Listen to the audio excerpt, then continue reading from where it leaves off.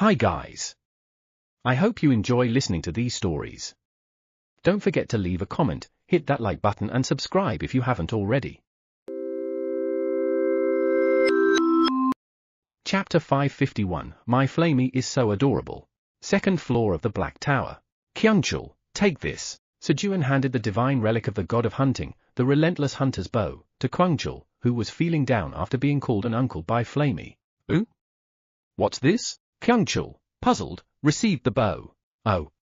Wow. Whoa. As he examined the bow, Kyungchul couldn't help but repeatedly exclaim in awe. It was natural. This was a divine relic crafted directly by a god, something Earth's hunters had never even seen. On top of that, it was an SSS-grade item with no usage restrictions and even had an amazing skill called homing wind arrow that could pursue enemies to the end. Sejun, seriously, thank you. But is it really okay for me to use this divine relic? Distracted by the item, Kyungchul expressed his gratitude but also asked with a worried voice. Using a divine relic not only required overcoming its usage restrictions, but also winning the favor of the god, and he had heard gods could be very picky. It'll be fine. Pooh hut. Kyungchul, don't worry, meow. If Hunt acts up, just tell me, meow. Ah, got it. Kyungchul completely trusted their words. Sejun, what are you going to do now? Kyungchul asked Sejun about his plans. To be precise, he wanted to go shoot the bow right away, but he couldn't just leave Sejun after he had come to see him, so he was asking as a courtesy. Us? We're going to plant some green onions here before moving up. Don't worry about us, go ahead. It's fine, hee. Kyungchul, I can tell just from your face that you're dying to go shoot the bow. Seeing how happy his gift made Kyungchul, Sejun spoke with a smile. Really?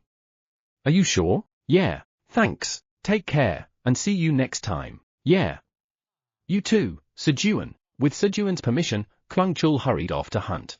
Shall we plant some green onions? Sejun began planting green onions with his group. A while later. All right, Kyungchul, wandering the 33rd floor of the tower, spotted a swarm of spider monsters. He knocked an arrow onto the bowstring and pulled. But then, ugh, no matter how hard he pulled, the bowstring wouldn't budge. At that moment, Hunt, the god of hunting, is furious that someone with such meager abilities dares to use his divine relic. Hunt, the god of hunting, orders you with a chilling voice to return his divine relic to Sejun immediately. Hunt spoke to Kyungchul in anger. He thought Sejun had lost his bow. But Sejun gave this to me. And Theo said if Hunt acts up, I should tell him. Kyungchul responded in a meek voice. Then, Hunt suddenly fell silent. Hunt, the god of hunting, urges you to start hunting immediately, asking what you're doing when there's prey around. Hunt, the god of hunting, asks you to please tell Sejun and Theo that he was helpful. Hunt soon changed his stance, urging Kyungchul to actively use the divine relic and politely asking him to say good things about him to Sejun and Theo. Well, we'll see based on how you act. Kyungchul realized once again how amazing Sejun was based on Hunt's reaction. My buddy is the best. With a little influence from his powerful connection, Kyungchul began to rise as the strongest on Earth. Puck. Hee. This is fun, Flamey said as she placed seeds into the holes that Sejun had dug. Kihihit. King. Hee. Great, Blackie will cover them. Pababack. Then Blackie quickly covered the holes where Flamey had placed the seeds. Thus, Sejun, Flamey, and Blackie worked together in perfect harmony, planting green onions. However, Pooh hut. Meow meow. Coo hey. Krueng. Hee. Quenji can plant quickly too. Seeing Theo and Quenji planting green onions at an incredible speed, Sejun was hit hard with a sense of reality. There was no way he could match their speed. Isn't this a bit much? I'm the tower farmer. As expected, the answer was pure physical ability. At that moment, a guard has created a 33,000 square meters field of sturdy blade green onions. You have gained 50,000 experience points. A message appeared before Sejun. Hee. No, wait. I almost missed the point. Sejun realized what was important. Just befriend those with good physical abilities. Sejun quickly assessed the situation objectively and resumed planting green onions. After coming to his senses and planting green onions again for about an hour, you have achieved 100% farm restoration. You have completed the quest. You are recognized as the rightful owner of the land deed for the green onion farm on the second floor of the Black Tower. Land deed skill, farmland information LV max is activated. At last, the second floor farm was completed. Kiwi. What?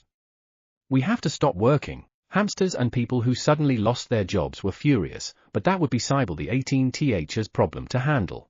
There was still the great farm on the 4th floor of the tower, and Sejun had instructed them to start restoring the 3rd floor in advance. There were plenty of places to work. Let's head up now.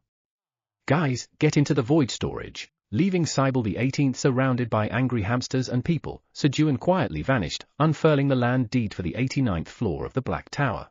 It was too early to return home since he hadn't created any special memories with Flamey yet. 99th floor of the Black Tower, inside the Wizard Tower. Kayut. I finally finished all the work I had fallen behind on during my closed-door training, Iona exclaimed as she jumped up while tightly hugging the heart-shaped furball Theo had made for her. Then, Kiwi! The hamsters of Hamk, thinking their work was also done, cheered together. Iona, who had come separately from Sejun, also returned separately and brought back 5 hamsters with talent for magic. She wanted to bring more, but 5 was her limit due to her abilities. At that moment, you're smiling? You think this is funny? I'm so fed up.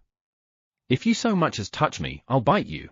Blackstar was scolding them fiercely. Though his black body made him hard to see, Blackstar had been handling all the work alone, and now his dark circles were so bad they nearly reached his knees.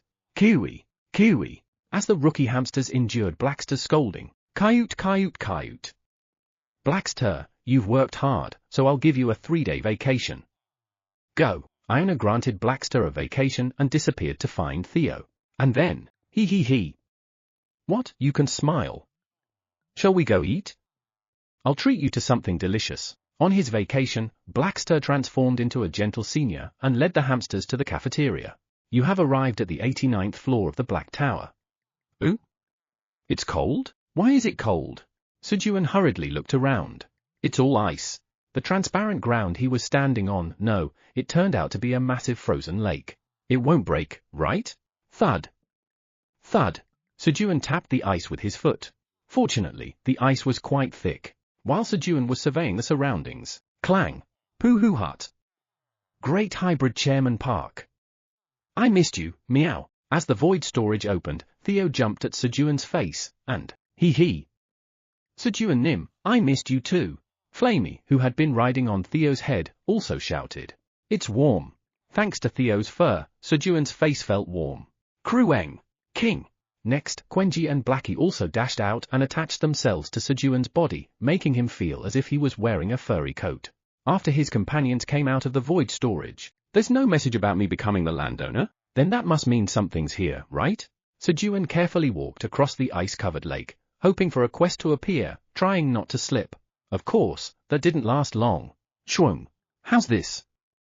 I'm moving without falling, right? Sejun quickly slid across the ice, gliding smoothly. At that moment, rumble. Suddenly, the ground trembled. Ooh? When Sejun looked down, he saw countless fish gathering beneath his feet, so dense that the ice below appeared pitch black. And then, a quest has been generated. Quest, other life forms are dying because of the ice piranhas occupying the ice lake. Reduce the population of the ice piranhas to protect the lake's ecosystem from collapse. Ice piranhas, 0-100,000. Frost giant piranhas, 0-1000. Supergiant piranha, ruler of the ice lake, 0-1. Reward, recognition as the rightful owner of the ice lake on the 89th floor of the Black Tower. A quest appeared before Sejun. Ice piranhas? They want me to catch 100,000? On top of that, there were also 1,000 frost giant piranhas and 1 supergiant piranha. Pooh hut. This is exciting, meow. Thanks to this, Theo was already thrilled. Let's make a hole first. Sejun drew his sword. Magic swordsmanship. After infusing it with magic power, he worked hard to make holes about 1 m in diameter in the ice. But Sejun had overlooked one thing. Why is this so deep? The ice was much thicker than Sejun had anticipated. When the ice thickness exceeded 10 meters, Sejun began to feel something was wrong. But smashing all the ice could risk breaking the entire lake. Of course, breaking all the ice wouldn't be a big problem, but that won't do. I want to show Flamey ice fishing. Sejun didn't want to ruin this moment. Pooh hut. Chairman Park, Vice Chairman Theo, will make the holes for you. Meow. Parching. Theo extended his dragon claws and scrape. He drew a clean circle with his front paw on the ice. Thud. A perfectly circular piece of ice 1 m in diameter was cleanly cut. Krueng. Kugugum. Next, Quenji used telekinesis to lift the cut section of ice and toss it aside. The ice was nearly 30 meters thick. No wonder it hadn't cut through easily. Sejun finally understood why he couldn't manage it on his own. Vice Chairman Theo, make 3 more holes. Pooh hut. Understood, meow. After Theo made 3 more holes and the ice fishing spot was ready. All right, everyone, from now on, we're only catching piranhas using fishing rods. Got it? Sejun handed out fishing rods and began hosting an ice fishing competition. There were no prizes, but, Pooh hut. Hybrid Vice Chairman Theo, will definitely win, meow, hee. I can do well too, coo hey. Krueng, hee. Quenji will catch the most, you know, kihihit. King, hee. Great, Blackie will be first. Everyone was highly motivated. After all, anything with Sejun was always fun. Kihihit.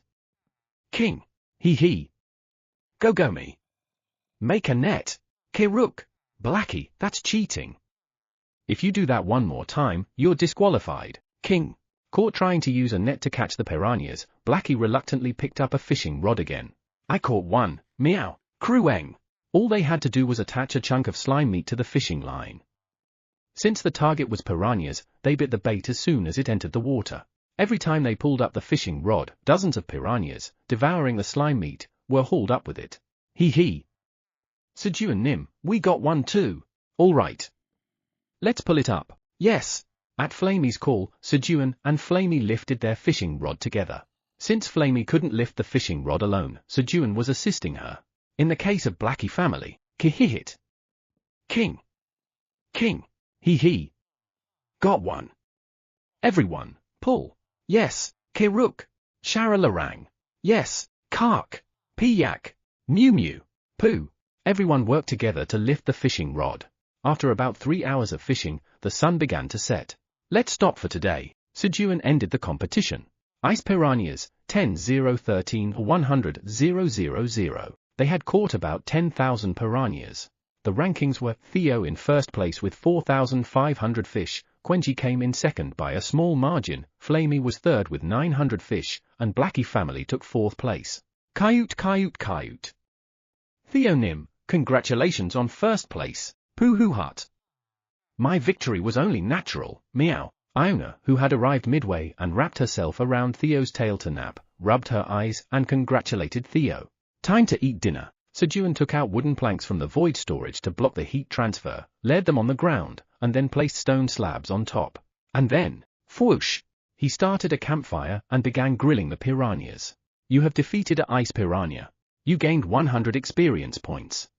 The piranhas must have still been alive, as they released experience points while being grilled. While the piranhas were cooking, Vice Chairman Theo cut the ice into brick-sized pieces. Sejun asked Theo to cut the ice. Since he planned to ice fish here for a few days, he decided to build an igloo. Pooh hut. Got it, meow. Theo cut the ice, shaping it into bricks as he had done earlier when making the fishing holes. Krueng. King. Sejun then started building the igloo using the ice bricks that Quenji and Blackie had brought over. Having built igloos many times before, the structure was quickly completed. And then, all right. Come inside. Sejun and his companions finished their fulfilling day eating grilled fish inside the igloo. Flamey, isn't this amazing? We're sleeping on top of a lake.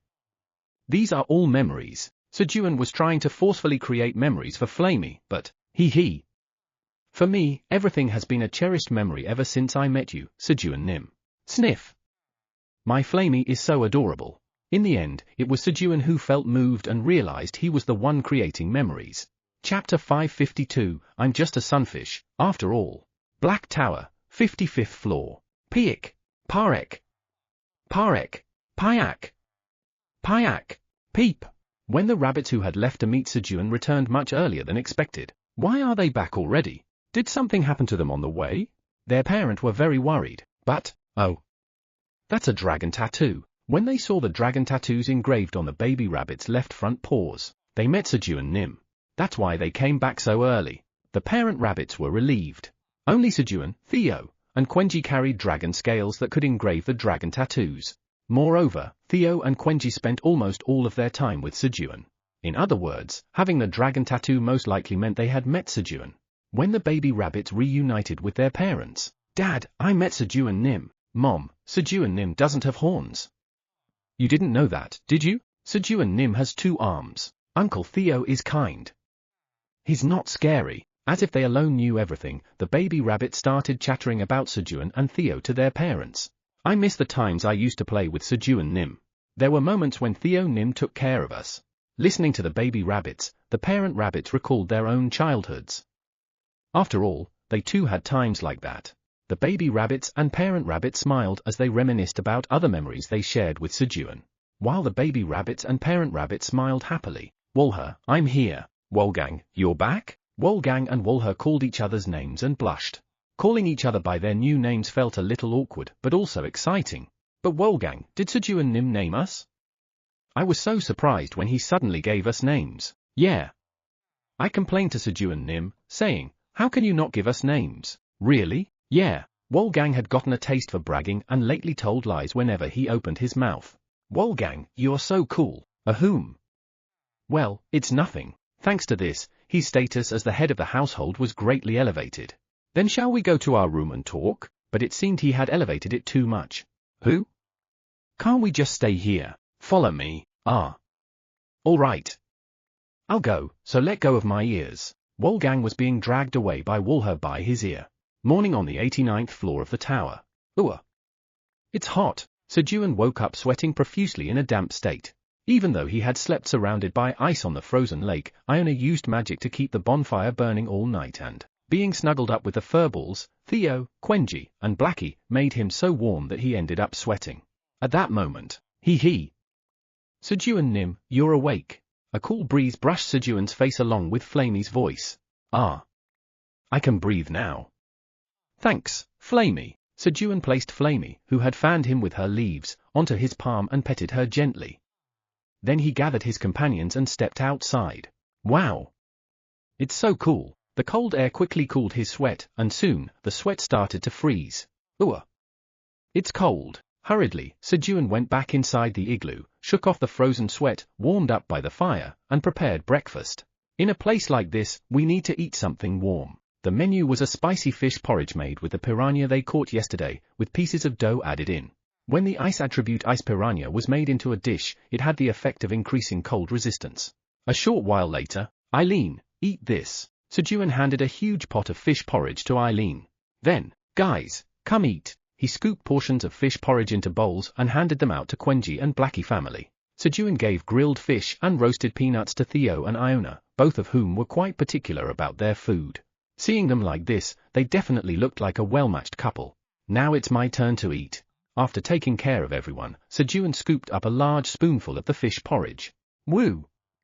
Woo!" He blew on it to cool it down and then put it into his mouth. Gulp! As the spicy fish porridge slid down his throat. Cue!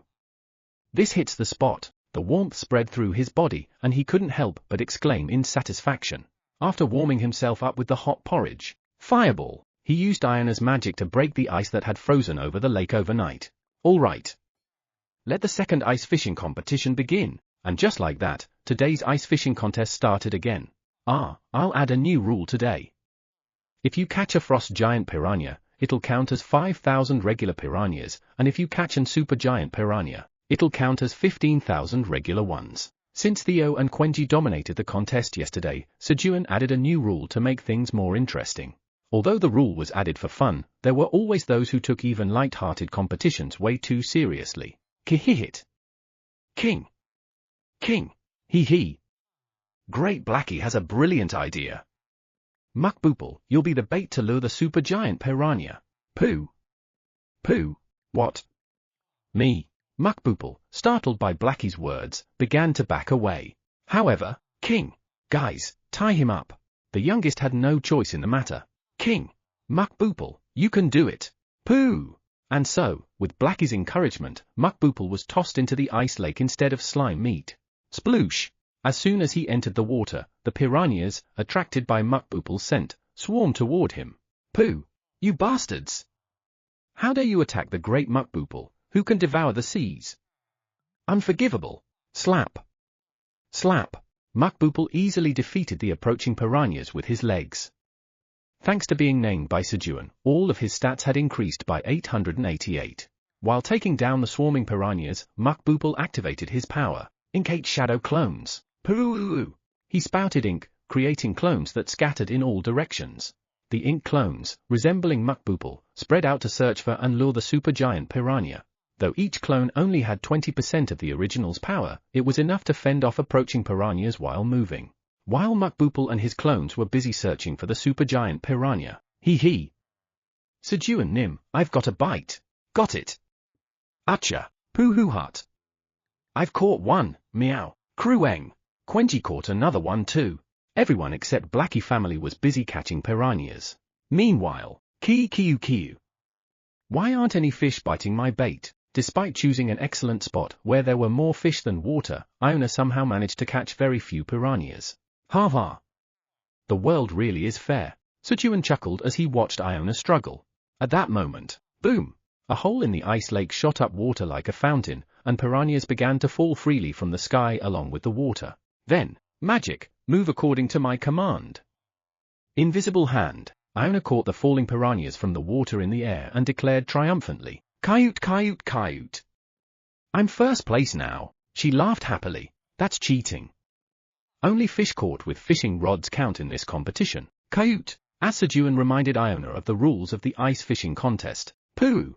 Underneath the ice lake, Mukbupul was desperately running away from the supergiant piranha. Just a moment earlier. Found it. One of Mukbupul's clones had located the supergiant piranha and lured it to Mukbupul. That part had gone well. The problem was that 1,000 frost giant piranhas, guarding the supergiant piranha, had come along as well. To make matters worse. Wait. To catch this thing, I have to get eaten? Mukbupul belatedly realized that for the plan to succeed, he would have to be swallowed. I don't want that. Mukbupul fled at full speed, and the supergiant piranha, along with the frost giant piranhas, began to chase him. He created clones to scatter and distract the enemy's attention, but the supergiant piranha stubbornly pursued only Mukbupul. In the process, the water churned violently, creating fountains. Despite his desperate attempts to escape, chomp! Mukbupul was eventually swallowed by the supergiant piranha. His trivial abilities were no match for it. And then, kihihit. King. Hee. It's hooked. Pull it up, guys. The Blackie family excitedly pulled on their fishing rods. However, King? The supergiant piranha's strength was too much for the Blackie family to handle. King. Butler. Help.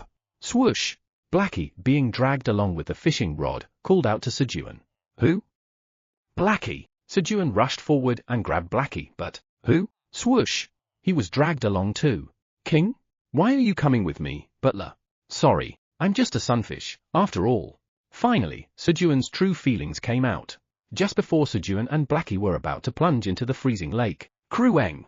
Quenji used telekinesis to lift both Sejun and Blackie back up, pulling the supergiant piranha along with the fishing rod. However, snap! The fishing line wasn't strong enough to hold the supergiant piranha. Who? King. Mukbupul. As the line snapped, only Sejun and Blackie made it back to the surface. Thus began the Mukbupul rescue operation.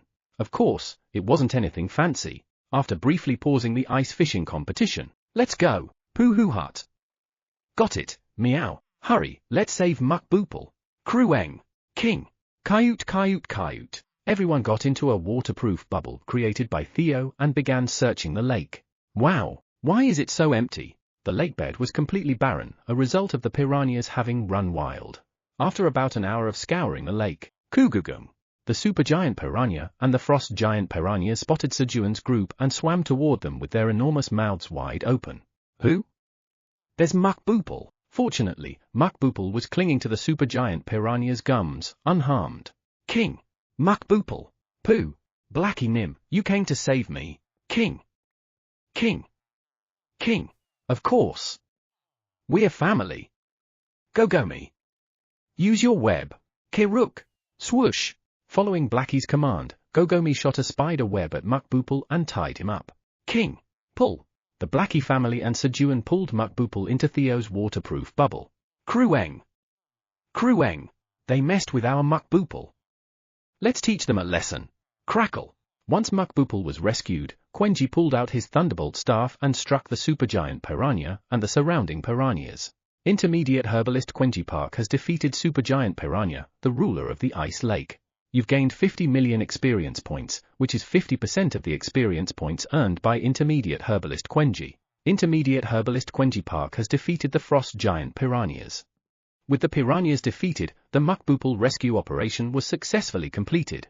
And, by reducing the piranha population, the ecosystem of the Ice Lake has begun to recover. Quest has been completed. You have been recognized as the rightful owner of the Ice Lake land deed on the 89th floor of the Black Tower. The quest was also completed. Although the ice fishing competition came to an ambiguous end. Pooh hut. The supergiant grilled fish and the frost giant grilled fish are all mine. Vice Chairman Theo's, meow. Kayut. Congratulations, Theo Nim. Hee. Sejun Nim, that was fun. Ku hey.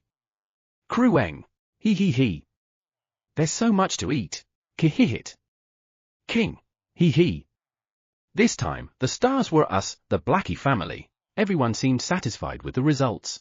However, now, let's make sleds and play. The competition wasn't over yet. Sejun quickly crafted sleds and sticks for pushing on the ice using wooden planks and fire and carapace made of metal material. All right. Stand at the starting line. At Sejun's words, the group each got onto their sleds and took their positions. Go, meow, Krueng, Kayut. Wind, Shuang. In an instant, Theo, Quenji, and Iona reached the other side of the Ice Lake. Chwack! Sejun Nim, hang in there. At this rate, Blackie will catch up to you. Yeah. Huff. Once again, it was a battle for last place between Sejun and Blackie family. Kihihit. King. Hee. Guys, push harder. If we try just a little more, we can beat the butler. Under Blackie's command, the Blackie family diligently pushed their sled forward. Pooh. In particular, Mukbupal used his clones, wielding 72 sticks, to push the ice in perfect sync. The gap between Sejun and Blackie family began to close rapidly. A little while later, huff. I won. Sejun barely managed to reach the other side of the lake, overtaking Blackie family. Pooh hut. Great hybrid Chairman Park, I senses something pulling from about 10 kilometers away. Meow. Chairman Park, your face looks ugly. Meow. While Sejun panted, Theo looked south while kneading Sejun's face with his front paw and Kayut.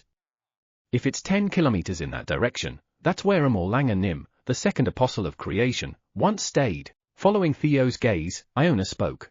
Hee.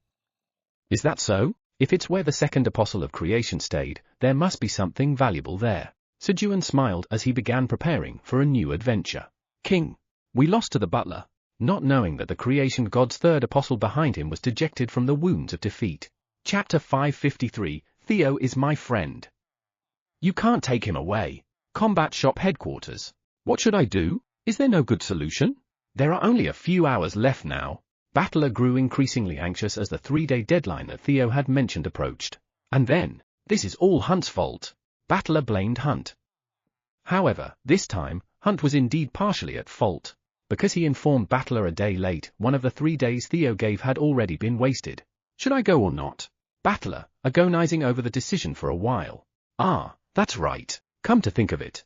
He remembered that Bev, the god of courage, and Thunder, the god of storms, were on friendly terms with Sejun and Quenji, who hang out with Theo. He could ask them. It would hurt his pride as the god of battle to ask another god for a favor, but it was less humiliating than kneeling in front of Theo. Thus, Battler went to find Bev and Thunder.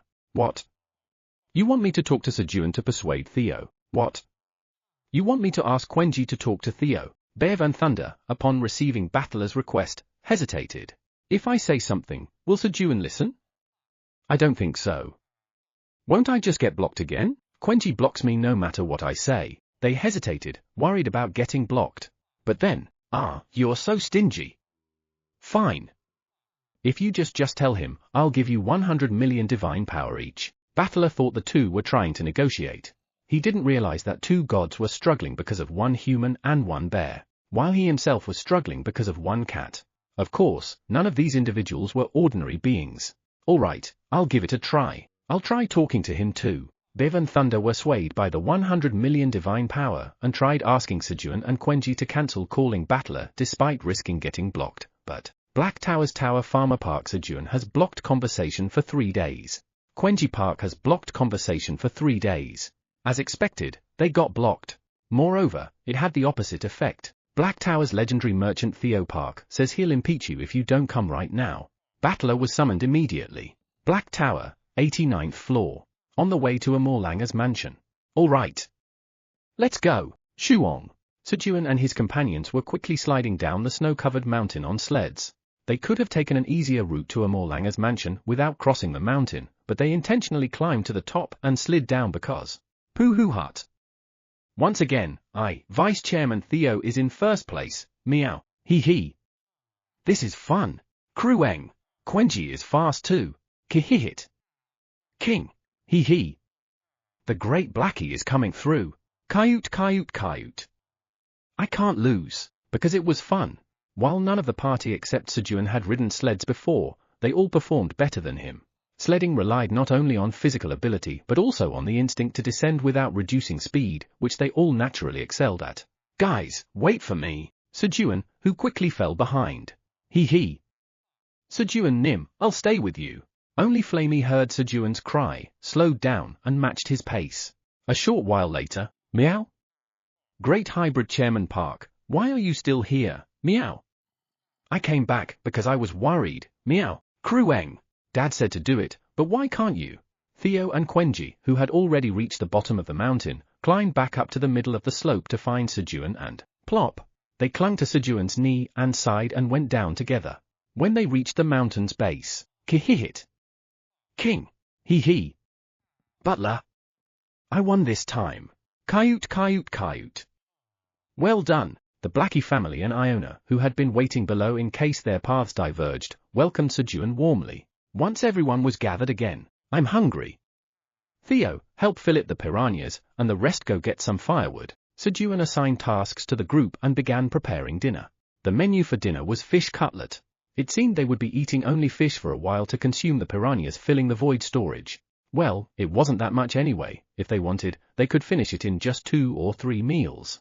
After all, there was Quenji, the glutton, and Eileen, who pretended otherwise but was also a glutton.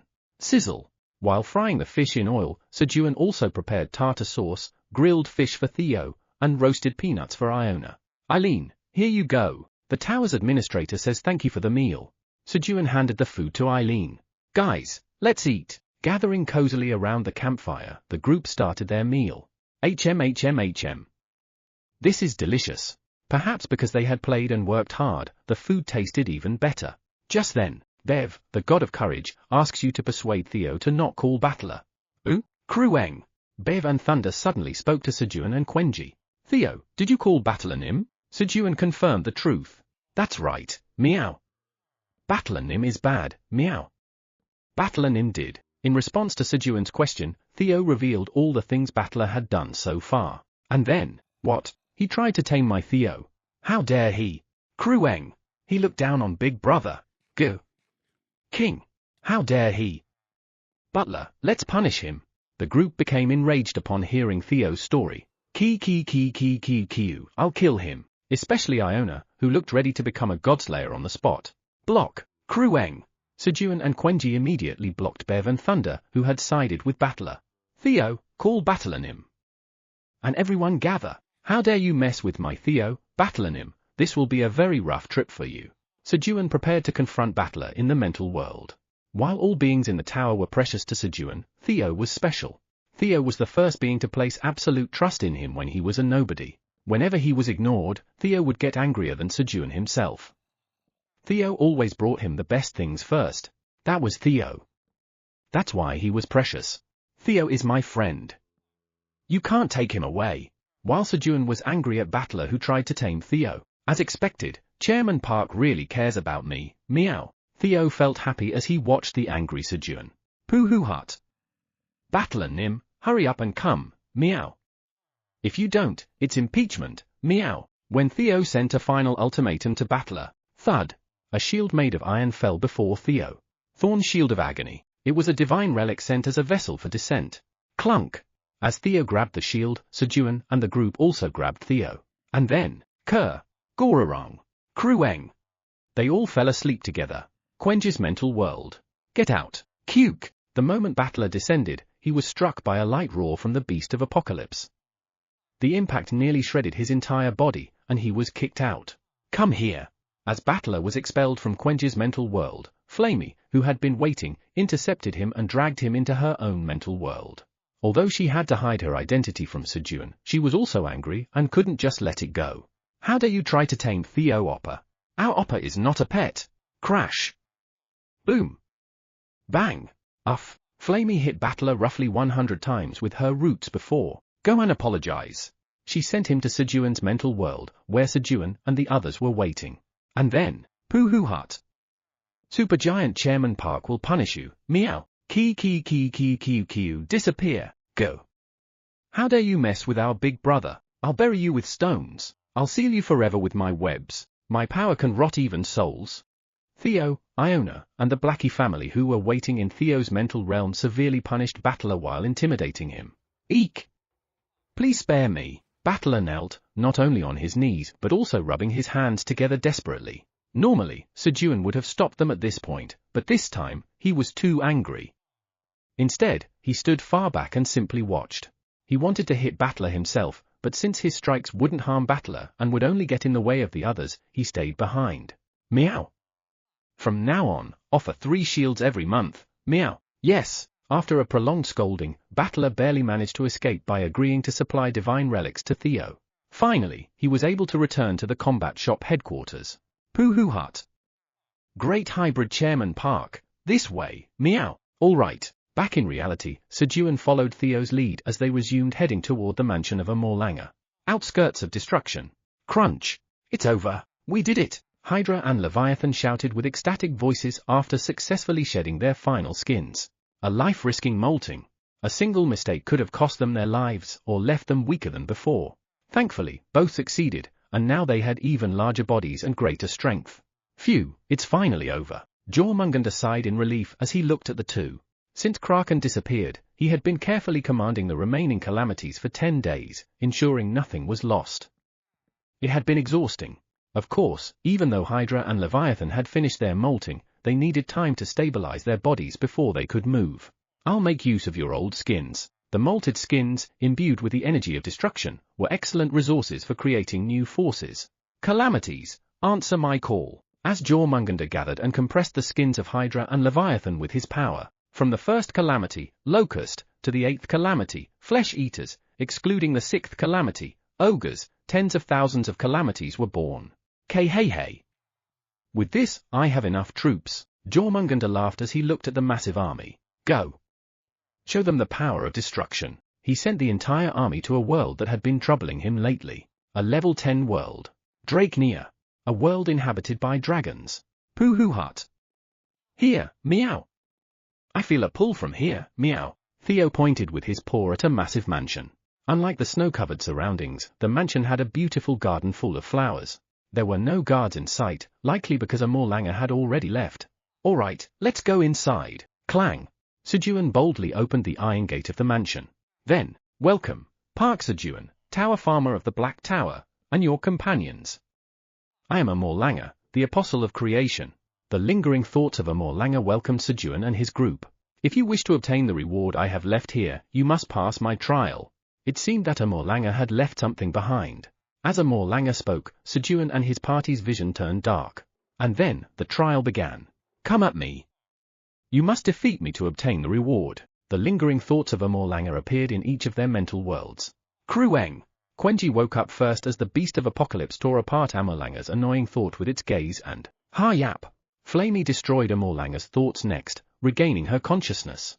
Supergiant Chairman Park. Punish him, meow. Pooh Hut. Annihilate. Kayut. Theo and Iona followed shortly after, awakening as well. Hey! Why didn't you come greet me? Blackie and his subordinates woke up a bit later, having punished Amorlanger's thoughts for not coming to greet him. Pip.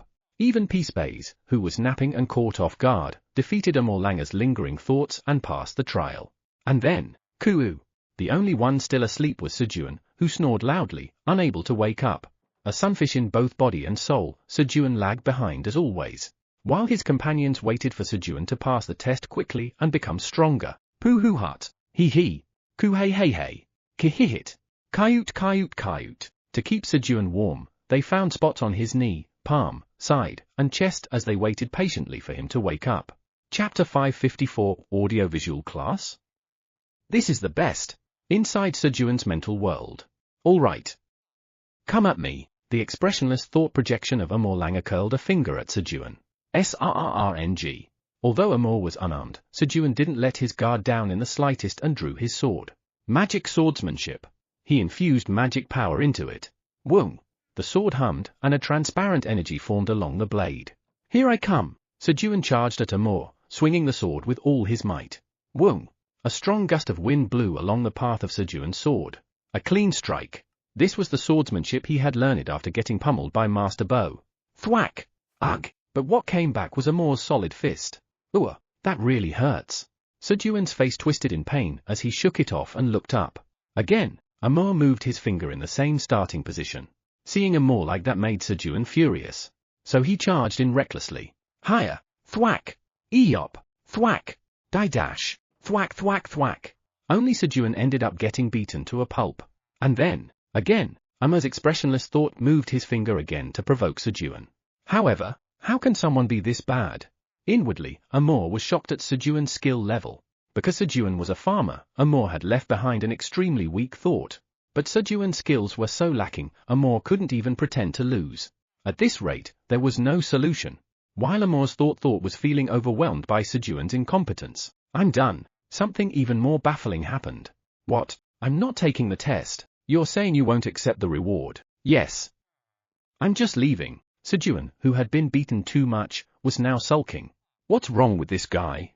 The order Amor had received from his main body was to test Sejun's qualifications and give him the reward. But now he refused to take the test? No matter what, he had to give him the reward. Whom? I'll go easy on you this time, so come at me. No thanks. I really will go easy on you. If you could have done that, you should have done it earlier. That's... I'm sorry. Instead, I'll change the test method. Desperately trying to make Sejun accept the reward, Amor Langer cajoled him. You're changing the test? That's right. If you watch the holy battle of the Apostles of Creation against the Apostles of Destruction until the end, I'll consider you as having passed the test. He decided to replace the test with a history lesson. A test you pass just by watching. I'll do it. Audiovisual class? This is the best. Sejun happily agreed, and the battle between the Apostles of Creation and the Apostles of Destruction began unfolding before Sejun. At a speed of nearly 10,000 times normal. Such speed was only possible because it was within the mental world. The first battle was between 9 Apostles of Destruction, excluding seats 1, 2, and 3, and 50 Apostles of Creation. Quagwang! Boom! Oh, the flashy battle, almost like watching a movie, had Sejun completely engrossed. As the battle continued, the number of Apostles of Creation gradually decreased, and the Apostles of Destruction they fought against also dwindled. About 5 hours into the battle, blank stare. Sejun started to get bored. No matter how flashy the battle, after 5 hours, it was just boring. After 10 hours, Sejun realized that he could fall asleep even in his mental world. At one point, the terrifying figure of Blackie, fighting against the Apostles of Creation, appeared. However, thanks to Sejun falling asleep, Blackie's identity remained hidden. Whom? I should speed this up. While Sejun slept, Amor increased the speed to 300,000 times. Amor figured that if Sejun watched this entire 3,000-year-long battle, he'd probably quit halfway through. After several tens of hours passed, it's over. Wake up! Amor woke Sejun, who had been dozing off while watching the battle. Is it over? Yes. You've passed the test, so the reward is now yours. Amor Langer's thought completed its mission with a relieved voice and disappeared, while Sejun returned to reality. On the 3rd day since Sejun lost consciousness. Meow. The face of Great Hybrid Chairman Park is completely ugly. Meow. Squish. Squish. Theo pressed his paws against Sejun's face, diligently kneading it. As Theo busily massaged Sejun's face, Kayut Kayut Kayut, Iona was comfortably sleeping, curled around Theo's tail. Hee. Flamey darted around energetically, drawing something invisible with her leaves on Sejun's hands, legs, and head. Ku hey hey hey. Krueng. Krueng. Hee. Dad needs energy, so he has to eat. One for Dad, one for me. Quenji made sure Sejun wouldn't go hungry, putting food into his mouth. Kihihit. King? King. Hee. Hey, butler. Are you still not done? Let's play already. Blackie tugged at Sejun's clothes, whining. Peacebays was sleeping at the moment, but during the night, when everyone else slept, it kept watch over Sejun alone and sang songs of encouragement for him. At that moment, Sejun woke up. Pooh hut. Great Hybrid Chairman Park is awake. Meow. Hee. Sejun Nim, you're awake. Krueng. Dad, are you okay? Kihihit. King. Hee. Butler. Let's play. Kayut. Sejun Nim, are you all right? The companions each asked about Sejun's condition in their own ways. You have passed the test left by Amorlanger. All stats increase by 100. Mental strength increases by 100. So they even give rewards for passing tests like this. Hee. I'm fine. Sejun smiled after checking the messages and reassured his companions. But how long was I asleep? Squish. Squish. Sejun asked as he looked at Theo, who was kneading his face. His body felt so refreshed that it didn't feel like he had only slept for a little while. You slept for 3 days, meow. 3 days. That's right, meow. That's really long. Then shall we go get the reward? Sejun got up and entered the mansion. And then, a painting? In the center of the mansion's lobby, there was a painting. Who? Isn't this us? It was a painting of Sejun and his companions. Theo was hanging on Sejun's knee with a big smile, and Iona was curled around Theo's tail, also smiling. Quenji was clinging to Sejun's side, grinning, while the Blackie family sat in a sling bag eating roasted and dried sweet potatoes with contented faces. Flamey was stretching on top of Sejun's straw hat, basking in the sunlight. Is Peacebays not here? Looking more closely, Sejun noticed Peacebays camouflaged on his thigh. It was an excellent painting that captured the companion's adorable appearance perfectly. Except for one thing. But why is my face the only one not properly drawn? Sejun frowned as he looked at his face in the painting, which lacked eyes, a nose, and a mouth, unlike the rest of the group. The canvas was an reward left behind by Amorlanger, which automatically painted the image of those who passed the test. However, because Sejun hadn't passed the test properly, his face wasn't drawn. Is it because I said I wouldn't take the test? Wow. That's petty. When Sejun expressed his disappointment at the faceless drawing. Sejun Nim, I'll scold Amorlanger for you later. Kihihit. King. Hee. Butler. When I meet Amor later, I'll punish him. Flamey and Blackie comforted Sejun. All right. Thanks, guys. I'll just take the thought. Sejun assumed that Flamey and Blackie, being super sunfish, were just trying to cheer him up. However, how dare he not draw our Sejun Nim properly? Amor, just wait until I see you. How dare you not draw my butler's face? Even if it's ugly, you should have drawn it. Flamey and Blackie were very, very angry, because Amor had ruined a meaningful family portrait of Sejun and the others together. Because of this, Amor had earned the ire of the two strongest members of the Sejun family, Flamey and Blackie. Amornim, I'll punish you when we meet, meow. Amornim, I'll punish you later. Of course, Theo and Quenji were holding grudges too. And, what's this? Why does it suddenly feel cold? Amor suddenly felt chills down his spine, goosebumps rising all over his body. Shudder. As Sejun, now comforted by Flamey and Blackie, picked up the painting. You have received the reward left by Amorlanger. You have obtained a portal scroll. A message appeared. Amorlanger had left the reward for Sejun, thinking it might help him in the battles on the land of destruction. It was a portal scroll that led to the temple of the creator god. A portal scroll? Kayut.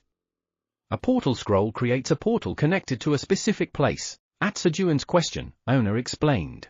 Really? When Sejun turned the painting over, the back was filled with densely drawn magic circles. The front was the painting, and the back was a scroll containing a magic circle. Sejun checked the options of the portal scroll. Portal scroll, a scroll engraved with portal magic by Amorlanger, the apostle of creation. The back of the scroll is painted with the images of those permitted to enter the portal. The portal remains active for 24 hours once opened. Linked portal coordinates, Temple of the Creator God. Usage restriction, Black Towers Tower Farmer Park Sejun having magic power of 50,000 or more. Creator, Amorlanger, Apostle of Creation. Grade? A portal connected to the Temple of the Creator God. The grade is really high? The scroll itself wasn't that special, but since the Temple of the Creator God was a place no one could enter without permission, its grade was elevated to 5 stars. If I go there, could I meet the creator god who they say ran away? But I only have around 12,000 magic power. And even that was achieved by borrowing various powers, talents, titles, and stats from other tower farmers. There's no Black Tower's Tower Farmer Park Sejun with magic power of 50,000 in this world. Sejun grumbled as he carefully put away the portal scroll. Even if he couldn't use the scroll, the painting itself, depicting his companions, was precious enough. Let's go, Pooh Hut. All right, meow, hee hee.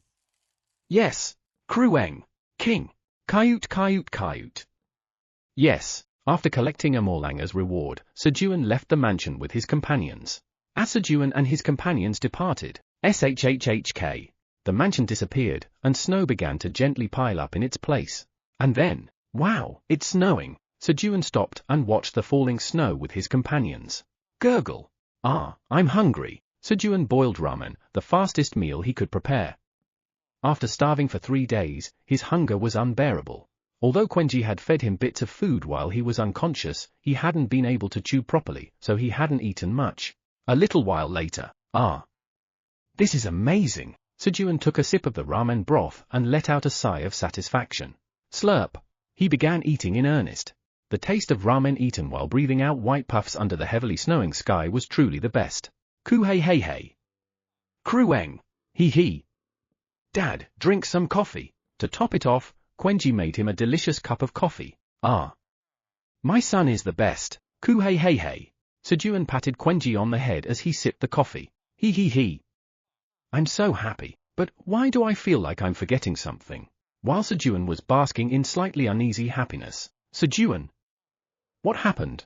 Son-in-law, promises are important things. Son-in-law Park, didn't you say you'd cook for Eileen every day? Water. Brother-in-law, why did you lie? Hurry and come back. Sejun's in-laws on the 99th floor of the tower were in danger. The tower's administrator says to try the new dish she just made.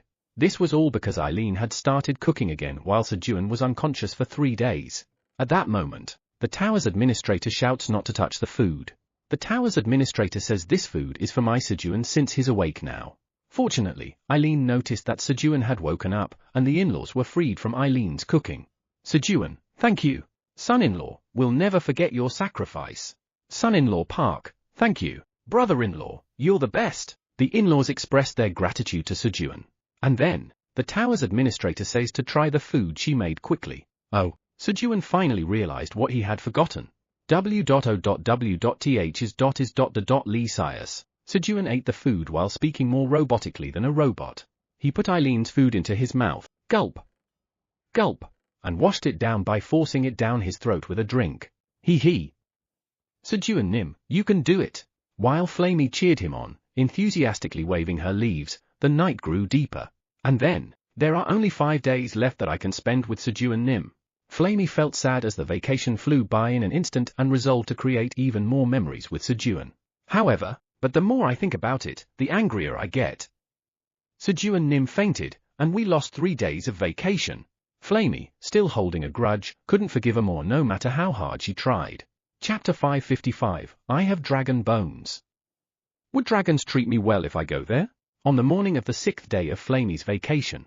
Wam, Miu, Huam, Krueng, Kiying, Kiu Kayut. Sejun and his companions came out of the house built on the snowfield, stretching and yawning.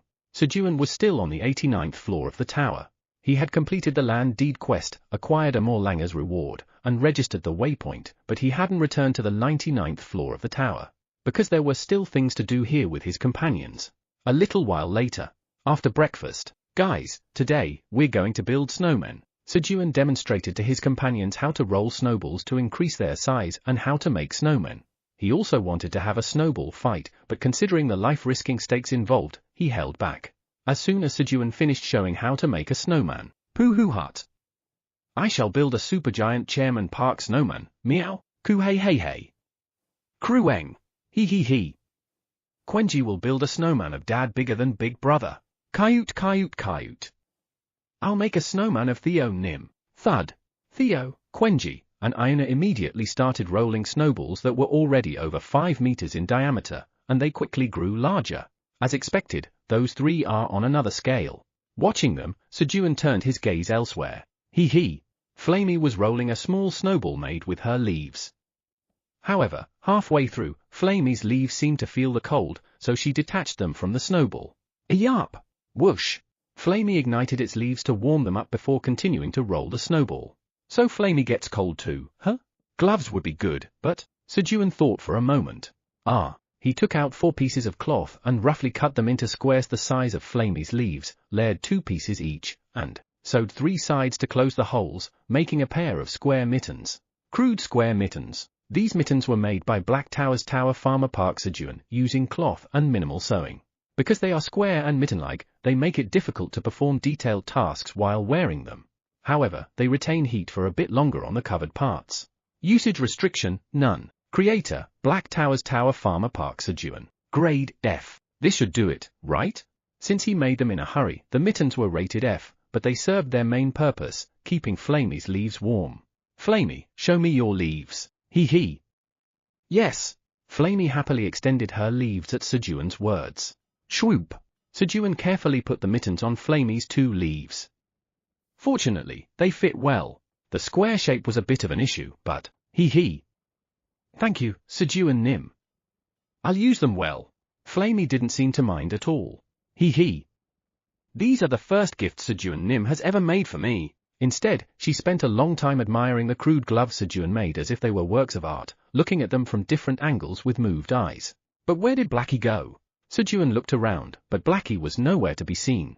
I hope he's not causing trouble somewhere. Sejun felt a bit uneasy, but since the entire area was just a snowfield, even if Blackie got into trouble, he wouldn't get hurt. That thought reassured him.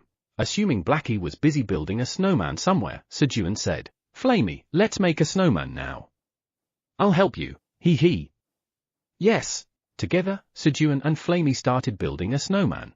While Sejun was making several 1-meter snowmen with Flamey by helping roll her snowballs. Kugugum, Theo, Quenji, and Iona's snowballs, driven by their competitive need to make the largest ones, continued to grow larger and larger. The snowballs, now as big as small hills at 15 meters in diameter, moved further away in search of more snow. Meanwhile, elsewhere, Kihihit. King, hee. The biggest snowman will be ours. With the help of Kabi, Kararuru, Sherry, and Mubelchill, Blackie family had flown to the summit of the tallest snow-covered mountain nearby and joined the snowball size competition. King, guys, let's roll. Yes, Kiruk, Sharalarang. Blackie started rolling 2 small snowballs with his subordinates. After all, you need 2 parts, a body and a head, to make a snowman. Hee. As expected, the great Blackie is a genius. Blackie felt proud of himself for coming up with the idea to roll 2 snowballs at once. Slide. The 2 small snowballs started rolling from the top of the mountain. At first, they moved slowly, but as they rolled, they gained momentum and began speeding up. The snowballs rapidly grew larger as they absorbed the snow on the ground. In the blink of an eye, the 2 snowballs had grown to 10 meters in size. Hee. Great! We're going to win this for sure. While displaying the essence of snowball rolling, Blackie family chased after the snowballs enthusiastically, riding the sled Sejun had made for them. However, perhaps their greed had gone too far. Thud. Thud. The impact of the 2 massive snowballs rolling disturbed the snow piled around them. Kugum. With a loud rumble, the snow in the surrounding area began collapsing. King? It was an avalanche. Quagwagwang.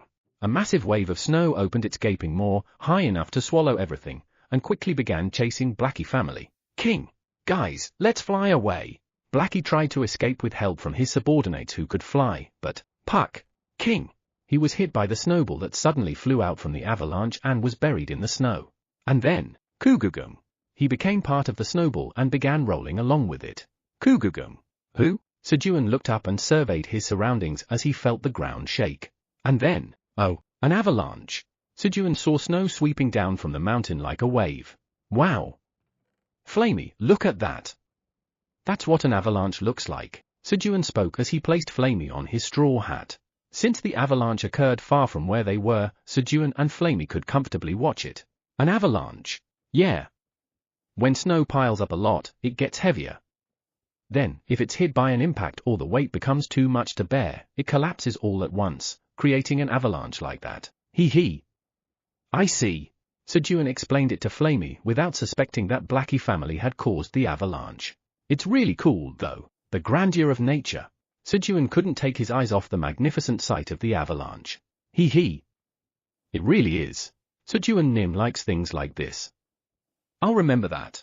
Flamey watched Sejun's focused gaze as he admired the avalanche. As the avalanche was almost over, Koogagugum, a massive snowball began rolling quickly from the mountain toward where Sejun was. The gigantic snowball slowed and shrank as it was resisted by trees. And then, roll, thud, the snowball came to a stop right at Sejun's feet, revealing Blackie family fused into one lump. Kihihit. King. Hee. The butler is spinning. Oh dear, no wonder I had an uneasy feeling. Sejun sighed as he looked at Blackie family, who had caused the trouble. Guys, are you okay? He quickly pulled himself together and checked their condition. You've got a slight fever, Kichu. Fortunately, other than catching a cold and feeling dizzy, there were no major injuries. Sejun lit the fire inside the house and tried to lay Blackie family down neatly in a row in front of it. King. Butler, hold me and give me roasted sweet potato snacks.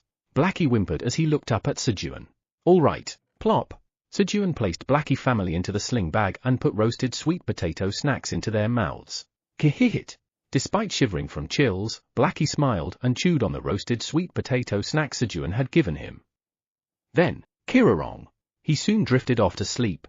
To keep Blackie family warm, Sejun wrapped the sling bag with a large cloth to block the cold wind and began preparing food that would warm up the Blackie family's bodies. He hollowed out some pears, added honey and the scooped-out pear flesh, and steamed them, steamed honey pears, which are good for colds. As the honey pear was steaming, Ku-hey-hey-hey. Krueng. Hee. Today is definitely a honey dish. Koogagum. The honey demon Quenji smelled the honey from afar and returned rolling back a 30-meter snowball. He thought it was lunchtime when Sejun started cooking. Of course, it was actually lunchtime. Pooh-hoo-hut. Is it time to eat? Meow. Kayut. Then Theo and Iona also returned, rolling snowballs similar in size to Quenji's, and everyone sat down for lunch together. Eileen, this is called honey pear. It's delicious, try some. The tower's administrator says she will enjoy it. Sejun also sent some food to Eileen and began his meal. However, the tower's administrator says this looks easy to make and that she should try making it herself. Who? Eileen, can we talk for a moment? When Eileen showed confidence in making the honey pear dish, Sejun quickly called out to Eileen. It's too much for your skills. But he couldn't just say that outright, so instead, Eileen, how's tower management going these days? Sejun smoothly changed the topic, trying to distract Eileen from the idea of cooking. And then, the tower's administrator says tower management has been very comfortable thanks to you lately. The tower's administrator says she recently heard from Hakunoppa that the Blue Tower has connected to a world inhabited by dragons. Fortunately, as Sejun intended, Eileen forgot about cooking and started chatting about what she had recently heard. Dragons? Those dragons looked similar to Eastern dragons, but they were far inferior in status. It was like comparing gods and humans who had similar appearances. I have dragon bones. Would the dragons treat me well if I go there? Hee. Sejun imagined happily being honored and welcomed by dragons while finishing his lunch. After the meal, the second round of snowman making began. They needed to make one more snowball to complete their snowmen. Kihihit. King. Hee. Great Blackie has returned. Having regained their energy from eating honey pears, Blackie family tried to make snowmen again. But, no. You haven't recovered from your cold yet, King. At Sejun's refusal, Blackie sulked, chewed on roasted sweet potato snacks in the sling bag and fell back asleep. 3 hours later, Pooh-hoo-hut. The Supergiant Chairman Park snowman is complete, meow. Supergiant Chairman Park, Theo proudly announced, while carving the name on a snowman that looked nothing like Sejun. Ku-hey-hey-hey. Krueng. Hee. Quenji also finished making Dad. Quenji's dad Park Sejun. Quenji was no different. His snowman also didn't resemble Sejun, but the name carved on it made it clear who it was supposed to represent. Kayut. I also finished Theo Nim. Wow, Iona was the only one who made a snowman that perfectly resembled Theo. No, it wasn't even a snowman, it was more like a sculpture carved from snow. Perhaps thanks to her dexterity in carving intricate magic circles, Iona was also good at sculpting. After finishing the snowman, let's go home and get some rest today. Sejun decided to head back home. As Sejun and his group used the waypoint to return to the 99th floor of the tower, Supergiant Chairman Park, Quench's dad Park Sejun, my love Theo Nim. The three giant snowmen were left standing there alone. And beside them, Flamey Park, Quenji Park, Blackie Park. The small snowmen that Sejun and Flamey had made, with their names carefully carved in. Hee. Bye, guys. I'll come back again later. Flamey looked back at the snowmen they left behind and promised to see them again. You have arrived on the 99th floor of the Black Tower.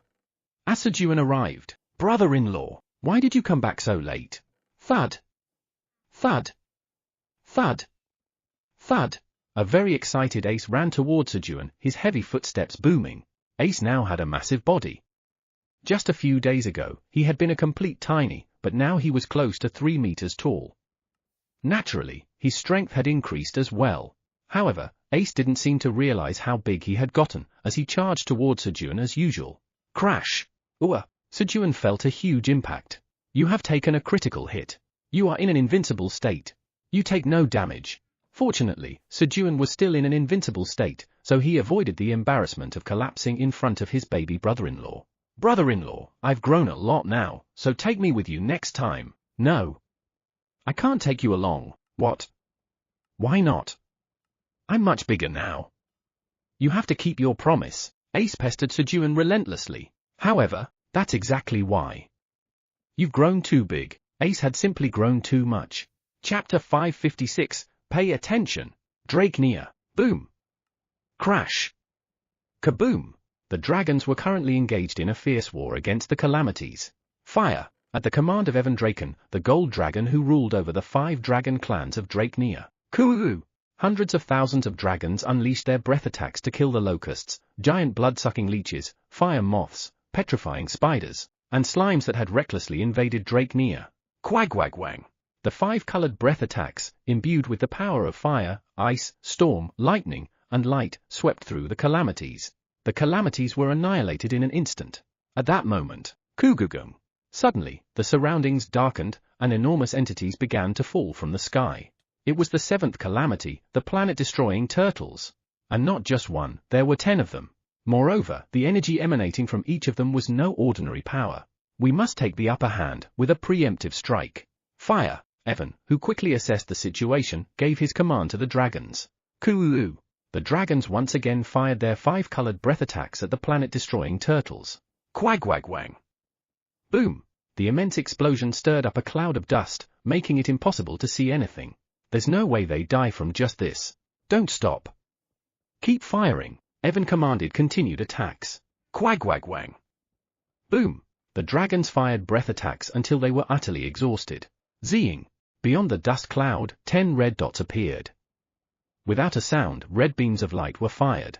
And then, everything touched by the red beams vanished cleanly, as if it had never existed in the first place. The first battle between the dragons and the calamities ended in the calamities' victory, with half of the dragons who had fought being obliterated. 99th floor of the Black Tower. Morning. All right. Sejun opened his eyes. And 0.1 magic power has accumulated over 3 hours. Magic power increases by 0.1. The divine blood has passed through the heart of dark, the god of darkness. Divinity increases by 0.0001. 0.1 magic power has accumulated over 3 hours. Magic power increases by 0.1. Due to the effect of power, Sunfish Core, all stat potentials have increased by 30. As always, Sejun checked the messages that appeared after waking up. Divinity increasing by 0.0001 every 30 seconds, magic power increasing by 0.1 every 3 hours, and all stat potentials increasing by 30 every day. He. Good, I'm growing well today too. Just wait a little longer, Eileen. Compared to the others around him, his growth was still meager, but Sejun was taking slow and steady steps toward his ultimate goal, growing day by day. And, I'm on him, let's meet next time. I won't be beaten so easily then. He also vowed revenge against Amur who had beaten him. While Sejun was feeling proud of his growth, he. Good morning, Sejun Nim. Flamey, who had been sitting on Sejun's palm enjoying the aura of sunlight he emitted, noticed Sejun was awake and cheerfully greeted him. Yeah. Good morning, Flamey. While exchanging greetings with Flamey, Meow, King, Sejun picked up Theo and the Blackie family and headed outside. Iona had returned to the wizard tower yesterday after receiving an urgent message. First, I need to make some attribute wine. Sejun went to the brewery and added cherries, lemons, and other ingredients to the samyangju he had prepared in advance to create the attribute wine. A little later, all done. The work was finished in an hour since all he had to do was combine the ingredients, sugar, and alcohol in the right proportions and seal the jar. After completing his work, Sejun exited the brewery. Krueng! Dad, did you sleep well? Quenji, who had woken up from a good sleep, came looking for Sejun. Yeah. I slept well. Did you sleep well too, Quenji? Ku hey hey hey. Krueng. He he he. Quenji slept well too.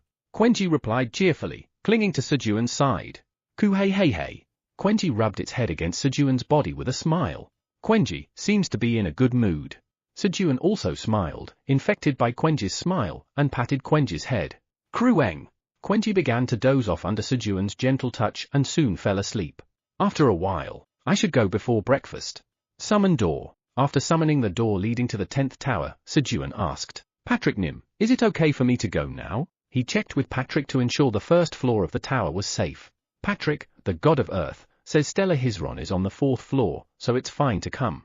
4th floor? During Sejun's absence, the accumulated energy of creation in the 10th tower had exceeded 8 million liters, automatically unlocking the 4th floor. All right then, I'll head over. Guys, chuck chuck. At Sejun's words, his companions touched his body. Even though some were half asleep, none of them ignored Sejun's instructions. He. Combine. Chuck. Though Flamey didn't have the power, she too touched her leaf to Sejun's body. The 11 divided powers combine into one, activating power, strength to support 13 handfuls of sky for 13 seconds. Strength increases by 1,300%. Click. With the power activated, Sejun opened the door and entered. Welcome, welcome, Patrick, the god of earth, and Hama, the god of farming, greeted Sejun politely. Who? Ah? Yes, Sejun was taken aback by the god's unusually formal demeanor. What are you doing? Pay attention. Just pretend you don't know me and act normal. Flamey hurriedly spoke in an angry voice, ensuring only the two gods could hear it. And then, ha ha ha, Sejun, we're just so glad to see you. Ah. I came to give you the enhancing elixir. Under Tree of Creation candidate Flamey's stern directive, Patrick and Hama desperately tried to carry on the conversation without appearing awkward. A little while later, after finishing their conversation, the gods quickly left. Show me what I can upgrade, displaying the available upgrade options for the 10th tower. Currently possessed energy of creation, 11.036 million L. Let's upgrade the absorption power first. Sejun began upgrading the 10th tower. With the 4th floor unlocked, the upgrade limits had expanded, allowing him to freely use the stored energy of creation after a long time. Once he had upgraded all options to their maximum limits, Sejun returned to the 99th floor of the tower.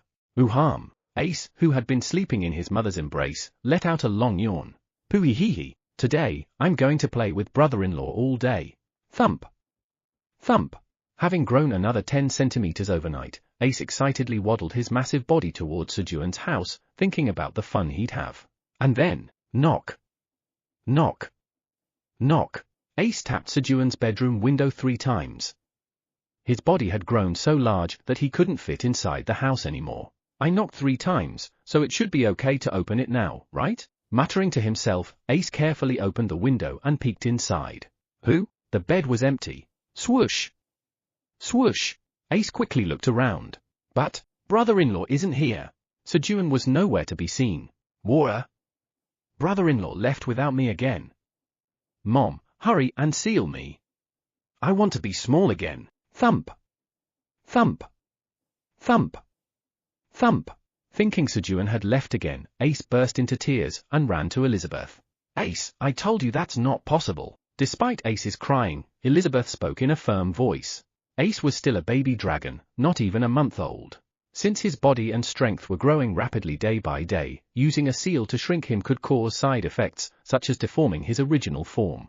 To ensure that baby dragons can properly recognize their own bodies and stabilize their strength, parent dragons only use transformation magic after the dragon reaches the age of 100. But, hick, brother-in-law, didn't take me, hick. Ace tried to make his case at his mother's firm voice, but his words kept breaking due to his unstoppable crying. At that moment, return. Time to go cook. Pooh hut. Sounds good, meow. Great hybrid chairman park, I want grilled giant piranha, meow, hee hee.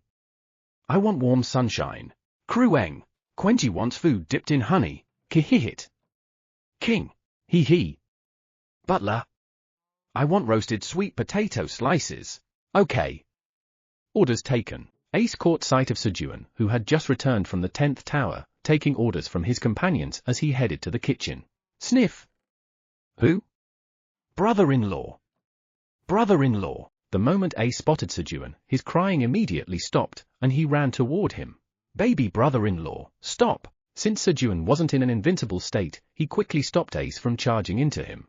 And, what do you want to eat, Ace? Sejun asked what Ace would like to have. Ribs. Brother-in-law, I want to eat ribs, Ace answered without a moment's hesitation. Got it.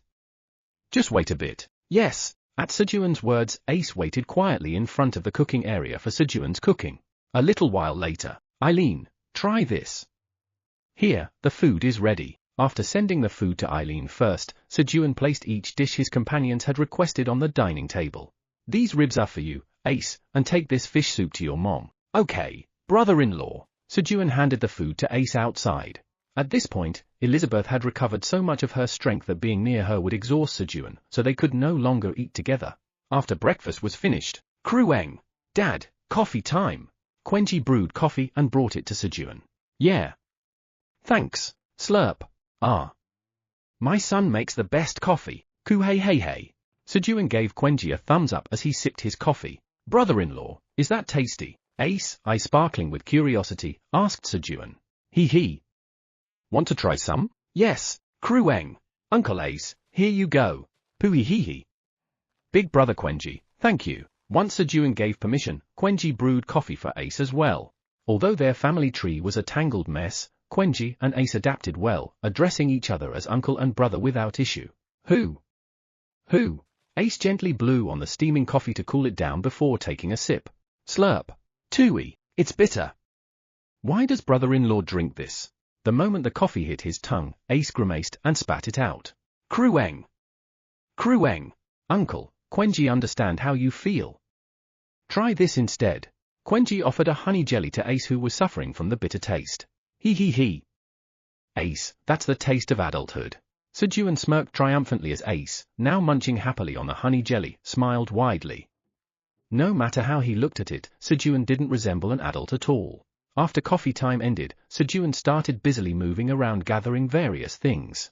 Brother-in-law, where are you going again? Seeing Sejun preparing to leave, Ace asked with anxious eyes. Sniff. Ace's mood dropped at Sejun's vague reply. We're going on a picnic. Go tell your mom that you're coming too. Who? Brother-in-law, I can go too. Yeah, pooey hee hee. Got it. I'll go tell mom right now. Thump. Thump. Thump. Thump. Ace dashed off to Elizabeth to tell her about the picnic. Hee hee.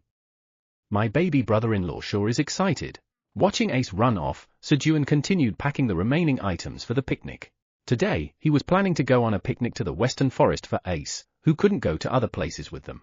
A little while later, let's go, Pooh hut. It's a picnic, meow, hee hee. So exciting. Ku hey hey hey. Kihihit. Brother-in-law, this is my first picnic. Pooey hee hee. I'm so excited. Sejun and his companions headed toward the Western Forest for their picnic. Wuong. Though Sejun's pocket had been vibrating faintly throughout their journey, however, neither Sejun nor his companions noticed the vibration coming from Sejun's pocket, as they were all too excited about the picnic. Chapter 557, I need to call an expert. 99th floor of the Black Tower. Now, close your eyes and count to 100. Then you can search for the treasures I've hidden. Got it? At Sejun's words, the group's eyes sparkled, and they all nodded. All right. Then let's begin, as Sejun shouted, Pooh hut. The treasures of Great Hybrid Chairman Park will be mine, meow, hee hee. Treasure hunting is so fun, hee hee hee. Dad's treasures belong to Quenji, hee hee. The butler's treasures will soon belong to the Great Blackie, pooey hee hee.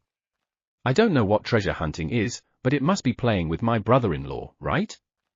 I need to play hard. The group members steeled their resolve and closed their eyes. And then, guys, hide these. Quick! At Sejun's command, the poisonous bees and mushroom ants grabbed the treasures Sejun took out and scattered in all directions. The treasures included real treasures, food, and handmade coupons such as Sejun's knee monopolization coupon and Sejun's cooking request coupon.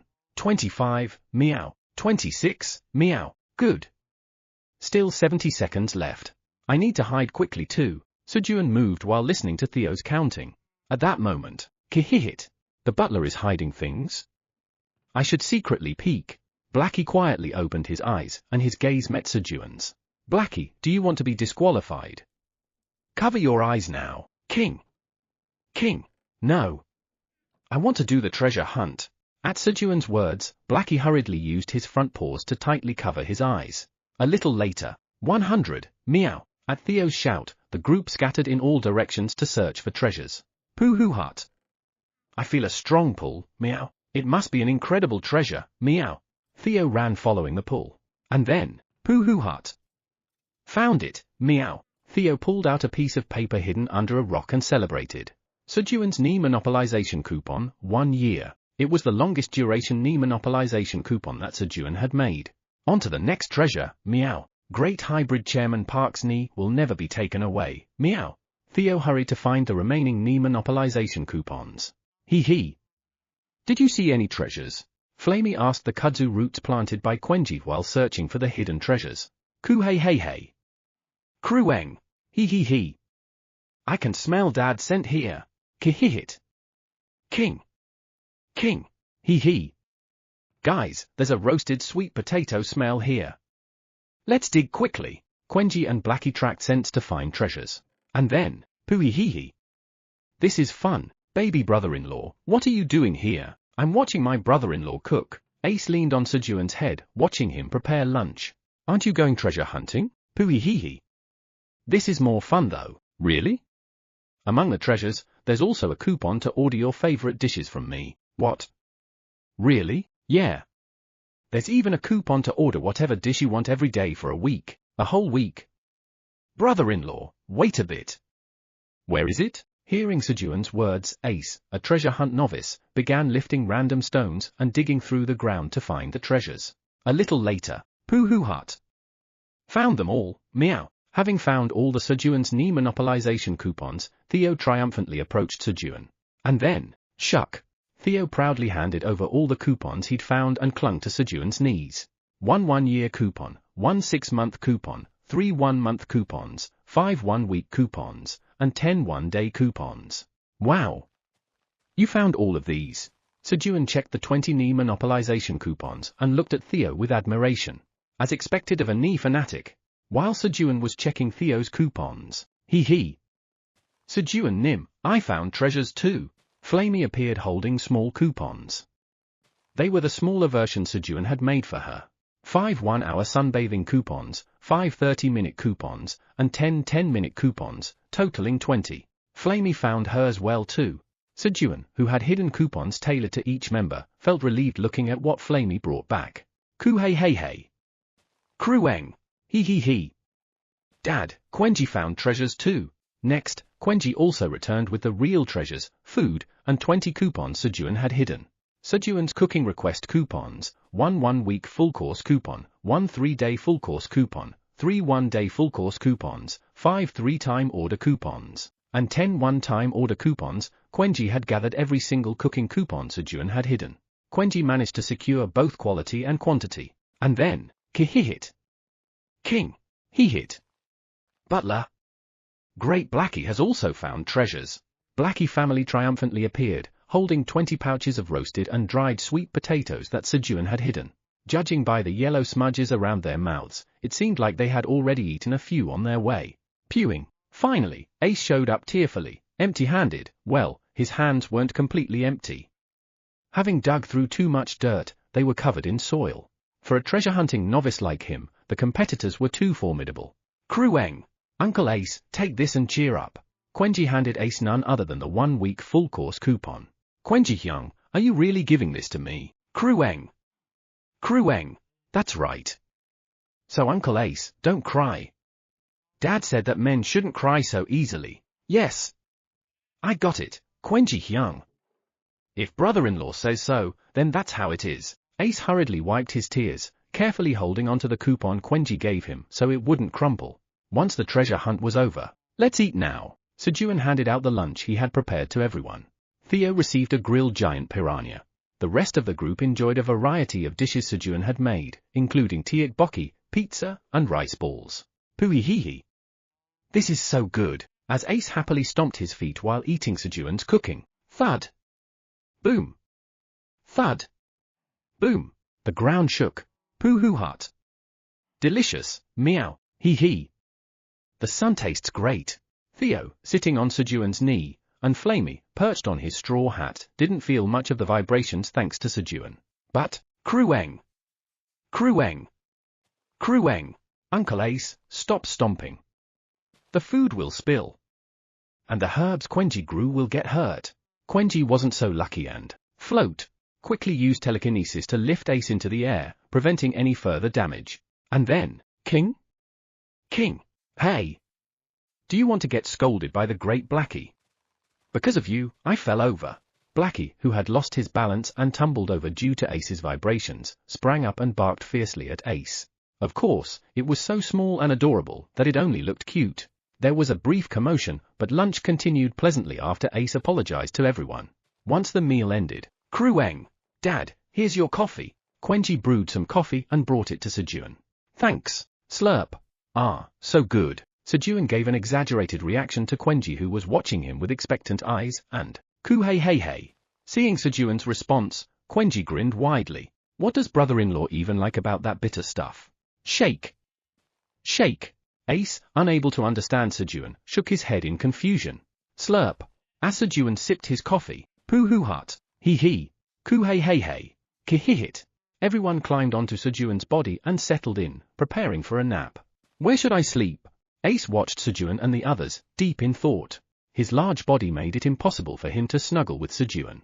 At that moment, plop, Sejun stood up, leaned against Ace's belly, and said, Baby brother-in-law, rest your head on my shoulder. He gently placed Ace's head on his shoulder.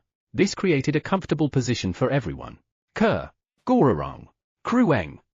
Phew, everyone drifted off to a peaceful nap, except for Flamey, who couldn't sleep. Hee-hee. While the group was enjoying their peaceful nap, bzzz, bzzz. A vibrating sound came from Sejun's pocket. Who? What's that noise?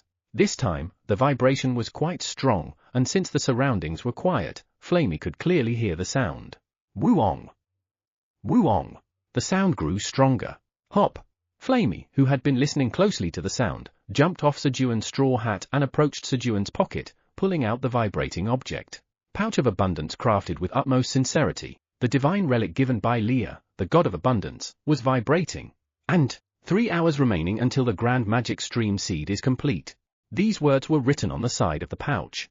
The pouch of abundance crafted with utmost sincerity could replicate seeds on its own without taking them out, and Sejun rarely checked the pouch unless he needed to take seeds out. A few days ago, after 8 great magic stream seeds were created, they had combined into one, forming the grand magic stream seed. The problem was that the grand magic stream seed was so powerful that its very existence here was dangerous. I haven't even enjoyed my vacation yet. On the 7th day of their vacation, Flamey realized that the time to return was near. Blue Tower Administrator's area. This is bad. Kinasta, the administrator of the Blue Tower, frowned. The destruction of Drakenia has begun. Drakenia has been 15% destroyed by destruction. If Drakenia is destroyed more than 70%, the 14,124 worlds supported by Drakenia will perish. The ominous alarm from the crystal orb rang loudly. How did it come to this? When Kin first fulfilled the growth conditions of the Blue Tower with Sejun's help, he felt like he had the whole world in his hands. After all, it became the second tower to grow after the Black Tower. This was achieved thanks to Sejun's outstanding contributions, including his 5 great achievements accomplished in Risha, where he eradicated the 5 destructions. With Sejun's attribute Wine's effect, Kin gained control over water, securing more than 50% of unsubmerged land. Furthermore, for some reason, 5 world trees had grown in the Blue Tower. Meeting all the tower's growth conditions, the Blue Tower finally evolved into the Great Blue Tower. The Blue Tower is starting its growth into the Great Blue Tower. 10,000 days remain until the Great Blue Tower's growth is complete. You have grown for additional world trees as part of the growth conditions. The time required for the Great Blue Tower to grow has been shortened by 4,000 days. You have achieved 2 more great achievements as part of the growth conditions. The time required for the Great Blue Tower to grow has been shortened by 4,000 days. The Great Blue Tower's growth is complete. The functions of the Great Blue Tower have been activated. Risha will be temporarily incorporated as the 0th floor of the Great Blue Tower in 3 days. It all happened in one go. However, an unexpected problem arose when the Great Blue Tower connected to Drakenia, a level 10 world. Honestly, it was just bad luck. If the connected world hadn't been level 10, things wouldn't have escalated like this. At the time of creating the Sea of Dimensions, the Creator God established 10 pillars and 1 cornerstone as its foundation. Another name for the pillars created by the Creator God was the level 10 worlds. In other words, if a level 10 world were to collapse, a pillar holding up the Sea of Dimensions would collapse, and the lower level world supported by that pillar would be swept up in the collapse, leading to a chain reaction of destruction. What should I do? Kin fell into deep thought. In the past, when just one world collapsed, the guilt and sense of defeat left him bedridden for days. 14,124 worlds. Kin couldn't bear the thought of being responsible for the destruction of so many worlds. I need to call an expert. Zelga. Having made his decision, Kin called for Zelga, the Great Blue Tower's tower farmer, through his ice sculpture located on the 99th floor of the tower. Yes. You called for me, Great Blue Dragon. Go to Black Tower's Tower Farmer Park Sejun, and tell him that the Great Blue Dragon Kin Asta is requesting his help. Understood. To call Sejun. The Great Blue Dragon Kin Asta formally requested Sejun's assistance. Chapter 558, Eileen, shall we meet? 99th floor of the Black Tower. 30 minutes remaining until the Grand Magic Stream Seed is complete. Swoosh! The entrance of the Pouch of Abundance crafted with utmost sincerity slowly opened as the Grand Magic Stream Seed began to emerge. This was because the pouch could no longer endure the increasingly powerful magic emitted by the seed. This is dangerous. Flamey quickly pulled the Grand Magic Stream Seed out of the pouch with her leaves and hastily buried it deep underground. And then, Sejun Nim, I think I need to go now. As Flamey looked at Sejun with a heavy heart. Millimeter. Sejun opened his eyes. He. Sejun Nim, you're awake. Thankfully, I'll be able to say goodbye before leaving. Seeing Sejun awake, Flamey was glad she could at least say her goodbyes. Millimeter. Did you rest well, Flamey? Yes. Flamey intentionally replied weakly, trying to create an excuse to leave. Ooh? Flamey, what's wrong? Are you hurt somewhere? Hearing Flamey's unusual tone, Sejun asked in a worried voice. Well, I think I need to go back and rest again. Already? Didn't you say you could move around for 10 days? Sejun believed Flamey, being somewhat fragile, would rest deep underground to regain her strength before coming back to him. He? I guess I was wrong. Flamey awkwardly scratched her head with her leaves and replied weakly to Sejun's question. This time, she didn't even need to pretend to sound pained. Her voice naturally trembled with sadness. I'm sorry. It must have been because I brought you somewhere too cold. It's not because of that. Flamey urgently shouted at Sejun's apology. Every moment spent with Sejun had been so joyful, and I don't want Sejun Nim to feel bad. She didn't want Sejun to feel sorry. He? Sejun Nim, I was really happy. I'll come back again. Millimeter. I'll make sure you're happy next time too, so recover quickly and come back. Got it? Sejun gently patted Flamey as he spoke. Yes. With a big smile after receiving Sejun's pat, Flamey sank back into the ground as if being absorbed. And then, there's no time. Flamey quickly grabbed the Grand Magic Stream Seed she had buried earlier, which was in the process of completion, and hurriedly descended deeper underground. She needed to leave the 99th floor of the Black Tower. In Flamey's grasp, besides the Grand Magic Stream Seed, were also the square mittens Sejun had made for her and her 20 sunbathing coupons. These are my treasures. Everything Sejun gave her was precious. Splash! After descending quickly, Flamey escaped the 99th floor of the Black Tower and arrived at the Sea of Dimensions. Quoom! At that moment, the Grand Magic Stream Seed, having completed its evolution, exploded with magic power. You have passed the first trial, so I will release your seal. At the same time, Flamey's seal, which was part of the first trial to become a tree of creation, began to release. However, why am I so strong?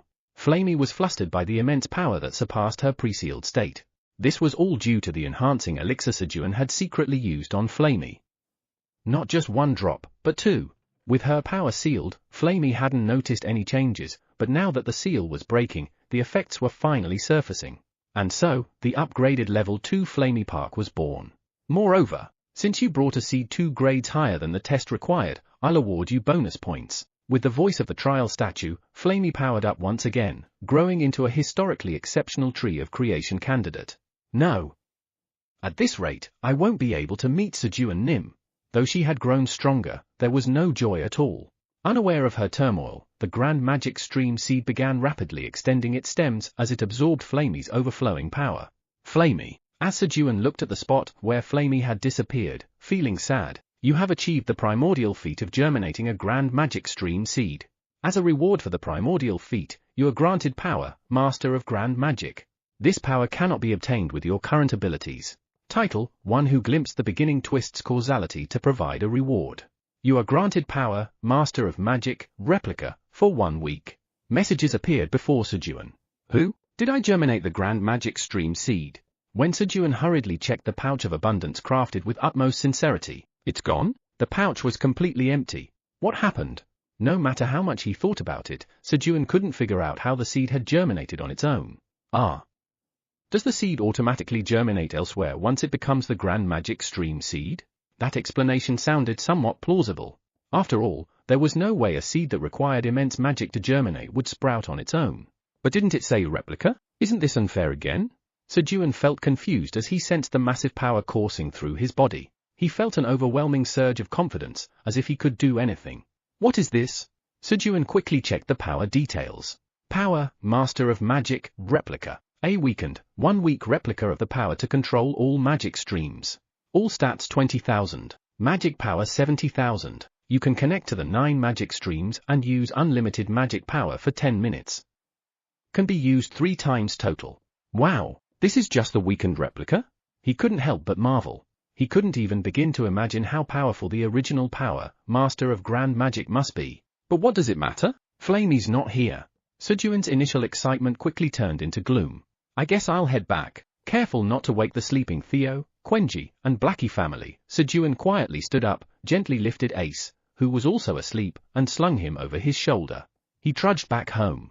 After walking for about an hour, Chairman Park, cheer up, meow. Flamey will be fine, meow. Krueng. Krueng. Krueng. That's right. Flamey Nuna will be okay. You don't need to worry. Theo and Quenji, who knew Flamey's true identity, comforted Sejun. And then, King? King. Butler, are you in any position to worry about someone else? Also, the great Blackie is hungry right now. Give me roasted and dried sweet potatoes. This doesn't sit right with me. Blackie, annoyed that Sejun was only worrying about Flamey, acted petulantly. Thanks to their efforts, Sejun's heavy steps gradually lightened. Oh? But with this level of power, couldn't I meet Eileen? Sejun suddenly thought he might now be able to meet Eileen. His original total stats were around 47,000. With power, Master of Magic, Replica, his total stats increased to 150,000. In other words, Sejun's current total stats were close to 200,000, roughly on par with Arjux from a month ago. Of course, that was Arjux from a month ago, and Arjux's current total stats were around 300,000. Since Arjux was still young, he was growing rapidly by the day, especially with Sejun's crops accelerating his growth tremendously. Moreover, the awakened Arjux could wield power, Holy Dragon Strength, allowing him to use 10 times his normal stats, meaning the gap between him and Sejun was immense. But, I'm about as strong as Arjux now, so it should be fine to meet Eileen, right? Sejun's optimistic circuit only worked in his favor. Arriving home, Sejun gently set Ace down on the floor and, Eileen, shall we meet? Called out to Eileen.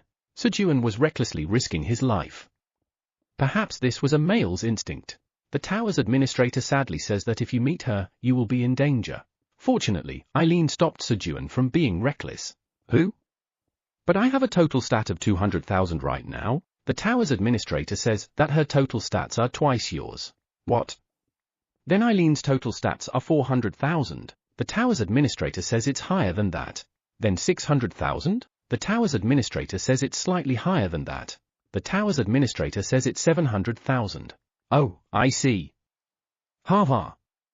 So, I only need to raise my stats by about 500,000 to meet you. Instead of despairing, Sejun spoke with a bright voice. I've got it figured out. He saw hope. Why didn't I think of this until now? Stats gained through power aren't limited by potential. In other words, rather than struggling to raise his potential, achieving multiple feats and gaining powers to boost his stats would be a much faster way to meet Eileen. Moreover, by obtaining new powers, he might also gain something to make Flamey stronger too. He. Then I'll take Flamey with me on adventures every day. Once again, Sejun's optimistic circuit started firing again. But what kind of achievement should I accomplish? While Sejun was pondering, the Blue Tower slave conveys that the great blue dragon Kin Asta formally requests your assistance, Sejun Nim. Zelga spoke to Sejun. A formal request for help? How is this different from what I've already been doing? Since Sejun had been helping dragons regularly, he was puzzled. At that moment, by the formal request of the great blue dragon Kin Asta, Black Tower's Tower Farmer Park, Sejun has been temporarily appointed as a mid-level administrator of the Blue Tower. You have gained a power to enter the level 10 world Drake Nia, which is connected to the Blue Tower. A quest has been generated. Quest, go to Drake Nia and stop the invasion of destruction. If Drake Nia is more than 70% destroyed by destruction, the 14,124 worlds supported by Drake Nia will also face annihilation. All of your stay fee will be fully covered by the Great Blue Dragon Kin Asta. Rewards, salvation of Drake Nia, and 14,124 other worlds, all stats 100, 1 power, official appointment as a mid-level administrator of the Blue Tower. Messages appeared in front of Sejun. This was his chance to achieve something. Sejun had a good feeling about this. A tattoo of a blue dragon appeared on the back of his right hand, proving his position as a Blue Tower's mid-level administrator, but it was obscured by his black dragon tattoo. Oh, so if there's a formal request, I can temporarily become a mid-level administrator. And he'll even cover my stay fee. This is perfect, Sejun marveled as he carefully read the messages. The fact that he was being asked to fight destruction didn't worry him much. He had already fought and won against destruction in several worlds. Although it said 14,124 worlds would be destroyed if Drake Nia was destroyed, he wasn't too concerned about that either. We'll win. After all, they had already defeated 8 apostles of destruction. No matter what form destruction took, he was confident in their victory. Moreover, the reward included a power, which fueled his motivation to win even more. But Drake Nia, where dragons live, is a level 10 world. Huh? I wanted to go there anyway. Sejun, now able to enter Drake Nia, was excited at the thought of testing whether his dragon bones would be edible to dragons. It would have been nice if Flamey could come to see the dragons too. Thinking of Flamey made him feel a little sad. Why didn't the enhancing elixir seem to have any effect on her? Sejun had no idea that Flamey had grown immensely strong because of the 2 drops of enhancing elixir he had secretly used on her, and that she was sad because of it. When I get there, I'll stop by the 99th floor of the tower.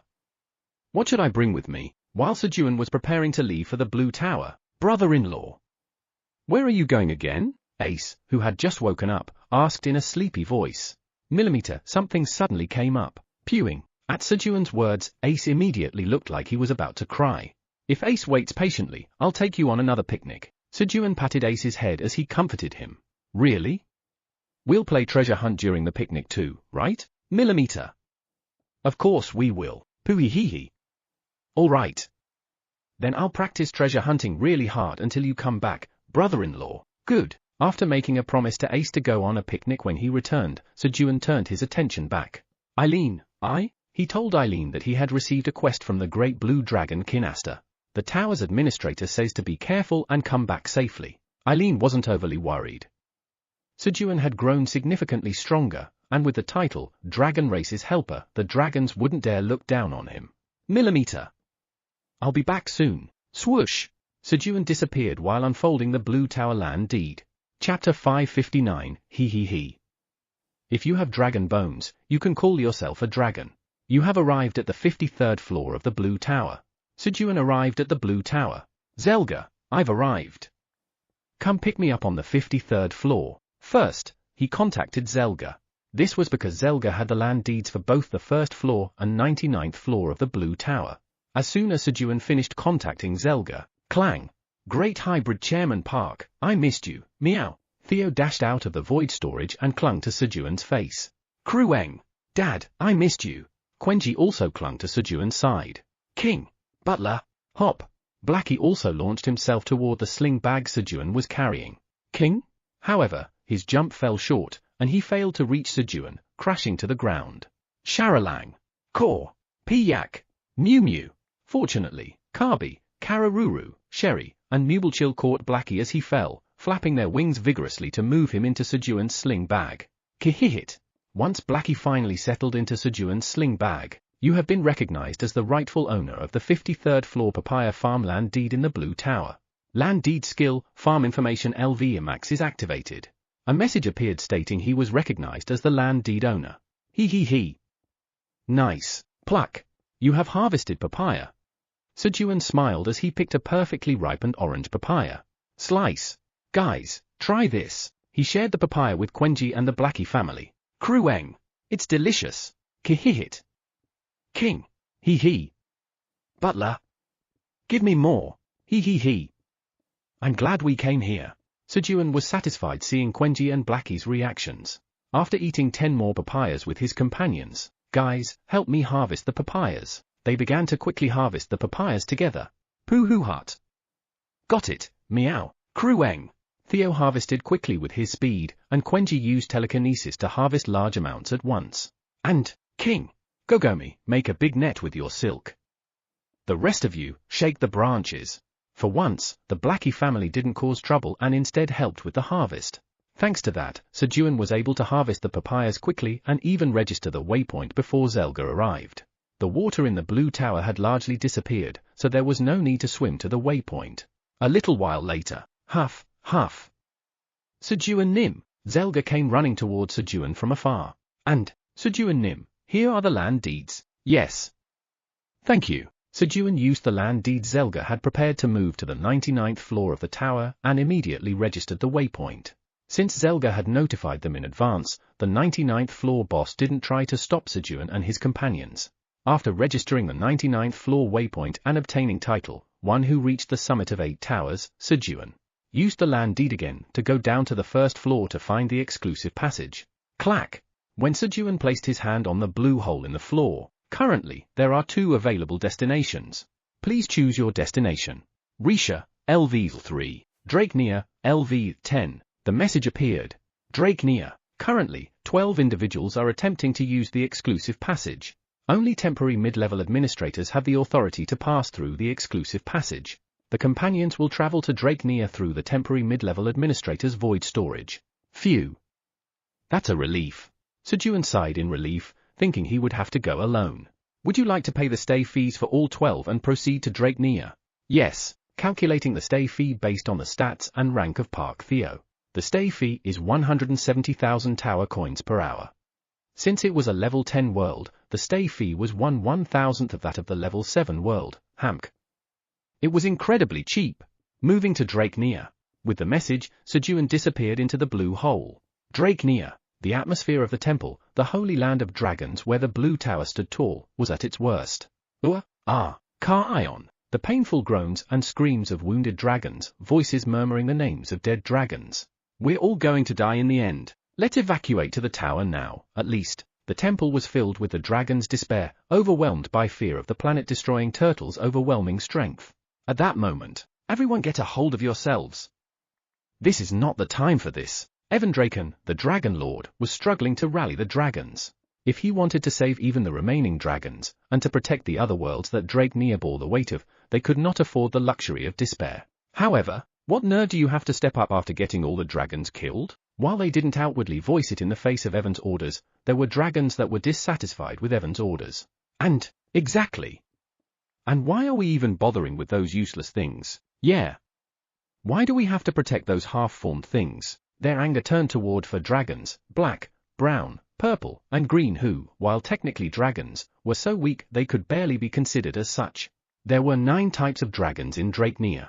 Yet strangely, the black, brown, purple, and green dragons could not even unleash breath attacks, and their strength was so feeble that the other dragons refused to treat them as equals. What are you looking at? When an enraged silver dragon glared at him, the black dragon Ash shrank back, unable to utter a word and lowering his head. Who wants to be like this? Inside, he was filled with resentment and frustration, but he couldn't talk back. Because what they said was true. They were weaker than the others, and therefore couldn't take on equal responsibility. At that moment, it's coming! A blue dragon, who had been patrolling the skies, shouted. Zing! At the same time, a red beam pierced through the dragons. Once again, everything in the path of the red beam was annihilated, dragons, and even parts of the tower. An absolute, destructive beam that no one could stop. Scatter! The only thing the dragons could do was spread out to minimize the damage. Zing! Zing! The red beam targeted the areas where dragons had gathered the most, aiming for maximum efficiency. As the dragons scattered, this time locusts, giant blood-sucking leeches, fire moths, petrifying spiders, and slimes, the 5 calamities, descended upon the isolated dragons. No matter how strong a dragon was, if surrounded by the calamities, there was no answer. Thud! One by one, dragons fell as they succumbed to the calamities. A situation where they would die whether they gathered or scattered. I'm scared. Ash, paralyzed by fear, felt his body freeze and his mind go blank. At that moment, whoom! A blue hole appeared in the air in front of Ash. And then, step! Step! Dragons! Come and witness my great and majestic dragon bones. Sejun emerged from the hole with a confident expression. At that moment, zing! The red beam shot towards Sejun. But, for the first time, the beam failed to achieve its purpose and vanished into nothingness. This was because Sejun had gained the title, one who reached the summit of 8 towers, which added the effect of treating all worlds managed by the towers as the 0th floor. Thanks to this, retrogressor was triggered, granting Sejun invincibility for 3 seconds. Ouch! It's hot, though he experienced excruciating pain. Shield, come out! Even in the midst of his pain, Sejun hurriedly used power, insignificant and cowardly plunder to summon the shield of dragon horn that protects proudly from his void storage. Thud! The massive shield, standing 10 meters tall, was sturdily planted in front of Sejun. Zing! The red beam once again shot towards Sejun. However, the planet-destroying turtle's red beam wasn't enough to destroy the shield made from the horn of Kellyan Mamib, the leader of the great white dragons. Zing! Zing! All the red beams began converging on Sejun's shield. The shield only grew slightly warm but remained steadfast. Ha ha! As expected, dragon horn! Sejun smiled with satisfaction as he watched the shield fend off the planet-destroying turtle's attacks. Clang! Great hybrid Chairman Park! I missed you, meow! Theo leapt out of the void storage and happily launched himself at Sejun's face. However, meow, how dare you? Attacking my Chairman Park, meow. Seeing the planet-destroying turtle's beam attack Sejun, Theo changed course mid-air, dashing toward the turtle at lightning speed with light speed meow step. Krueng! Krueng! You bullied Dad! I'll punish you! Quenji, who had followed Theo out and sensing hostility towards Sejun, became enraged and, Kwarang! Shot toward the planet-destroying turtle at supersonic speed. Pip pip! Sejun Nim, I'll protect you! Pa spin! Peacebays who came out next dealt with the calamities approaching Sejun and, King! King? King? Butler! I'll protect you! Guys, come out! Blackie began commanding the destruction devourers and destruction pioneers, absorbing the energy of destruction. Then, who are you? Want to get punished? Blackie barked fiercely at Ash, who was standing behind Sejun. However, who? He didn't vanish even after being hit by that. He must be the legendary one. Ash, the black dragon, ignored Blackie with his insignificant presence and instead stared at Sejun, his eyes sparkling with awe. The incredible body that remained unscathed even after enduring the planet-destroying turtle's attack, and the overwhelming power radiating from his whole body. Moreover, the energy he felt was similar to his own but of a much higher rank. The Savior prophesied to descend one day when Draknir was in peril, a being who would save the world and perfect the dragons who lacked the power to do so. He must be a great dragon. And a great black dragon of the same color as me. Oh, great hybrid black dragon, this humble black dragon Ash greets you. Thud! Black dragon Ash, moved by Sejun's black hair thinking birds of a feather flocked together, lowered his massive head and bowed to Sejun. King? Thanks to that, Blackie nearly lost his balance and stumbled, but, oops, Sejun quickly caught Blackie and placed him back into the sling bag. A black dragon? Sejun had been full of thoughts about showing off his dragon bones to the dragons, but when Ash called him Black Dragon, he felt slightly guilty. Other dragons would have foamed at the mouth if they'd seen this. However, there were no other dragons around, so, whom? Yes. I am the great hybrid black dragon, Park Sejun. It's nice to meet you, hee hee hee. If you have dragon bones, you can call yourself a dragon. With a shameless expression, Sejun impersonated a dragon and spoke down to Ash. After all, he had thrown hybrid in there, so it wasn't entirely a lie. In the meantime, the battle with the calamities was nearly over. Hap! Hap! The 5 calamities either died to peace while having their energy of destruction stolen by over 1 million destruction devourers or PW. Smack! Smack! Were killed by the 8 ink clones of Mukboople. Pooh hut. It's not me punching you, it's Super Giant Chairman Park punching you, meow. Giant Chairman Park's right hand punch, meow. Krueng. Krueng. Quenji is angry. Feel Quenji's wrath. Boom. Quong. Quang. The 10 planet-destroying turtles were being beaten by Theo and Quenji and were flailing about with their bodies flipped over. Pooh hut. Great Hybrid Chairman Park, Hybrid Vice Chairman Theo, punished those who dared attack Chairman Park, meow. Krueng. Quenji also punished the ones who bullied Dad. Pip pip. Sejun Nim, are you alright? As the battle ended and Theo, Quenji, and Peacebays clung to Sejun's body acting cute. Who is he? Is he the leader of the ones who subdued the planet-destroying turtles? He must be an extraordinary being. The dragon's gazes, which had been fixated on Theo and Quenji thrashing the planet-destroying turtles, naturally shifted towards Sejun. Lord, what are you doing? Quickly, greet the great black dragon, Ash shouted at Dragon Lord Evan Draken, who stood there blankly staring at Sejun. Great black dragon? But this isn't the energy of a great dragon. Evan, who had seen a great dragon only once in his life, carefully observed Sejun. Indeed, he could feel the energy of a dragon, but he also sensed divinity, the presence of a divine beast, and a rough energy. Rather, the shield beside him possessed a purer dragon's energy. What is this hybrid? As Evan frowned while looking at Sejun. Oh? Not going to greet me? Sejun also frowned while looking at Evan.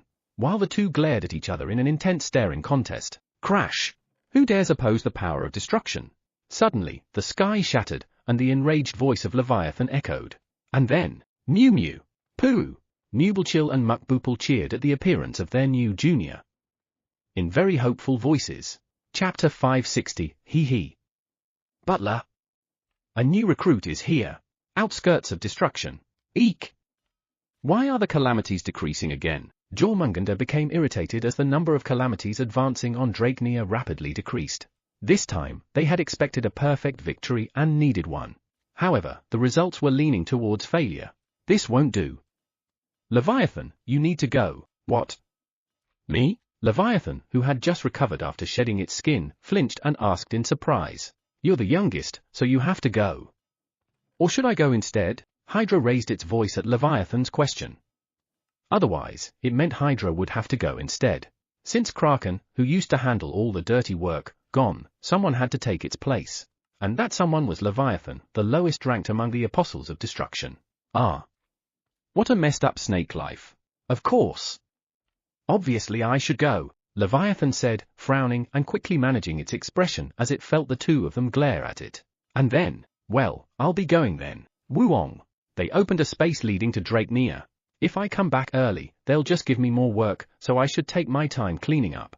Thinking about slowly destroying Draknir while resting as much as possible, Leviathan stepped through. However, an even more messed up snake life was waiting there. Draknir. Leviathan, the serpent that summons tsunamis and 12th seat of the Apostles of Destruction has descended upon Draknir. A quest has been generated.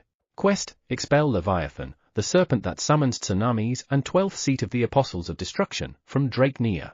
Reward, postponement of destruction for Draknir and 14,124 other worlds. Failure, destruction of Draknir and 14,124 other worlds. Why just expel it?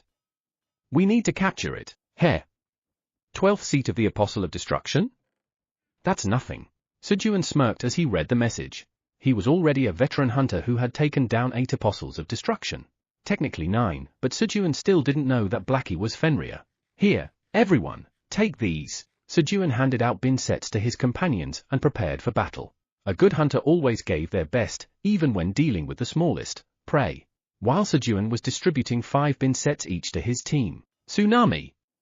Swallow the enemy. Thud. Leviathan, now fully descended to the ground after squeezing through the gap, launched its attack.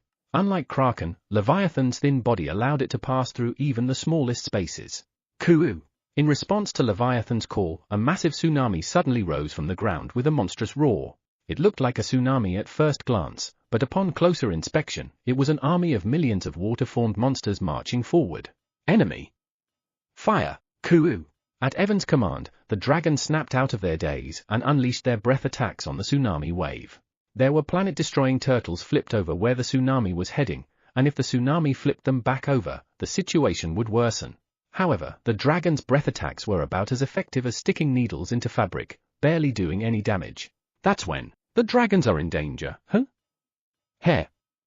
I guess it's time for the great hybrid black dragon Park Sejun to step in. Sejun spoke loudly, making sure the dragons could hear him. Shwick! With his left hand in his pocket, Sejun grasped the orb of death's energy and activated his skill. Harvester of Death. Swish! Looking at the tsunami wave, Sejun swung his right hand from left to right, parallel to the horizon. Swish! A giant scythe of death appeared in front of the wave and cut through it. The tsunami died instantly. More precisely, the monsters that made up the tsunami died instantly. Shwak! The monsters that had lost their lives lost their form and turned into water, soaking the ground. Unfortunately, there was no experience points. He. Did you see that? While Sejun was showing off to the dragons after slicing through the tsunami wave. Meow. It's not me attacking you, it's Super Giant Chairman Park attacking you, meow. Super Giant Chairman Park's uppercut, meow, bang. Theo summoned the Super Giant Chairman Park into his front paw and delivered an uppercut to Leviathan's head. Krueng! Calm before the storm release. Quenji's thunder. Puck! Pajijic! Quenji released all the power he had accumulated with power, calm before the storm at once and struck Leviathan with his thunderbolt staff, electrocuting him. Because Leviathan was a water attribute snake, the effect was especially powerful. Power spin! Peace also helped the two by interfering to prevent Leviathan from breaking his seal. While the older brothers bought time. Kihihit. King. He. Blackie family, move out. Dadada. Blackie ran toward Leviathan with his subordinates. And, Leviathan, how can you call yourself a friend? Making me work like that? You should have let me sleep at least 1 hour a day. Pooh! On Blackie's back, the resentful Mukboople and his 8-ink clone spewed ink, giving Blackie a boost of propulsion.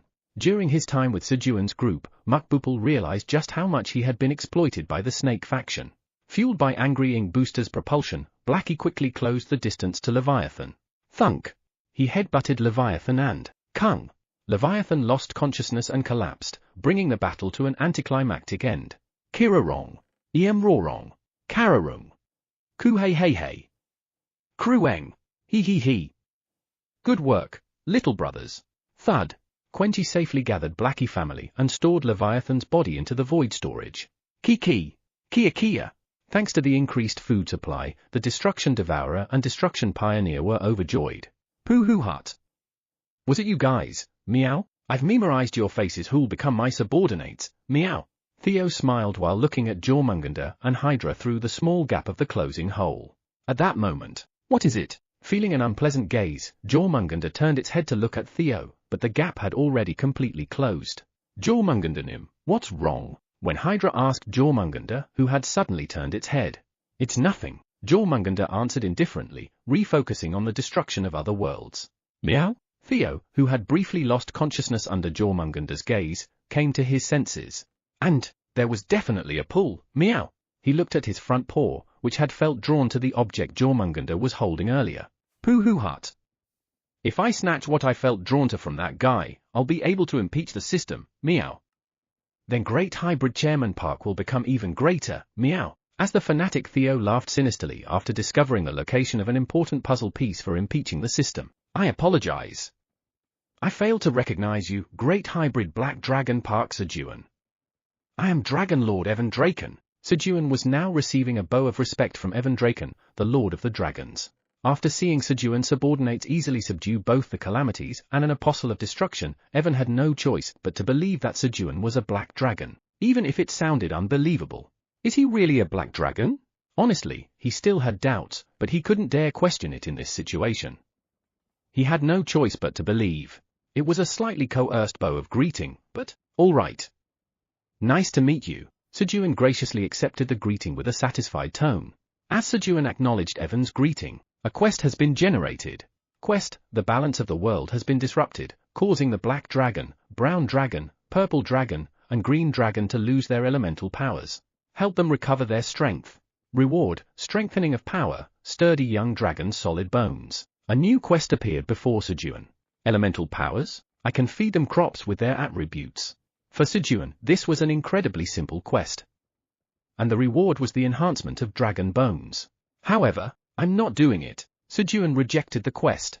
The reason? Add a condition. Let our Toryong live here too, because of Black Earth Dragon Toryong. Our Toryong, who only eats dirt. Although it looked different, it was still a dragon, so it could become friends with the others, right?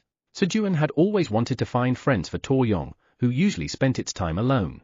Fortunately, the system accepted Sejun's proposal, and reward, strengthening of power, sturdy young dragon solid bones, permission for Black Earth Dragon Toryong Park to stay. The reward changed. As the quest reward changed, alright. Black dragons, brown dragons, purple dragons, and green dragons, come line up in front of me. Sejun lined up approximately 30,000 dragons and started cooking. They could eat it raw, but he cooked to enhance the ingredients' effects and increase his mental power.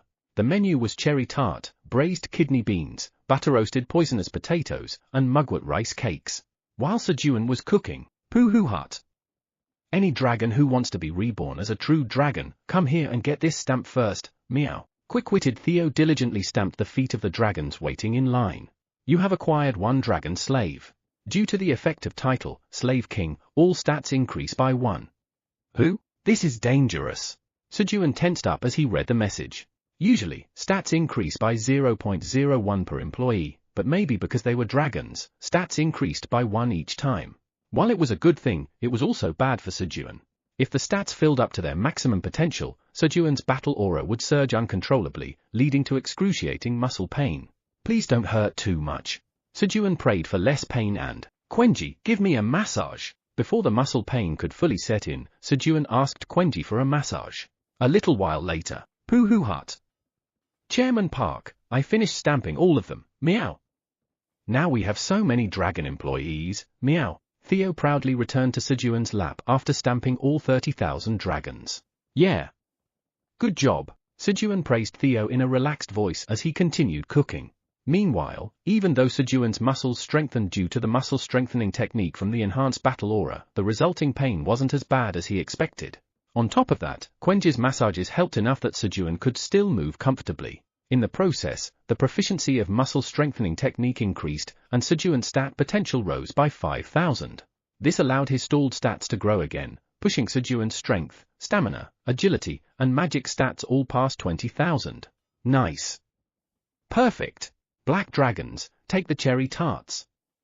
Brown dragons, braised kidney beans. Sejun handed out the finished dishes according to each dragon's elemental attribute. However, these mugwort rice cakes are really delicious. The cherry tart is amazing too. Green Dragon Polly highly praises your food. Your soul becomes greatly fulfilled from receiving high praise from a high-ranking being. Mental strength increases by 5. Black Dragon Nao highly praises your food. It wasn't just the battle aura that was a problem. Sejun's mental strength was increasing rapidly. Even though they were inferior in rank compared to the great dragons, these dragons were beings who lived in a level 10 world. The effect was no joke. This is bad. As Sejun, who had already experienced that too much mental strength could be life-threatening, tried to stop the dragons from eating. Shwick! Poohoo Hut! Great Hybrid Chairman Park, don't worry about the ugly face, meow. Super Giant Chairman Park, please absorb Great Hybrid Park Chairman's excess mental strength, meow. Press. Press. Press. Theo began massaging Sejun's face while absorbing the overflowing mental strength. What does an ugly face have to do with excess mental strength? Apparently, Theo's concept of ugly was extremely broad. Who? I think I can shoot a breath attack now. Coo. As the black dragons, brown dragons, purple dragons, and green dragons regained their elemental powers, they began to unleash breath attacks one by one. You have defeated Leviathan, the serpent that summons tsunamis, and 12th seat of the Apostles of Destruction, who had descended upon Drake Nia. Quest completed. As a reward for completing the quest, peace has been restored to Drake Nia and 14,124 other worlds. The quest completion message appeared before Sejun. And then, clang, kihihit. King, hee. Butler. A new recruit is here. Blackie family opened the void storage and brought out a small green snake, tied up in Gogami spider webs. Chapter 561, If you mess with the Great Blackie, I'll have my butler give you a name. Land of Trials. Candidate for the Tree of Creation, are you ready to take the second trial? When the trial statue asked, Yes, I hope I get sealed again. Flamey answered in a voice full of anticipation. Good. Then, the second trial shall begin. Grow 1,000 world trees. Who? There's no sealing this time? I think I'd do better if I got sealed again. When Flamey asked, No, the trial statue responded in a firm voice. Hying. Hearing the answer, Flamey was disappointed, but instead, for the third trial, I'll seal your abilities. The trial statue gave Flamey a glimmer of hope. He. Really? All right. I'll quickly grow 1,000 world trees and be back. Flamey hurriedly moved her roots to search for trees to grow into world trees.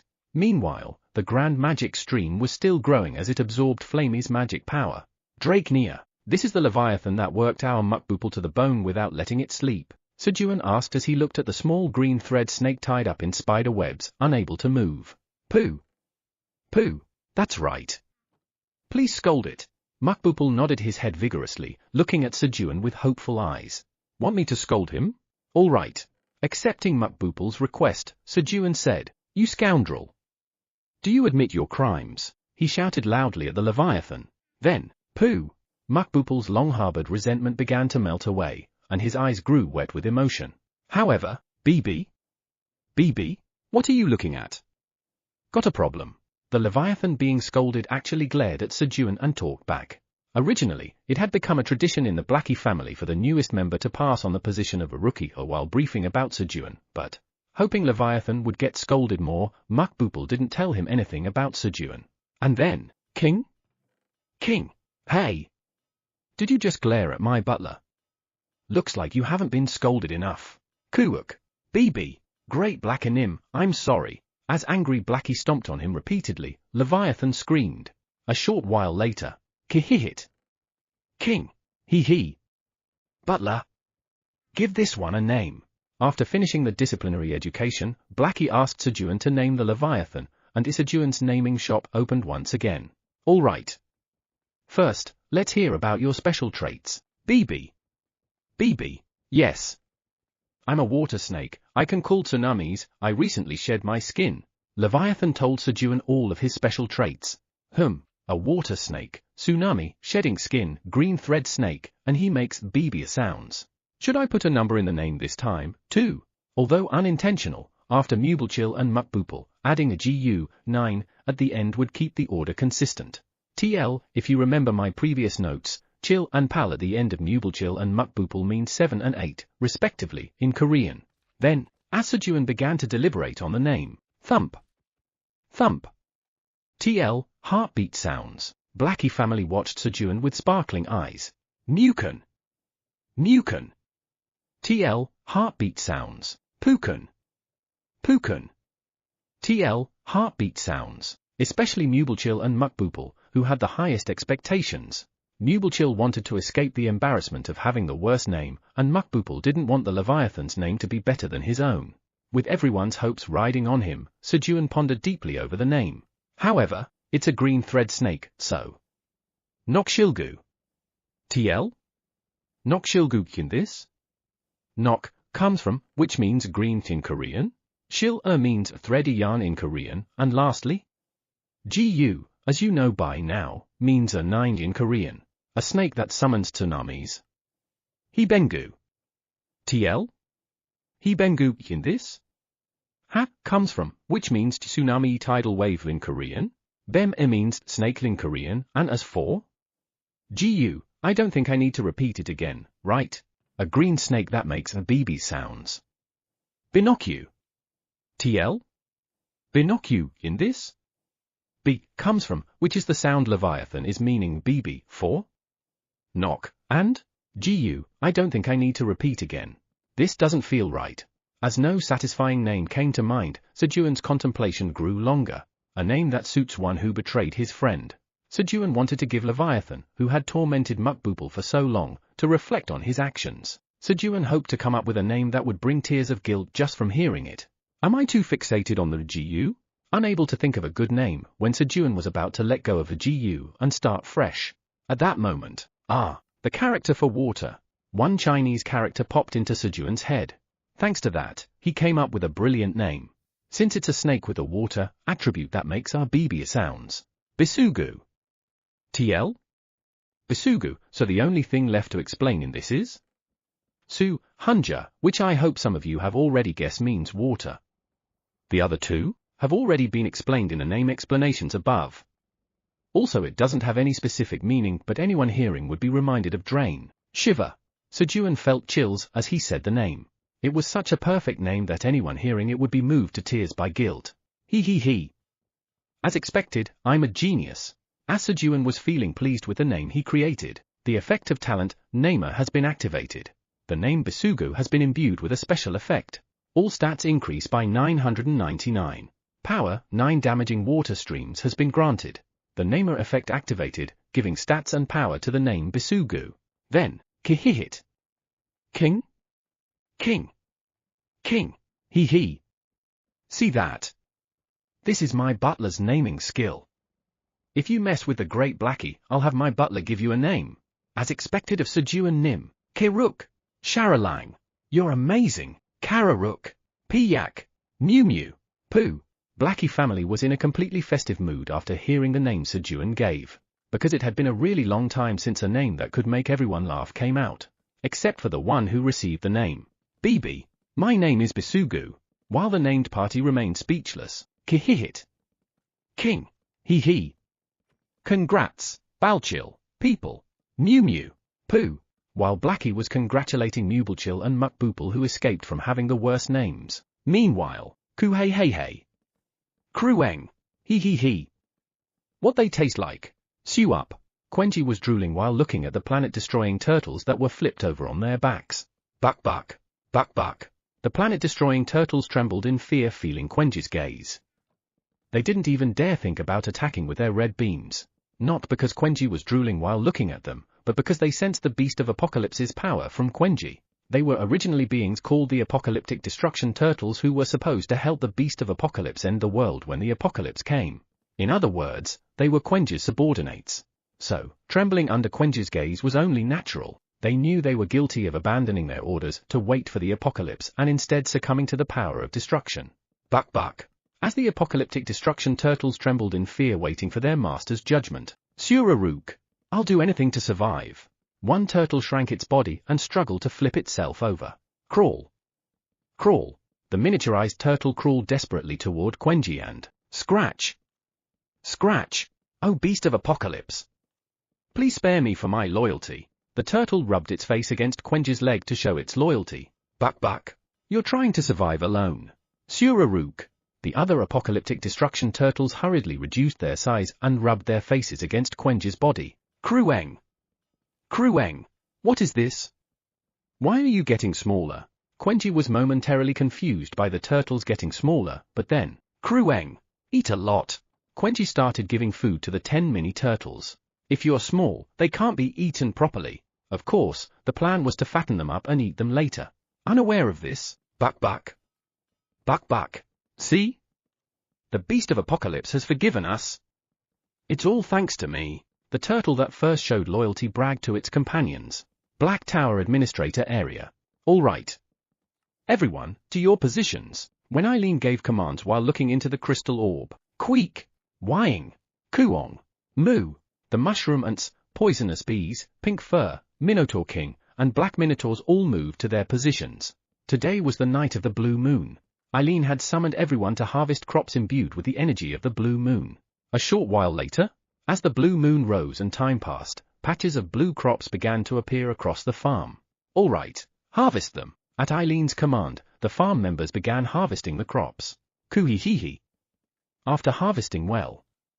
I should give these to our Sejun. Eileen checked over the harvested crops, imagining how happy Sejun would be when he saw the crops she had prepared for him. At that moment, Puhihihi, Eileen spotted a sneaking some of Sejun's crops. And then, my little brother must have been hungry? You should have said something if you were hungry. Eileen completely misunderstood the situation. Although Sejun said to absolutely not give anyone the food I made as he wants to eat all of it, I can't let my little brother go hungry. Sejun will understand this, I'm sure. Of course, Sejun understood and was very grateful. though he wasn't the one who had to eat Eileen's food. Thus, the seal on Eileen's food that Sejun had placed for his in-laws' family was broken, and Ace found himself face to face with Eileen's food. Pewing. Nuna, I'm sorry. I won't steal brother-in-law's crops again. Ace immediately begged for forgiveness. However, the tower's administrator says not to worry since she has plenty to give to you. Eileen's misunderstanding deepened even further. Water. Nuna, I'm sorry. Ace's cries echoed through the 99th floor of the Black Tower that night. Drake near. By now, it must be the blue moon. Sejun lay down and looked at the night sky of Drake near, deep in thought. It was his third day in Drake near. Sejun thought he would finish the quest quickly, but the dragons were recovering their elemental powers much slower than he had expected. It was because they had lost their powers for too long. Of course, this was only a matter of time. Eating Sejun's food would eventually help them regain their elemental powers. The real problem was, Kui. Kek. Kek. Many dragons had no idea how to use their breath attacks anymore. Currently, about half of the dragons had recovered their power, so the quest progress should be close to 50%, but quest progress, 1.3%. The current quest progress was absurdly low. It was because dragons needed to be able to use their breath attacks for the quest to progress. The other dragons were trying to teach those who had forgotten, but, according to Evan, if dragons didn't learn how to use their breath attacks when they were young, it became difficult to master them later. This was something even Sejun couldn't help with. What to do about the breath attacks? As Sejun stayed up late, worrying, Chairman Park, go to sleep quickly, meow. Theo, tired of waiting for Sejun, urged him to go to bed.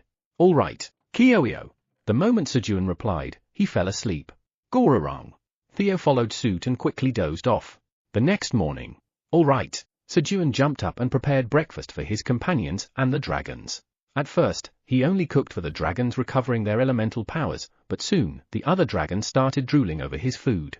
Come and eat together. Sejun shared the food so everyone could eat. Then, the quest has been updated. The quest details changed, adding a new goal to strengthen the other dragons. As the balance of the world had been broken, the other dragons were also gradually losing their powers. If more time had passed, all dragons would have eventually lost their strength. Pooh hut. If you want to eat food that makes you stronger, come and get a stamp, meow. Thanks to this, Theo picked up the stamp again and began stamping the other dragon's feet, while Sejun reinforced his battle aura with stats returning to nature. This time, Sejun experienced severe muscle pain, but Krueng. Quenji massaged him, helping him overcome the ordeal. Thanks to Quenji's help, Sejun's muscle strengthening technique advanced another level, raising the potential of all his stats by 7,000. Kihihit. King. Hee. You're such a useless butler. Great, Blackie will help you. The dragon's praises increased Sejun's mental strength, which Blackie promptly handled by helping Sejun raise his mental strength limit. After such an intense breakfast ended, Krueng. Thanks, Quenji. Slurp. Oh. My son is the best. Ku hey. When Sejun was praising Quenji while drinking the coffee Quenji made. Title, Top Tower Farmer Effect activates. You have obtained 1% of job experience and harvesting skill proficiency acquired by Arjux Mamib, the White Tower's Tower Farmer. With the effect of title, Top Tower Farmer, you acquire 1% of the job experience and skill proficiency gained by Arjux Mamib, the White Tower's Tower Farmer. The messages began to pour in as the Tower Farmers started working. And then, if it's Arjux, he should be able to teach breath techniques well, right? Sejun had found the perfect candidate to teach the dragons how to use their breath attacks. In his current state, summoning Arjux wouldn't make him faint anymore. Sejun planned to use the Great White Dragon Arjux as the dragon's breath instructor. Arjux, summon. When Sejun summoned Arjux, summoning Arjux Mamib, the White Tower's Tower Farmer, the message appeared. However, this is a summon to a world outside the tower.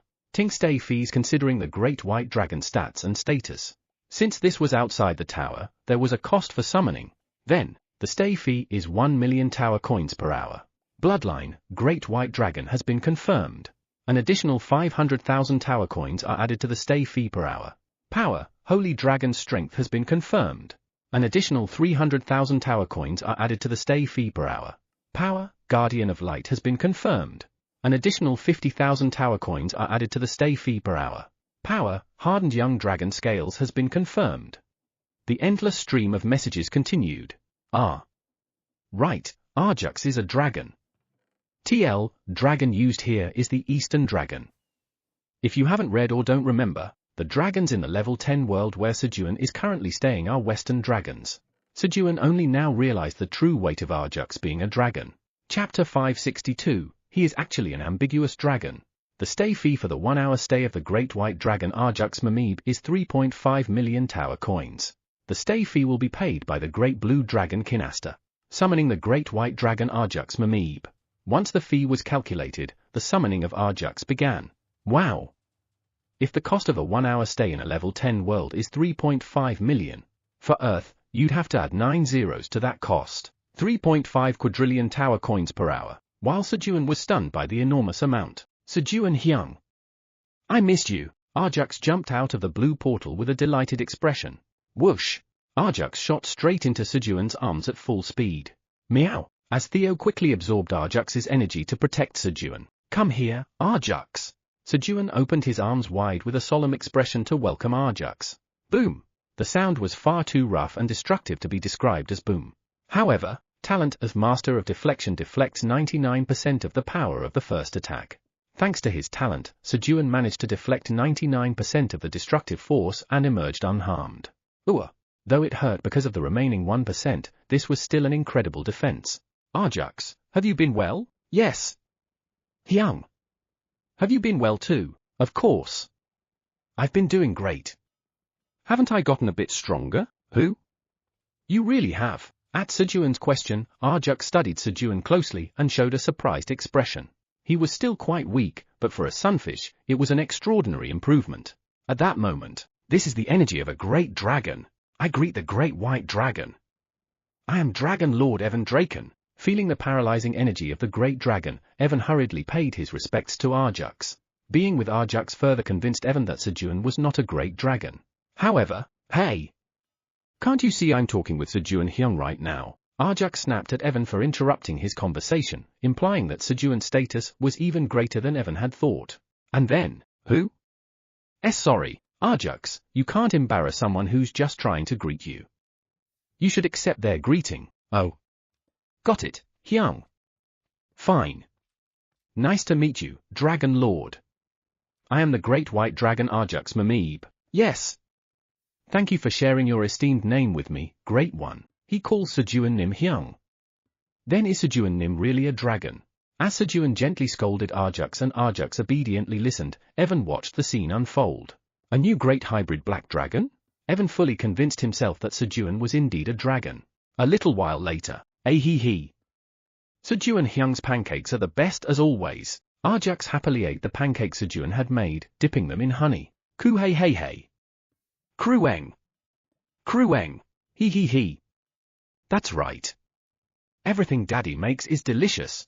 Quenji, too, beamed with joy as he dipped the pancakes in honey and ate them. Krueng. Eat a lot, you guys, and grow up quickly. Quenji made sure the tiny turtles he had brought were eating the honey-dipped pancakes too. He. If you grow up eating honey-dipped pancakes, you'll taste like honey-dipped pancakes. Quenji's reasoning was completely flawed. And then, buck. Master, this is so delicious. Buck. Indeed, this is the power of loyalty. Master, I'll rub myself even harder for you. The turtles, after eating, pledged their loyalty to Quenji with even greater enthusiasm. He. Ku hey. Buck. While everyone was blissfully lost in the sweet flavors, Arjux, I have something to ask you. Seizing the opportunity, Sejun spoke up. What is it? Could you teach the dragons how to use breath attacks? Breath attacks? Sure. Leave it to me. Arjux readily agreed. He immediately stood up and called out. All dragons who can't use breath attacks, gather around. He called the dragons together. Tremble. Tremble. The dragon summoned by Arjux's call began to tremble, overwhelmed by the energy of a true dragon that Arjux radiated. A completely different league compared to Sejun. Facing the genuine energy of a dragon, the dragons instinctively trembled in fear, like mice before a cat. A terrifying atmosphere for a breath training class. However, try shooting a breath attack. Yes, Kuo, Kek. No, not like that. You have to just push it all the way through. And your initial breath is too strong. That's why you can't sustain it to the end. Try again. As Arjux the breath attack master instructor began his pinpoint lecture. Yes, Kuo. See? It's better when you control your breathing. Now go practice what I taught you 1,000 times and come back. Yes. Gradually, the dragon's fear began to dissipate. But, didn't I tell you to do it 1,000 times? How dare you try to deceive the great white dragon Arjux Mamib? Hayek! No sir, I didn't. Of course, when dragons tried to slack off instead of practicing, Arjux quickly returned to his terrifying self and instilled fear once again. By evening, Hyung! I've taught them all. Thanks to Arjux's teaching, all the dragons had learned to use their breath attacks. Arjux Nim's words are breath itself. The dragons who could now use breath attacks praised Arjux. Quest progress, 62.3%. Thanks to this, Sejun's quest progress jumped past 50%, quickly reaching into the 60% range. After 2 days, all dragons in Drakenia have regained their strength. Quest has been completed. As a quest completion reward, the power, sturdy young dragon solid bones has been upgraded to power, resilient young dragon solid bones. As a quest completion reward, Black Earth Dragon Toryong Park's stay in Drakenia has been authorized. Sejun had finally completed the quest.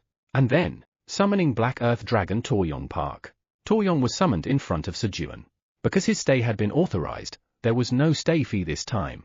Who? Sejun Nim, where is this place?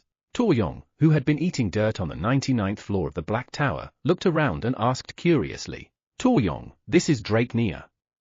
Guys, this is the Black Earth Dragon Toryong Park. You're all dragons, so be friendly with him. Sejun explained where they were to Toryong and introduced him to the other dragons.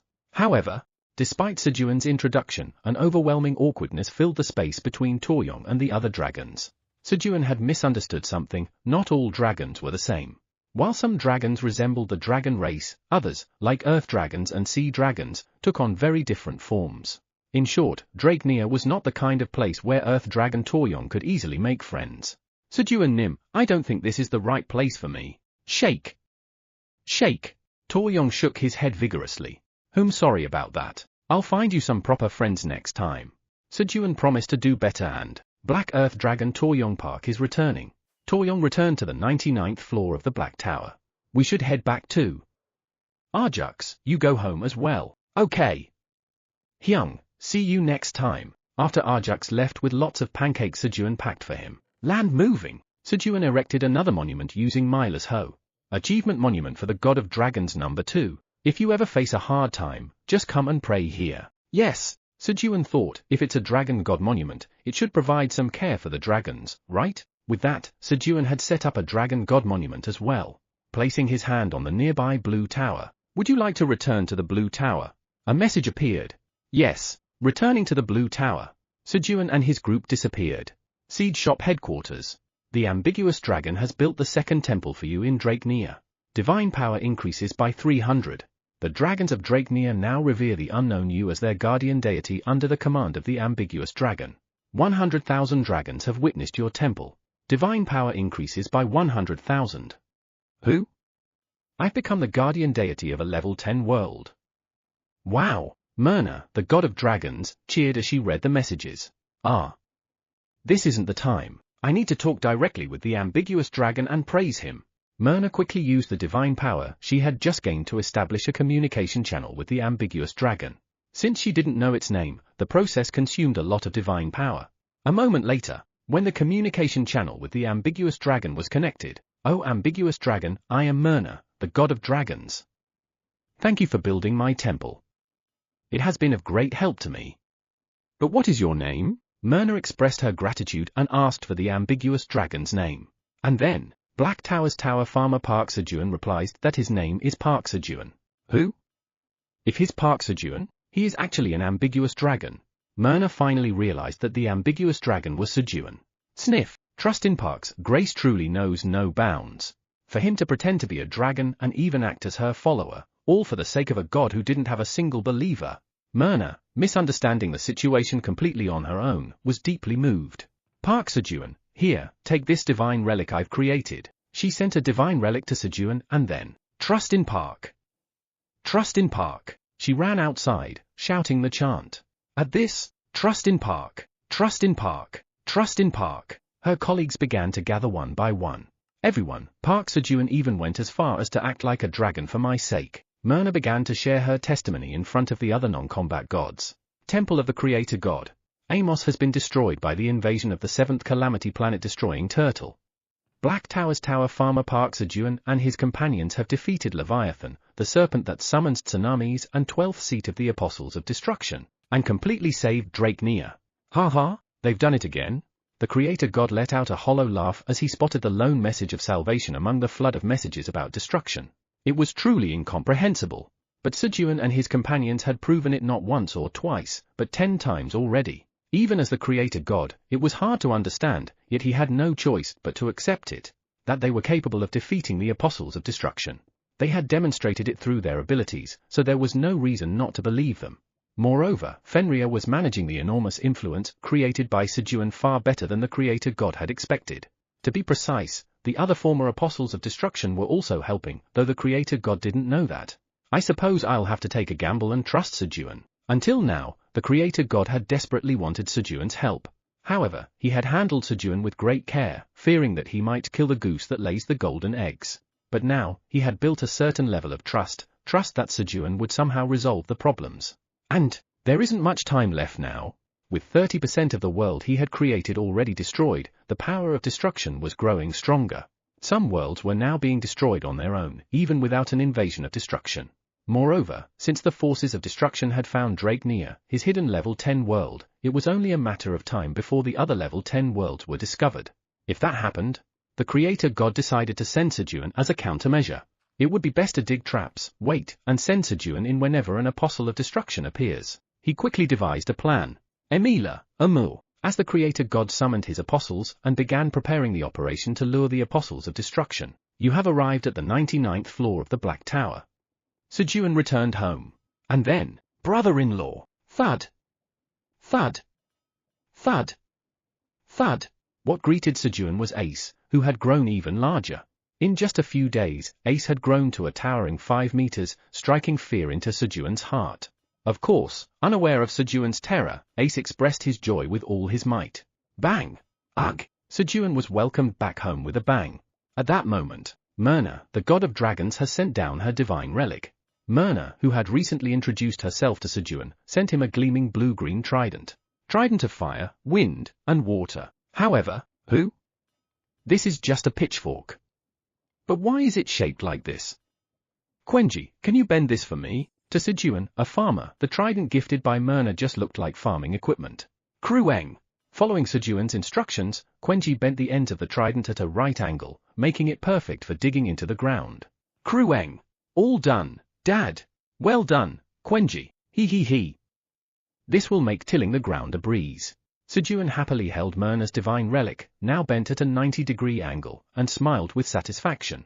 Chapter 563, Good. That was natural. Morning on the 99th floor of the Black Tower. Millimeter. Sejun opened his eyes. He. Home is the best after all. Sejun wiggled his toes while keeping his eyes open. Due to the effect of power, Sunfish Core all stat potentials have increased by 30. Due to the effect of power, Resilient Young Dragon Solid Bones, all stat potentials have increased by 10. Due to the effect of power, Resilient Young Dragon Solid Bones, all stats have increased by 1. And check the messages.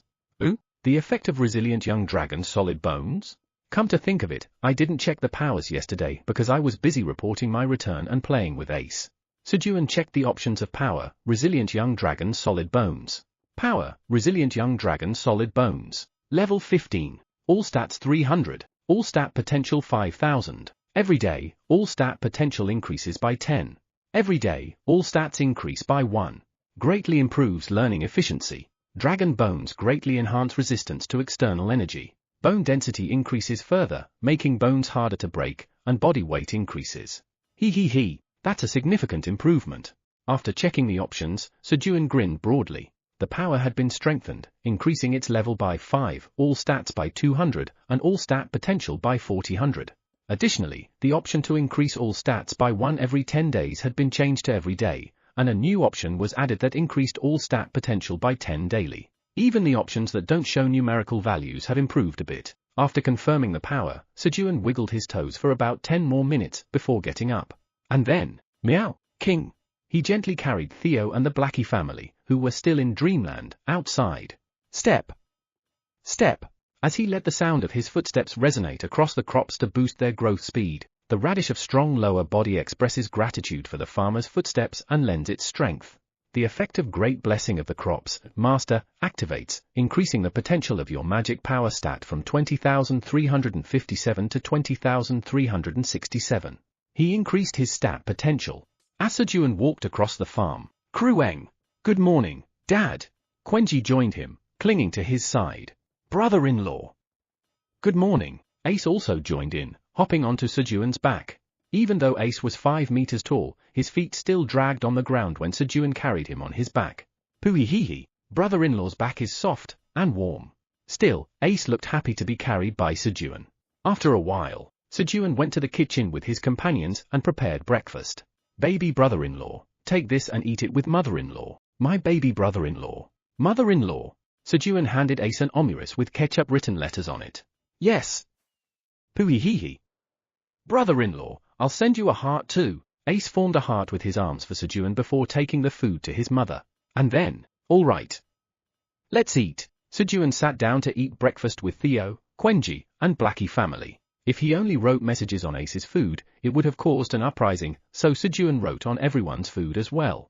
On Theo's massive grilled fish, he used churu to write. Great Hybrid Park Sejun's right hand, Deadly Dragon Claw Hybrid Golden Cat Merchant Park Theo. On Quenji and the Blackie family's omuris, he wrote, Filial Son Quenji, Not So Great Sunfish Blackie, Eomdol. With ketchup, of course. Kihihit. King? Hee. Quenji Hyung, what does this say? I have the most ketchup. That means the butler likes me the most. Blackie, who couldn't read Korean, asked Quenji with an excited expression about what was written on his omuris. Krueng. That says great. Quenji, just eat your food. Blackie, it means eat up and grow quickly. Sejun, feeling guilty, hurriedly got up and mumbled to distract them. And, I should eat too. Park Sejun. Sejun wrote his name on his omuris with ketchup. At that moment, the tower's administrator tells you to eat the food she secretly prepared for you without telling her family. Eileen sent Sejun the food she had prepared. Okay. Eileen, you eat this too. With a resigned expression, Sejun added some more writing on his omuris and sent it to Eileen. Park Sejun? Eileen Pratani, Khehehe. Sejun, I'll make a heart too. Eileen, watching through her crystal ball, made a finger heart towards Sejun. During the meal, PW. Hey Bisugu, go get some water. BB. Yes. Bisugu fetched water at Mukbupal's command, as he finally felt like it was getting revenge for all he had endured until now. It seemed like he still had much to learn from Theo. When the meal was over, slurp, poo-hoo-hut, ku-hey-hey-hey, kihihit. Sejun sipped the coffee Quenji had made while his companions settled around him. And then, thump, thump, thump, poohee-hee-hee. Ace, having finished his meal with Elizabeth, approached Sejun, made him lean against his belly, and rested his head on Sejun's shoulder. A peaceful rest time for Sejun and everyone. What are those? I think Quenji let them loose earlier. Are they meant to be side dishes? That can't be it. Splash. Splash. Munch. Munch. The dragons of the Four Dragons Council were watching the apocalyptic destruction turtles Quenji had released into the fountain happily swimming around. After 30 minutes. All right, guys.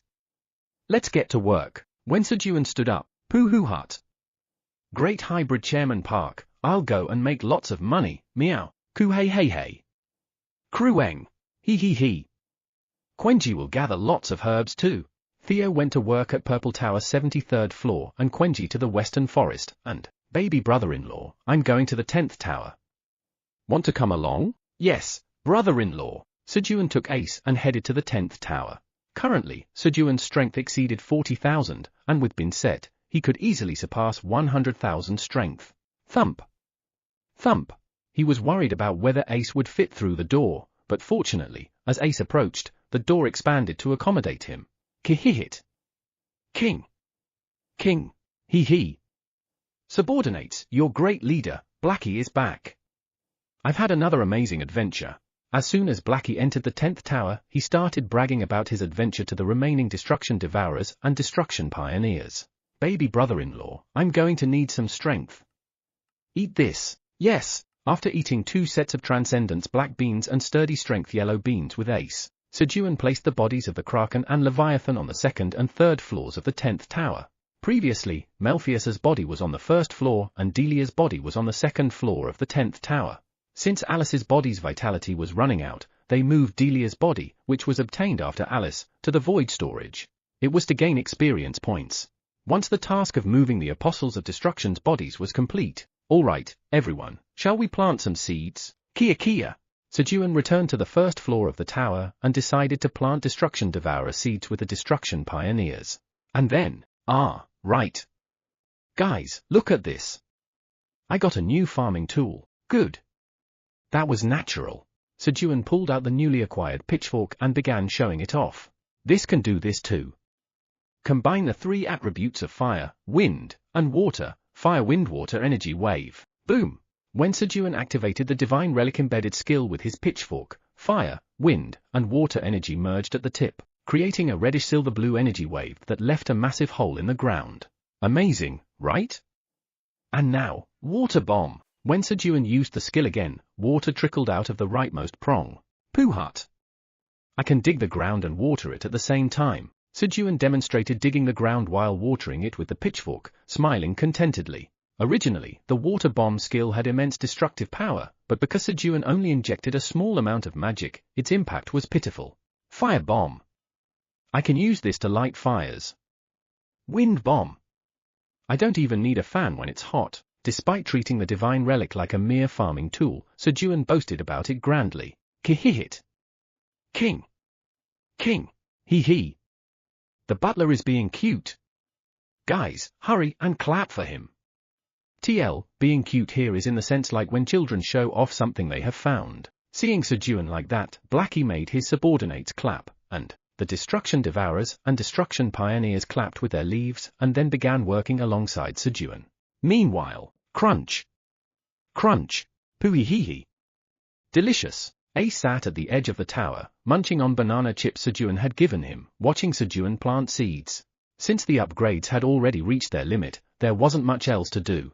You have planted a Destruction Pioneer seed, 1, in soil imbued with refined energy of destruction and magic power. Your job experience has slightly increased. Your proficiency of magic seed sowing, master, has slightly increased. While Sejun was diligently planting Destruction Devourer seeds, the energy of creation created in the 10th tower has reached 12 million L. The 5th floor of the 10th tower is now open. The 5th floor of the 10th tower is now activated. The height of all floors in the 10th tower has been doubled. A series of messages appeared before Sejun. Patrick Nim, please move Stellanim to the 3rd floor of the tower. As soon as he read the message, Sejun hurriedly relayed his request to Patrick. Patrick, the god of earth, says that the great silver dragon Stella Hizron is currently helping Hama, the god of farming, to create the enhancing elixir, so you don't need to worry about her anymore. Patrick responded. What? She's helping make enhancing elixirs? Originally, Stella's role was to help those who cleared the trials of the 10th tower. However, since Sejun had been far too weak at the time, Stella sadly became a burden within the 10th tower and, if that's the case, then let me out. I'm bored. Tired of her endless boredom, Stella found a task to do and began helping Hama make the enhancing elixir. So that's why the enhancing elixirs have been getting made so quickly lately. Sejun had wondered about the sudden speed increase in elixir production, and it turned out he had Stella to thank for it. You have arrived at the 4th floor of the 10th tower. While conversing with Patrick, Sejun arrived at the 4th floor. Approaching a white crystal, tap. When he placed his hand on it, you have cleared the 4th floor of the 10th tower. As a reward for clearing the 4th floor, you have received 10 billion tower coins and 200 billion experience points. As a reward for clearing the 4th floor, all stats increase by 300. The upgrade limit has increased by 100%. The waypoint for the 4th floor has been saved. Moving to the 5th floor of the tower. With the reward messages displayed, a waypoint appeared, and Sejun moved to the 5th floor of the tower. You have arrived at the 5th floor of the 10th tower. Wow! This place is even bigger. The land was massive, 4 times the size of the 4th floor and 256 times the size of the 1st floor. I should plant something first at least. While Sejun started planting crops in the empty land. Rumble. Outside the 10th tower, massive changes were occurring. As the floor height doubled, the tower's height doubled and the 10th tower got closer to the energy of destruction. The closer the 10th tower got to the center of destruction, the more it began absorbing the thick, overwhelming energy of destruction. An uncontrollable amount of energy of destruction is forcibly flowing into the 10th tower from the outside. as it absorbed an immense amount of energy of destruction. The same phenomenon as before began occurring again. Oh, really? That's great. Turn on the lighthouse. Finally, it's time to use this. Sejun, after checking the message, activated the lighthouse of creation that burns destruction. Then, consuming 300,000 L of energy of creation to activate the lighthouse that burns destruction for 1 hour. The lighthouse installed at the top of the 10th tower lit up with a brilliant white light. Sark! The energy of destruction touched by the lighthouse's light began to burn and purify. And the original purpose of the lighthouse was to signal one's location to those far away. What? What is this unpleasant light? Jormungandanim, it's coming from that tower. Jormungandr and Hydra noticed the lighthouse's light. However, we'll observe for now. If we approach, we might fall into a trap. They were not swayed by the lighthouse's light. No, in truth, they were too afraid to move. Realizing that Leviathan had not returned, they began to feel a sense of crisis. Oh! The light has gone out. As expected, it was nothing significant. In the end, they stayed put until the lighthouse's light went out, allowing the 10th tower to successfully close the distance to the center of destruction. Chapter 564. Hee. Come to think of it, I haven't shown my nephew my gallant side yet. Combat shop headquarters. Ha ha ha. I've been in such a great mood lately. Did you hear? Sejun recently stood bravely in front of both a Kraken and Leviathan, one after the other. And on top of that, he even took the lead in the fight against the Leviathan. It's clear now that Sejun is walking the path of a warrior. Bev Nim, I've also been in a fantastic mood these days. My Quenji has recently started using the power of storms with such skill. It's obvious he's showing interest in the path of a warrior too. Bev, the god of courage, and Thunder, the god of storms, who had both been blocked 3 times in a row while trying to curry favor with Sejun and Quenji on Battler's behalf, chatted excitedly. Sakak. Sakak. SHK.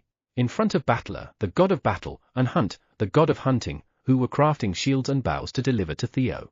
Today was the deadline to send supplies to Theo. The 2 gods were working frantically to meet the deadline. Can't you see we're working here? Go chat somewhere else. It's distracting. Battler, on edge due to the looming deadline, gritted his teeth and tried his best to hold back his anger as he growled quietly. Ha ha ha. That's Sejun, Quenji is. But the 2 gods ignored Battler and continued to chatter away excitedly. These days, they had a lot to talk about, thanks to Sejun and Quenji frequently fighting against the apostles of destruction. And then, snap! In the end, Battler's anger reached its boiling point, and he was about to unleash his power when Theo, the legendary merchant of the Black Tower, is urging you to send the divine relics immediately. Theo, the legendary merchant of the Black Tower, is furious, asking how a god could break a promised deadline. Theo, the legendary merchant of the Black Tower, says if the divine relics aren't delivered within 10 minutes, he will impeach. A series of urgent messages from Theo popped up. This is no time for this. The fiery rage inside Battler instantly cooled down as he hurriedly sat back down and focused on crafting the shield. 99th floor of the Black Tower. Everyone, good work. Sejun, having finished upgrading the 10th tower to its limit, returned. It's lunchtime. Baby brother-in-law, what do you want to eat? Tteokbokki, got it. While Sejun prepared the tteokbokki in response to Ace's request. Poohoo hut. Great hybrid Chairman Park. Today I, Vice Chairman Theo, earned a lot of money by selling divine relics. Meow. Coo hey. Krueng. He. Dad, Quenji found some amazing medicinal herbs. Theo and Quenji returned as well. And then, Poohoo hut. Chairman Park, take this. Meow. Theo handed Sejun a heavy pouch of money. Krueng. Dad, eat this. Quenji handed Sejun a dark blue kudzu root of potential. Thanks, you too. Sejun patted their heads and took the money pouch and the kudzu root. He put the money in his pocket and carefully examined the kudzu root that Quenji had brought. Dark blue kudzu root of potential? The name was different from the kudzu roots Quenji usually brought. What is this? Sejun checked the item's description. Dark blue kudzu root of potential? A kudzu root that has grown by absorbing life force from a living host. Grown by a skilled herbalist, the kudzu has absorbed almost the maximum amount of the host's life force, further boosting its medicinal properties. It contains plenty of excellent nutrients, providing high satiety and long-lasting energy. When consumed, all stat potentials increase by 100. Tastes like pancakes dipped in honey. Cultivator, intermediate herbalist Quenji. Shelf life, 300 days. Grade S. Oh, Sejun was deeply impressed by the fact that the kudzu root had been cultivated by a skilled herbalist. It was a recognition of Quenji's abilities. It even raises potential stats by 100. As he continued reading the description, "Ooh, tastes like pancakes dipped in honey? Is that even possible?" Sejun curiously put the kudzu root into his mouth and chewed. And then, whoa, the kudzu root melted smoothly in his mouth. Even the texture was recreated. The texture was strikingly similar to pancakes dipped in honey. Gulp. You have consumed the dark blue kudzu root of potential. All stat potentials have increased by 100. As Sejun was eating the kudzu root, stare. How is it? Quenji was staring at Sejun with hopeful, expectant eyes. Sejun, belatedly noticing Quenji's intense gaze, quickly responded. Wow! It really felt like I was eating pancakes dipped in honey. Son, how were you able to create such taste and effects? Thanks to you, Dad got so much stronger. He hurriedly grabbed Quenji by his sides with both hands and lifted him up in praise. Ku hey hey hey. Krueng. He he he. Quenji worked really hard on my herb research to make Dad stronger. So now Dad has to eat more of the herbs I gather and get even stronger. Encouraged by Sejun's praise, Quenji was burning with determination. And then, Pooh Hut. Vice Chairman Theo, will also find something good to make Chairman Park stronger. Meow. Kihihit. King. Hee hee. Me too. Butler is too weak. Poohee hee hee. I'll make my brother-in-law stronger too. The rest of the group also became fired up with determination, as everyone was brimming with resolve to make Sejun stronger. Hee hee. Come to think of it, I haven't shown my nephew my gallant side yet. The one causing everyone's worries, Sejun, was thinking about something entirely different. All right, everyone, let's eat quickly and head to the Red Ribbon Kingdom. Sejun hastily prepared the meal. The duration of his power, Master of Magic, replica, was only until tomorrow. Today was the perfect time to show off. And he also had to give the Black Rabbit a name. Thus, the sudden decision to head to the 55th floor of the tower was made. Brother-in-law, what about me? Sorry, Ace, you can't come. Pewing. Ace, who was still young, couldn't join them. 55th floor of the Black Tower. Black Rabbit Nim. This time, Daxon Village has been affected. What?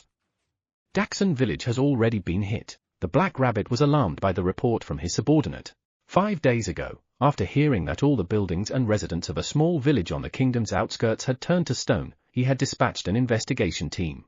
But during that time, contact with the investigation team was lost, and the mysterious petrification phenomenon rapidly spread across the Red Ribbon Kingdom. And now, the danger had approached as close as Daxon Village, only 100 kilometers away from Rabbit City, the capital of the Red Ribbon Kingdom. This time, I'll go personally. If this phenomenon wasn't stopped, the Red Ribbon Kingdom, which had been rebuilt with great effort, would be in danger. As the king of the kingdom, the Black Rabbit decided to take matters into his own hands. But, Your Majesty, prepare quickly. We depart immediately. Though his subordinate tried to dissuade him, the Black Rabbit urged them, and soon he left the capital with his men. You have arrived on the 55th floor of the Black Tower. In front of the waypoint located just outside White Castle, the royal palace of the Red Ribbon Kingdom, Sejun appeared. Salute! We greet Sejun Nim. As Sejun appeared, the Black Rabbit soldiers guarding the waypoint saluted him. Is the Black Rabbit inside? Salute! He is not currently in the castle. He's not in the castle? Where did he go? That is, the soldier hesitated, unsure if he could disclose the kingdom's strange phenomenon. At that moment, Dad Ada. Pi Ppi. Sejun Nim, please help. Choo Choo came running with a pale expression.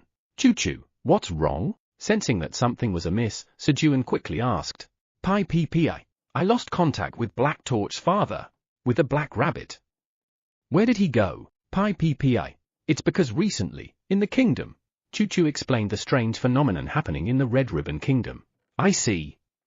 Don't worry, leave it to me. Quenji, let's go. Krueng. At Sejun's words, Quenji enlarged himself to about 3 meters, allowing the group to climb onto his back. Then, boom! He took off at supersonic speed toward where the Black Rabbit had disappeared. Quenji, faster! Sejun, now completely unfazed by Quenji's supersonic flight, urged him to go even faster. Krueng! Krueng! Got it, Dad! Hold on tight. Quagwang! Quenji, who had been holding back on speed out of concern for Sejun's safety, began to accelerate rapidly, flying at hypersonic speed.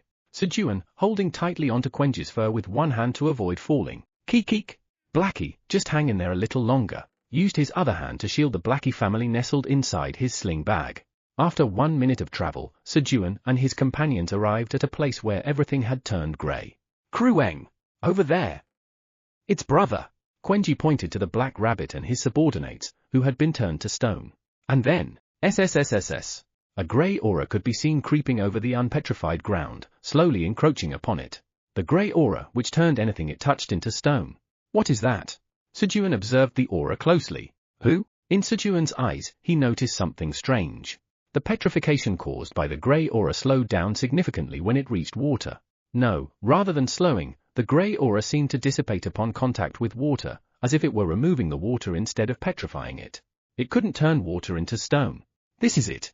Sejun had an idea of how to counter the grey aura. Water bomb. Using his trident of fire, wind, and water, Sejun splashed water onto the black rabbit. Crack! Crack! As soon as the water made contact, the stone encasing the black rabbit's body began to shatter. A moment later, Payak! Black rabbit! Quickly, get on! The black rabbit, still disoriented and looking around, heard Sejun shouting. Payak! Uncle! With a leap, the black rabbit hopped onto Quench's back. Create thundercloud. Sejun activated his rain thunder skill, summoning thunderclouds. Rumble. In a 60-kilometer radius, the sky became blanketed with dense, dark clouds. This was the result of using all of Sejun's 120,000 magic power. The power was incomparable to what it had been in the past. And to top it off, connect. For 10 minutes, you are connected to 9 streams of magic power. Magic power will be supplied without limit. Sejun also activated the power of Master of Magic, replica. Quagwang. W.A. Sejun, his consciousness expanding as he connected to the 9 streams of magic power, felt an exhilarating rush. Rainfall. Using the infinite magic power, Sejun unleashed a torrential downpour onto the grey earth. Shua. As the heavy rain poured down, the petrification gripping the grey earth began to slowly reverse, and the land started regaining its natural color. Though Sejun's magic supply was limitless, his output was capped at his maximum of 120,000 magic power, which was a slight limitation compared to the power of the 9 streams. Payak! Payak! The other black rabbit soldiers who had been following the black rabbit were also freed from their petrification and regained their freedom. The connection to the 9 streams of magic power will be severed in 10 minutes. The 10 minutes passed quickly, and the rain stopped. Payak! Having figured out how to reverse the petrification, the black rabbit took command, directing his subordinates to splash water onto the petrified villagers to save them. Thanks to the rain Sejun had unleashed, there was plenty of water pooled on the ground. As time went on, the freed villagers joined in, speeding up the process. While the rabbit scurried about, driving back the grey aura, for 10 minutes, you are connected to 9 streams of magic power. Magic power will be supplied without limit. Rainfall. Sejun continued to move forward, creating paths by summoning rain. As Sejun forged paths on the grey earth and the rabbits widened them, they slowly but surely pushed back the grey aura that had been encroaching on the Red Ribbon Kingdom. Who dares interfere with me? Kugugum. A thunderous roar filled with murderous intent echoed out as the mastermind behind the incident revealed itself, emerging from the grey earth in front of Sejun and his companions. Indestructible grey stone lion, Racknose? So it's you? The one turning the rabbits to stone. Water bomb. Sejun attacked Racknose immediately. King? That. Blackie, recognizing Racknose, let out a surprised cry. Racknose was one of the 5 beings that Blackie had failed to fully digest. And then, King? King? Who? That's my core. Blackie also realized that a piece of his core was embedded in Racknose's body. Kihihit. King. King. Hee. It's time to upgrade the sunfish core. Let's go, everyone. Hop. Blackie boldly leapt toward Racknose. However, the distance between Blackie and Racknose was considerable. Whoosh! Blackie began plummeting toward the ground. Shara-larang. Core. Piyak. Mew. Of course, Blackie had a backup plan. King. Let's go. The Blackie family flew hard towards Racknose and, thunk, they successfully docked. Chapter 565, Fatty, you already ate earlier. In the mental world of Racknose, the indestructible grey stone lion. Thump. Thump. Racknose, it's been a while. As a dark blue wolf appeared. Fenrir, you bastard. Racknose roared in anger and began to unleash his power. And then, rumble. Massive grey stone walls formed around Racknose. growling, "Call me the great Blackenim now." "Are you going to hide again this time?" Looking at the enormous stone walls, Blackie scoffed. "Ha! You couldn't break through my wailing walls before, and yet you laugh. Where does that confidence come from?" In the past, when the walls couldn't be broken, Blackie had simply swallowed Ragno's whole. But this time, he wasn't alone. Thump! Thump! Following behind Blackie, 9 of the former apostles of destruction emerged one after another. "Guys, let's get this over with quickly." "Yes!" Bang! Crash! Boom! Blackie and his subordinates began smashing the stone walls created by Ragnos. The walls were not only incredibly sturdy but also regenerated immediately after being destroyed, leaving no gaps. This was why Ragnos had earned the title of indestructible. Using his wailing stone walls to protect his body, Ragnos had never lost to an opponent. However, boom! Growling, "Got you!" It seemed that title could no longer be used. Crack! As Blackie bit down on the neck of the grey stone lion Ragnos, his neck snapped, and his body dissolved into nothingness. 55th floor of the Black Tower. Rumble! When the massive stone walls that had suddenly appeared due to Blackie's exorcism of Ragnos collapsed. Who? Sejun saw the body of the grey stone lion inside the walls crumble to dust. Blackie must have succeeded. Sejun hurriedly began searching for Blackie family, who had been left behind because of the stone walls. Kirarong, Rorong, Kiruruk. Thanks to their snoring sounds, finding them was easy. "Guys, good work." As Sejun gathered the exhausted Blackie family. "Pooh hut. Chairman Park, take this too." Meow. Theo came over, holding 3 orbs that had fallen near Blackie family. 2 grey orbs and 1 black orb. Indestructible grey stone lion Ragnos as power stone, grey erosion. Indestructible grey stone lion Ragnos as power stone, wailing stone wall. Core fragment, 13% of Fenrir, the god-hunting noble wolf and first seat of the apostle of destruction. Thanks. Sejun took the 3 orbs. Absorbing the power, grey erosion contained within the power stone of the indestructible grey stone lion Ragnos. Absorbing the power, wailing walls contained within the power stone of the indestructible grey stone lion Ragnos. Sejun stored the core fragment in his pocket and absorbed the powers from the 2 power stones. And then, the target for absorption lacks sufficient strength. Adjusting the strength of the power to match the target. The strength of the power has significantly decreased. The powers were significantly reduced so that Sunfish Sejun could absorb them. You have been granted power, weak petrification curse. You have been granted power, half-broken wailing walls. Let's see the options. Sejun checked the options of the 2 powers he had received. Power, weak petrification curse. Applies a petrification curse that turns the enemy's body to stone. High chance the enemy will resist petrification. Power, half-broken wailing walls. Summons wailing walls that are more than 50% destroyed. What is this? This nerfing is too severe? Is it because I haven't complained about the system much lately? As Sejun grew increasingly irritated after checking the options of the nerfed powers. Title, One who glimpsed the beginning discovers 2 powers that can strengthen power, half-broken wailing walls. A message appeared. Title, One who glimpsed the beginning strengthens power, half-broken wailing walls using power, weak breath of the abyss and power, weak petrification curse. You have been granted power, broken abyssal wailing walls. Did it get better? Sejun checked the enhanced power. Power, broken abyssal wailing walls. Summons wailing walls that are less than 30% destroyed. There is a very low probability of nullifying an enemy's attack. It improved from more than 50% to less than 30%, but why did he still feel bad? While Sejun was examining the power. Payak! Uncle, are you okay? The black rabbit hurriedly ran over, worried about Sejun. Yeah, of course I'm fine. Who? I'm not the same as I used to be. As Sejun boasted and exuded his presence. Goo. His aura dominated the surroundings. Payak! Uncle, you've gotten stronger? The black rabbit was surprised feeling Sejun's power. Of course, this didn't mean Sejun was stronger than the black rabbit. It was more of a hey, not bad kind of feeling. Having grown up eating Sejun's crops and becoming a king while consuming countless rare elixirs, the black rabbit possessed strength that was considered otherworldly. Thus, Sejun earned recognition for his strength from the black rabbit. By the way, where are Wolgang, Wolher, and Black Torch? Sejun asked about the whereabouts of his next targets to brag to. Payak! Payak! They're probably at the farming school. I'll guide you there. The black rabbit led the way to the farming school. On the way there, what should I name him? Kuhei. Payak! As Sejun watched the black rabbit playing with Quenji, he pondered deeply. At first, he thought about following the pattern of Wolfgang and Wolher and naming them with Wool as a family name. But then, that would make their son Black Torch's family name different. That wouldn't do. So, the beginning had to be Black, followed by Wool from the parents' names. Hyukwol. Hyuk is the Korean for Blackwool, if you don't remember, means moon. A perfect name already. But then, Sejun decided to add one more syllable for no particular reason. After a moment of deliberation, he chose the final character. May Black Rabbit receive many blessings. How about Hyukwol for your name? Bok here means blessings, luck.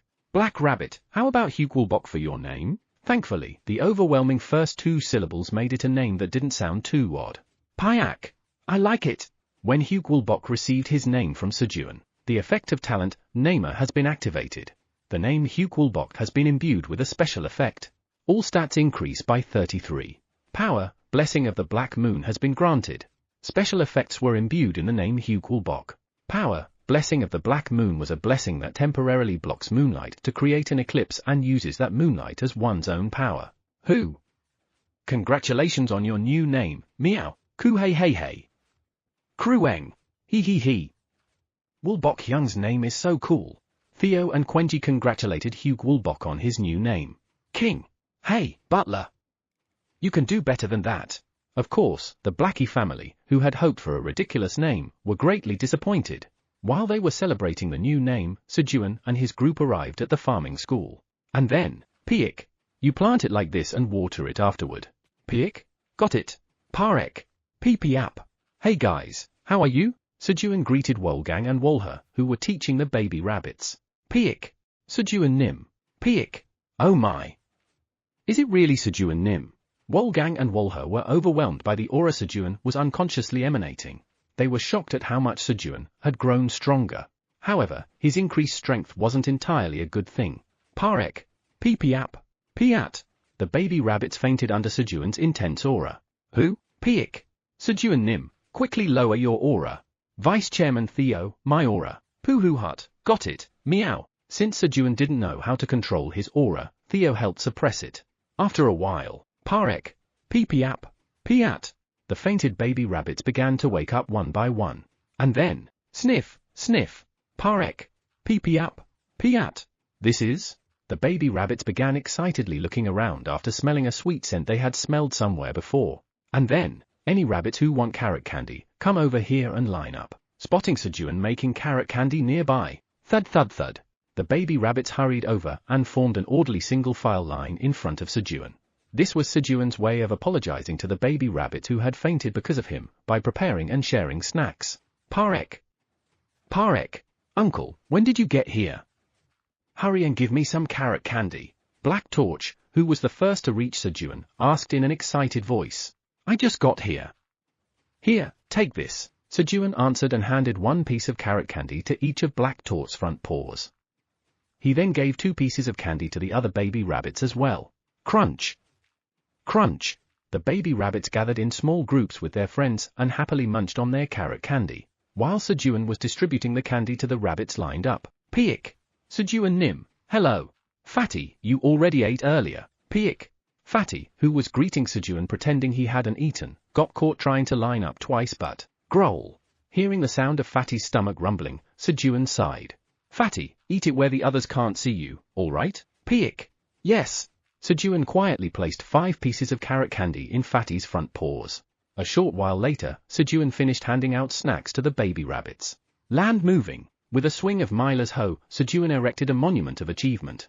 Achievement monument for Luna, the god of moonlight number 2. Since Wolfgang, Wolher, and Hyukwol all possessed moon-related abilities, Sejun believed praying to Luna, the god of moonlight, could create a win-win situation for both the rabbits and Luna. Alright, kids, I'll be going now. When Sejun announced his departure, Parek? Uncle, can't you stay for a night? Peepiap. Sejun Nim, stay a bit longer. Piik. Sejun Nim, don't leave. The baby rabbits clung to Sejun, expressing their reluctance to let him go. Who? This popularity. Sejun smiled proudly at their reaction. However, now we can't eat carrot candy. They were disappointed not because of Sejun, but because they couldn't eat more carrot candy. Not realizing this, if it weren't for the power, I could stay the night. Sejun felt great regret.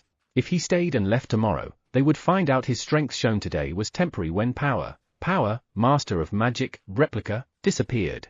Having sufficiently boasted of his power to the rabbits on the 55th floor, Sejun returned to the 99th floor of the tower.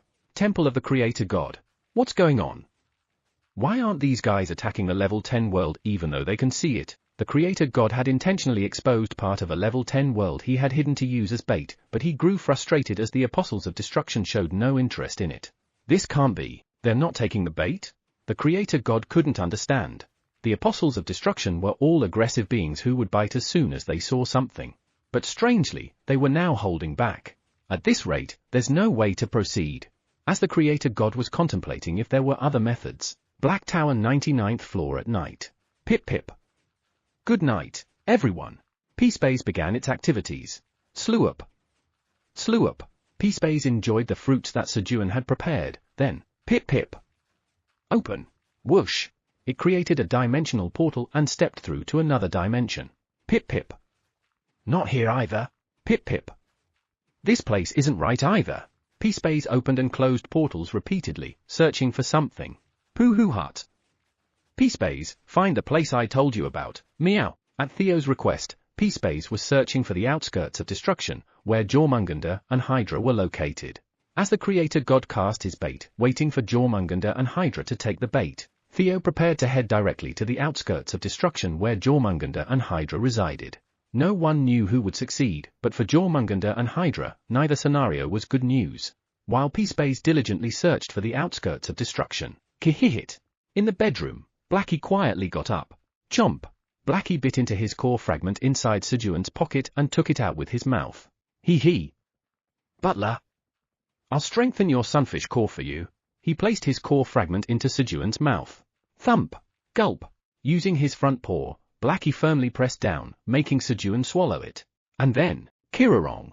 Blackie lay back down on Sejun's chest and fell asleep again. As the night deepened, Wuong. Sejun's sunfish core quietly began absorbing Fenrir's core fragment, gradually becoming stronger. It was transforming into Super Sunfish Core. Chapter 566, Always Listen to Your Elders. Early morning on the 99th floor of the Black Tower. All right. After a refreshing and deep sleep, Sejun woke up earlier than usual. Power, Sunfish Core absorbs core fragment, 13% of Fenrir, the god-hunting noble wolf and first seat of the Apostle of Destruction. 1% absorbed. 2% absorbed. 100% absorbed. Power, Sunfish Core has been upgraded to Power, Super Sunfish Core.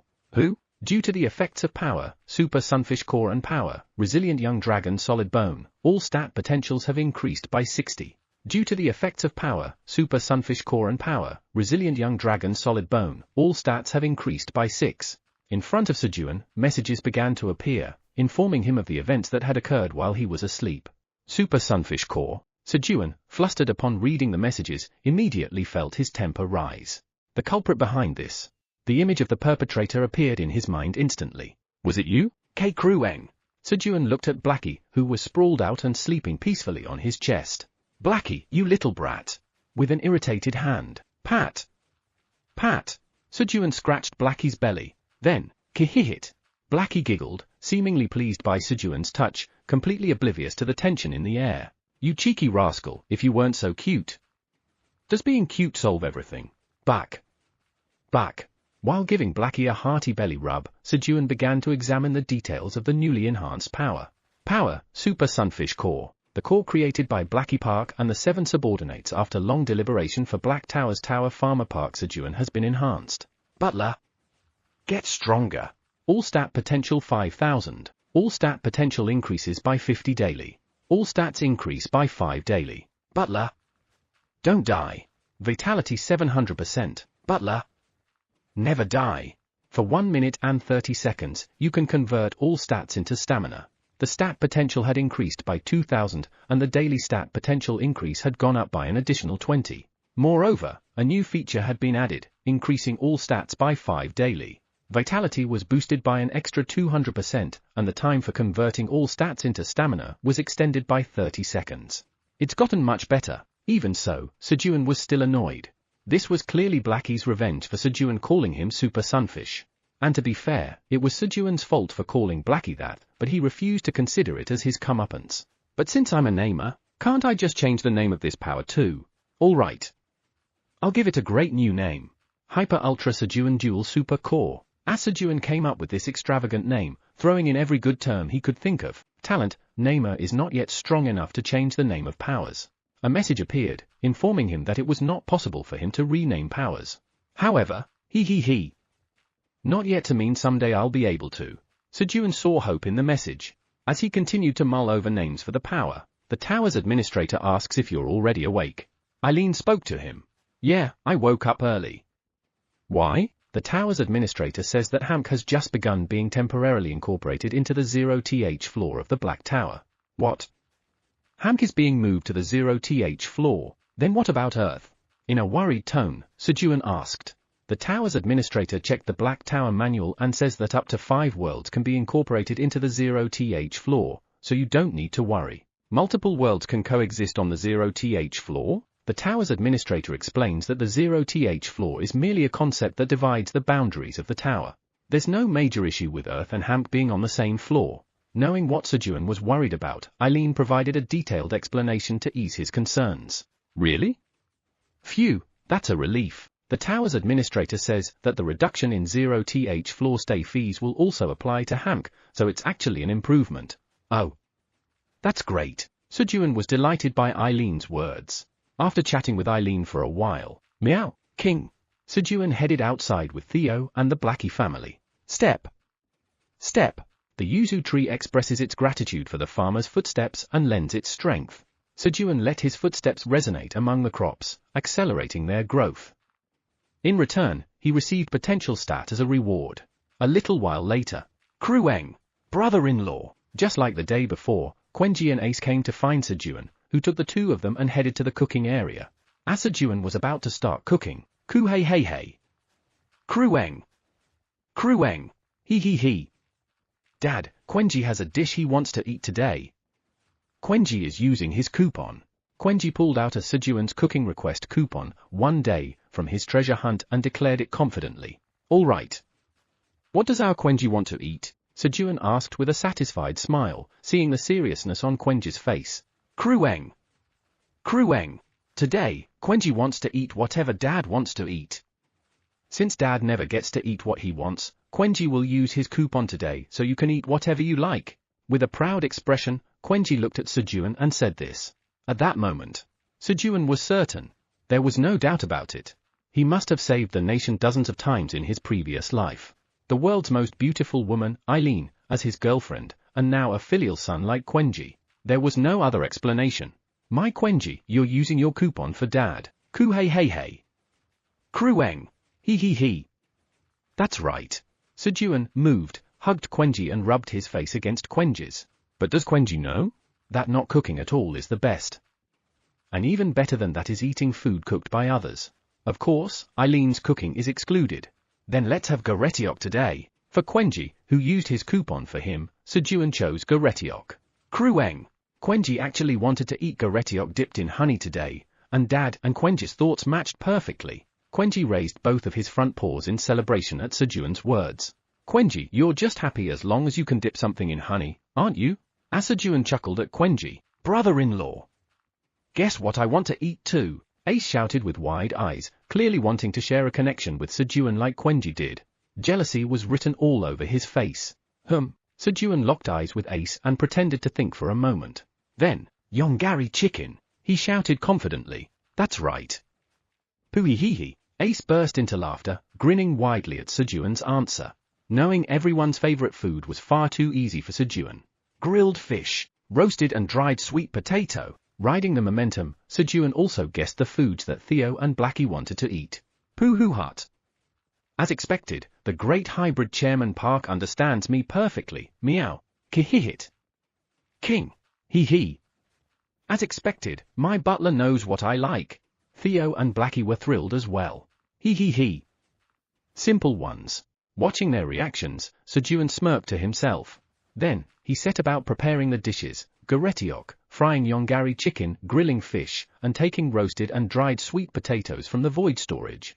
Although Quenji had used his coupon to let Sejun eat what he wanted, in the end, Sejun prepared all the dishes that the group wanted. After finishing their breakfast, slurp. As Sejun sipped the coffee Quenji had brewed, boom! Suddenly, a powerful energy wave exploded from afar, sending shockwaves rippling towards Sejun. What was that? That's where mother-in-law is. As Sejun turned to look in the direction where the energy wave had occurred. Flap! Flap! Sejun, are you all right? Son-in-law, are you okay? Kaiser and Anton's dragon statues flew towards Sejun with all their might, worried that he might have been injured by what just happened. Of course, I'm fine. I'm strong now, as Sejun answered confidently with a smile. Boom! Another wave of energy erupted, this one even stronger than the previous one.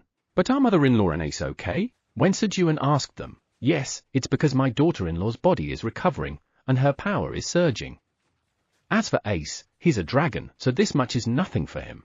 Ace possessed bloodline, Great Dragon, which allowed him to nullify over 90% of the energy from other dragons. Additionally, he was protected by power, Young Dragon's Blessing, which lasted until he turned 100 years old.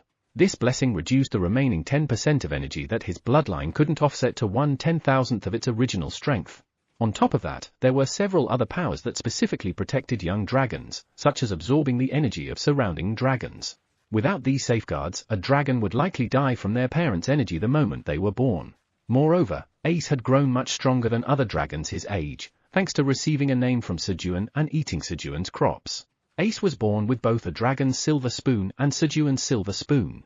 But son-in-law, wouldn't it be better if you went somewhere else for a while? Yes, Sejun, go visit another floor. It'll take some time for Elizabeth's energy to settle. Kaiser and Anton spoke with concern for Sejun. Now, I told you I'm fine. Just as Sejun was confidently saying this, the duration of power, Master of Magic, Replica, has ended. All stats boosted by 20,000 and magic power boosted by 70,000 due to power, Master of Magic, Replica, have disappeared. The effects of power, Master of Magic, Replica, vanished from Sejun. A message appeared before him. Who? Suddenly, with 150,000 total stats gone, Sejun felt an overwhelming sense of weakness. At that moment, boom! Elizabeth's energy wave struck Sejun once more. Ouch! This time, it hurt a little. I'll go down for a bit. It's always best to listen to your elders. Thus, Sejun decided to temporarily leave the 99th floor of the tower until Elizabeth's energy stabilized. Guess I'll do some shopping. Sejun and his companions headed down to the 75th floor of the tower. 5 hours later, the tower's administrator says that Mom has stabilized and that you can return now. Got it. Hearing Eileen's words, Sejun, who had been shopping, returned to the 99th floor of the tower. That evening, brother-in-law, Mom says she's planning to return to the dragon's territory next week. Ace, who was now eating with Sejun while Elizabeth rested after recovering her strength, delivered the news of her return. Pewing. So that means Ace will have to sleep alone at night now. Ace spoke in the most pitiful voice he could muster, staring at Sejun with pleading eyes. It was clear he wanted to sleep with Sejun. Ace naturally assumed he'd stay behind with Sejun. But, I don't think so. That wasn't going to happen. If Elizabeth returned, Ace would obviously go with her. And I think Ace will go with your mom. Pewing. Ace began to cry at Sejun's straightforward words. He had been fine with the thought of being separated from his mom, but the idea of being apart from Sejun made tears flow uncontrollably. Why are you crying? You can come back anytime you want. And if there's anything you want to eat, just tell me, and I'll send it to you. Sejun patted the giant Ace on the back, soothing him.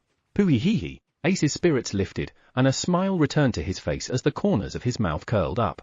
Hey! If you cry and laugh like that, you'll grow hair on your butt.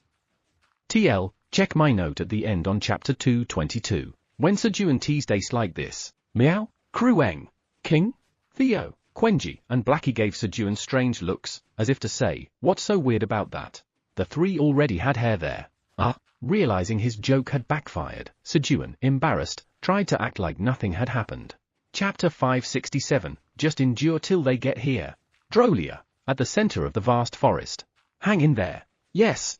With Flamey cheering it on, the rose tree sprouted golden roses. A moment later, Pororong, a golden flower bloomed at the top of the rose tree. And then, crunch, the rose tree began to grow rapidly. Great job. You did well. Flamey praised the rose tree, which had worked hard to become a world tree. Hee. Now that I've raised 300 world trees, only 700 remain. Calculating the remaining number, Flamey reignited her motivation. At that moment, large mosquitoes, drawn by the scent of the world tree flowers, flew over. Tree killer? They were terrifying pests that would stick to trees and suck their sap until they withered and died, truly frightening creatures for trees. Don't interfere with my meeting with Sejun Nim. Quagwang. Of course, to Flamey, they were just bugs. Oh. These might be good for Sejun Nim to eat. Or perhaps, they were beneficial insects. Flamey happily collected the cores from the tree killer corpses. Black Tower 99th floor. Puck. Your field LV9 has been activated. You've planted a Destruction Devourer seed in the body of Alice, the mesmerizing spider, and 9th seat of the Apostles of Destruction. After finishing breakfast, Sejun diligently planted Destruction Devourer seeds in the void storage. I should be able to level up by today. This was because Alice's vitality was nearly depleted. After planting all the Destruction Devourer seeds he had, Sejun moved on to harvesting crops. You've harvested a Daybong Persimmon of accuracy. Your field LV9 has activated, dealing additional damage. Your field LV9 has activated, and harvest stats from Alice, the mesmerizing spider, and 9th seat of the Apostles of Destruction. Strength increases by 30, stamina by 30, agility by 55, and magic power by 35. SRRK. Along with the messages, Alice's body disappeared. And then, you defeated Alice, the mesmerizing spider, and 9th seat of the Apostles of Destruction, who lost her soul. You've gained 4.5 trillion experience points. Level up. You've gained 1 bonus stat. Strength increases by 30. Strength potential increases by 1%. Experience gain messages popped up. With this, Sejun's level rose to 140. You've achieved a great feat by gaining an enormous amount of experience all at once. As a reward for this feat, remaining experience will forcibly complete your job quest, and you will continue leveling up. 3.7 trillion experience points have been used to forcibly complete your job quest. As a reward for completing the quest, level 141 is unlocked. As a reward for completing the quest, all stats increase by 200. Once again, Sejun bulldozed through a job quest with an absurd amount of experience. Level up! He leveled up twice more, reaching level 143. He felt quite satisfied. As Alice's body disappeared, leaving the void storage more spacious, Sejun gazed at it with a pleased smile. Puck! Your field LV9 has been activated. You've planted a power sweet potato seed in the body of Delia, the demon of corruption and 8th seat apostle of destruction. Sejun began planting seeds in Delia's body again. While Sejun was diligently working on his farming, flap! Flap! Anton's black dragon statue flew over. And then, brother-in-law, please come out. Over. Ace attempted to make contact with Sejun. Baby brother-in-law, I'm out. Over. TL, this reminds me of the scene from Family Guy with Brian and Stewie. Watch here, https://www.youtube.com/watch?v=WRVGOCZ7Z2A. Sejun also played along, looking around quietly like a secret meeting while responding softly to Ace. This was partly due to requests from Kaiser and Anton, but also because Ace had been feeling down lately. Sejun was doing his best to lift Ace's spirits. Ace, who had gone to the dragon's territory, believed he could visit Sejun anytime in the future. But then, welcome, Ace. Ha ha ha. Even though you're not even a year old yet, you already look like you're 3. Ace, it's good to see you. The moment Ace arrived at the dragon's territory and received a grand welcome from the other black dragons. Boom! Ace absorbed the energy of the surrounding black dragons and underwent a massive power-up. Ace is too strong now, so he can't go to the 99th floor of the tower anymore. To protect Sejun, Eileen issued an order banning Ace from entering the 99th floor of the tower. Normally, a young dragon couldn't grow so dramatically, even by absorbing the energy of other dragons. However, since Ace had consumed Sejun's crops, his potential had increased significantly. Wara? Why can't I go? I want to visit brother-in-law.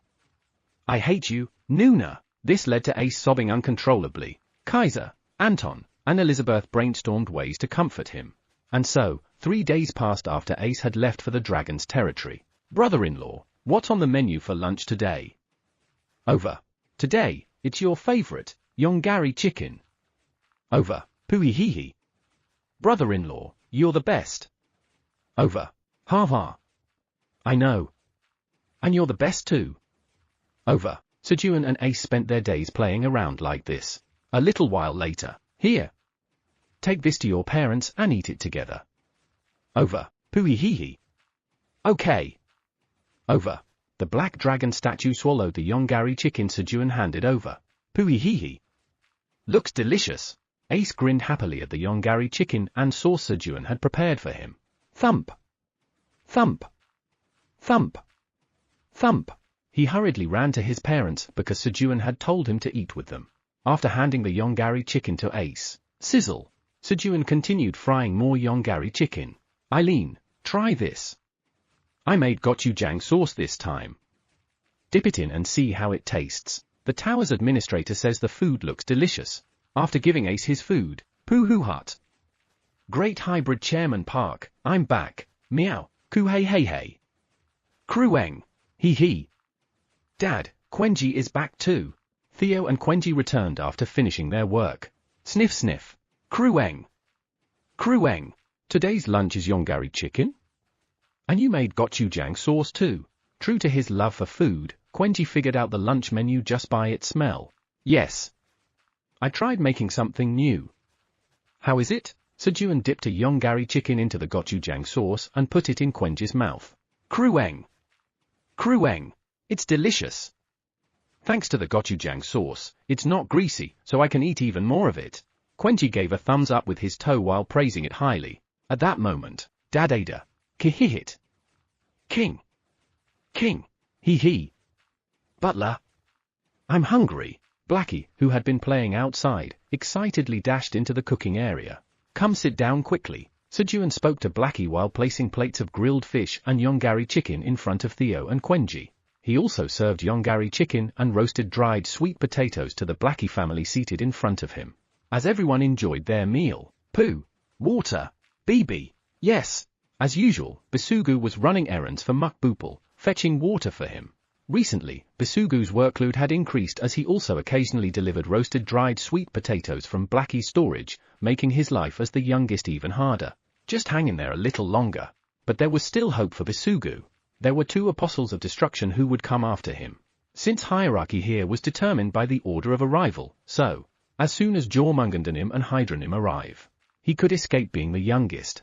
Moreover, I might even be able to make Jormungandanim and Hydranim run errands for me. Thinking about bossing them around, since he'd no longer be the youngest among the snake faction, filled him with joy. Pooh, Bisugu. Where's the water? Are you done yet?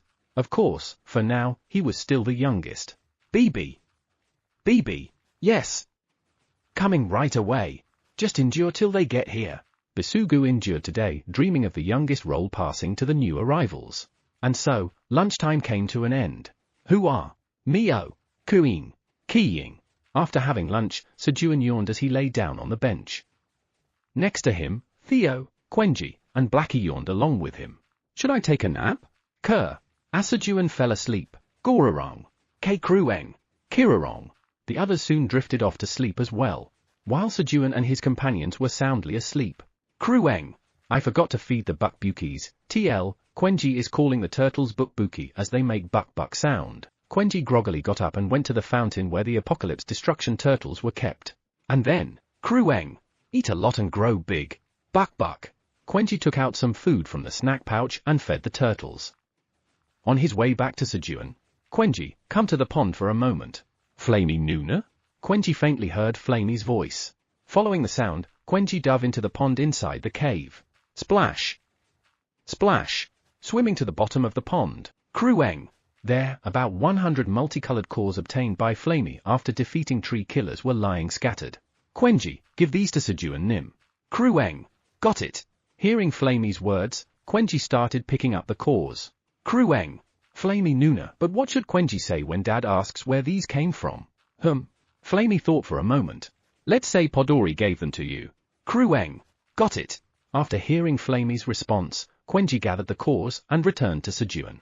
Koo hey hey hey! He snuggled into the still sleeping Sejun's arms. Krueng! And quickly fell asleep again. A little while later, oh. Podori gave these to you? Sejun woke up, received the cores from Quenji, and checked their stats. Core of the tree killer, a core made by tree killer insects inhabiting Drolia by sucking tree sap. When consumed, increases stamina potential by 50 and stamina by 20. When consumed, has a low chance of awakening, talent, extraction. Has a grassy taste due to the sap-based diet of the tree killer. Usage restriction, all stats must be 100 or higher. Grade A. The cores, made from the sap of various trees, had widely varying stats and effects. He. Still, these are pretty great. Smiling, Sejun went to thank Podori. Me. Podori looked utterly confused. Yeah, Quenji said you were the one who gave this. Sejun showed the cores to Podori as he spoke. What's going on? Podori, who hadn't heard anything about this, was flustered. At that moment, Quenji used telekinesis to gather twigs and leaves, forming the shape of Flamey, and signaled to Podori. Ah. It must have been Flamey Nim's doing. Of course. I personally obtained these for Sejun Nim. Realizing it was Flamey's mission, Podori quickly lied. However, really? These are from Drolia, but how did you manage to get them? That's because I'm a dimensional tree. I brought them from another dimension. One lie led to another. Dimensional tree? Yes. I've recently become a dimensional tree. A dimensional tree? Is that better than a world tree? Yes. Dimensional trees can root themselves in multiple dimensions. Wow. That's amazing. So, other than Drolia, where else have you rooted yourself? Curious to know if there was a world Podori was connected to that he recognized, Sejun asked. Well, there's Drolia and Podori named 5 worlds that Sejun couldn't verify. After all, dimensional trees needed to be rooted in at least 5 worlds.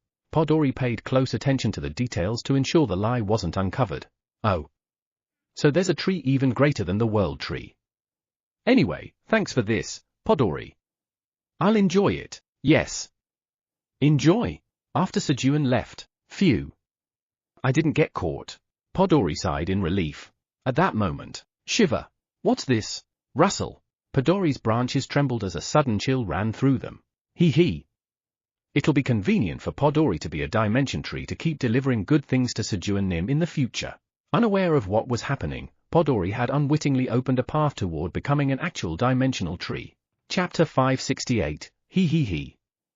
I can't enjoy this alone. Sejun, who had helped Podori with his forced promotion, NOM, put a tree killer's core into his mouth. And then, as the core melted smoothly, his mouth was filled with the scent of grass, as if he had entered a forest. On top of that, while it tasted like grass, it reminded him of the green juice his mom used to make when he was young. In short, it wasn't great. Since he'd already prepared himself for it to taste bad, it was tolerable enough to eat. Gulp. After swallowing the core, you have consumed Tree Killer's core. Magic stat potential increases by 30. Strength stat increases by 5. Messages appeared. NOM. Sejun swallowed another Tree Killer's core and thought, he. I can't enjoy this alone. I should share this healthy flavor with others. Who should I start with? Sejun searched for targets to share the healthy taste with. Lick. First, Theo, who was busy grooming himself, was passed over since he wouldn't touch anything other than grilled fish or churu. Hey. Quenji, who smiled innocently when his eyes met with Sejun's, was passed over because his sense of smell was too good. Kihihit. In the end, only Blackie family remained. If he gave it to them as is, it would be too obvious. Sejun took out roasted and dried sweet potato slices, made a gap in the middle, and carefully inserted pieces of the Tree Killer's core. Then, Blackie, want some roasted sweet potato slices? When he asked Blackie, Kihihit. King. He. I'll eat it. Blackie took the bait right away. All right. Here, have it. Sejun tried his best to hide his expression so his anticipation wouldn't show on his face as he gave Blackie the dried roasted sweet potatoes with the Tree Killer cores inside. Then, chomp. Blackie ate the roasted sweet potato slices enthusiastically. He. Sejun watched Blackie waiting for the reaction he was anticipating, but, who? Even after Blackie finished eating one slice, the reaction Sejun had been hoping for didn't come. What's going on? As Sejun looked at Blackie with confusion. What's that? Sejun noticed pieces of the Tree Killer's core scattered around Blackie. For Blackie, who had the title Genius of Deboning, removing the Tree Killer's core from between the roasted sweet potato and eating only the sweet potato was a piece of cake. Thus, Sejun's attempt to spread the healthy taste failed. He tried again with the mushroom ants and the poisonous bees, but they all failed too. At that moment, Moo, Black Minotaur 103, passed by in front of Sejun. However, determined to spread the healthy taste, Sejun didn't offer the Tree Killer's core to Minotaur 103, whose main diet was grass. It was a moment where his true intentions were revealed. Oh, well. I'll just eat it myself. Giving up on spreading the healthy taste, or rather, the thought of not wanting to eat something unpleasant alone, Sejun resumed eating the tree killer's cores. By the time he had eaten 95 cores, you have consumed tree killer's core. Stamina stat potential increases by 50. Agility stat increases by 7. Talent, extraction has awakened. A new talent awakened. Talent, extraction, a talent that allows you to squeeze out juice well by applying strong pressure. Extract juice efficiently? Quenji, let's have a juice squeezing contest. Sejun suggested a juice squeezing contest with Quenji to test his talent.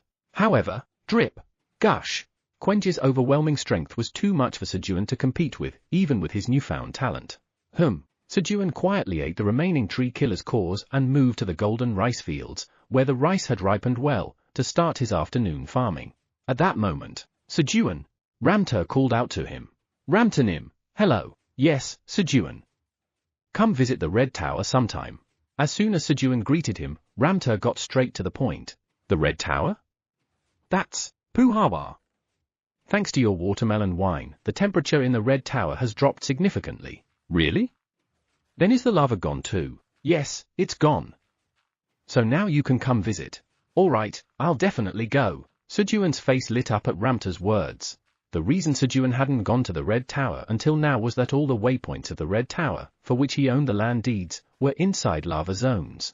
Sejun had learned this by chance while talking with Udon, and after that, he completely gave up on visiting the Red Tower.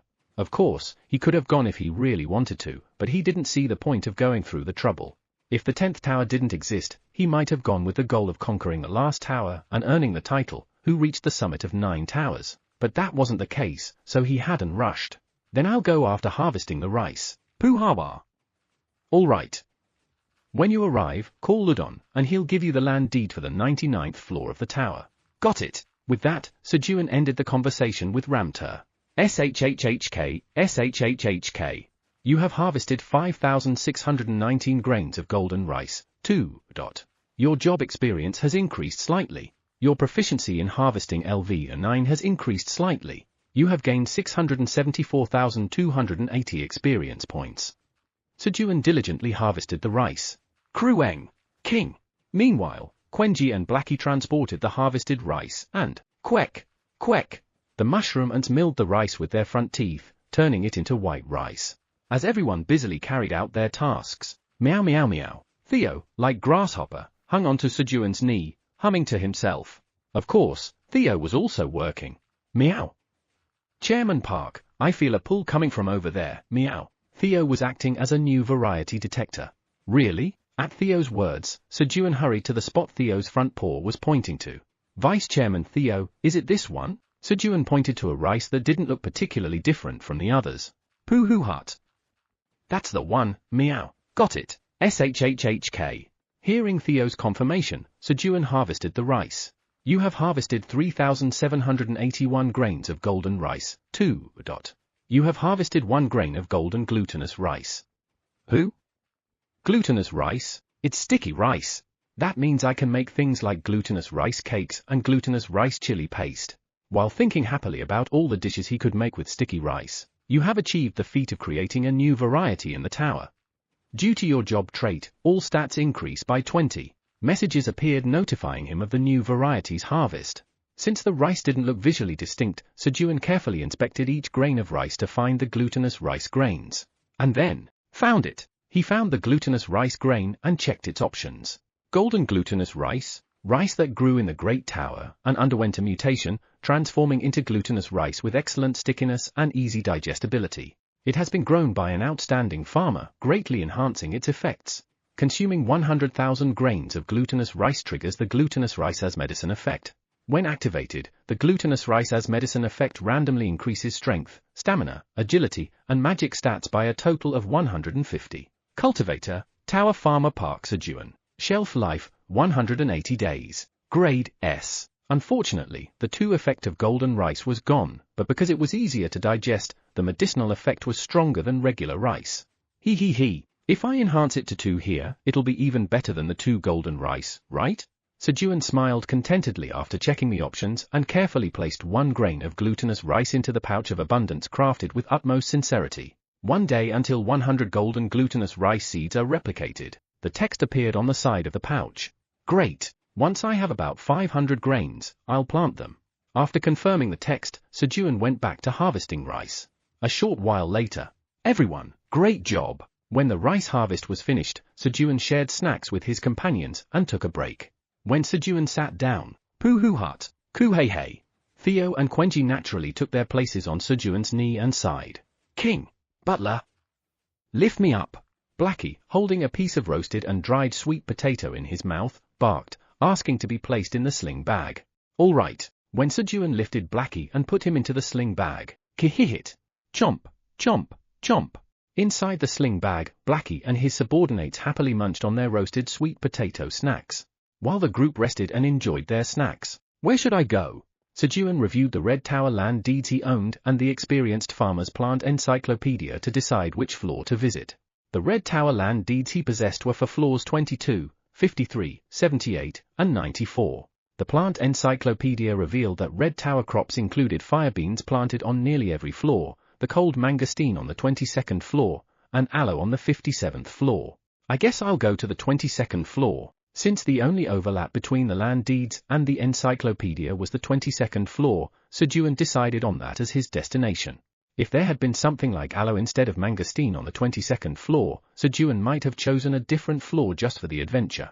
Conversely, even if he had known what was on floors 53, 78, or 94, his destination still would have been the 22nd floor. Because mangosteen is the queen of fruits. With his destination set, Sejun declared, everyone, get in the void storage. Sejun sent his companions into the void storage and, swoosh, unfolded the land deed for the Red Tower's 22nd floor, disappearing in an instant. You have arrived at the 22nd floor of the Red Tower. Sejun arrived at the Red Tower. As hot air rushed into his nose like he had stepped into a dry sauna. Whoop! He felt his nose and throat burn slightly, along with a searing sensation. And then, sizzle! The heat from the scorching sand beneath his feet radiated up to the soles of his feet. This is way too hot. Sejun quickly became drenched in sweat. He had endured the cold with sheer stamina before, but this heat was unbearable. At that moment, clink! Poo-hoo-hut! Chairman Park, I missed you, meow! Theo jumped onto Sejun's face. Hey! It's hot, wait, who? Sejun, who was about to complain at Theo clinging to his face, was startled by an unexpected coolness. Poo-hoo-hut! Great hybrid Chairman Park, can't control body temperature with magic power, meow. Who? You can do that? Yes, meow. How do you do it, meow? You just do it, meow. Just do it? While Sejun was dumbfounded by Theo's vague explanation, Krueng, King, Quenji and Blackie family also rushed out from the void storage. However, King, Great Blackie is going to burn to death. Blackie, carried by his subordinates, quickly went back into the void storage, clink, and closed the door in a hurry. Although Blackie had the ability to regulate his body temperature, he lacked magic power to do it. Quenji, on the other hand, instinctively knew how to regulate his body temperature but, Krueng, Quenji can just do it. Couldn't explain it to Sejun. Thanks to Theo and Quenji, who had naturally cooled him down, Sejun felt a bit more comfortable and began looking around. Oh! Mangosteens. He spotted deep purple mangosteens hanging from trees nearly 10 meters tall. Grab. When Sejun grabbed the closest mangosteen to harvest it, shhhk, an ant the size of 2 finger joints that had been hiding behind the mangosteen fruit revealed itself. The ant opened its sharp front teeth, aiming to bite Sejun, but, he. Looks like it's ripe? Excited by the thought of eating the mangosteen, Sejun didn't notice the ant at all. At that moment, meow! Theo, Sejun's bodyguard, swiftly swung his front paw and took out the ant. And then, Guard Theo Park has eliminated a bullet ant. You have gained 50 experience points, which is 50% of the experience gained by Guard Theo. A message appeared. Bullet ant? I heard getting bitten by a bullet ant hurts terribly. Phew. That was close. Vice Chairman Theo, you did great. Thank you. Sejun let out a sigh of relief as he checked the message and patted Theo's head in praise. Poo-hoo-hut. I, Vice Chairman Theo, always do great, meow. So Chairman Park should always be grateful to me, meow. While Theo puffed up with pride at Sejun's compliment, SSSSSK. With an ominous sound, tens of thousands of bullet ants that had been hiding in the mangosteen tree started crawling towards Sejun. And then, a quest has been generated. Quest, eliminate the bullet ant colony occupying the mangosteen farm. Bulletins, 1 of 50,000. Soldier bulletins, 0 of 5,000. Queen bulletin, 0-1. Reward, recognition as the rightful owner of the mangosteen farm on the 22nd floor of the Red Tower. A land deed quest message appeared in front of Sejun. Quenji, lightly roast them without hurting the tree. Krueng. Got it. Crackle. Crackle. Following Sejun's instructions, Quenji grabbed the thunderbolt staff and released a small burst of electrical energy. You have eliminated the bullet ant colony. You have completed the quest. With just one strike of Quenji's lightning, the quest was completed. Alright, now let's harvest the mangosteens. Pooh hut. Understood, meow, Krueng. While Sejun, Theo, and Quenji busily harvested mangosteens in the Red Tower. Flamey Nim, I can't do this anymore. Open your mouth. You're far from becoming a dimensional tree. On the 99th floor of the Black Tower, Flamey, taking advantage of Sejun's absence, was busy force-feeding Podori special nutritional supplements for becoming a dimensional tree. I don't want to become a dimensional tree. Podori wanted to scream those words, but they stayed stuck in his throat. Gulp. He swallowed the supplement, holding back his complaints. He didn't want to be burned to death by Flamey's fire. Getting promoted isn't good after all. Watching Podori endure, the sausage tree decided to stay as quiet and unnoticed as possible for the foreseeable future. Chapter 569, The Park Sejun, Yukon Man. 22nd floor of the Red Tower. Kihihit. King. Hee. Butler. Give me more. Blackie stuck his head out just slightly from a small gap in the void storage and urged Sejun.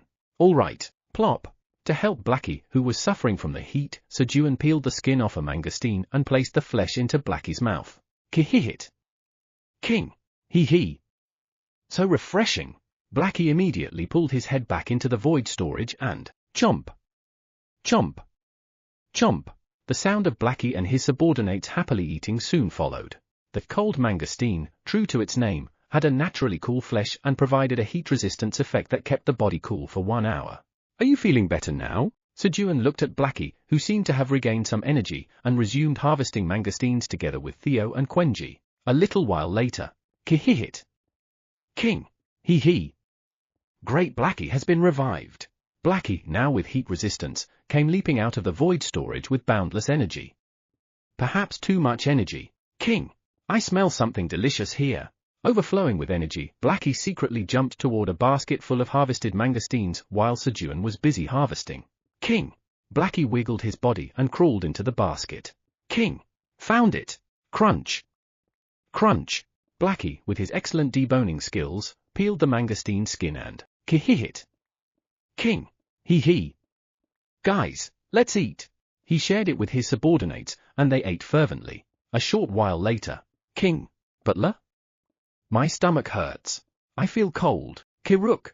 Sharalarang. The Blackie family, having eaten 5 mangosteens each, approached Sejun with weak voices and flopped down in front of him. Sigh. Sejun hurriedly started rubbing Blackie's belly first. My hands are healing hands. Blackie's belly is a poop belly. TL, the first part refers to a song that goes like grandmother's hands are healing hands. The second part is an old term with a negative connotation, used to describe someone who has gained weight. It implies that their intestines are filled with poop and need to be cleared by losing weight. This term was commonly used in the old marketing of diet products. While singing a teasing song. Fortunately, Sejun's stomach rubbing seemed to have an effect. Kihihit. King. Hee. Butler. I feel better now. Blackie soon regained his energy. Please take care of me next. Next, Eomdol laid down in front of Sejun and, my hands are healing hands. Eomdol's belly is a poop belly. Sejun took turns treating each member of the Blackie family. Pooh hut. It's coming this way, meow. Quenji. It's coming this way. Theo and Quenji, who had finished harvesting mangosteens midway, joined in, speeding up the treatment process. Once the stomachache treatment was completed, now, let's head to the waypoint. Sejun and his companions moved toward the waypoint on the 22nd floor of the tower. Who are you? Seems like Udon had an informed flame squirrel Yoppie, 22nd floor boss, sent killing intent toward Sejun and his companions. Water bomb. Boom. With just a single show of strength from Sejun in the clearing. Welcome. Please come in. The path was opened immediately. Click. The waypoint on the 22nd floor of the Red Tower has been saved. Sejun placed his hand on the red crystal to register the waypoint. Yoppie, how's life these days? Ooh, big bro's trying to help you here. Don't be scared, tell me. Oh. Are you really going to help me? Actually, there's this squirrel I like, unrequited love, her. Ha ha ha. Yoppie, you should consider yourself lucky, because I am none other than love expert Park Sejun. While providing Yoppie with love advice, Sejun chatted with him to pass the time, as they had to wait for Udon to arrive. A little later. Sejun Nim, you're here. Yeah. Udon, how have you been? Very well. Here's the land deed for the 99th floor of the tower. I've already informed the boss, so all you need to do is register it. Udon, who had run over quickly, handed over the land deed for the 99th floor. Thanks. Sejun received the land deed. Yoppie, try confessing like I told you. That way, you'll have a 100% chance of succeeding. Yes. Sejun Nim, thank you so much. Then, fighting. Encouraging Yoppie, Sejun used the land deed and moved to the 99th floor of the tower. And then, all right. Love expert Sejun Nim said if I give her delicious food while confessing, I'll succeed. Bolstered by Sejun's encouragement, Yoppie confidently confessed to the squirrel he liked, holding the acorns he received from Sejun. The result? What love expert? Park Sejun, you con man. He was rejected. You have arrived at the 99th floor of the Red Tower. The moment he arrived, Sejun looked around the sky. It's over there. Sejun moved toward the location where a crimson pillar of light was visible. As he approached the waypoint, Battle Maniac Bullrog, boss of the 99th floor of the Red Tower, a massive humanoid monster with red skin, a single horn, a thick tail, and a body slightly smaller than the Minotaur King appeared. Welcome. As Udon had said, Bullrog opened the path to the waypoint. Hee. As expected, free pass. Thanks. Sejun smiled as he walked past Bullrog. However, ZZZZT. What was that look? Although he was granted passage, Sejun instinctively flinched as Bullrog sent a murderous aura his way. Bullrog, upset about not being able to fight after following Udon's orders to let Sejun through, was provoking him. A true battle maniac who would bet his life on combat, that was Bullrog. But today, Bullrog had picked the wrong opponent. Because this time, he'd literally have to bet his life. And his future. Krueng. Quenji saw that you sent killing intent toward Dad. Quenji will teach you a lesson. The filial son Quenji couldn't let it slide and swung his front paw at Bullrog's face without hesitation. Great! If he hits, it's self-defense. Bullrog, thrilled at the incoming attack, welcomed it. But, boom! Kurg! Quenji's strength was far beyond what Bullrog had imagined. Kudang Tang Tang. Hit by Quenji, Balrog rolled hundreds of meters and, thud, finally passed out. And then, Poo-hoo-hut. Bullrog is now a permanent employee of Sejun Company, meow, stamp. Theo stamped the seal on the forehead of the unconscious Bullrog, officially making him an employee of Sejun Company. See? I told you not to mess around. Udon, who had hurried over just in case, sighed as he saw the cat paw print stamped on Bullrog's forehead. Once the surroundings were settled, click! Sejun placed his hand on the crystal. The waypoint on the 99th floor of the Red Tower has been saved. Congratulations! You have achieved the great feat of clearing all 9 towers managed by the dragons. As a reward for this achievement, you have obtained the title, One Who Reached the Summit of the 9 Towers. Due to the effective title, One Who Reached the Summit of the 9 Towers, the waypoints of all 99th floors of the cleared 9 towers are now interconnected. Due to the effective title, One Who Reached the Summit of the 9 Towers, the effective title, Retrogressor increases 9-fold within the towers. Due to the effective title, One Who Reached the Summit of the 9 Towers, you gain 5 seconds of invincibility after descending from the tower. Messages about obtaining a title appeared. It didn't seem to have any particularly special effects. Probably because it's not perfect yet. After all, there was still the 10th tower remaining. Alright, time to head back. Just as Sejun was about to return to the 99th floor of the Black Tower, you have cleared all the towers managed by dragons and proven your worth by passing the trials of the 10th tower. A new message appeared. Worth? As Sejun tilted his head in confusion, a quest has been triggered. Quest, gather the 10 Creator Gods tablets scattered across the 10 towers and combine them into one. Reward, all stat potential 50,000, all stats 10,000, 100 trillion tower coins. A quest message appeared. If it's the Creator Gods tablets, is it talking about the stone placed in front of my house? Ha ha ha. Then I already have one secured. Feeling slightly tense due to the enormous reward, Sejun smiled as he left the waypoint and looked around. Since he had come this far, he intended to collect the Creator God's tablet located in the Red Tower as well. Ah. Udon. Conveniently, there was a subordinate he could ask. Ah, if you're talking about the Creator God's tablet, it's over there. Udon guided Sejun to a grey rock about 5 meters in size. And then, third commandment, when a tower farmer has 2 or more tower farmers under them, they can borrow part of their subordinate tower farmer's abilities. The Creator God's tablet in the Red Tower also had unreadable text inscribed on it. Udon, what does this say? Sejun asked Udon, and Udon relayed what he had heard from Ramter. But, I already know this. The contents of the tablet were of no use to Sejun, who already commanded all the tower farmers. Ramter, can I take this tablet? After hearing about the contents of the Creator God's tablet from Udon, Sejun called for Ramter and asked for the tablet. The Red Tower's administrator says that because it's a tablet created by the Creator God, it cannot be given away. Ramter firmly refused. I'll give you 100 bottles each of cherry wine and watermelon wine in exchange. Will that work? The Red Tower's administrator still says no. Sejun tried to negotiate with specialty wines, but Ramter didn't budge. However, he hesitated a bit. Sejun caught the momentary hesitation. 500 bottles each of cherry wine and watermelon wine. Believing there was a chance, he raised the offer.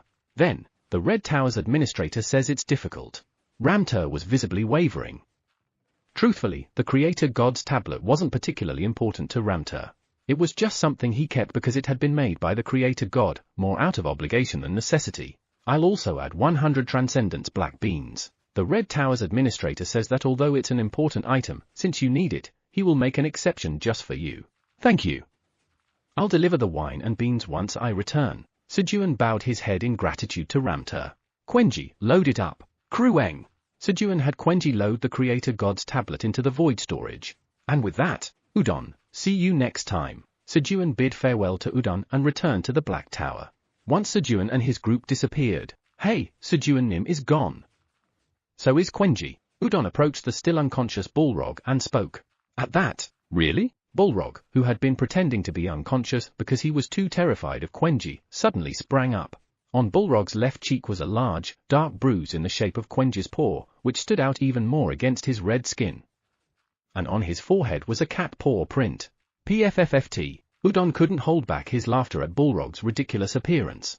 You have arrived at the 99th floor of the Black Tower. Sejun returned home. Arjux, send me the Creator God's tablet. The White Tower's honorary employee says okay. Arjux, the good little brother, readily agreed to Sejun's request. Creator God's tablet has arrived. Thud. The tablet Arjux sent appeared in front of Sejun. Good. Now I have 3 Creator God's tablets. Ophelia, send me the Creator God's tablet you have. I'll reduce your slave contract by 100 years. The Green Tower's honorary employee says okay. Thud. He. For acquired. Without much effort, Sejun had collected for Creator God's tablets. Ramtanim, here you go. At the fountain, Sejun handed over 500 bottles each of cherry wine and watermelon wine, as well as 100 black beans, to Ramter. At this, Sejun. Why are you only giving them to Ramter? This is too unfair. That's right. Give some to us, too.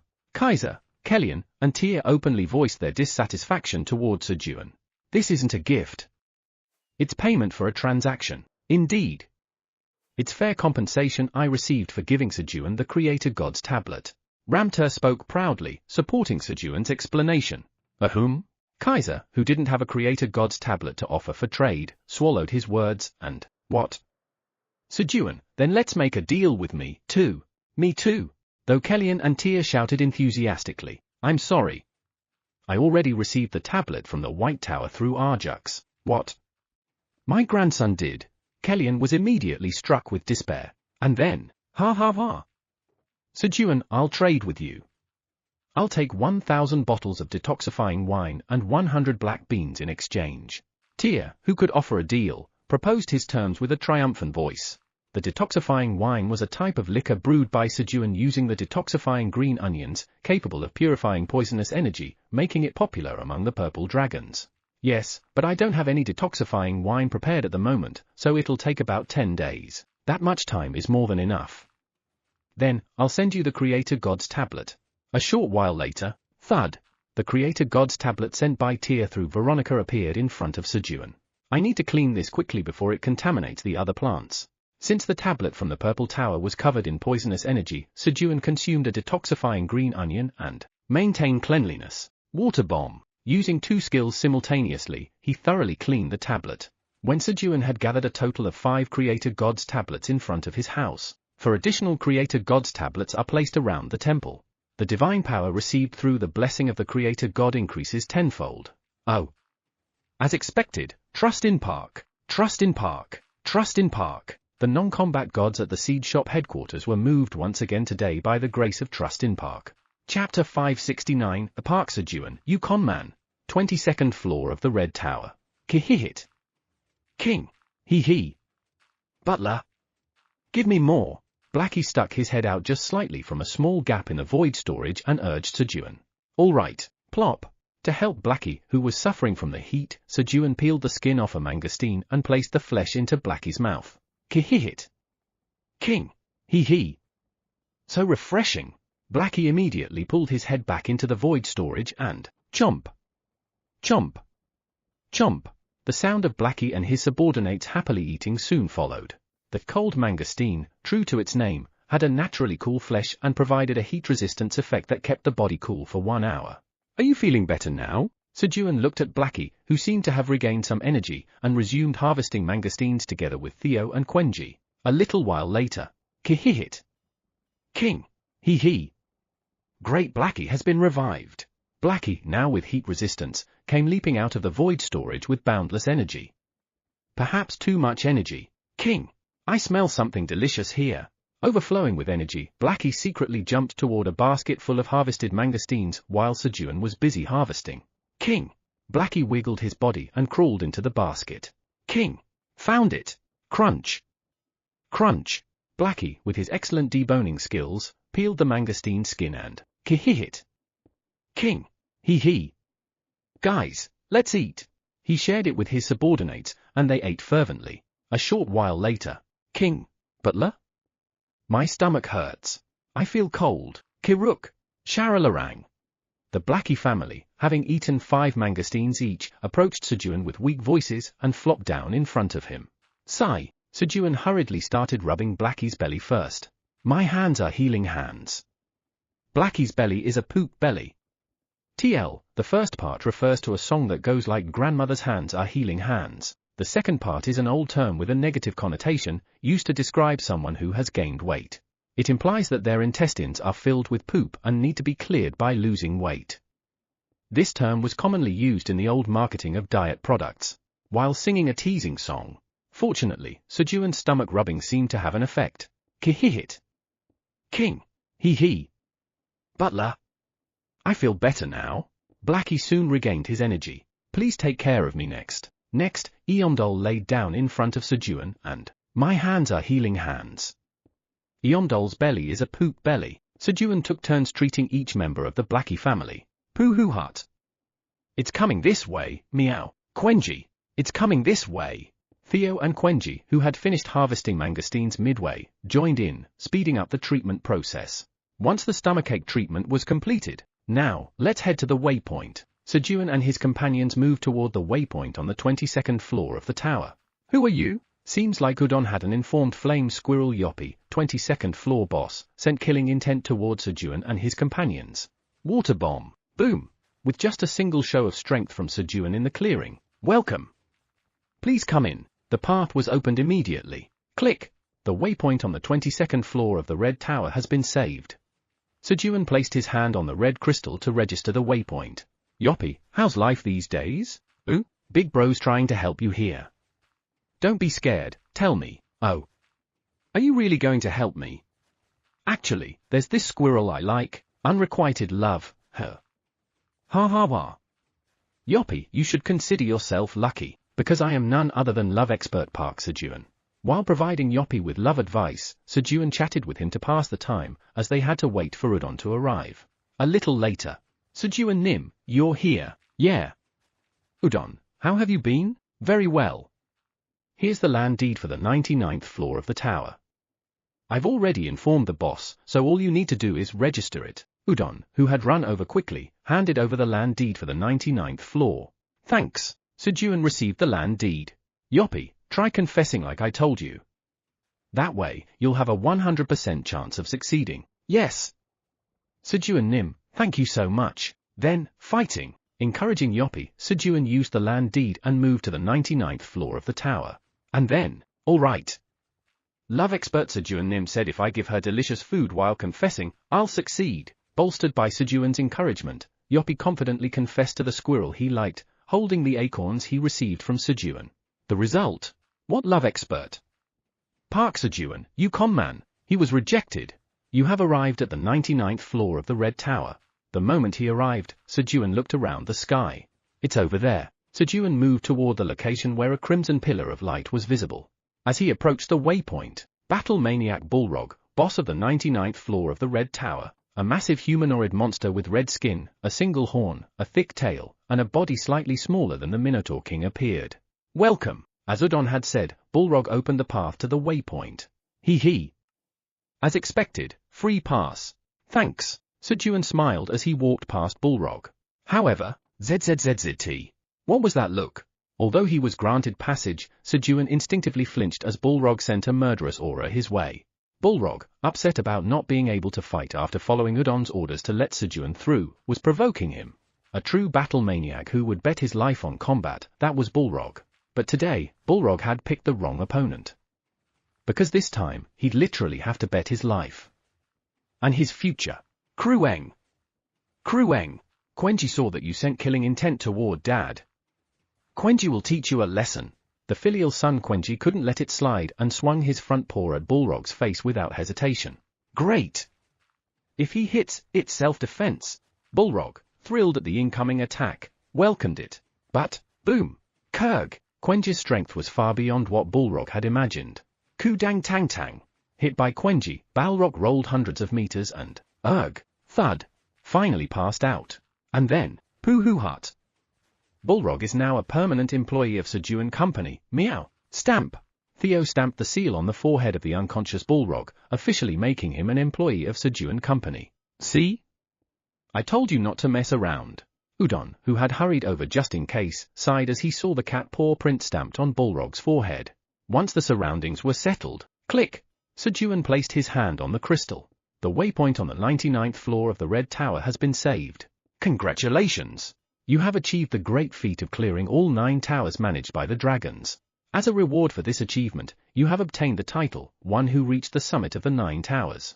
Due to the effective title, One Who Reached the Summit of the 9 Towers, the waypoints of all 99th floors of the cleared 9 towers are now interconnected.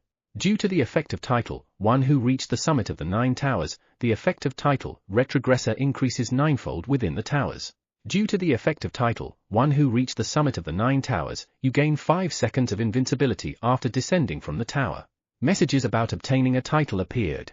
It didn't seem to have any particularly special effects. Probably because it's not perfect yet. After all, there was still the 10th tower remaining. Alright, time to head back. Just as Sejun was about to return to the 99th floor of the Black Tower, you have cleared all the towers managed by dragons and proven your worth by passing the trials of the 10th tower. A new message appeared. Worth? As Sejun tilted his head in confusion, a quest has been triggered. Quest, gather the 10 Creator Gods tablets scattered across the 10 towers and combine them into one.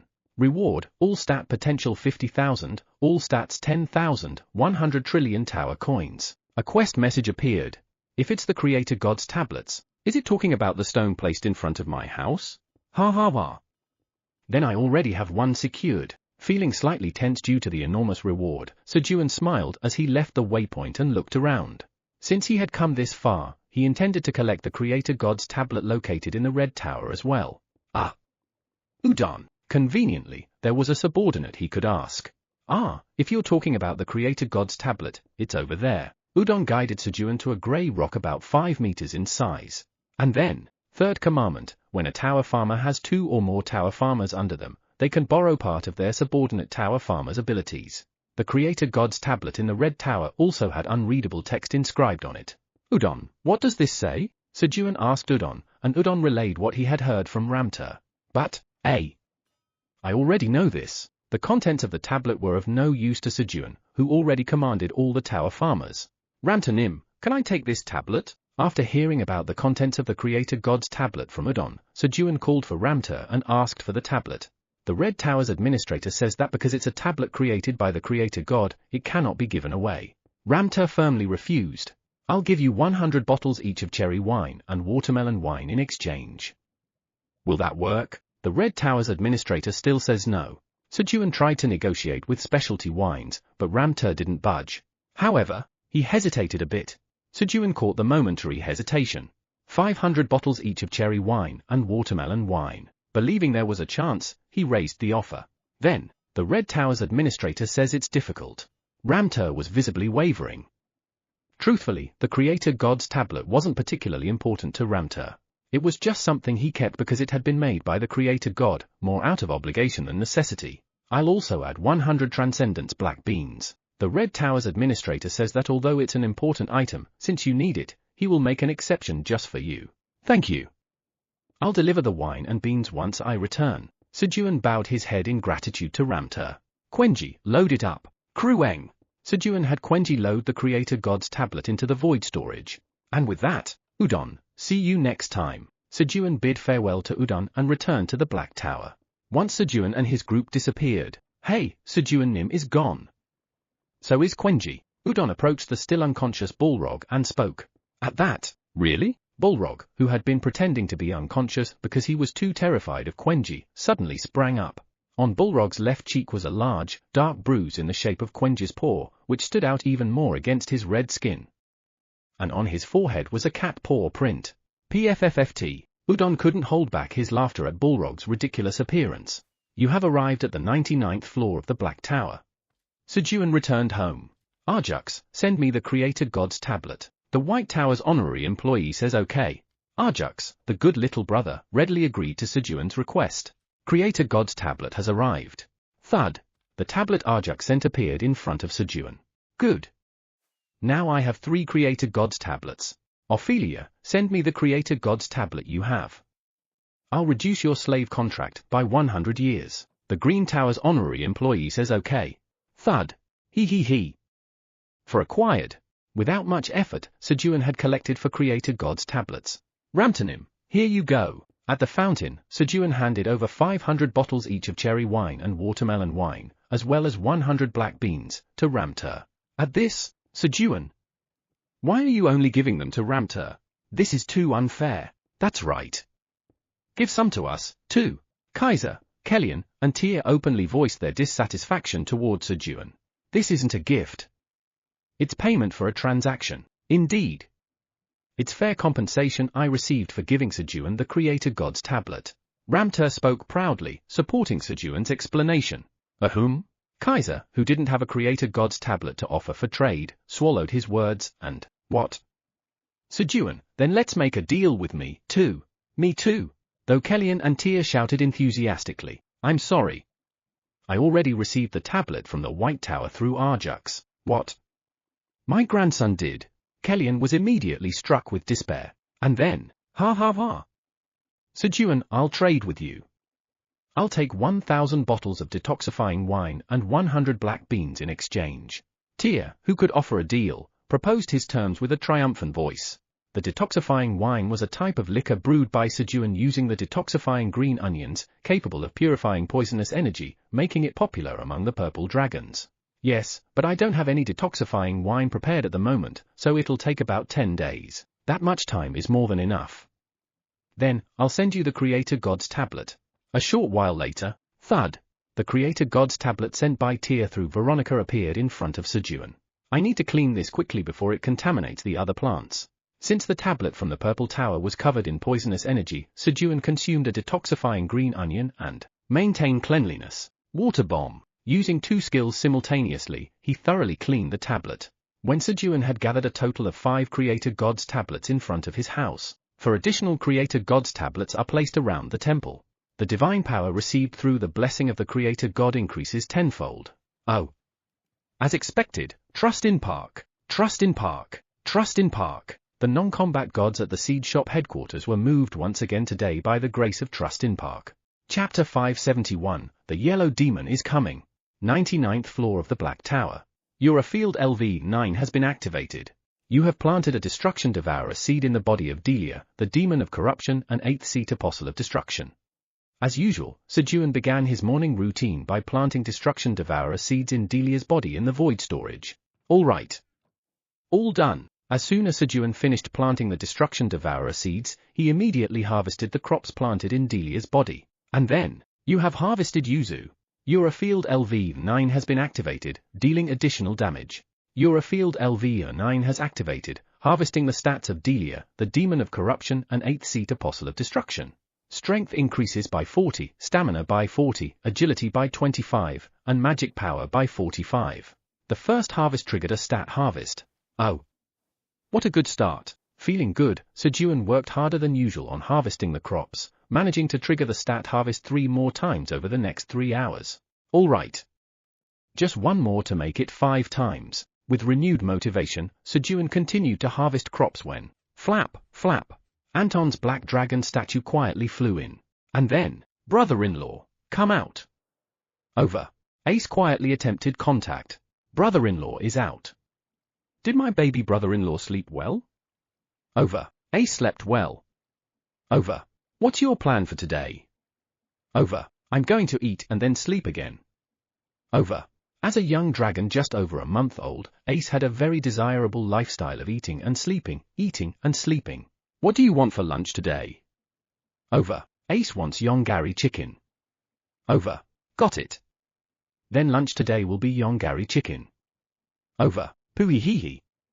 Brother-in-law, you're the best. Over. Ha ha. I know. Brother-in-law, remember you're lucky because I'll be marrying your sister. Over. I think you're right. On behalf of my family, I'm truly grateful for you for marrying my sister. Over. Ace suddenly responded seriously to Sejun's words. I'm going to tell your sister. Over. Brother-in-law, no, you can't do that. Pewing. I was wrong. Clearly terrified of Eileen, Ace, forgetting to even say over, whimpered as he clung to Sejun's leg. Baby brother-in-law, I'm joking. This will remain our little secret. Over. Phew. Pooey hee hee. Thank you, brother-in-law. Over. After reassuring Ace, Sejun went to the kitchen and started preparing yongari chicken using slime meat. As Sejun cooked, sniff, sniff, kihihit. King? Hee hee. Butler, is it time to eat? Blackie, who was sleeping lazily in the sling bag, got excited after smelling the oil. Yeah. So wait quietly. King. Got it. Yes. Kiruk. Shalarang. At Sejun's command, the Blackie family quietly watched him cook. A little while later, here, baby brother-in-law. Take this and share it with your parents. Over. Pooey hee hee. Brother-in-law, thank you as always. Over. Sejun handed over a plate of yongari chicken to Ace. Sometime after Ace left, Krueng. Krueng. Dad, Quenj is back. Here's the medicinal herbs. Quenji returned from the herb field, handing Sejun 3 blue kudzu roots of potential. Thanks. Sit down quickly. Let's eat lunch. After patting Quenji's head, Sejun placed a plate of yongari chicken in front of Quenji and Blackie. Kihihit.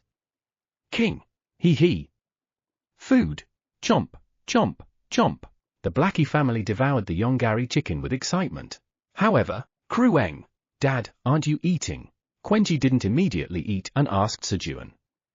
There was no food in front of Sejun. Eat first. Dad's going to eat with Theo Hyung when he comes. Sejun planned to wait and eat with Theo later so that Theo wouldn't have to eat alone. Krueng. Then Quenji will eat just 1 piece of yongari chicken and wait with Dad. Hearing Sejun's words, Quenji stabbed 1 piece of yongari chicken with a fork, put it in his mouth, and set the fork down. King. Then me too. Blackie also tried to wait for Theo, but, who? When did I eat everything? Blackie's food bowl was already sparkling clean. He had finished it all in the meantime. Kirarong. Iamrorong. Kiruruk. Having eaten their fill, the Blackie family dozed off while waiting for Theo, and, growl. Quenji's stomach kept sending signals asking for food. Krueng. Quenji will eat just 1 more piece. Unable to endure his hunger, Quenji picked up another piece of yongari chicken and ate it. Why isn't he coming? Theo's return was later than usual. I hope nothing happened? Though a bit worried, Sejun reassured himself. Theo wasn't the type of cat to get beaten up. If anything, he'd be the one doing the beating. Should I just go check what Theo's up to? Since he had a land deed for the 34th floor of the Brown Tower, Sejun thought about going to find Theo himself. He wasn't worried about missing Theo since Theo would find him no matter how far apart they were. Quenji, just eat that for now. Krueng. We need energy if we're going to look for Theo Hyung. Sejun gave Quenji an excuse so he could eat comfortably. Krueng. Got it. Still hungry, Quenji took Sejun's words to heart, skewering multiple pieces of Yongari chicken onto his fork at once and quickly devouring them to fill his empty stomach. After Quenji had finished eating all the Yongari chicken, Sejun said, "Everyone, go inside." Sejun sent Quenji and the Blackie family into the void storage. Russell. He unfolded the land deed and teleported to the 34th floor of the Brown Tower. 34th floor of the Brown Tower. Pooh hut. Gannis, now lead me to the treasure vault. Meow. Yes. It's over here. Gannis, the leader of the Brown Outlaws, who had recently become a full-time employee of Sejun Company after receiving Theo's stamp, personally guided Theo to the treasure vault.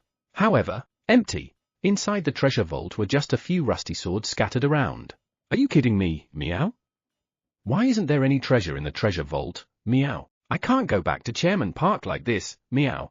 Theo, who had boasted to Sejun about bringing back a lot of money, scowled heavily as he addressed Gannis.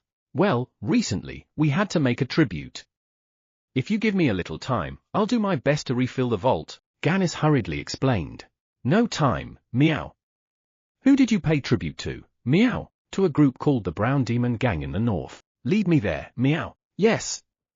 Let's go. At Theo's command, Gannis eagerly led Theo to the Brown Demon Gang's hideout, sounding quite excited. The Brown Demon Gang was a group so strong that even the boss of the 34th floor of the tower worked under them. Below the 40th floor, they were unmatched. However, even a group like the Brown Demon Gang couldn't defeat someone like Theo, who had just subdued over 300 men in an instant. Brown Demon Gang, just wait. The Yellow Demon is coming. Unlike his usual demeanor when visiting the Brown Demon Gang's hideout, Gannis moved northward with a bright expression and quick steps. A short while later, whack! Cue! As Gannis had anticipated, Theo swiftly knocked out the Brown Demon Gang's boss, Rugal, and all his subordinates. Stamp! Stamp! He placed his stamp on them one by one. After Theo finished stamping, Pooh hut. Quickly wake up and lead me to the treasure vault, Meow. Slap! Slap! Theo grabbed the unconscious Rugal by the collar and slapped his face. As expected of the Yellow Demon. Theo Nim, I know where the treasure vault is. Gannis, eager to score points with Theo, spoke up. Since he had always delivered tributes to the treasure vault, he knew where it was located. Pooh hut. Good, Meow. Lead me there right away, Meow. Yes. Thus, they arrived at the treasure vault of the Brown Demon Gang. This time, it truly lived up to its name, filled to the brim with treasures. Pooh hut. This is great, Meow. While Theo was enthusiastically stuffing treasures into his bag, Meow, I sense great hybrid Chairman Park's knee energy nearby, Meow. Theo's Sejun knee detector detected Sejun. Pooh hut. Chairman Park must have come looking for me, Meow. Swoosh. Overjoyed, Theo used light speed Meow step to move to where Sejun was. Theo Nim, if you go that way there's a small treasure vault. Huh. Where did he go? Gannis, who was left alone, panicked. If Rugal's subordinates woke up now that Theo had disappeared, Gannis knew he'd be a dead man. Yellow Demon! Come back! Gannis desperately searched for Theo. You have arrived at the 34th floor of the Brown Tower. Sejun arrived at the Brown Tower. Where could Theo be? As Sejun focused on trying to locate Theo, suddenly, something soft and fluffy covered his face, plunging his vision into darkness. At the same time, he felt a familiar scent and softness. And then, Pooh hut. Chairman Park, did you come because you missed me, Meow? A familiar voice. It was Theo. Grab. Meow. Sejun grabbed Theo by the scruff of his neck and pulled him away from his face. Miss you? I came looking because I thought you were eating something delicious by yourself. He grumbled out of habit, feeling a little embarrassed to admit that he had come because he was waiting to have lunch together. I didn't eat anything delicious by myself, Meow. I, Vice Chairman Theo, believe Chairman Park's grilled fish and churro are the most delicious in the world, Meow. Theo passionately defended himself against Sejun's accusation. He. All right. Feeling better after Theo's words, Sejun patted Theo's head and looked around. What kind of farm is this? He scanned the area. It was nothing but barren wasteland. At that moment, clank, Krueng, King, Quenji and the Blackie family came running out of the void storage and clung to Sejun. And just like that, the Sejun family was complete. A quest has been triggered. Quest: restore the land's fertility, normalize the farm, and plant 10,000 tangerine seeds on the farm. Reward: recognition as the rightful owner of the Brown Tower 34th floor tangerine farm. At the same time, a land deed quest message appeared before Sejun. Tangerines? If it's tangerine seeds, they should be in the void storage. Well, technically, they weren't seeds, but tangerines themselves. But since tangerines have seeds inside, it's the same thing. Alright, let's start by restoring the land's fertility. Abundance. Abundance. Sejun activated his power twice in succession to enhance the land's fertility. With his stamina stat greatly increased compared to before, and thanks to the sunfish core, his vitality had also risen significantly. He could now use his power without relying on mugwort juice potions, and it wasn't a big burden anymore. Meanwhile, Kuhei. Spit. Spit. Following Sejun's instructions, Quenji happily peeled tangerines, ate them, and spit out the seeds. Kihihit. King. Hee. Quenji young, us too. Spit. Spit. The Blackie family also ate the tangerines that Quenji had peeled for them and spit out the seeds. After a short while, poo-hoo-hut. So I smacked the back of those brown demon gang bastards' heads and stamped them. The land's fertility has been restored. 10,000 tangerine seeds have been planted. Quest completed. While listening to what Theo had been doing here and working, the land deed quest was completed before he knew it. Good. Then let's go get the treasures now. Poo-hoo-hut. Sounds good, meow. Kuhei. Krueng. Hee. Are we going treasure hunting again? Kihihit. King. Hee. Great Blackie will find everything. Whether they misunderstood what Sejun and Theo were saying, Quenji and Blackie seemed to think they were on an actual treasure hunt and were brimming with excitement. Well, in a broader sense it wasn't entirely wrong. Thus, Sejun and his group headed toward the Brown Demon Gang's hideout. At that moment, catch him! A group of people came running swiftly toward where Sejun was. Please save me, Gannis, if we catch you, you're done for. How dare you betray our Brown Demon Gang? It was Gannis, being chased by the Brown Demon Gang. After Theo had disappeared from the treasure vault, Gannis had thought, well, since it's come to this, might as well grab some treasure and retire. Grabbing a few treasures to use as retirement funds, Gannis had tried to sneak out of the Brown Demon Gang's hideout. But, Gannis, what are you doing here? He had been caught by Brown Demon Gang members returning from outside. Now, he was on the run. Poo-hoo-hut. Don't harass an employee of Sejun Company, meow. Theo instantly sped past the fleeing Gannis in an instant. Bam! Bam! Bam! Theo knocked out the Brown Demon Gang members chasing Gannis in no time. Press. Press. He stamped them all, converting them into 5-year contract employees of Sejun Company. Since they had targeted Gannis, a full-time employee, their contract term was shorter. You have acquired 50 slaves under your command. Due to the effects of your title, Slave King, all stats have increased by 0.5. Hee. Now we won't be short on staff for the Tangerine Farm. As Sejun felt satisfied watching his growing workforce. Crunch. The Black Moon opened once again. Chapter 572, solve this like an adult. Outskirts of destruction. A crimson red eye, forced wide open by 4 black fingers gripping the Black Moon door, rolled wildly as it scanned the outside.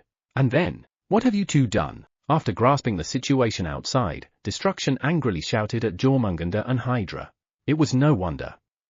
Destruction only had 2 apostles left, and the remaining forces consisted of just 1 ogre and 2 planet-destroying turtles. I'll kill you, crunch. Consumed by rage, Destruction thrust its arm into the Black Moon door all the way to its elbow, reaching for Jormungandr and Hydra. It intended to grab and kill them, but the already wide Black Moon door wouldn't open any further, and Destruction's thick arm couldn't easily push forward. Ugh! I'll kill you, while Destruction lost its reason and struggled to shove its arm through the Black Moon. Jormungandr and Hydra could do nothing but tremble. Their minds went blank, and the thought of running away didn't even occur to them. For the first time, they understood why their prey hadn't run away when faced with them. An entity crushed by overwhelming power and fear was utterly helpless. As they waited motionlessly, resigned to their fate at Destruction's hands, Destruction's massive, grotesque black hand approached them. The hand came within just 5 meters of them when it halted. Destruction's hand stopped. No, it could no longer advance. The size of the Black Moon door had a limit, and no matter how much force destruction applied, it couldn't push its arm in any further. It was a stroke of tremendous luck. The short 5-meter distance was what saved Jormungandr and Hydra. Crunch! Destruction pulled its arm back. This is your last chance. Regaining some of its composure, Destruction moved away from the Black Moon door and left these parting words. The Black Moon door soon closed. Phew! We survived. Hydra exhaled in relief. At that moment, chomp! Jormungandr opened its mouth wide and bit down on Hydra's 5 heads. Jormungandr, Nim? You're not serious, right? Hydra's remaining 4 heads turned toward Jormungandr with a shocked expression. But, Hydra, I'm sorry. But I need to survive, you bastard! You dash! Crunch! Jormungandr opened its mouth even wider and swallowed Hydra's remaining heads as they tried to resist. Jormungandr, the world-devouring serpent and 3rd seat of the Apostle of Destruction. It had the power of an infinite appetite that could devour anything and make the power of what it devoured its own. On top of that, it had another power, kin devouring, which amplified the effect 5-fold when it consumed its own kind. Until now, it had restrained itself out of fear of being killed by its comrades or destruction. But this was no time for such concerns. A short while later, gulp! Jormungandr completely swallowed Hydra, head and body alike. I should have done this sooner. Licking its lips, Jormungandr savored the satisfaction of absorbing the power from Hydra's body. And then, just wait a little. I'll finish you all off. It grinned wickedly at Earthworm, a level 10 world thrown out as bait by the creator god, which was squirming before it. 34th floor of the Brown Tower. Pooh-hoo hut. Let's head back to the treasure vault, meow. Yes. At Theo's words, Gannis enthusiastically took the lead. Terrifying yellow demon. It must have calculated everything, even my attempt to escape. Gannis shuddered inwardly at Theo's cunning, convinced he had anticipated his movements and had laid a trap while waiting. As they approached the hideout of the Brown Demon Gang, where is it? Find that thieving cat bastard who stole the treasure, now! A furious shout echoed from the hideout. The boss of the Brown Demon Gang, Rugal, was enraged at the robbery of their treasure vault and was furiously berating his subordinates. And then, meow? Did you just call me the right-hand man of the great Chairman Park, Vice Chairman Theo, a cat bastard? Are you looking down on our Chairman Park? Thwack! Theo, upset at such a strange point, struck Rugal on the back of his head, forcing him into silence. While Rugal was unconscious, Quenji, let's pack up the treasure. Krueng! Got it! Following Sejun's instructions, Quenji used telekinesis to transfer the treasures from the vault into the void storage. Gannis, by the way, is it okay to use the word brown so freely here in the Brown Tower? Sejun asked Gannis out of curiosity. As far as he knew, the great dragons were very sensitive about descriptive modifiers like black or white attached to their names. Ah, about that. Gannis began to explain. According to Gannis, 1,000 years ago, one of the great brown dragons had joined a group called the Hot Warriors for fun. When the great brown dragon left, he was so pleased with his time with them that he revealed his identity and bestowed upon them the honor of using brown 5 times. Thus, the Hot Brown Warriors were born. The group considered the honor bestowed by the great brown dragon to be sacred, and for 900 years, they never used the remaining 4 instances of the descriptor. However, when the original leader passed away and his son, Recron, became the new leader and the Hot Brown Warriors began to change. Recron framed or secretly eliminated warriors who opposed his views, filling the group with his loyal followers. By the time the original members realized something was wrong, it was already too late. Having completely seized control of the organization, Recron established subordinate groups like the Brown Assassins, the Brown Demon Gang, and the Brown Outlaws to generate income. These subordinate groups engaged in all sorts of atrocities to extort money. Just having the descriptor Brown attached to their name made them powerful wherever they went. Then what about the last usage? Where did they use the final Brown descriptor? Since the explanation accounted for only 4 uses of the descriptor, Sejun asked about the last one. It said that the final Brown descriptor was sold to the Brown Hyena tribe, now the Brown Hyena clan, for an enormous sum of money. I see. But Gannis, how do you know so much about their internal affairs? Well, actually, my father was the deputy leader of the Hot Brown Warriors, but he was dishonorably discharged because of Recron. So, for revenge, Gannis began to share his story. To clear his father's name, Gannis had infiltrated the Brown Outlaws and was gathering evidence. But, will you be all right? As he spoke, Gannis began to worry about his own future and asked Sejun if he had a plan. After all, no matter how strong the yellow demon was, he couldn't possibly compare to a great dragon. About what? Don't you realize what it means to use the descriptor brown in the tower? When Sejun looked at him with a clueless expression, Gannis asked with a serious face. Does it mean that a dragon will get involved if we mess with it? Yes, you'll incur the wrath of the great brown dragon. Really? So, messing with these guys is essentially messing with a brown dragon? But they messed with me? He. Hearing Gannis's answer, Sejun instead seemed pleased. Maybe I could get some scales and claws as compensation? This incident was practically giving Sejun a legitimate reason to act. These guys with the brown descriptor given by the great brown dragon attacked me. If he reported this to the Four Dragons Council, the matter would be resolved instantly. However, since I'm an adult who can handle things alone, I should solve this like an adult. Sejun decided to handle it amicably, by himself first. Auric, come here. To start, he called for Auric, the tower farmer of the Brown Tower. A moment later, Kelkulkul. Sejun Nim, you called for me? The red goblin Auric responded to Sejun's summons, arriving with his laughter. Auric, tell Gravenim. Tell him that hot brown warriors tried to mess with me and ask how he plans to compensate me. What? The hot brown warriors dared to mess with Sejun Nim. Kelkulkul. This is perfect. Hearing Sejun's words, Auric let out a wicked laugh. The great brown dragon Graveranma was already displeased with the hot brown warriors. The reason? The honor of using the descriptor brown had been granted to the hot warriors by Grave's own son. Even though Recron caused chaos in the tower, Grave couldn't personally intervene because of the brown descriptor bestowed by his son. It had been reckless, but a great dragon's promise was sacred, and breaking it was unthinkable. But what if the hot brown warriors provoked a being who possessed dragon bones? That would give the dragon bone-bearing individual a legitimate cause. While the descriptor brown was important, it couldn't compare to dragon bones. In other words, Sejun now held the power of life and death over the hot brown warriors. When Auric reported what he had heard from Sejun to Grave, Great Brown Dragon Gravenim says he will send 5,000 scales and 100 kilograms of claws as compensation. He also says you may deal with the hot brown warriors however you please, Sejun Nim. Grave's judgment was delivered. He. Is that so? Auric, then go capture the leader of the hot brown warriors, Kelkulkul. Yes. I'll beat him like a dog and bring him to you. Auric, subtly mixing his personal vendetta into Sejun's order, showed how much resentment he had built up against Recron. All right. Sejun turned a blind eye to Auric's words. Kelkulkul. And so, Auric left with a sly laugh after receiving Sejun's command. What just happened? Gannis, who had been watching from the sidelines, was utterly baffled. With just a few words, Sejun had caused the great brown dragon to send scales and claws as compensation, and the hot brown warriors had been turned into criminals. This one's a demon too. A black demon. Gannis shuddered in fear as he looked at Sejun. Gannis, by the way, where's the best place to do business on the 34th floor of the tower? Sejun asked Gannis for information about the 34th floor. Trevor's were great, but he needed to do business to keep earning money afterward. There's a village called Wegil to the west.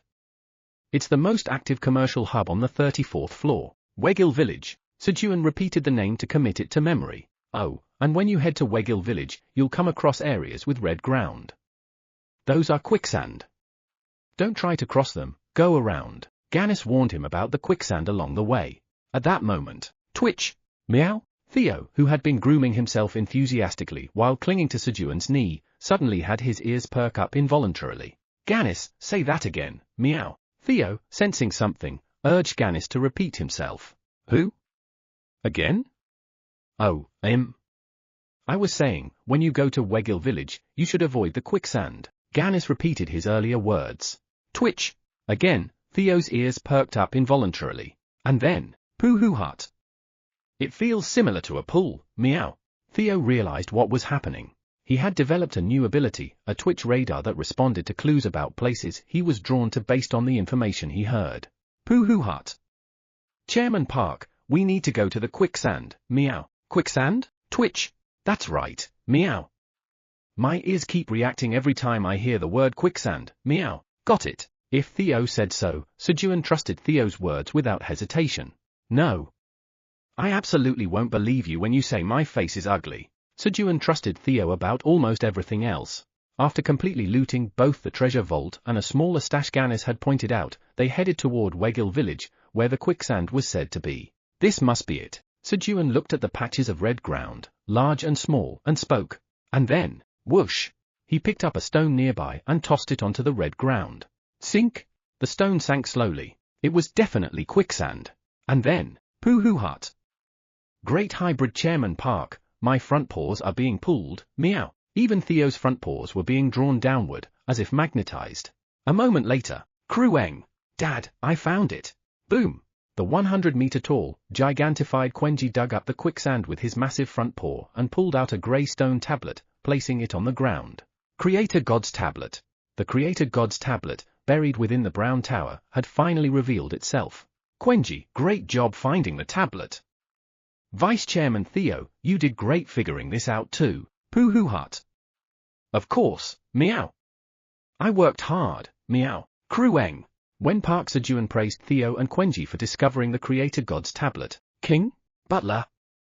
What about me? Blackie barked fiercely, demanding praise for himself too. All right, Blackie, you've done a great job of eating well and sleeping well, looking cute as always. Sejun, despite having nothing specific to praise Blackie for, found a way to compliment him in his own way. Kihihit.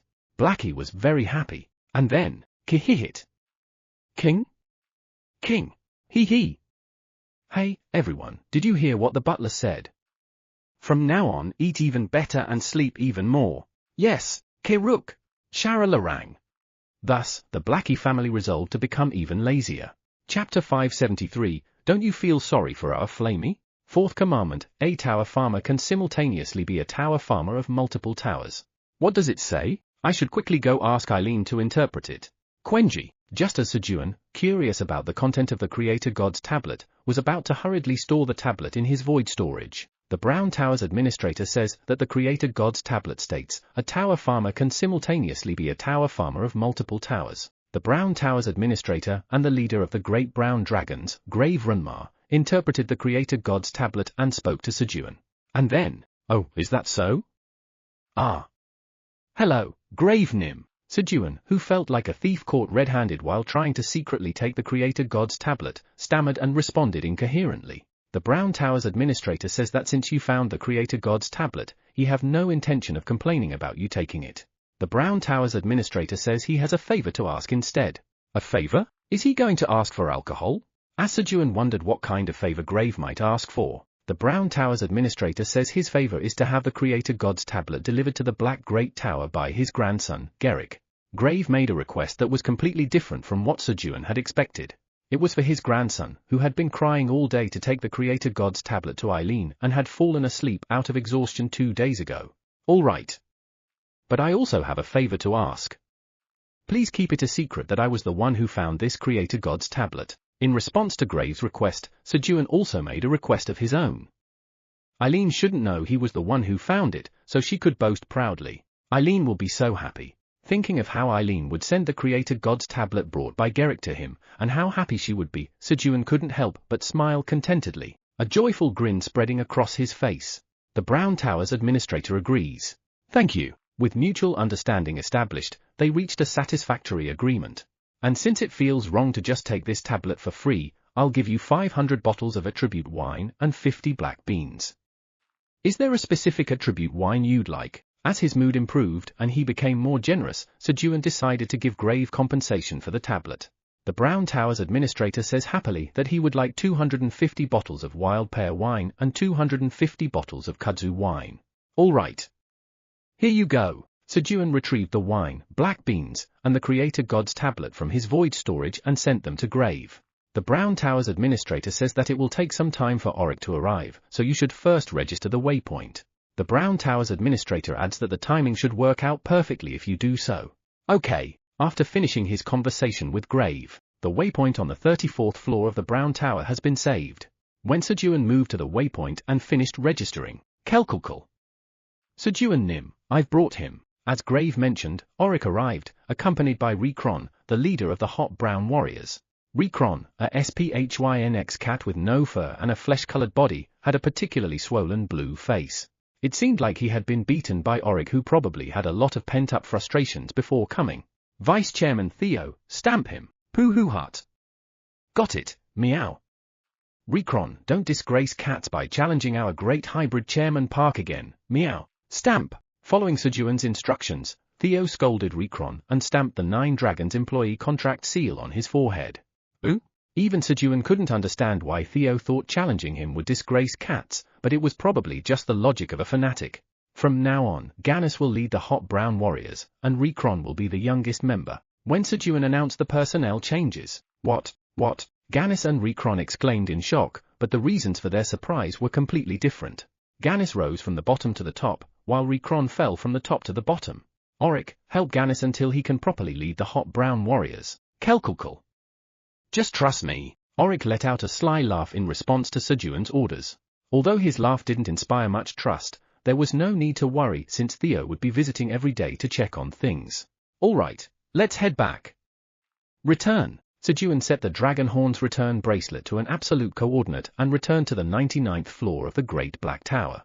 You have arrived on the 99th floor of the Great Black Tower. When Sejun returned home, Sejun Nim, why are you so late? I thought I was going to die. Podori extended his branches toward Sejun, welcoming him warmly. This was because Flamey had been making visits while Sejun was away. And then, hurry up and eat. Until just moments ago, Podori had spent what felt like an eternal 5 hours eating the Dimensional Tree special nutrient supplement that Flamey had given during her surprise visit. Podori, why are your branches so thick? Have you been eating something good by yourself lately? What? Podori, that's not right. If you have something good, share it with Flamey. Don't you feel sorry for our Flamey? No. I actually wish Flamey would just eat those good things by herself. Completely misunderstanding Podori's inner thoughts, Sejun continued to speak in a way that made Podori feel even more exasperated. Oh, now that I think about it, there's also sausage. Make sure to take care of it too. He did manage to say something helpful. Ah, right. There's sausage. Thank you, Sejun Nim. As Podori swayed his branches up and down to express his gratitude to Sejun. But wait, where did the sausage tree go? Sejun suddenly realized that the sausage tree, which should have been where he planted it, was missing. Sejun Nim, I'll go find it. Sausage. Podori quickly spread his roots wide to search for the missing sausage tree. However, thud. There was no need for that. Let me go. I can't go back. Moo. Sejun Nim, this tree was running away, so I brought it back. Because the Minotaur King had caught the escaping sausage tree. The sausage tree had been trying to leave the farm by moving little by little each day to avoid becoming successful. However, successful? No way. In the end, its efforts led it down the very path it wanted to avoid the most, forced success, just like Podori. Hee. Sausage, eat up quickly. Yes. Oh dear, to grow into a dimensional tree, you'll need to eat a lot. Hee. Is this why Flamey enjoy feeding others?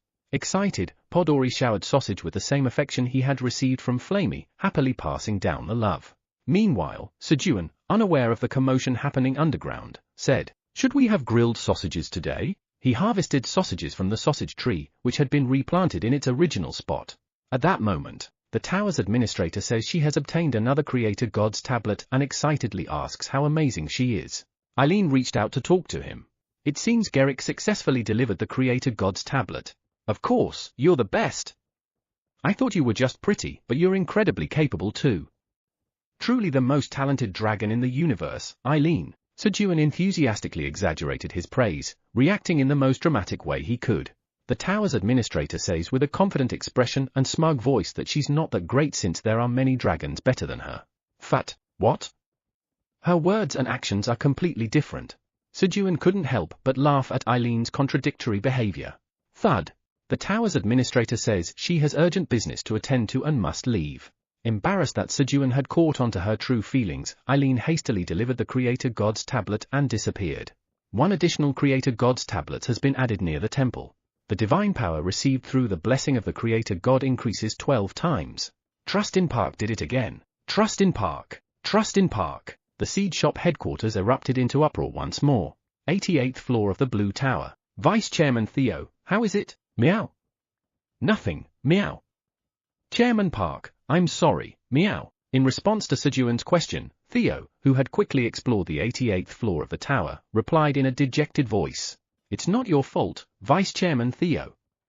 It's not like it's your responsibility that the Creator God's tablet isn't here, so why are you apologizing? Sejun comforted Theo as he gently patted his head.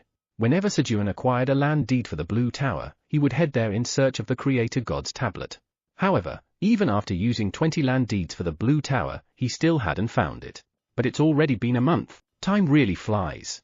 As Sejun pondered, the memories of the past month quickly flashed through his mind.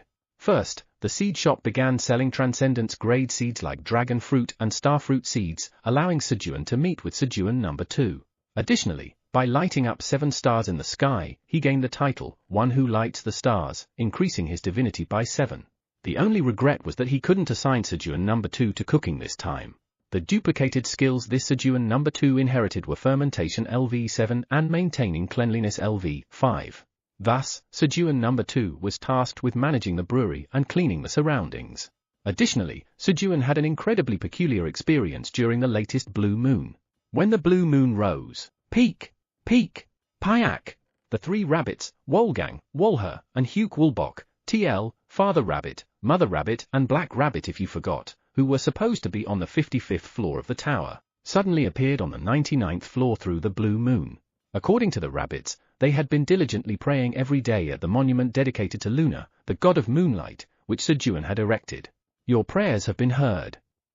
I can smell the strong scent of moonlight from you. I appoint you as moon rabbits, protectors of the moon. Luna had bestowed upon them the title of moon rabbits and granted them a skill called Blue Moon Jump, allowing them to travel to wherever the blue moon appeared. What? You get skills just by praying. Lunanim, please give me skills too. Inspired by this, Sejun also began fervently praying at Luna's monument of achievements after the blue moon. However, perhaps due to his impure intentions or the fact that he didn't carry the scent of moonlight, Luna remained silent. Sorry, Trust in Park. I'd love to appoint you too, but you're not a rabbit. In truth, it was simply because Sejun wasn't a rabbit. After all, the title Moon Rabbit wasn't just for show.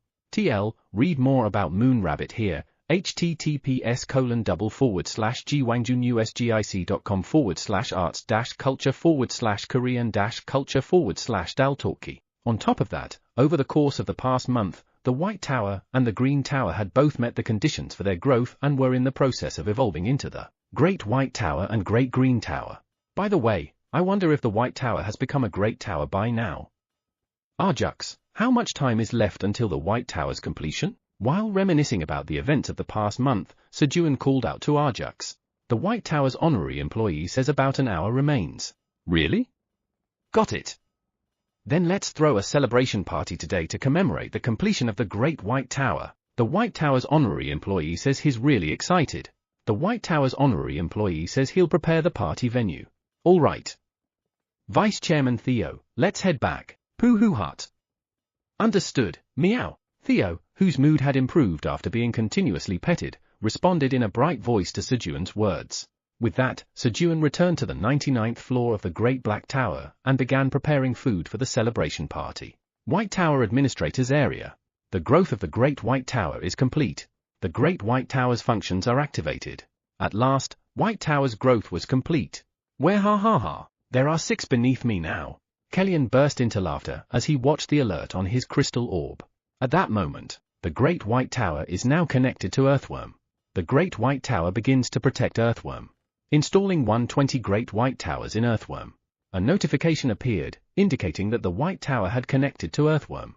And elsewhere, good. The digestion is nearly complete. At the outskirts of destruction, Jormungandr, having absorbed approximately 90% of the Hydra's power, licked his lips and smacked his tongue as he turned his attention toward Earthworm. Chapter 574, Should I name the cafe CUTE box? Black Tower, 99th floor. The White Tower's honorary employees say that the White Tower's growth has been completed. The White Tower's honorary employee asks when you're coming. I'll be there in 10 minutes. Sizzle. Sejun replied to Arjux's question while busily cooking. Originally, this should have already been finished by now, but... Flap. Poohee. Brother-in-law, what are you making? Pancakes. Arjux likes pancakes. Who? You're going to see Arjux Hyung? Yeah, we're going to throw a celebration party because the White Tower has become the Great White Tower. I want to go too and celebrate with you. Brother-in-law. You're still too young, baby brother-in-law. Not this time. I think it would be fun to meet Arjux Hyung. When you grow up later, we'll play together. Ace kept hovering around Sejun, subtly giving hints to bring him along. However, as Sejun gently coaxed Ace while continuing to cook, time dragged on longer than expected. Pewing. I just want to eat something delicious and have fun with everyone. Ace's eyes started glistening with tears as he realized Sejun's unyielding stance wasn't going to budge. Here, baby brother-in-law. Eat this and let's meet Arjux another time. Pewing. What is it? This is something Eileen loves, and I don't give it to just anyone, but I'm making an exception because it's you. To pacify Ace, Sejun presented him with a towering 10-layered whipped cream pancake topped with chocolate ice cream. Pooey-hee-hee. Really? Give it to me quickly. The black dragon statue quickly devoured the pancake at Sejun's words. Thanks to that, Ace finally quieted down. Eileen, here's your food. Sejun quickly finished cooking, sent food to Eileen as well, and, everyone, gather up. He stored the food and his companions in the void storage and moved to the 99th floor of the Great White Tower. Administrator's area of the Black Tower. What's this? Why has Dad been visiting my Sejun so often lately? He's bothering my Sejun. Eileen, who had been monitoring Sejun through the crystal orb, frowned as she spotted Anton's black dragon statue. And when Anton even took the 10-layered whipped cream pancake topped with chocolate ice cream, her favorite, this won't do. I can't let this slide. Eileen sprang to her feet, left the administrator's area of the Black Tower, and went to find Anton. She intended to give him a stern warning not to bother Sejun. However, was it really that bad back then? I'm telling you, it was. Our son-in-law has gotten so much stronger now. Back in the day, oh dear, oh my. Just how weak was our son-in-law Park? Anton was chatting warmly with Elizabeth, reminiscing about Sejun's ultra-super-weak sunfish days. He was engaged in conversation and not moving the dragon statue around. Moreover, the pancakes, which would have been decisive evidence, were nowhere to be seen. Then who was it? Eileen stared into her crystal orb and pondered. TL, if you forgot, Eileen can only see from the crystal orb without any sound. Inside the crystal ball, Anton's black dragon statue was rummaging through the kitchen where Sejun had cooked, looking for food. Who else could it be? Ace? Since only one suspect came to mind, Eileen immediately set off to find Ace. To catch him in the act, she rushed to Ace's room. Bang! She flung the door open. And then, who? Enuna, hic? Ace, startled, hiccuped loudly. Hiccuping aside, the whipped cream smeared all around his mouth was damning evidence. Both his hiccups and the cream left no doubt that Ace was the culprit. And then, Ace! How many times have I told you not to bother my Sejun? Wah! Nuna, I'm sorry, Eileen's scolding began. You have arrived at the 99th floor of the Great White Tower. As Sejun arrived, Sejun Hyung, bang!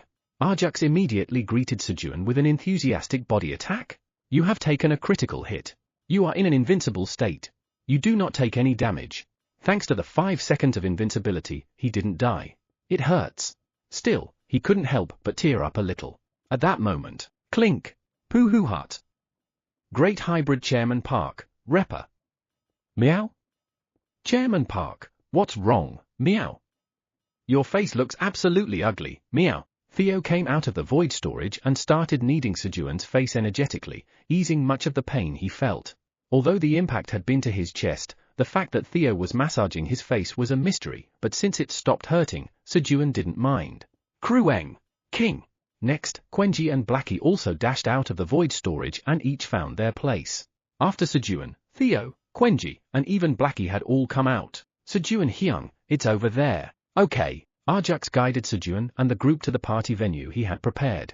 This time, it wasn't by a lake but at the summit of a mountain, offering a panoramic view of the surrounding scenery. When they arrived at the party venue, Sejun Nim, greetings. The Ogre King, Les, who had been waiting while preparing for the party, lowered his massive white body and greeted Sejun.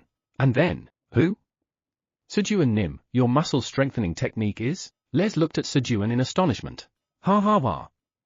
My muscle strengthening technique has indeed advanced a lot. Sejun, seeing Les' reaction, replied proudly. After all, his battle aura had improved by 2 levels, so he felt it was worth bragging about. Of course, that was just Sejun's perspective, and he's still only at that level. Les was actually shocked by how little Sejun had progressed. The muscle strengthening technique had a total of 10 levels, with 10 stages to overcome in each level. In other words, Sejun had achieved only 3% of the entire 100-stage technique. Considering that most ogres could reach level 3 within a month, Sejun's progress was astoundingly slow. Of course, even for ogres, the pace of mastery slows significantly after level 5, and most hit a plateau at level 8. For reference, in the history of ogres, there were only a handful who had reached level 9. And as for level 10, apart from the ogre who originally created the technique, no one had ever achieved it. If only he'd reached level 3, I could have taught him other battle aura techniques. Yes, you're right. There's nothing more I can teach you. Though it was because of Sejun's low skill level, Les lied once again for the sake of his own survival. Ha ha ha. Well then, let's take out the food. When Sejun spoke cheerfully in response to Les' words, the group began taking food out of the void storage. Starting with Arjux's favorite pancakes, a variety of dishes emerged from the storage. Pooh hut. This grilled fish is delicious, meow, coo hey hey hey. Quenji, hee hee hee. Of course, Garetiok dipped in kudzu honey are the best. Kihihit. King. Hee hee. It's roasted and dried sweet potatoes, as expected of Sejun Hyung's pancakes. They're so delicious, they really are delicious. The group enjoyed Sejun's food with great enthusiasm.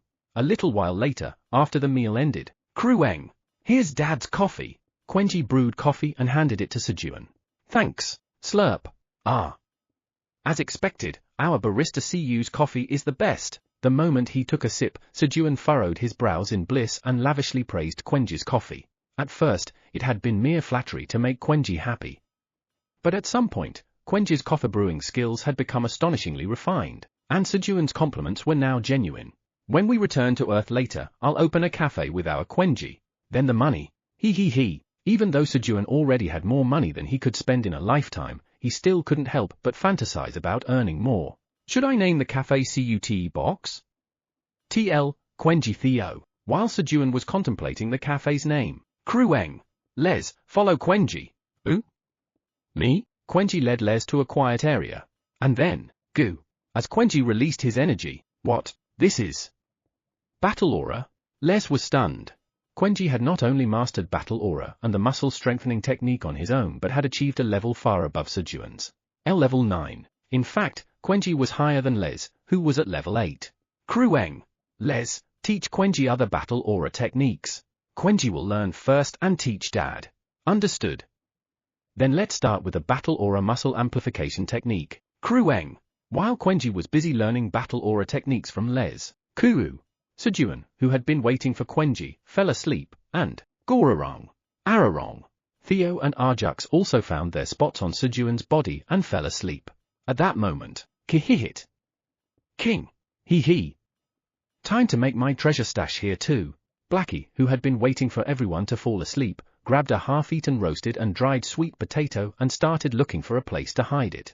The void storage would have been the ideal spot, but can't dig the ground there, so it won't do. By Blackie's standards, it wasn't acceptable. And here was the Blackie family, burying dried sweet potato in a place they might never return to. King. Guys, hurry and dig. Yes, Kiruk. Sharalang. Blackie subordinates, following his command, diligently dug into the ground. Thud. Hee hee. I'll eat it later. Blackie buried half of the roasted and dried sweet potato he had been holding in his mouth. Once the sweet potato was safely buried, Kihihit. King. Hee hee. Now let's sleep. Da. Blackie carried his underlings on his back and quickly dashed over, and King. King. Butler. Lift great Blackie. Lift me now. He barked enthusiastically, while pawing at the sleeping Sejun's hand. With sleepy eyes, Sejun picked up Blackie and placed him into the sling bag. Kura. He then fell back asleep. Kirarong. The Blackie family also started taking their afternoon nap in earnest. A little while later, Ku hey hey hey. Krueng. Hee hee hee. Learned everything. Quenji, who had learned all the battle aura techniques that Les knew in less than an hour, clung to Sejun's side. K Krueng. And joined him for afternoon nap. A dullard followed by geniuses. Les, standing vigilantly on watch of his own accord, marveled at the sight of Sejun surrounded by Theo, Quenji, and Arjux as they all slept. Kirarong. Of course, he saw the Blackie family too, but, are they pets? He just ignored them. If Blackie had known he was being ignored, Les would have gotten a headbutt from Great Blackie himself. As Sejun and his companions enjoyed a pleasant nap, crack! A giant crack appeared in the sky of the level 10 world, Earthworm. Quaduduk. Through the sky, massive white pillars began descending onto the ground. These were the fangs of Jormungandr, the world-devouring serpent and third seat of the Apostle of Destruction, now the sole remaining apostle. This is the destructive attack the Creator God spoke of. Retreat underground. Earth dragons of various colors hurriedly hid their bodies underground. They had been instructed to wait underground until reinforcements arrived from the Creator God. However, gulp, Jormungandr swallowed the entire earthworm whole. Burp. Kekak. Did I eat too much? Jormungandr burped after devouring earthworm, his belly swollen, and then slithered back to the outskirts of destruction. White Tower Administrator's area. All right, today's my treat, so drink up. To celebrate the White Tower's transformation, Kellyan was throwing a drinking party with other members of the Four Dragons Council. At that moment, woo-ong, woo-ong, the crystal orb began vibrating strongly. Who? Hold on a second. Kellyan excused himself from the other dragons and quickly checked the crystal orb. And the destruction of Earthworm has begun. Earthworm has been 35% destroyed by destruction. If Earthworm is destroyed more than 70%, the 15,192 worlds supported by Earthworm will perish. What? It hadn't even been an hour since the connection was established. Kellyan panicked as he read the crystal orb's alerts. However, Hydra, the nine-headed snake and 10th seat of the Apostles of Destruction, has invaded Earthworm. The destruction of Earthworm is accelerating. Earthworm will be completely destroyed in 3 hours. There wasn't even time to panic. No time. Kellyan hurriedly began devising countermeasures. Sejun. Help! First, he called out to Sejun for help. After all, when it came to the field of defeating Apostles of Destruction, Sejun was a recognized expert even among dragons. Chapter 575, when will this end? Inside Jormungandr's stomach. SHHHK. SHHHK. Jormungandr, you traitor. When Hydra, who was being restrained by hundreds of millions of white snakes and dying as his power was being drained, cursed at Jormungandr. Kugum. Who? Earthworm rolled into Jormungandr's stomach. If I can get inside that, I might survive. The hope of survival arose, and, crunch! Hydra, with all its might, broke free from the snakes binding its body and quickly approached Earthworm. Then, get in! It forced its body through the part destroyed by Jormungandr. Its body, weakened and shrunken from the loss of energy, allowed it to slip into the Earthworm without much effort. After entering Earthworm, Hydra. What? There are still plenty of survivors here. Sensing the presence of Earth dragons hidden underground, Hydra felt delighted. Though they were enemies it would normally have to kill, the enemy of its enemy was its ally for now. At this moment, they were comrades who had to fight together. Hey! Get out here now. If you just stay still, we're all going to die. Hydra called out to the Earth dragons while SHHHK. SHHHK. It used its 9 heads to bite and kill the white snake slithering through the hole in Earthworm. And then, what's going on? The Earth dragons, who had been instructed to wait until the support from the Creator God arrived, were bewildered by the Hydra's actions and didn't know what to do. However, seeing the Hydra fiercely fighting against the white snakes on its own, they realized it wasn't likely to attack them. As a result, a few representatives cautiously surfaced. Who? It's not attacking us. Could it really be fighting with us? Could this Hydra possibly be the reinforcement sent by the Creator God? The Earth dragons put their doubts about the Hydra and began assisting it in fighting off the white snakes invading Earthworm. What? I thought you guys were cowards, but you fight pretty well. Hydranim, you fight pretty well too for an Apostle of Destruction. Before long, the Hydra and the Earth dragons became friendly enough to exchange jokes. White Tower, 99th floor. Sejun. Someone shook him awake, calling out his name. What is it? Struggling to open his eyes and regain his focus, Sejun came to his senses. Sejun, Kellyan is asking you to quickly check your messages. Les, who had been keeping watch, spoke urgently to Sejun. Messages? Sejun rubbed his eyes and hurriedly checked his messages. At the formal request of the Great White Dragon, Kellyan Mamib, Black Tower's Tower Farmer Park, Sejun has been appointed as the temporary mid-level administrator of the White Tower. You have gained authorization to access the level 10 World Earthworm, which is connected to the White Tower. A quest has been generated. Quest, go to Earthworm and stop the invasion of destruction. If more than 70% of Earthworm is destroyed by destruction, the 15,192 worlds supported by Earthworm will also be destroyed. All of your stay fee will be fully covered by Great White Dragon Kellyan Mamib. Reward, salvation of Earthworm and 15,192 worlds, all stats 100, 1 new power, official appointment as a mid-level administrator of the White Tower. A quest has been generated. Quest, expel Hydra, the 9-headed snake and 10th seat of the Apostles of Destruction, from Earthworm within 3 hours. Reward, delay the destruction of Earthworm and 15,192 other worlds. Failure, the destruction of Earthworm and 15,192 worlds. What is all this? Overwhelmed by the sheer volume of messages, Sejun was taken aback. On top of that, the content was incredibly serious. However, Kellyan Nim, I need the land deed for the first floor of the tower. Please get it for me quickly. Sejun, being an expert at defeating Apostles of Destruction, regained his composure and requested what he needed from Kellyan. First, he needed to get to the first floor of the tower to use the exclusive passage to Earthworm. The White Tower's administrator asks you to wait for a moment. Bring the land deed for the first floor of the tower. At the commanding order of the leader of the Great White Dragons, Kellyan Mamib, the entire White Tower was thrown into a frenzy. The tower's floors trembled with fear as they scrambled to find the land deed for the first floor and present it to Kellyan. While Kellyan might seem like a friendly neighborhood grandfather to Sejun, to other beings he was a cold and fearsome ruler. 30 minutes later. All right, I'll leave right away. As Sejun prepared to depart, holding the land deed for the first floor of the tower that Kellyan had provided, Sejun Hyung. I want to go too. This is something that happened in our tower, so Arjux, worried that Sejun might reject him, began eagerly explaining why he had to come along. All right. If Arjux comes along, that's reassuring for me. Sejun readily permitted Arjux to accompany him. Having faced so many Apostles of Destruction, Sejun figured Arjux would be a reliable ally. Moreover, since this was a White Tower matter, it made sense for Arjux to come along. Ooh-hee-hee-hee.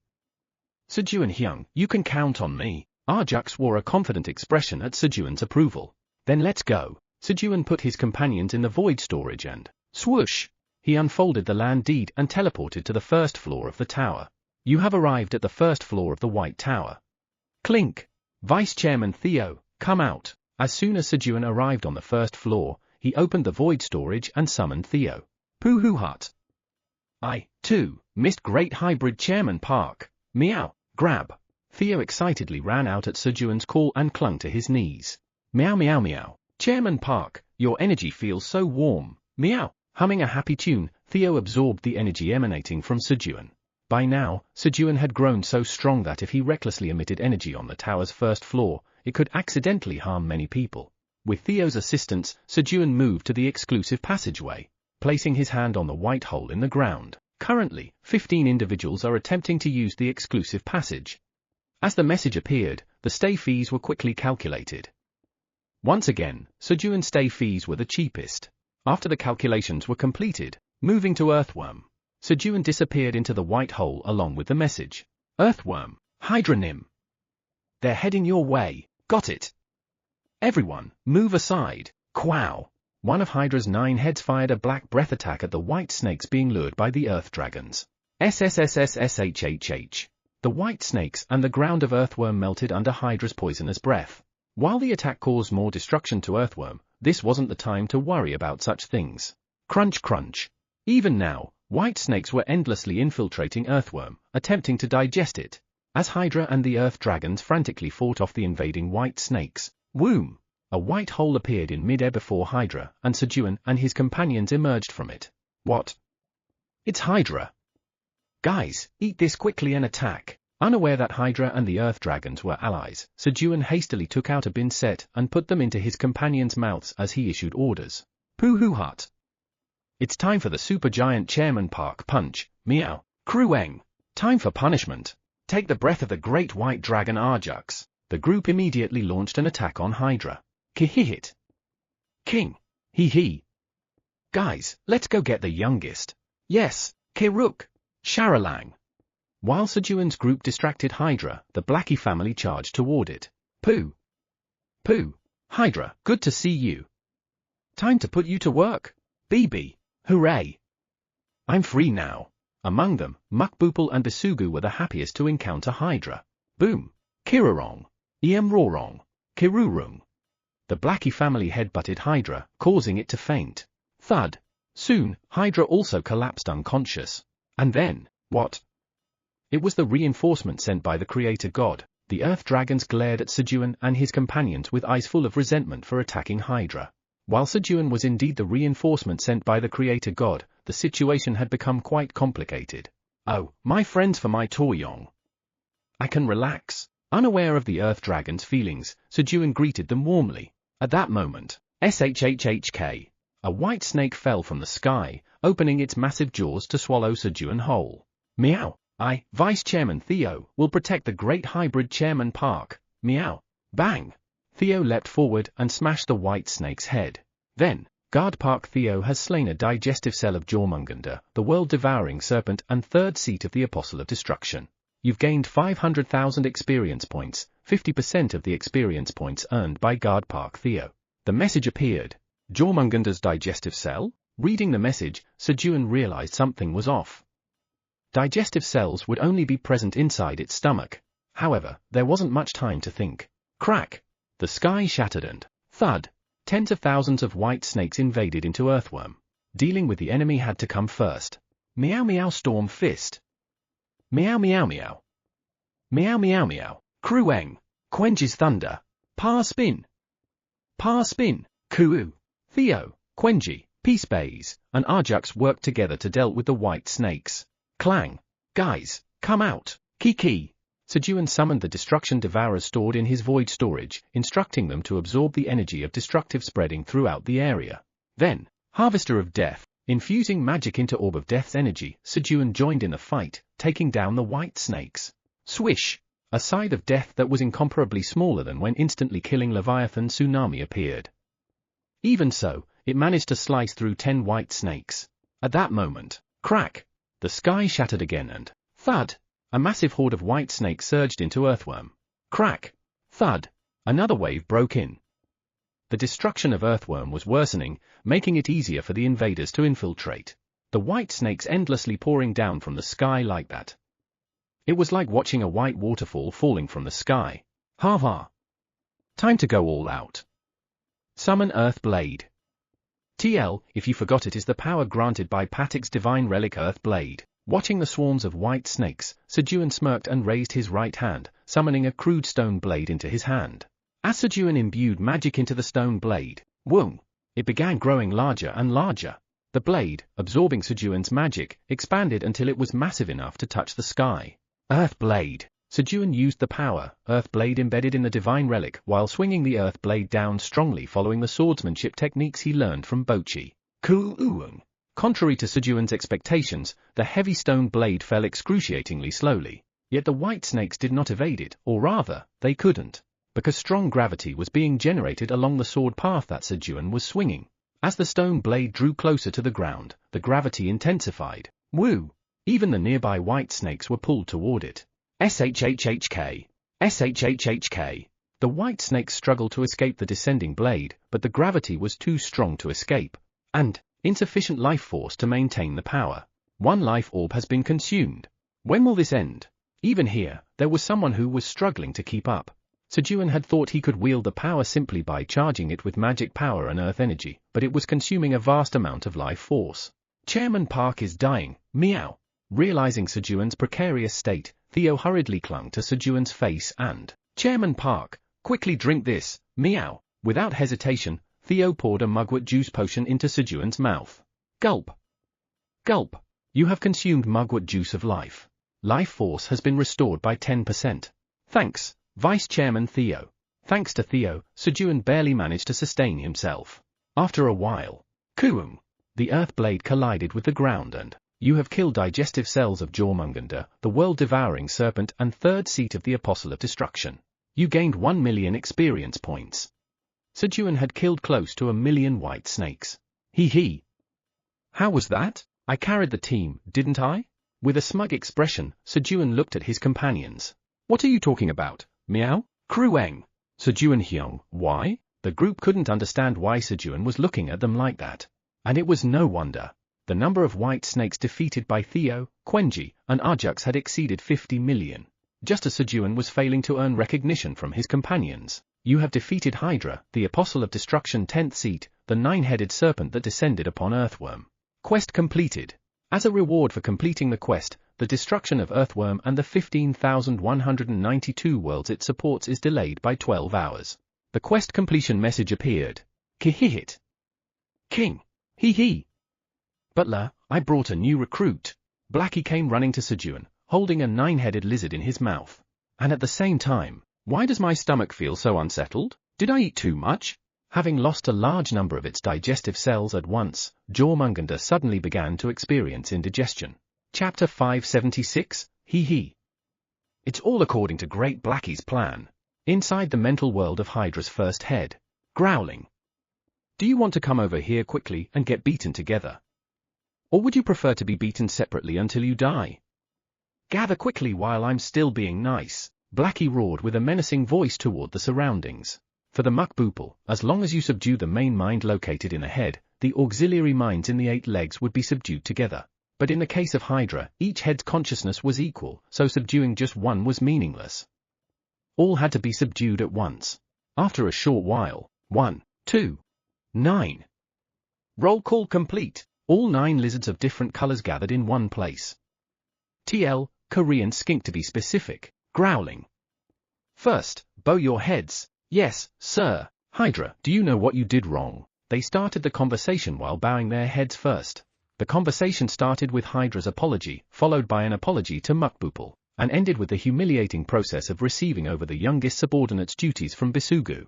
And then, Great Blackenim still we fought together with the Earth Dragons against Jormungandr to prevent Earthworm from being digested, TL. Each of the lizards speaking a part of the complete sentence. The 9-headed Hydra started appealing to Blackie about its merits to receive some consideration. That was well done. I'll let Butler know about it. He. Thank you. But what do you mean by it fought to prevent being digested by Jormungandr? Blackie, who still didn't know that the earthworm was inside Jormungandr's stomach, asked. At that moment, what? You didn't know?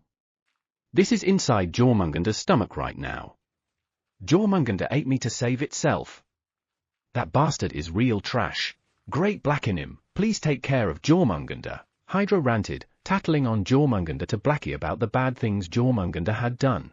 What? Eating a comrade. Growling. I'll personally destroy Jormungandr. Thank you. Hydra rejoiced at Blackie's answer. However, you fool. That means you'll remain the youngest forever. The rest of the Blackie family looked at Hydra with pity. After finishing the meeting with Blackie like that, Hydra, who had lost power and shrunk, stood before Sejun. With its 9 tiny heads, now no bigger than peas, it bowed energetically. Hit. Sunfish Sejun Nim, hello. Greetings from the new recruit. Following the handover instructions from Bisugu, Hydra greeted Sejun. Kihihit. That's right. Butler is a sunfish. Blackie felt pleased with Hydra's greeting. Millimeter, nice to meet you too. Sejun, who couldn't understand Hydra's words, simply accepted its greeting without knowing anything. Kihihit king. He. Butler. Give this one a name. Blackie asked Sejun to name Hydra. A name? 9 heads, 9 colors, a lizard. Sejun examined Hydra while extracting characteristics and fell into thought. Ding. Sejun's naming shop opened once again. 9? Gu headed? Du snake? Sao? Gudusa? TL? Are Chinese characters. 9 colored lizard? Gu sek du? TL? Gu meaning 9? Sek meaning color? Du from? Meaning lizard, 9-headed Hydra. Gudura? TL? Gu meaning 9? Du? Ra from Hydra? Sejun enthusiastically brainstormed names. Thump thump. The Blackie family watched Sejun with eyes full of expectation. Mucken. Pukun. Bakun. The 789 line especially had high hopes. It's time for a name with E10 in it. Sejun, under the intense gaze of the 789 line, included a 10 in the name and continued brainstorming. 9 heads plus 10. Amiosip? TL? Amiosip equals? A from? Meaning 9? Mio from? Meaning head? Sip meaning 10. Also in the final name? Meaning armor? Sip, due to which it can also be translated as armored 10 or armored sip, armored ship. 9 lizard plus 10. Adu sip? Like above? A from? Meaning 9? Do from? Meaning lizard? Sip meaning 10. This is tough. As soon as 10 was added, the naming difficulty shot up dramatically. At that moment, King! King! King! Oh, right! Butler! It wasn't attacking here. It was protecting it. So, give it a slightly better name. That's true. Hydra Nim helped us out. Blackie and the Earth Dragons vouched for Hydra, pleading for some leniency. They also told him that Earthworm was now in Jormungander's stomach. Since this was something Sejun had somewhat anticipated, he wasn't particularly surprised. Because Hydra had done a good deed, Sejun decided to give it a slightly better name. Listening to Blackie's suggestion, Sejun resumed naming Hydra. Since it had accumulated virtue by doing good deeds. The ultimate virtue is 10 virtues. TL, talking about the 10 virtues. Read more here, https://www.unseenwarfare.net/the-10-virtues $. Text equals if we distill the long, and gratitude, contentment, but since it has 9 heads. Siptiokgu? TL? Siptiokgu equals? Meaning 10 virtues? GU, meaning 9, so overall the name became 10 virtues 9. Siptiokgu. Siptiokgu. That's good. The name rolled off the tongue smoothly. However, consideration for leniency didn't always mean something good. Because the better Sejun's intentions, the more likely a more tragic name would come out. And, he. It's all according to Great Blackie's plan. That was precisely what Blackie had aimed for. Hit King. He. Butler, you did great. Sejun Nim has done it again. Kiruk. Shalarang. Blackie family cheered at the name Sejun came up with. Mew Mew. Pooh. BB. Even the 789 line cheered. They had finally escaped from the very bottom. Mubelchill and Mukbupal were happy that after Basugu, they now had Siptiokgu as a solid foundation. I'm not alone. Basugu was thrilled that a name on par with its own had been created. Once the naming was complete, the effect of talent, Namer, has been activated. The name Siptiokgu has been imbued with a special effect. All stats increase by 109. Power, 10 virtues has been granted. Special effects were imbued in the name Siptiokgu. Power, 10 virtues was a power that granted one random blessing every time 10 virtues were accumulated, as the name suggests. By the way, Basugu and Siptiokgu are peers. Since Hydra had done a good deed by protecting Earthworm, Sejun gave him a slight privilege. BB? What? Sejun's sudden statement, like a bolt from the blue, shocked Basugu. Hit. Sunfish Sejun Nim, thank you. Siptiokgu expressed its gratitude. However, the atmosphere suddenly turned icy. The increase in stats allowed Siptiokgu to communicate with Sejun, but that turned out to be its misfortune. Siptiokgu, did you just call me Sunfish? Hit. Who? That was Basugu who dash. You're demoted to the youngest. Hit. Without even a chance to explain, Siptiokgu was demoted to the youngest. This is all your fault. As Siptiokgu glared at Basugu, who had given him wrong handover instructions and was now feigning innocence. Crack! In the sky of Earthworm, surrounded by white snakes reproduced in Jormungander's stomach, cracks appeared. Clang! The partially repaired defensive barrier, infused with the energy of creation emitted by the destruction devourers, was destroyed once again. Everyone, over here! The party ate the binset distributed by Sejun and resumed the battle, while the Earth Dragons also hurried back to join the battle. And then, everyone, let's plant quickly! Kia! Sejun worked hard with the destruction pioneers, planting destruction devourer seeds. While defeating the white snakes was important, this was going to be a long battle. Until they could figure out a way to get Earthworm out from Jormungander's stomach, they needed to hold out. And to hold out for a long time, they had to keep repairing Earthworm's defensive barrier with energy of creation. King! Guys, let's help Butler! Blackie family also helped Sejun diligently plant the destruction devourer seeds.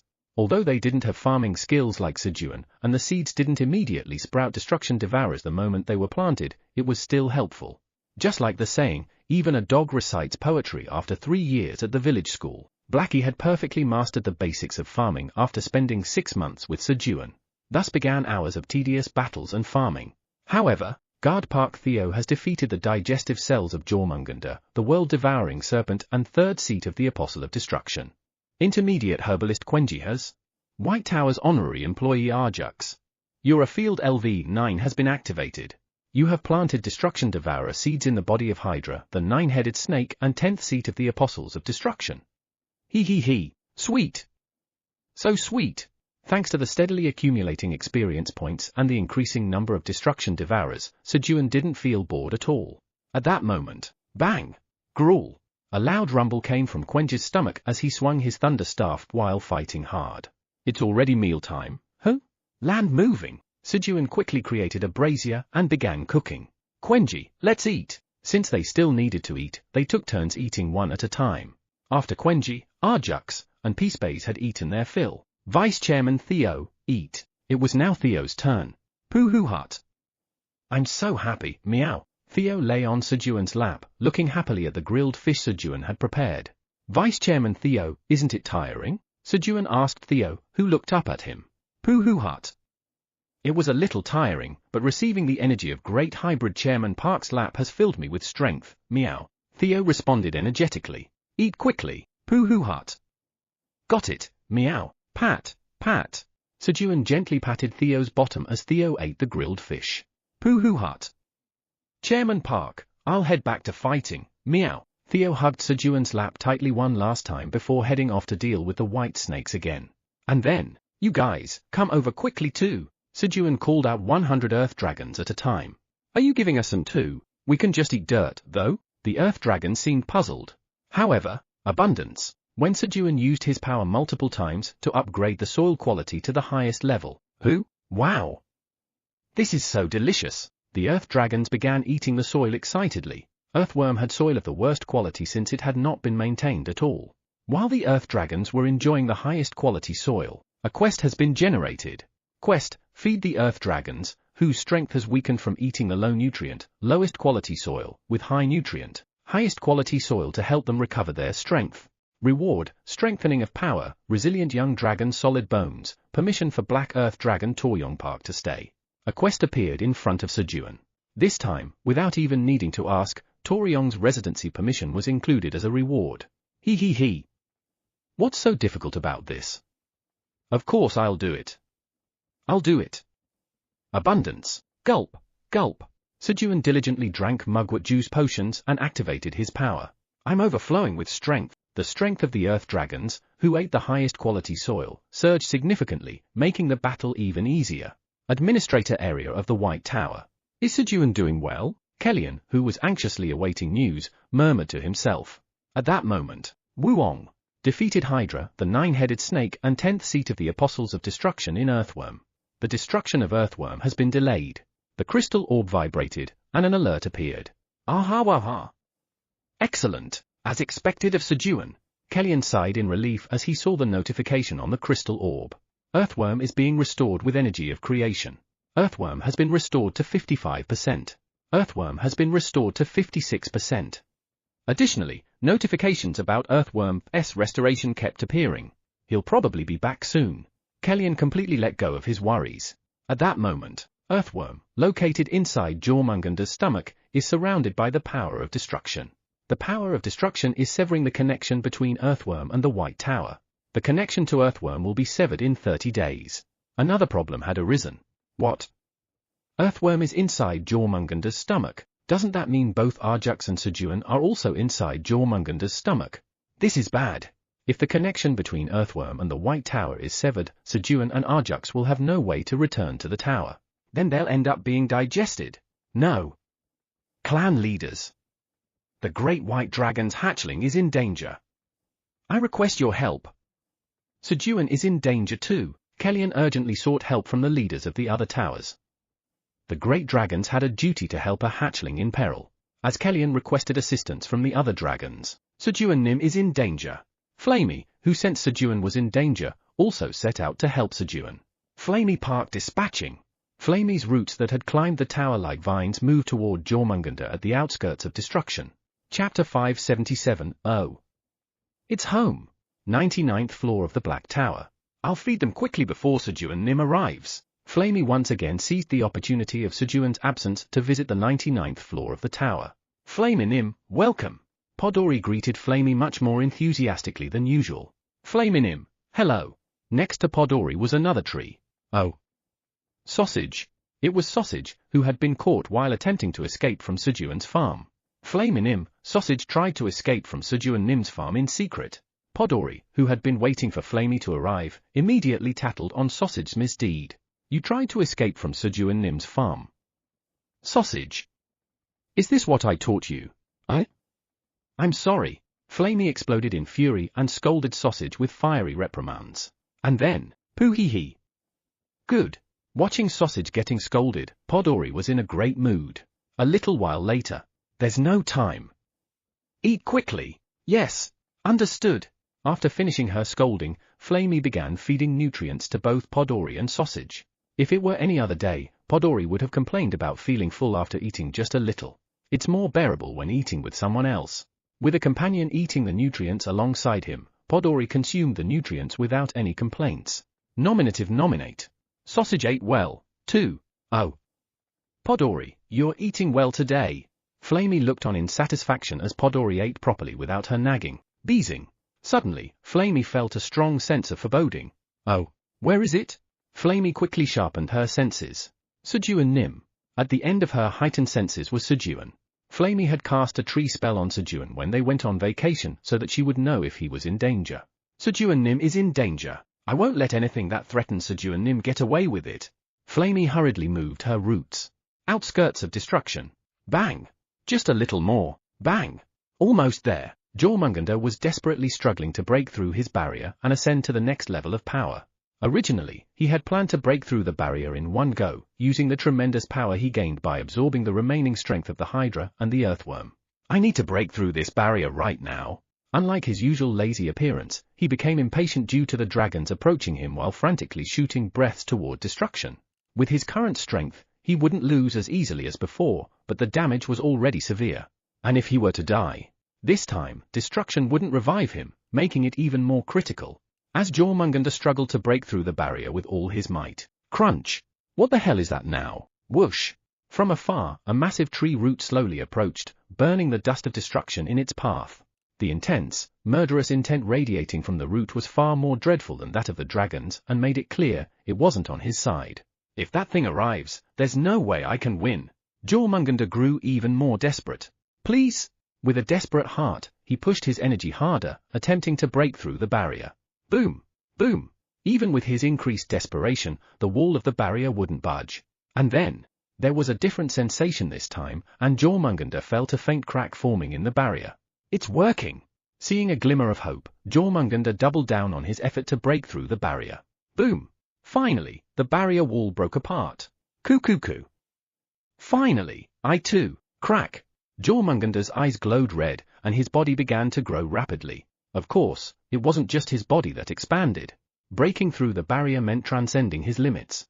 Having already reached the absolute final stage of his kind, Jormungandr transcended once more, surpassing even the limits of his species. Crack! A horn sprouted from Jormungandr's head. I am now Jormungandr, the greed that devours the world. Having ascended to a higher state, Jormungandr roared as he proclaimed his new name. His overwhelming presence dominated the surroundings. Wherever Jormungandr's presence reached, his greed began to sap the strength of those within range. Our power is being drained. Retreat! The mighty dragons hurriedly withdrew from Jormungandr's area of influence. The enemy will only grow stronger in this state. Flamey also quickly withdrew her roots and began encircling Jormungandr with them. Inside Jormungandr's stomach, Sejun, who had been eating meals and planting the destruction devourer seeds, noticed a change. At that moment, the white snakes that were digestive cells grew horns on their heads and became stronger. Meow! Of course, they still weren't a match for Sejun and his group. Guard Park Theo has defeated the digestive cells of Jormungandr, the greed that devours the world and third seat of the Apostle of Destruction. You've gained 1 million experience points, 50% of the experience points earned by Guard Park Theo. Oh. Experience points increased. While the snakes had grown stronger, the experience points gained from defeating them had doubled. Hee. This is totally sweet. Sejun smiled contentedly as he observed the increased experience points. The outside world might have been a hellish battlefield, but inside this hellish stomach, it was a paradise. 3 days passed like this. Thump! Thump! The energy of creation overflowed into Earthworm, strengthening the defensive walls so much that the white snakes could no longer easily breach them. Hey everyone, time to eat. Pooh hut. Good. Meow. Krueng. King. Yes, Hyung. Thanks to this, Sejun and his group now had the leisure to gather for breakfast, lunch, and dinner together. Poo. Sipdiokgu, water. BB. Sipdiokgu, milk. Poo. Sipdiokgu, refill. Of course, the youngest, Sipdiokgu, was kept busy running errands for Mukbupal and Bisugu. A little while later, after lunch was over, Krueng. Dad, here's your coffee. Yes. Thank you. Slurp.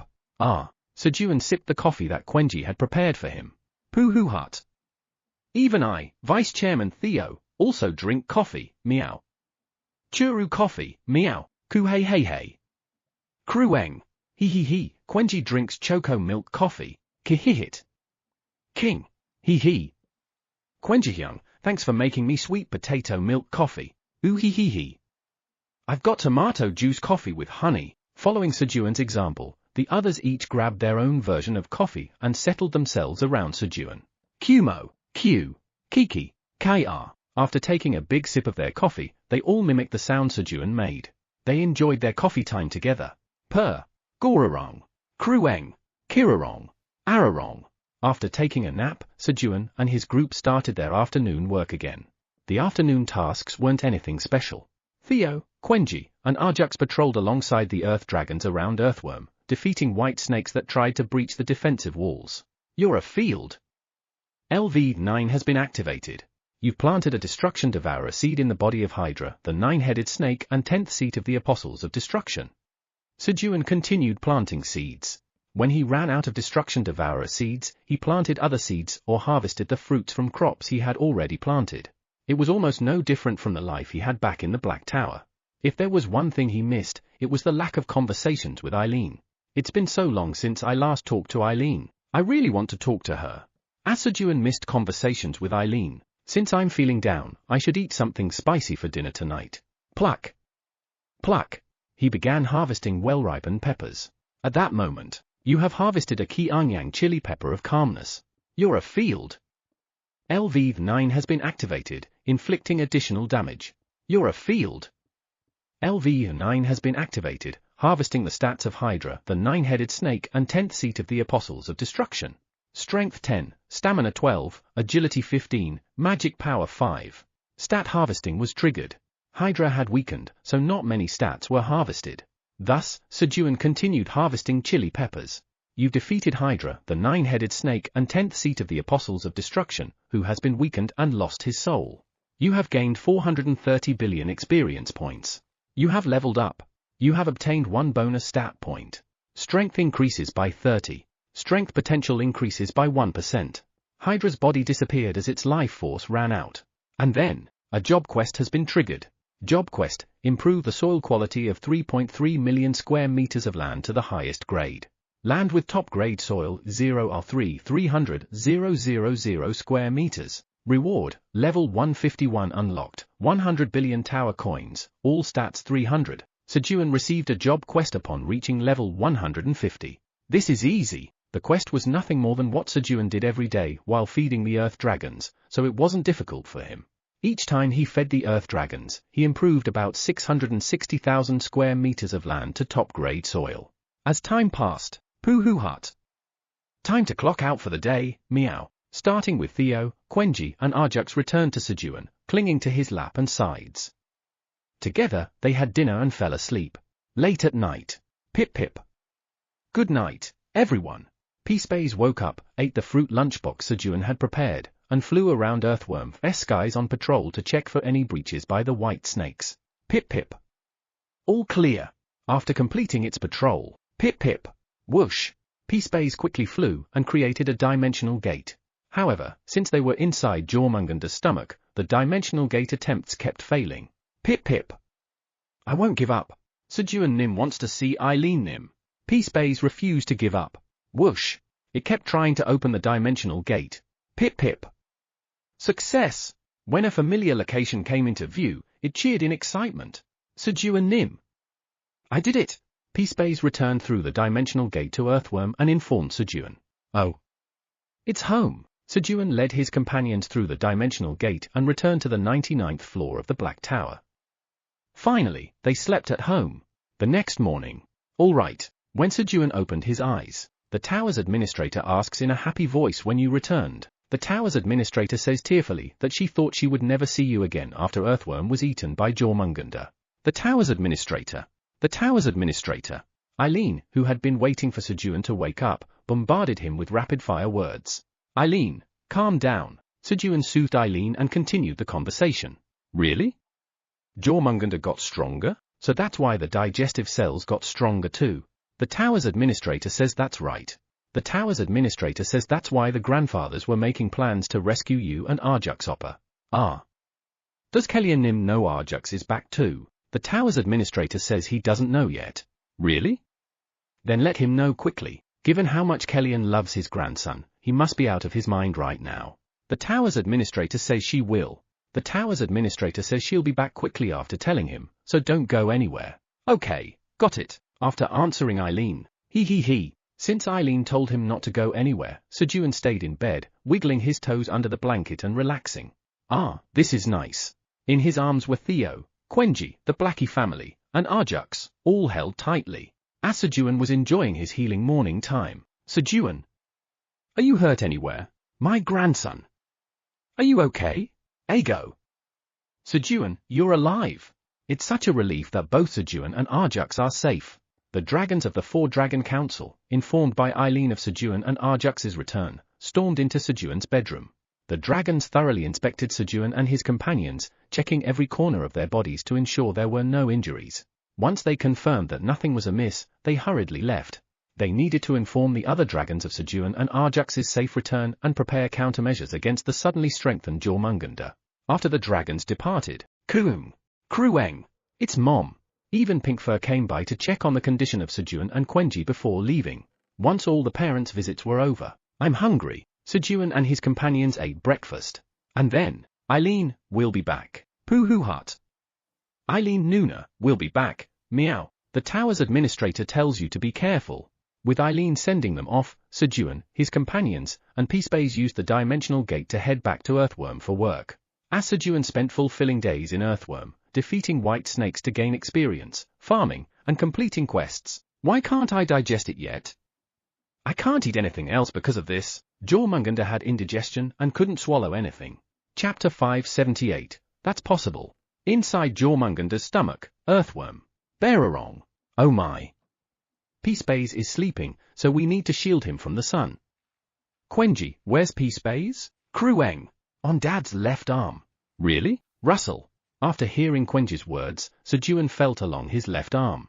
Ah, there you are. Carefully grabbing the sleeping, camouflaged Peacebays, he gently lifted the straw hat he was wearing and placed Peacebays softly on his head before putting the hat back on.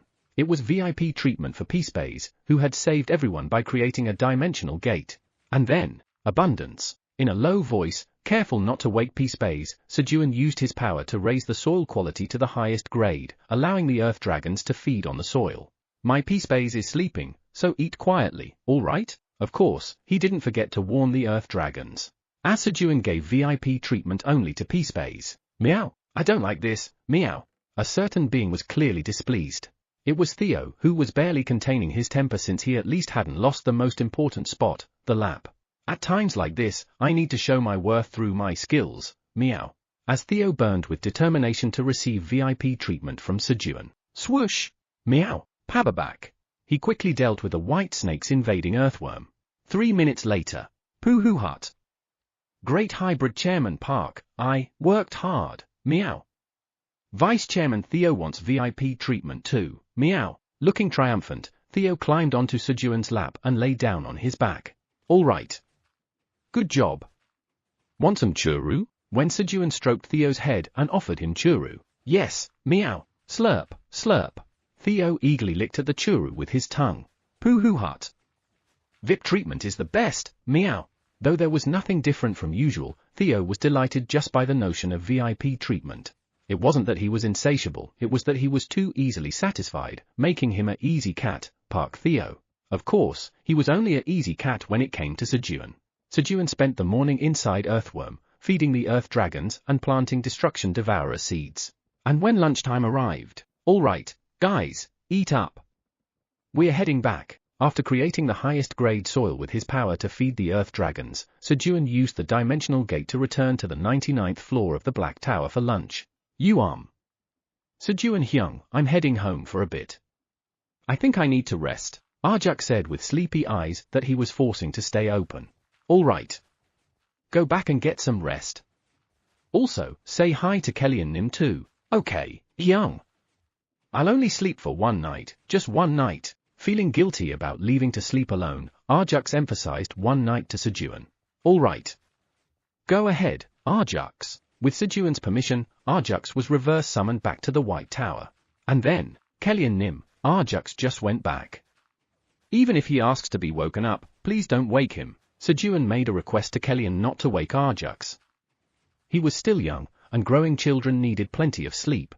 After sending Arjux off, Sejun was having lunch when brother-in-law, a black dragon statue controlled by Ace, quickly flew over. Brother-in-law, welcome back. I thought I'd never see you again, sniff. Ace was on the verge of tears. Sejun quietly placed a piece of Yongari chicken into the mouth of the black dragon statue. He had anticipated Ace's arrival and had already prepared Yongari chicken. Poohee. Ace, upon seeing the Yongari chicken, began to laugh. At that moment, oh. Brother-in-law, my sister's coming. See you next time. Ace hurriedly left the scene. After Ace disappeared, Krueng, Dad, here's your coffee. Sejun drank the coffee Quenji had brewed for him and started his afternoon work. In the afternoon, he stopped by the 10th tower to replenish the Destruction Devourer seeds he was running low on and returned to Earthworm. Then, it was back to planting seeds once again. Thanks to the rapid increase in the number of Destruction Devourers and the overflowing energy of creation within Earthworm, other changes began to appear. The soil quality improved, and although Sejun didn't notice it, the size of Earthworm also grew little by little. Poohoo hut. Great Hybrid Chairman Park, I worked hard, meow. Give me VIP treatment, meow, coo hey hey hey. Krueng. He. Quenji worked too. Quenji wants VIP treatment too. Theo and Quenji would work once in between and request VIP treatment from Sejun, who was planting seeds. VIP treatment, at most, involved lying on Sejun's lap while being fed churu, getting petted by Sejun while dipping Garetiok in kudzu honey, and other activities that weren't too different from their usual routine. Kihihit. King. He. Butler. Great Blackie wants VIP treatment too. Of course, there was also the Blackie family, who didn't do any work but still wanted VIP treatment. That won't do, meow. You have to work to get VIP treatment, meow. Krueng. If you want VIP treatment, you have to work. They were immediately cut off by their older brothers. King. Great Blackie also wants VIP treatment. As Blackie sulked, Blackie, plant 100 seeds and come back. Then I'll give you VIP treatment. Sejun gave Blackie a glimmer of hope. Kihihit. King. He. Got it. Butler. Just wait a little. Great Blackie will go plant them quickly. Da. Blackie family hurriedly ran off, planted 100 seeds, and returned to receive VIP treatment, eating roasted and dried sweet potatoes from the sling bag. Like that, Sejun alternated between farming and playing with his companions throughout the day, and when evening came, abundance. Sejun used his power once more to create the highest grade soil for the earth dragons to eat. Ooh? That was quick. Thanks to the energy of creation, the soil quality improved rapidly, and even without using his power multiple times, the soil had already reached the highest grade. Should I do a bit more? Abundance. Thinking about finishing job quest today, Sejun pushed himself a little and used his power again while sipping mugwort juice potion. A short while later, you have upgraded the soil quality of 3.3 million square meters of land to the highest grade. You have completed the job quest. As the job quest was completed, a reward message appeared. It stated that level 151 was unlocked, 100 billion tower coins were obtained, and all stats increased by 300. Alright, enjoy your meal, guys. Let's. Just as Sejun was about to leave the Earth Dragons enjoying the highest grade soil and return to the 99th floor of the Black Tower, all Earth Dragons in Earthworm have regained their strength. You have completed the quest. As a reward for completing the quest, the option for power, Resilient Young Dragon Solid Bones has been enhanced. As a reward for completing the quest, the Black Earth Dragon Park Toriong stay in Earthworm is permitted. Another quest completion message appeared. And then, The Black Earth Dragon Park Toryong is being summoned. Toryong was summoned to Earthworm. At that moment, who? The Earth Devourer, the troublemaker, is back. The Earth Dragons recognized Toryong. Judging by their reactions and the title, it didn't seem like they were particularly happy to see him. What's this? Do they dislike our Toryong? Asked Sejun, worried about Toryong. No. Our peace is over. We're going to get beaten up every day now. The Earth Dragons were visibly terrified at the sight of Toryong. Hey, guys, it's been a while. Toryong greeted the Earth Dragons warmly. The tyrant of Earthworm had returned. 1,000 years ago. Will you follow me to the Black Tower? The great black dragon had made the suggestion to Toryong, who had grown bored of Earthworm since there were no more opponents to fight. Without hesitation, Toryong left Earthworm and climbed the Black Tower, battling strong opponents along the way. The day he finally reached the 99th floor of the tower. Hello. I'm Tunai, the farmer of the Black Tower. That's where I planted my seeds, so please don't step on it, okay? Toryong encountered a farmer on the 99th floor. Seeds? Why would you plant seeds? Because if you plant one seed, you can eat a lot of delicious things later. The guinea pig Tunai, with chubby cheeks, answered happily to the question. Really? Then I'll help you, but you have to give me something to eat too. Sure. Sounds good. It was probably around that time that fighting stopped being fun. After that, he teamed up with Tunai and became an assistant to the Black Tower's tower farmer, working together on farming and enjoying a joyful life. Tunai was strong and skilled in farming. However, I'm sorry. I think it's time for me to rest now. I'll leave the farm in your care. All right. Leave it to me. The time allotted to Tunai was far too short compared to himself. After parting with Tunai like that, hello. I'm the new Black Tower's tower farmer. To honor the promise he made to Tunai, Park Toryong spent hundreds of years as an assistant to various tower farmers, farming together with them. But at some point, the great black dragon stopped appointing tower farmers for the Black Tower. Growing tired of waiting for the next tower farmer, he fell into a deep slumber. After sleeping for about 200 years, the next person he met was Sejun. He's too weak. He'll die quickly too. Looking at Sejun reminded him of Tunai. And he thought, does he think just anyone can become a tower farmer? So, to make Sejun quit being a tower farmer, he tried to intimidate him, but he was defeated by Quenji, who was by Sejun's side. Then, I even came up with an awesome name for you. Aren't you curious? My name. Yes. How about Toryong? On Earth, Yong means the same as dragon.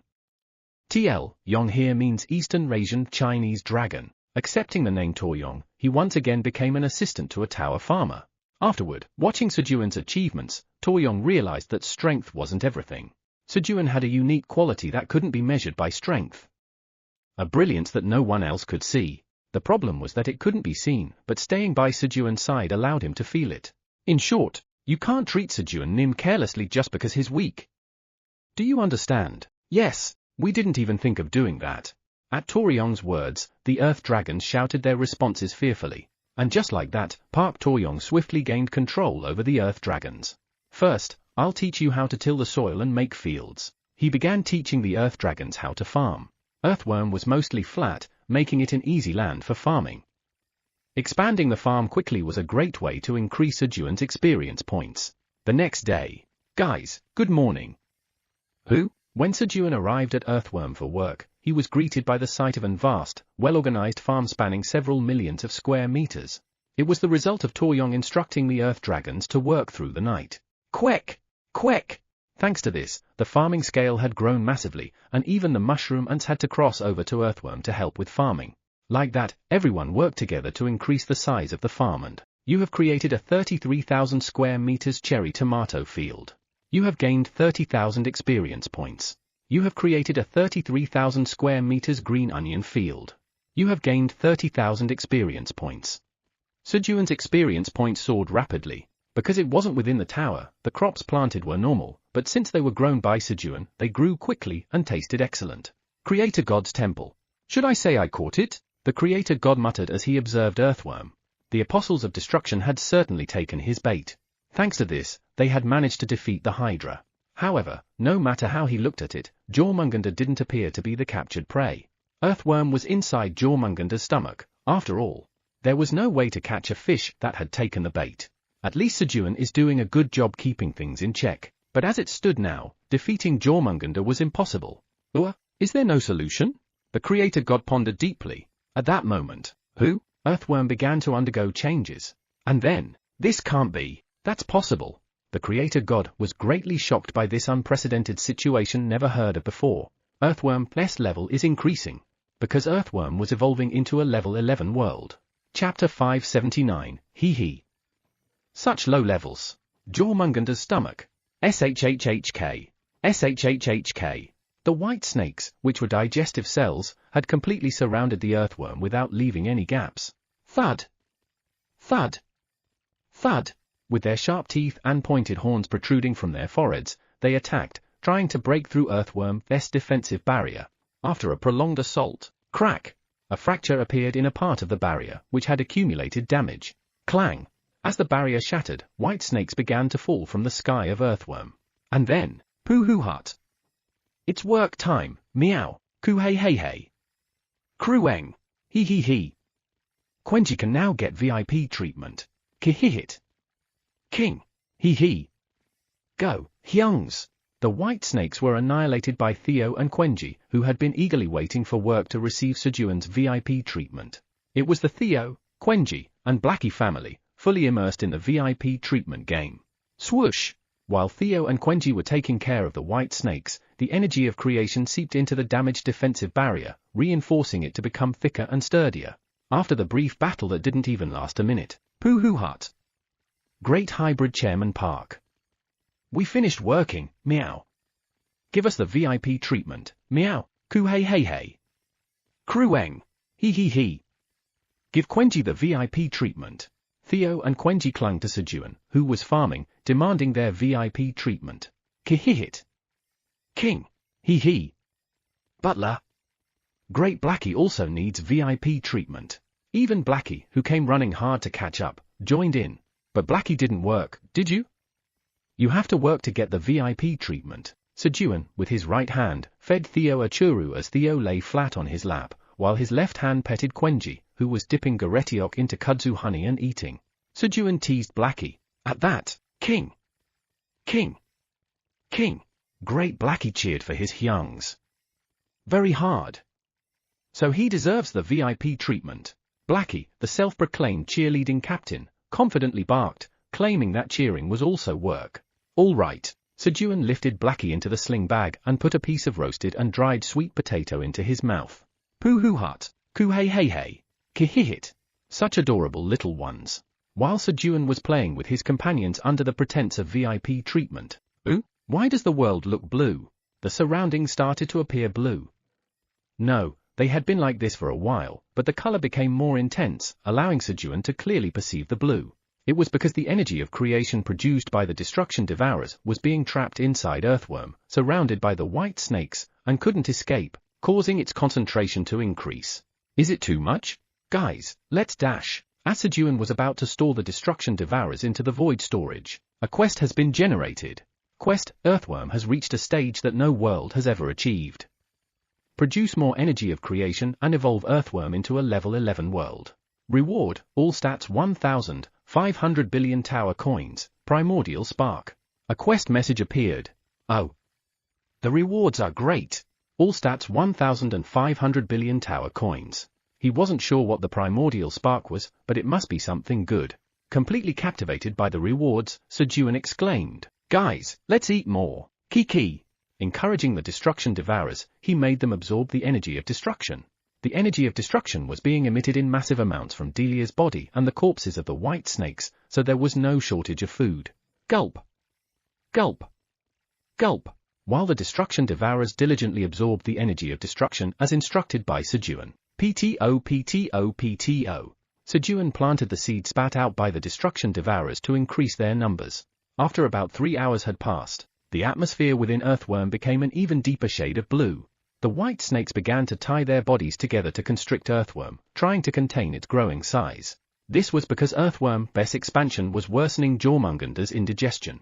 Thanks to the pressure exerted by the white snakes, Earthworm was unable to expand and began to slowly heat up, setting all the conditions perfectly. Just as carbon requires high heat and pressure to transform into diamonds, Earthworm also needed intense pressure and heat to become an unprecedented level 11 world.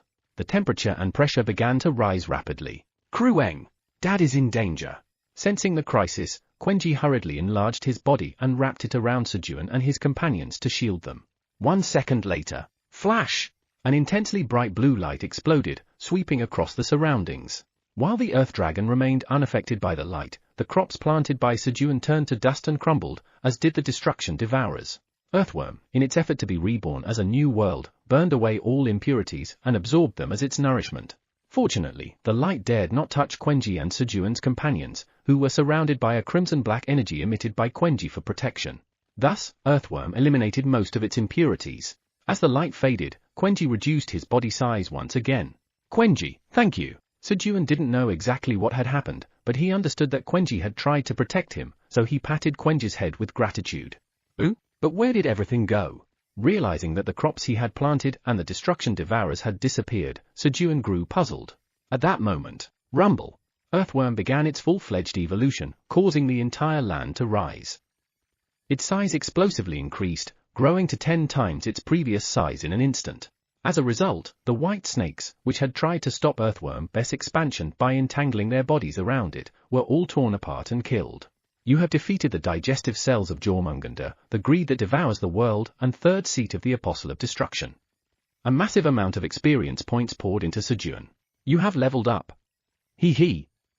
I leveled up 7 times in one go. While Sejun, now level 157, celebrated with joy. Pooh hut. Great Hybrid Chairman Park, Vice Chairman Theo leveled up and I am now level 100, meow. I got a job quest, meow.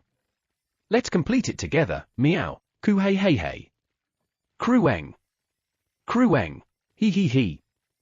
Dad, Quenji also leveled up to 100 and got a job quest. Quenji wants to do the quest with you too.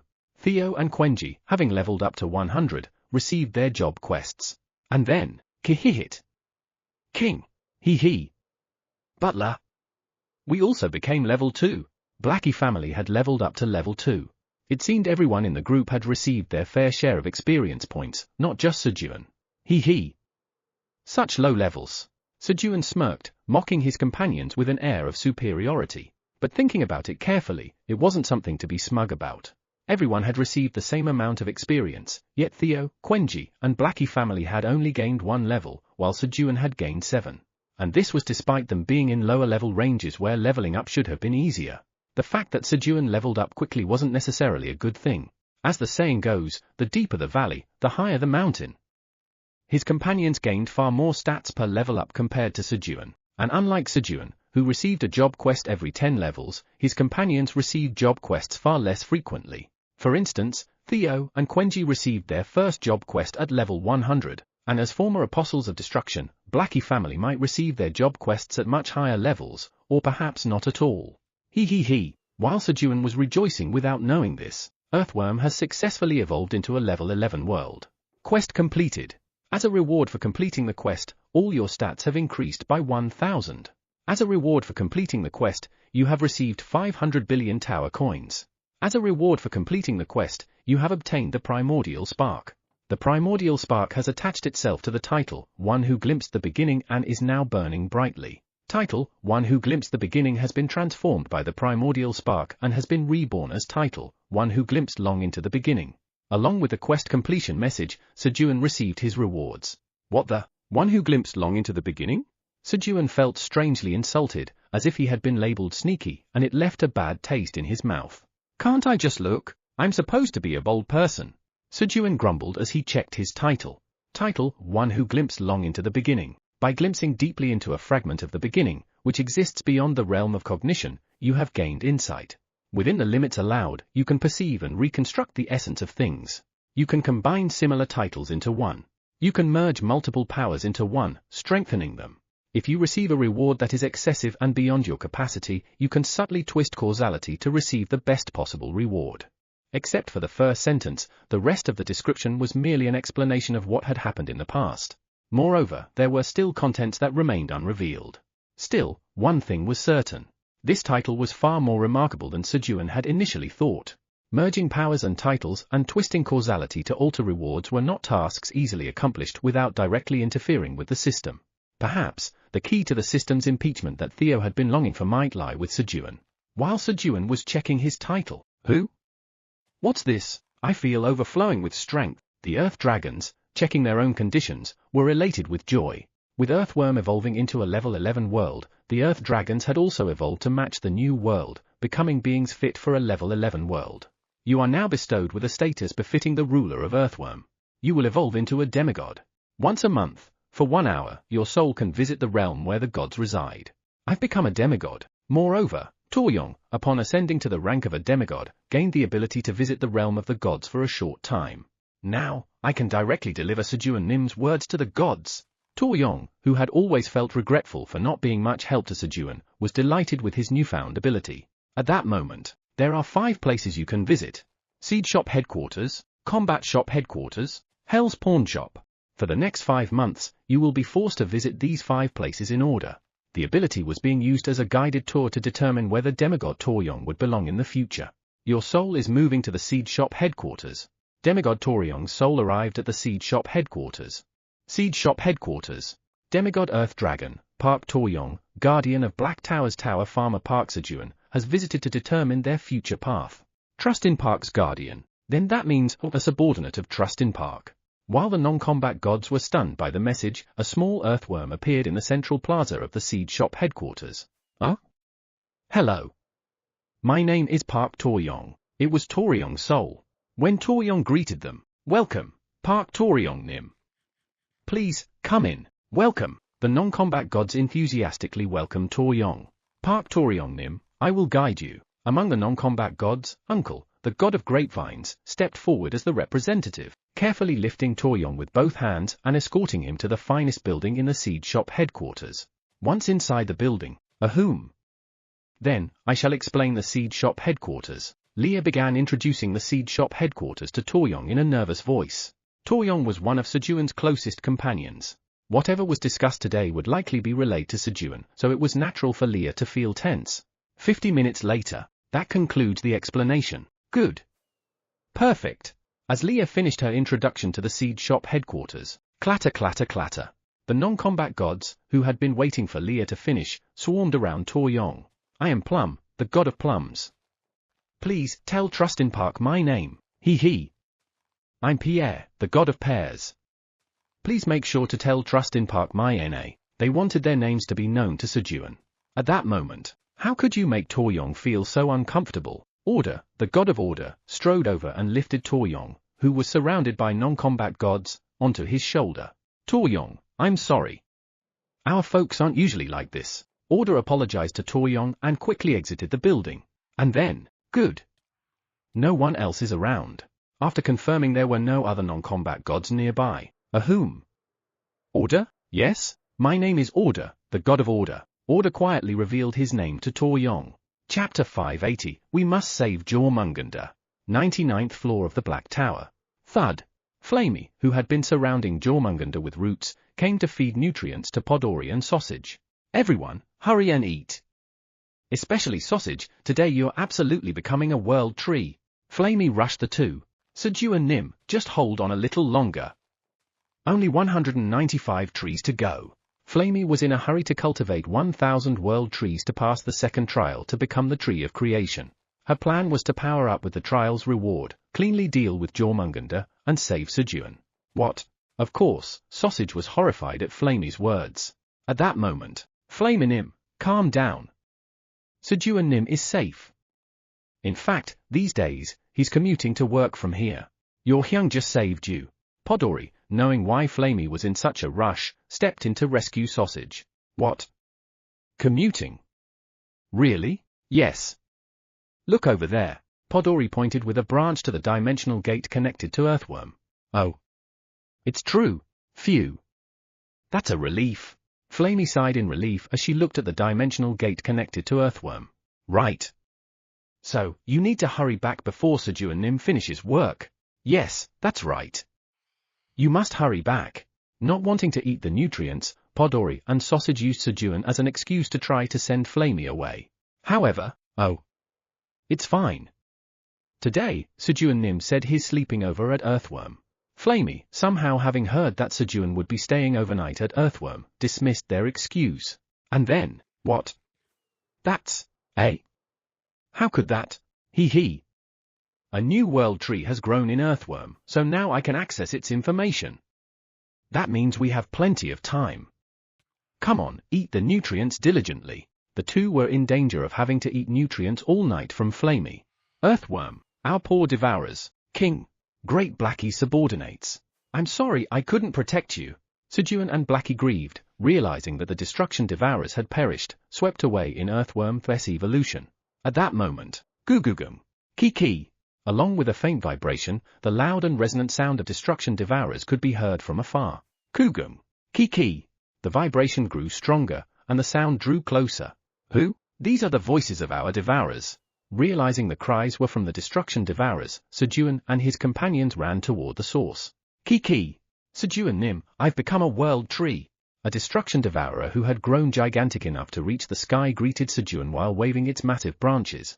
Earthworm, upon evolving to level 11, had united the will of the destruction devourers, transforming them into a single world tree. This was a gesture of gratitude for helping it become an 11-level world. Congratulations, Poohoo Hut. Congratulations on becoming a world tree, meow, coo hey hey hey. Krueng, hee hee hee. Congratulations, kihihit. King, hee hee. My subordinate. Congratulations. Sejun and his companion celebrated the destruction devourer that had become a world tree. And then, I'll give you a special gift, a name. On such a joyous day, a day of rebirth, a name was essential. Thus, the Sejun naming shop opened for business. Earthworm.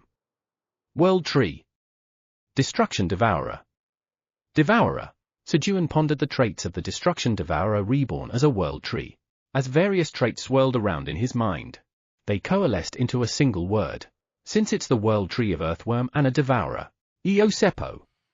TL? Eosepo is combination of? From? Earthworm? From? World tree? From? Devourer, Kihihit. As expected of a genius namer, Kiruk. As Blackie family rejoiced at Sejun's naming, the effect of talent, namer has been activated. The name Eosepo is imbued with a special effect. World Tree Special Skill, Seed Cannon has been acquired. A special effect was imbued in the name. Seed Cannon? Kiki. It shot like this. Eosepo raised its head toward the now darkened sky. P2E. It spat out a seed from its mouth, demonstrating for Sejun. The seed fired from Eosepo's mouth traveled like a cannonball, rapidly reaching the edge of the sky. Swish. A barrier opened to allow the seed to pass. And then, boom! The explosion struck against Jormungander's stomach wall. Oh, it's like a fireworks show. Beyond the open barrier, Sejun could see colorful sparks scattering vividly. Kiki? Then should I shoot more? P2E. Excited by Sejun's positive reaction, Eosepo enthusiastically fired the seed cannon again. Boom! The fireworks scattered once more. Thanks to that, an impromptu fireworks display began. Let's sleep here tonight. Sejun, preparing dinner, also set up a place to sleep. As Sejun's gloom over losing the destruction devourers began to lift, Poohoo Hut. Great Hybrid Chairman Park, Vice Chairman Theo's job quest is to earn 100 trillion tower coins, meow.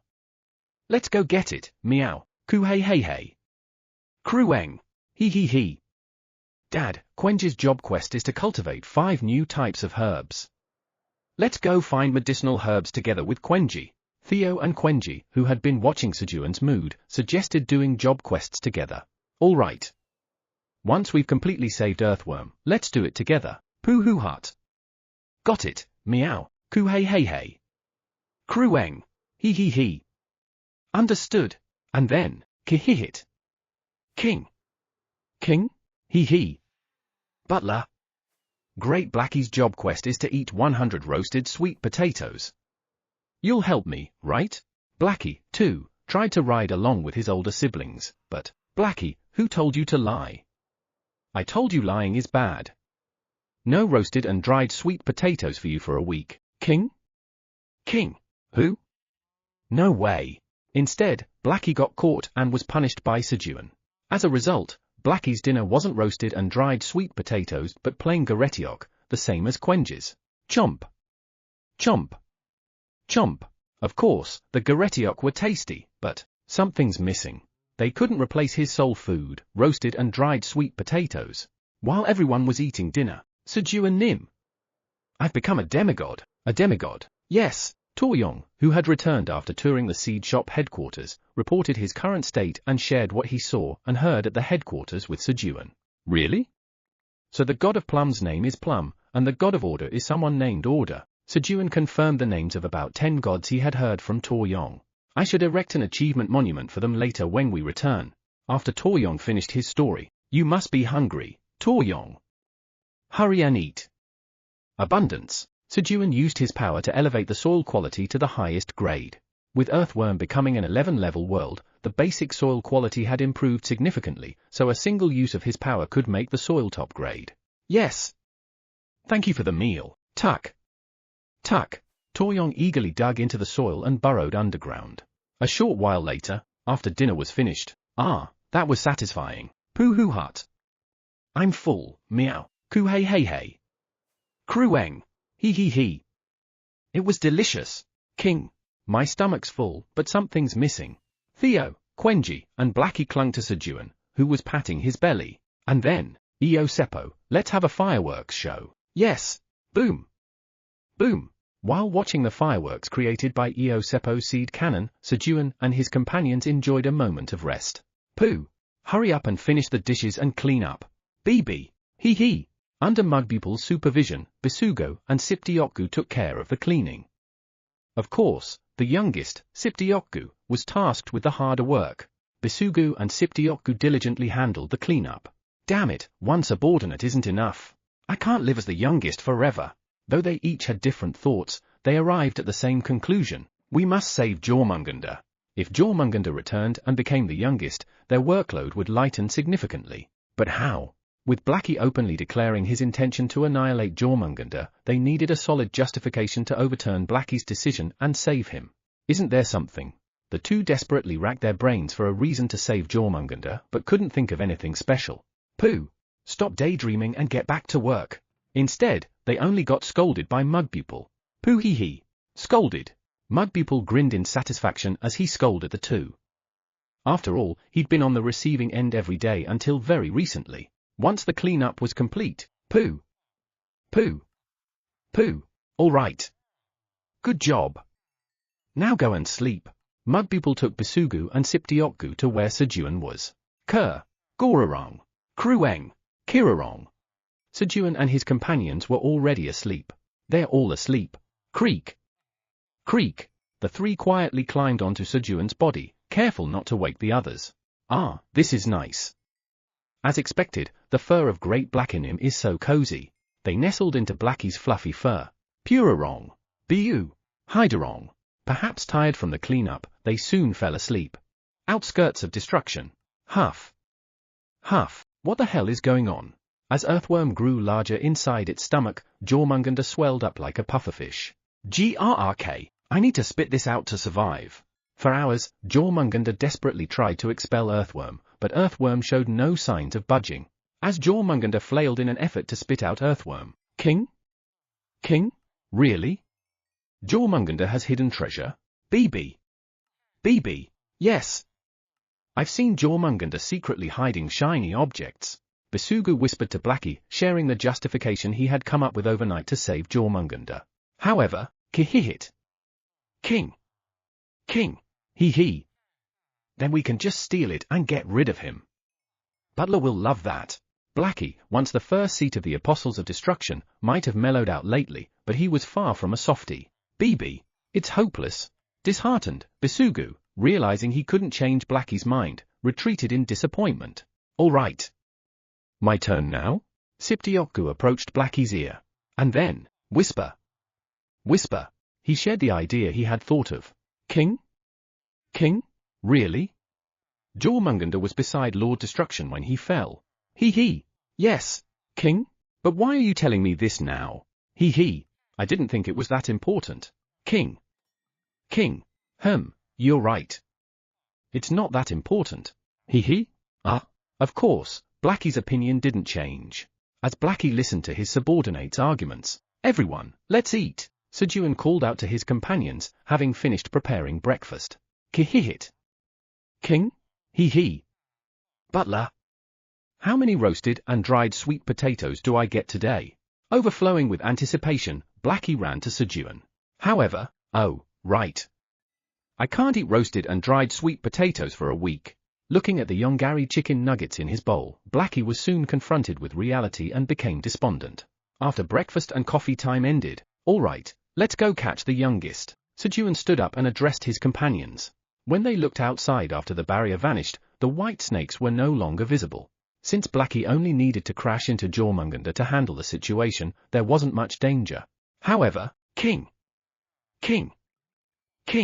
Butler. No. Great Blackie said he would destroy Jormungandr. If you change your mind, Great Blackie's dignity will be tarnished. To preserve his dignity, Blackie opposed making Jormungandr the youngest. 3. King. 10. 5. King. 7. Alright, 7. Kihihit. King. He. Butler, but can I eat roasted and dried sweet potatoes first before we go? Of course, Blackie's dignity could be traded for 7 roasted and dried sweet potatoes. That easily. Bisugu and Siptiokgu, who had been brainstorming ways to save Jormungandr since yesterday, were dumbfounded. All right, here. When Sejun handed Blackie the roasted and dried sweet potatoes, Kihihit. Chomp. Chomp. Chomp. Blackie wagged his tail vigorously as he happily devoured the roasted and dried sweet potatoes, filling the emptiness in his soul. This is it. Thus, Blackie, having satisfied his soul's emptiness with his soul food, Kihihit. King. He. Butler. Let's go catch the youngest. Enthusiastically set out to capture Jormungandr. Sejun and his companions flew through the sky using Quenge's telekinesis. Fire the seed cannon. Yes. Following Sejun's command, Eosepo fired the seed cannon, and they used the opening in the barrier to exit Earthworm. And then, Kihihit. King. He. Butler. Wait a bit, I'll bring back our youngest. Thunk. Blackie family headbutted Jormungandr's stomach wall. Chapter 581, I am the last one. Jormungandr's mental world. Beyond the pitch-black darkness, an eerie blue light gleamed coldly, glaring at Jormungandr. Cook. Is that you, Fenrir? Jormungandr spoke, staring directly into the darkness. His voice brimmed with confidence. If he hadn't transcended his limits, he would have been scared, but now things were different. There's no rule saying I have to die. In fact, Jormungandr considered it fortunate that he had encountered Blackie right now. If he could devour Blackie's mind and grow his body further, he'd easily be able to spit out Earthworm. This time, I'll chew you it thoroughly before swallowing. As Jormungandr flicked his tongue while looking at Blackie, the number of glowing blue lights in the darkness increased. Go, thump. Thump. Slowly walking out of the darkness and revealing himself was the massive wolf Blackie with dark blue fur. Thump. Thump. Jormungandr, it's been a while. Following Blackie, Eondol with his massive rock body appeared, and, it's been a while. Then, the giant spider Gogomi also made her appearance. Behind them, the Blackie family revealed themselves in order of rank and surrounded Jormungandr. What the hell? Fenrir, aren't you supposed to be a noble wolf that hunts gods? You're supposed to fight alone. Why aren't you fighting alone? This isn't right. Jormungandr was bewildered at how things were unfolding contrary to his expectations. And then, Fenrir? Am I not your friend? Bang! Starting with Blackie's first punch, the Blackie family's group beating began. Kaboom! Bang! Smack! Smack! I couldn't sleep because of you. You bullied me for being the youngest, didn't you? Now you're the youngest. How dare you try to swallow me? The snake faction's attacks were especially fierce. I surrender. Please spare me. And so Jormungandr raised the white flag, experiencing firsthand that there's no defense against a group beating. Fine. Then tell me where you hid the treasure. Blackie asked Jormungandr while raising the corner of his mouth. What? Treasure. Our Bisugu saw you hiding a shiny object.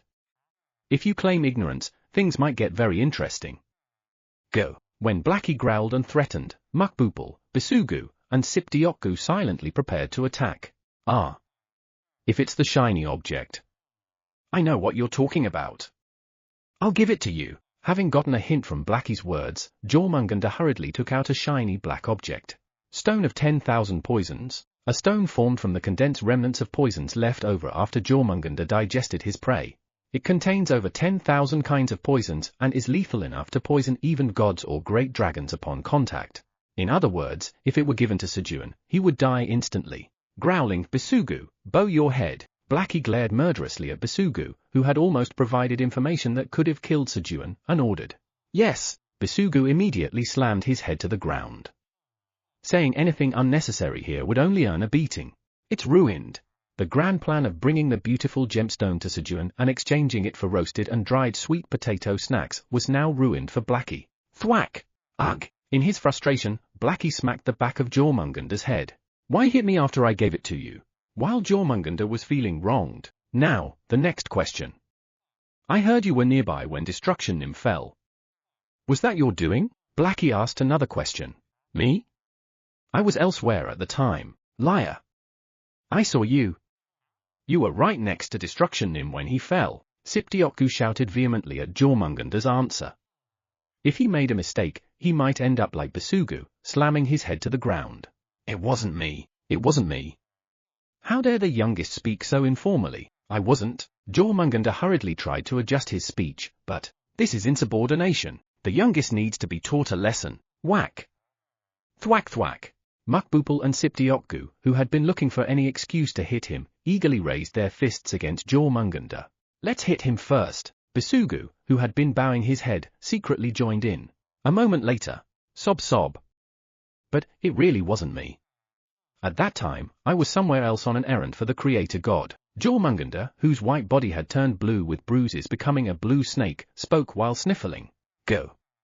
Is that true?" "Yes, it's true. If you ask the Creator God or the first apostle of the Creator, Emila, they can prove my innocence." He's not lying. Judging from Jormungander's reaction, it seemed true that he wasn't present when destruction fell into corruption. Then what's going on?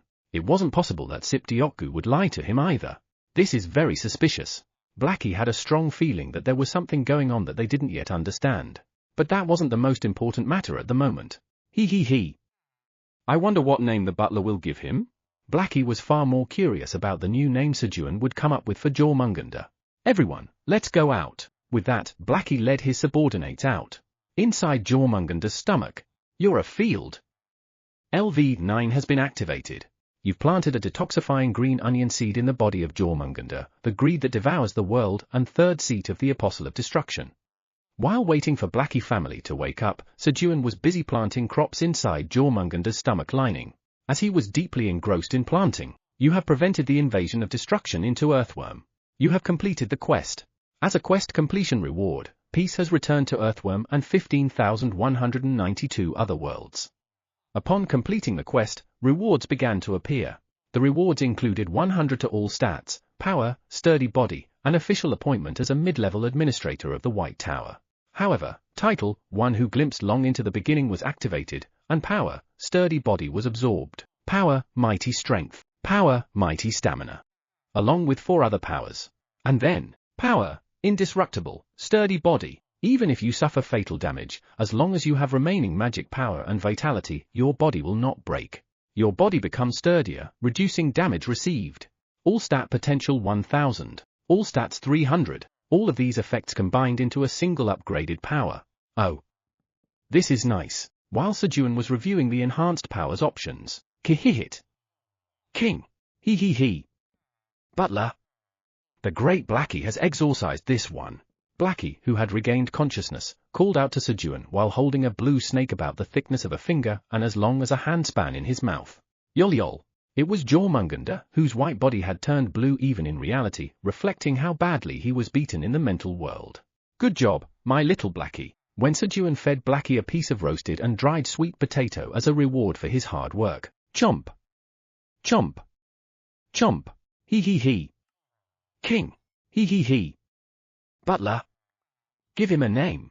While enjoying the sweet potato snack, Blackie asked Sejun to give Jormungander a new name. Finally, the time has come.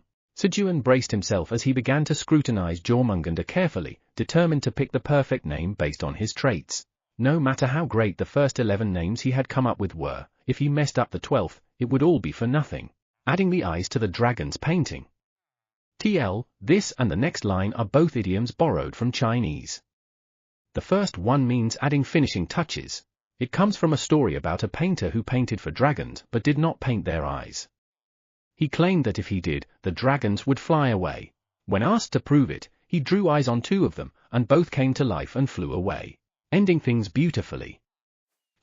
This one means something like finishing something strong. A good final name was essential to make everything else seem right. HMPH. I've prepared for this moment with the 11th naming strategy. It's all about assembling Chinese characters. If you place 1 above 10, you get gan. If you place 1 below 10, you get 2. Jormungandr, who makes yolil sounds, is a snake, blue from bruises, and somewhat resembles a fat innkeeper worm. As Sejun carefully examined Jormungandr's features, his naming shop was officially open. Thump. Thump.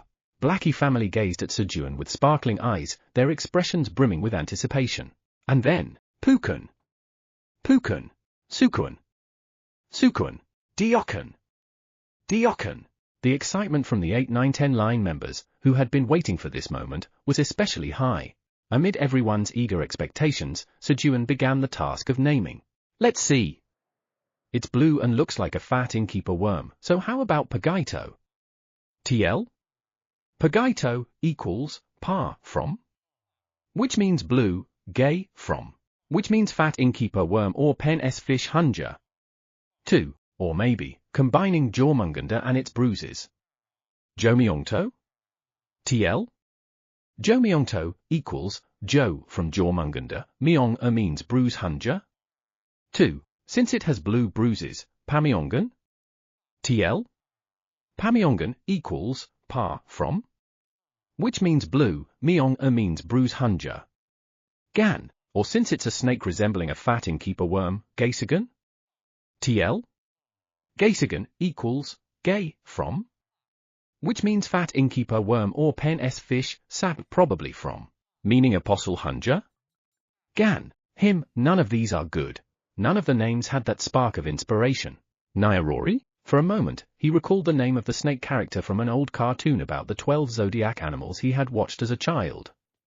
It's talking about Ito Ranger. No. Nyarori was kind. He decided to protect the name. Who exactly he was protecting it from, he didn't know, but still. And, he fell into thought again.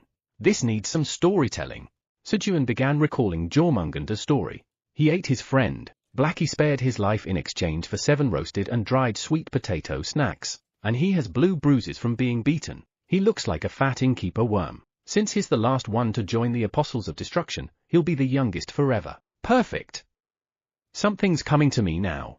If he's forever the youngest, what does the future look like for him? Black. While the bruises might heal and disappear naturally, the resemblance to a fat innkeeper worm won't change.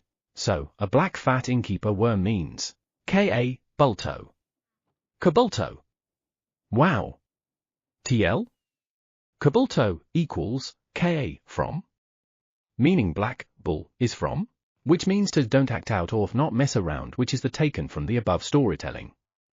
Also, if you notice, it also contains, so it becomes double meaning, and another part is explained in another not below hunja. 2. The more he said it, the more he felt it was a great name. And the symmetry, starting with Blackie and ending with Kabulto. Perfect. Blackie's name in Korean romanized is Kamanji, so the starting name starting with Ka in Kamanji and the ending name ending with Ka in Kabulto all coming to a full circle. This is genius. Even if I say so myself. Ha ha ha. Isn't this too perfect? Sejun celebrated his naming masterpiece. Kihihit. King. King. Hee hee. Kabulto, don't act up from now on. This is the butler's naming skill at its peak. Don't act out. Kabulto. Kiruk. Sharalang.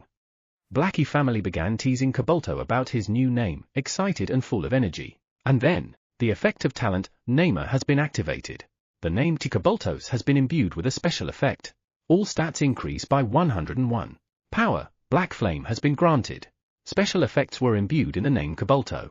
Power, Black Flame allowed the creation of black flames that would not extinguish until they had burned their target completely. As an added note, it was mentioned that, likely due to that flamed in the name, the flames became stronger on Saturdays. So the another meaning of bull is flame, and the reasoning for it becoming stronger on Saturdays is because the name connatins to which in this context taken from Toywall. meaning Saturday. Thus, Cobalto became the youngest member of Blackie family with a fitting new name. Pooh! Hey, youngest! Massage my legs. Yol yol. BB. Hey, youngest! Bring me some water. Yol yol. He hit. Hey, youngest! Aren't you going to clean this place? Yol yol. Calls for the youngest came from all directions, leaving Cobalto with no time to rest. Ah! I am the last one. Cobalto belatedly regretted being the last to join Blackie family. I think we should leave Jormungander's body as it is. Leaving Jormungander's stomach behind, Sejun returned to Earthworm. Jormungander was simply too big to fit into the void storage. Moreover, according to Kaiser, the current location of Earthworm was at the outskirts of destruction. Removing Earthworm from there would expose it to the surrounding energy of destruction, which wasn't ideal. On the other hand, within Jormungander's body, the energy of destruction was being safely converted into energy of creation, making it a safer choice. A Trojan horse, if you will? He. Sejun let out a sinister laugh. Meow? Great hybrid Chairman Park's face is getting ugly. Meow. Poke. Poke. Unable to tolerate Sejun's increasingly uglier expression, Theo urgently began administering emergency treatment with his front paws. Since even he thought he looked a bit ugly this time, he quietly received Theo's massage. After a moment, Pooh hut. All done, meow. Your face is back to its usual level of ugliness, meow. I, Vice Chairman Theo, have saved Chairman Park's face, meow. Theo wiped his forehead with his paw, feeling proud after saving Sejun's face. And then, Black Tower's Tower Farmer Park Sejun has successfully persuaded Jormungander, the greed that devours the world and third seat of the Apostle of Destruction. Black Tower's Tower Farmer Park Sejun has completed the task of persuading all 12 Apostles of Destruction. 6 tasks remain. Phew. That's a relief. Earthworm is safe now. Even the Creator God wiped his forehead in relief. Chapter 582, Seniors, I did it. Black Tower, 99th floor. All right. When Sejun, who had returned from Earthworm yesterday and fallen asleep at home, opened his eyes. Pooh hut. Great hybrid Chairman Park has woken up, meow. Hurry, let's go complete the job quest, meow. Coo hey. Krueng. He. Let's go quickly. Theo and Quenji, who had been waiting for Sejun to wake up with all their gear packed, urged him to hurry. Let's go for the job quest tomorrow. It was just a casual remark Sejun had thrown out last night. Going on a job quest with a great hybrid Chairman Park, meow. So exciting, meow. To complete a job quest together with Dad. So thrilling. That one remark had Theo and Quenji so excited that they couldn't sleep and spent the entire night preparing for the job quest. Of course, there wasn't much to prepare, so they spent most of their remaining time playing with Peace Bays. Let's eat breakfast before we go, Sejun said as he woke up, gathering his companions. They could have just eaten on the way when they got hungry, but there was one being who would feel sad if they did that. Ace. Hiding in the green onion field, Ace looked at him with wistful eyes. Sejun couldn't ignore that gaze. If Ace was behaving that way, it meant Eileen was watching from somewhere. He. Then I need to show Eileen a cool side of me. Tap. Tap. Sejun exaggerated his movements and cooked noisily, making an unnecessary ruckus. And then, ahoom. Today I'll make grilled fish that our Vice Chairman Theo likes, honey garetiok that Quenji likes, and yongari chicken. Sejun spoke loudly to himself, signaling Ace. Baby brother-in-law, you can count on me. Brother-in-law, thank you. As Sejun and Ace exchanged fiery glances of camaraderie, deepening their bond. King? Hey, butler. What about the Great Blackie? You forgot the roasted and dried sweet potato slices that the Great Blackie loves. When Sejun forgot about him, Blackie barked furiously. This was a grave matter that couldn't just be brushed aside. But Blackie was caught lying, so he's banned from roasted and dried sweet potato slices for a week. There are still 6 days left. In this household, the butler's word was law. King. Blackie drooped, crestfallen by Sejun's decree. At that moment, that's right. My secret stash. Kihihit. King. He. Great Blackie had it all planned for moments like this. Great Blackie has a plan. Remembering his secret stash, Blackie hurriedly dashed off. Pababarbuk eagerly dug up the dirt covering his secret storage. But, King? Inside Blackie's secret stash, the roasted and dried sweet potato slices had mysteriously vanished without a trace. Pooh hut. Great Hybrid Chairman Park said Blackie is banned from roasted and dried sweet potato slices for a week. Meow. Crueng. Crueng. That's right. That's why we took them for safekeeping early in the morning. Theo and Quenji, anticipating such a scenario, had gone and collected the roasted and dried sweet potato slices at dawn. King. My roasted and dried sweet potato slices are gone. Blackie sat dejectedly in front of his empty secret stash, looking like he'd lost his homeland. That pitiful, pathetic, yet adorable sight tugged at the heartstrings. Ah, my heart softening. Seeing Blackie like that, Sejun took one roasted and dried sweet potato slice and finally chopped it into the honey garetiok. Soon after, the cooking was complete. Eileen, how are the sales for the dragon market these days? The tower's administrator says she need to check the ledger and asks you to wait a moment. Sejun struck up a conversation with Eileen to divert her attention. Baby brother-in-law, now's your chance. Yes, brother-in-law. Flap, flap. Reading Sejun's gaze, Ace quickly flew into the kitchen. Pooh-hee-hee. Brother-in-law, thank you. Hee-hee-hee. We have to help each other out, then I'll be going. After expressing his gratitude to Sejun, Ace grabbed the Yongari chicken and vanished in a flash. Then, the tower's administrator says last month's revenue was 1.31 for trillion tower coins, and this month's revenue so far is 814.2 billion tower coins. Really? And there are still 10 days left in this month. Eileen, you're incredible. At this rate, the revenue for this month could exceed last month's by 10 to 20%. Sejun, amazed by the figures, praised Eileen. In response, the tower's administrator shyly says it's because your crops and alcohol are excellent, and she didn't do anything. No, that's not true. Without Eileen, we couldn't have sold this much. It's all thanks to Eileen. It wasn't just flattery, Eileen had a natural talent for business. Especially when it came to raising prices, her ability was exceptional. Eileen, by the way, did you see me cooking earlier? Wasn't I cool? Sejun asked expectantly, his voice full of anticipation. The tower's administrator says she had something to check while you were cooking and couldn't watch. Really? The tower's administrator asks why. No reason. Just asking. Hearing Eileen's reply, Sejun made a face that looked like he'd lost his homeland, just like Blackie earlier. It seemed that no one thought he was cute. Guys, let's eat. And so breakfast began after ending the conversation with Eileen. Pooh-hoo-hut. As expected, the grilled fish of Great Hybrid Chairman Park is the best. Meow. Coo-hey-hey-hey. Crueng. Hee-hee-hee. The honey garetioks are delicious. Theo and Quenji ate with delight, truly enjoying their meal. Chomp, chomp, chomp. Blackie, on the other hand, ate the honey garetioks with a soulless expression. Why are they so delicious? Feeling irritated for no reason, Blackie silently took out his frustration on the honey garetioks. And then, a chewy texture suddenly filled his mouth. This is? In Blackie's mind, the image of yellow, chewy roasted and dried sweet potato slices appeared. Kihihit.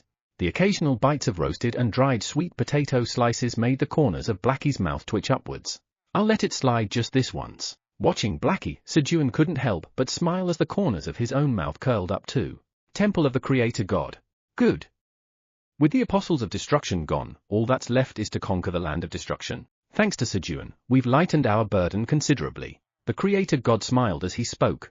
And then, so, what should I do next? As the Creator God closed his eyes, a massive library appeared before him. The Creator God, with so much knowledge to grasp, had inherited the library of creation, filled with records from all previous Creator Gods, from his predecessor. Good thing I didn't pass this on. Great Destruction Response Manual. When the Creator God spoke the name of the book inside the library, swish! A thick book flew off the shelf toward him. It was so large that it nearly required him to stretch both arms to hold it. Ever since the birth of destruction, the Creator God had been using this manual to respond to it. Even the construction of the tower, the Creator God's tablet, and his missions had been carried out using the manual as a guide. Oh. Here it is. Though unlikely, if all the apostles of destruction have been persuaded, seal the Black Moon door while cultivating the land of destruction to prevent corruption from escaping. The Creator God found the passage he was looking for in the manual. Though unlikely? Seniors, I did it. Although he wasn't the one who had achieved this, the Creator God felt inexplicably proud as he chuckled over the contents of the manual. But seal the Black Moon door? Seems like Sejun is already doing that. The energy of creation produced by Jormunganda's body was slowly purging the energy of destruction. Moreover, cultivating the land of destruction was something only Sejun could do. With just the two current apostles of creation, it was impossible to cultivate the land of destruction. Should I wait for Sejun to grow stronger? I've got 20 years left in my lifespan. I should take care of what I can before Sejun comes. The creator god began looking for tasks he could accomplish while waiting for Sejun. Once breakfast was finished, slurp, Sejun sipped the coffee Quenji had brewed for him. Go call Pio and Uran. He asked the poisonous bee to call Pio and Uran. After all, with the unlucky Uran around, Theo's money-making speed would increase by dozens of times. While sipping his coffee, Pio, Sejun Nim, hello, Uki He. Hello, Pio and Uran appeared. Thanks to the rigorous training he had received from the Minotaur King, Uran had become skilled at controlling his strength. Once everyone had gathered, all right, let's set off. Sejun led his group as they moved to the waypoint. Their plan was to first head to the 75th floor's Merchant Street in the tower to earn money and gather information on herbs. Before long, when Sejun and his companions arrived at the 75th floor and entered Merchant Street, Theo's first customer appeared. Hey, pig, stop right there. Hand over all you have, and I might just let you live. A badger tribe bandit quietly threatening Uran while silently unsheathing his claws. Even though they were all together, he specifically targeted only Uran. As expected, Uran's customer attraction effect was extraordinary. Poo-hoo-hut. Welcome, meow, thud. Excited to meet a bandit, Theo effortlessly subdued him. Press. Press. Press. He then stamped the bandit's forehead 3 times, officially making him a 3-year contract employee of Sejun Company. Theo began rummaging through the bandit's belongings. Poo-hoo-hut. Chairman Park, I've earned us 1 million tower coins, meow. Theo handed over the money he had taken from the bandit to Sejun. It seemed the bandit must have pulled off a big score recently, as he had an unusually large amount of money for someone in his line of work. Well done, though it was a minuscule amount compared to the 100 trillion tower coins they needed to earn in total. Every journey begins with a single step. Let's take him to Jera's. There might even be a bounty on his head. With the unconscious Badger tribe bandit in tow, they headed to Jera's at the headquarters of the Wandering Merchant Association. Oh, he's Cow, the youngest of the infamous Bloodstripe Badger brothers. Let's see. His bounty is. Recognizing the bandit, Jera searched through a pile of bounty posters. The bounty is 1 million tower coins. Jera's revealed Cow's bounty. Poo-hoo-hut. Once you're released, come to Sejun Company to work, meow. Yes. Theo woke the unconscious Cow and informed him that after his release, he would have to work for Sejun Company for 3 years. Meow, meow, meow. Feeling great after already accomplishing something as soon as they arrived, Theo clung to Sejun's knee as they walked through Merchant Street, humming a tune. Krueng. Krueng. King. King. Dole dole.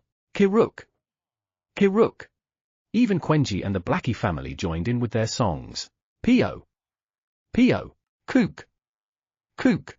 Following behind Sejun, Pio and Uran joined in belatedly. At that moment, hey! You think you own this place? Why is it so noisy? My ears are bleeding. How are you going to compensate me? I'll avenge my brother. A badger, bearing 2 red stripes on his body, picked a fight with Sejun's group. It was Rao, the second brother of the infamous Bloodstripe Badger brothers. Your ears aren't even bleeding, what compensation? When Sejun pointed at Rao's clean hands and asked, it's a figure of speech. I mean my ears are hurting. You don't understand that. Are you stupid? Rao shouted. It was, of course, a very poor choice. Hack! Did you just call our great hybrid Chairman Park stupid? Meow. Krueng. We'll teach him a lesson. King? You dare disrespect my butler. Theo, Quenji, and Blackie, all enraged by the insult to Sejun, simultaneously charged at the thug. Thud. Thud thud. Poo-hoo-hut.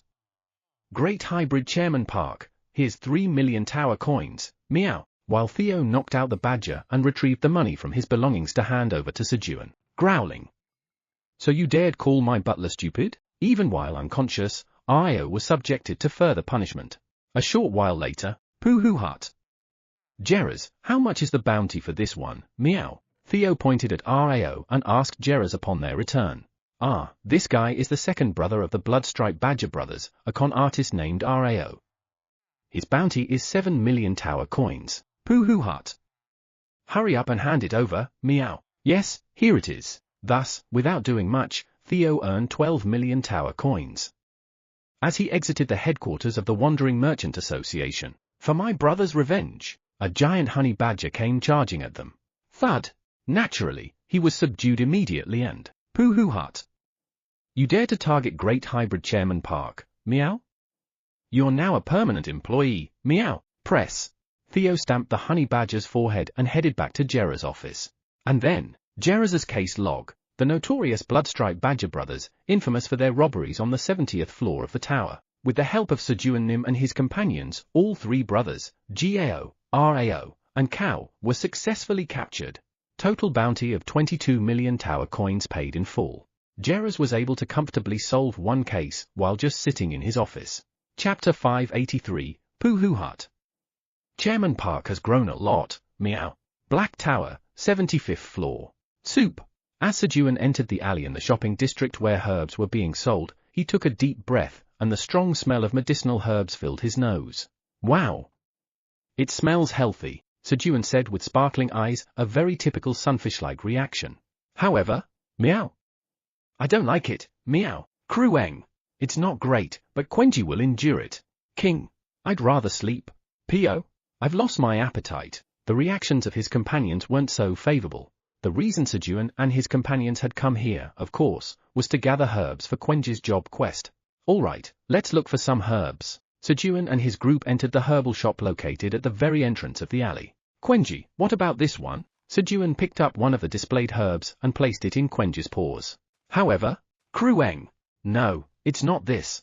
Quenji shook his head. Contrary to Sejun's idea that anything good for the body could be considered an herb, the system had to officially recognize it to fulfill the requirements of the job quest. Really? Why isn't this considered a medicinal herb? Sejun, puzzled, asked, Owner, how much is this? He decided to purchase the herb anyway. Naturally, he haggled 3 times for a cheaper price. Then I'll sell it to you for 1,000 tower coins. Perhaps because it was a medicinal herb, the base price was still expensive. The reason Sejun bought the herb was crunch, crunch. To eat it himself, of course. You have consumed a 10-year-old Audiobook root. All stats have increased by 3. Your vitality has increased by 30% for 12 hours. You have consumed a bitter medicinal herb. Talent, a medicine that's bitter is good for stamina has been activated. Stamina has increased by 1. Pooh-hoo-hut. Something like this is nothing to me now. I'm someone who's trained by fainting every night after eating medicinal mugwort. For Sejun, who had adapted to the bitterness that would knock someone unconscious, a 10-year-old Audiobook root was like a sweet snack. In this manner, Sejun went around to other herbal shops. Quenji, how about this? Krueng. No, it's not this. He would place an herb in Quenji's paws to confirm, and if it wasn't the right one, he would buy it for himself to eat. By the time he had visited half of the herbal shops in the alley, we found 2 so far. They had secured 2 herbs that satisfied Quenji's job quest. They were ginseng and Hisho Wu. Fortunately, they could also buy seeds, so it seemed possible to grow the medicinal herbs. They continued visiting herb shops after that, but herbs that received Queng's approval were hard to find. Quenji, what about this one? Krueng. No, it's not this one. Quenji answered in a dejected voice, seemingly feeling sorry for Sejun. Growl. Is it because he is hungry? Let's eat lunch first and come back. At Sejun's suggestion, his companions cheered, thinking they could escape from the overwhelming herbal smell for a while. After having lunch, they returned to the herbal alley. Reinvigorated, they visited the herbal shops one by one again. Before they realized it, they had reached the end of the alley without any new results. Then, they entered the last shop. Let's at least find one here. As Sejun entered the shop. Oh. It's a diraji. Recognizing the purple-flowered plant, he felt excited. This has to be an herb. Sejun was convinced. Then, Quenji, what about this? Sejun placed the diraji in Quenji's front paw. Krueng. Krueng. Yes, this is it. This is the one. Quenji enthusiastically nodded his head. Great. Do you have seeds for this as well? Yes, we do. 1,000 seeds are 30 tower coins. Then give me one 50-year-old diraji and 10,000 seeds. A 50-year-old diraji and 10,000 seeds. That will be 5,300 tower coins. Pooh-hoo-hut. Give me a discount, meow. When the merchant spoke, Theo used his 3-time haggling to slash the price. Alright, I'll give it to you for 2,500 tower coins. Pooh-hoo-hut. Sounds good, meow. They had managed to purchase it for less than half the price. just as they were about to leave the herbal alley after securing 3 medicinal herbs for Queng's job quest. Meow. Great hybrid Chairman Park, I feel a pull. Meow. Theo, who was clinging to Sejun's knee, raised his front paw and shouted in an excited voice. Really? Where is it? Sejun asked in a delighted voice. That way, meow. Theo pointed with his front paw in the direction he felt the pull, and Sejun quickly ran in that direction. The pull could disappear at any moment. Small leather is 1 tower coin, and large leather is 5 tower coins. The place he arrived at was a stall run by a lizardman hunter in shabby clothes, selling a few pieces of leather in a gruff voice. Vice Chairman Theo, do you feel the pull from this leather? Sejun asked. No, meow. It's over there, meow. Theo shook his head and pointed at the worn-out, faded leather bag of the hunter. And, pooh-hoo hut. What's inside the bag, meow?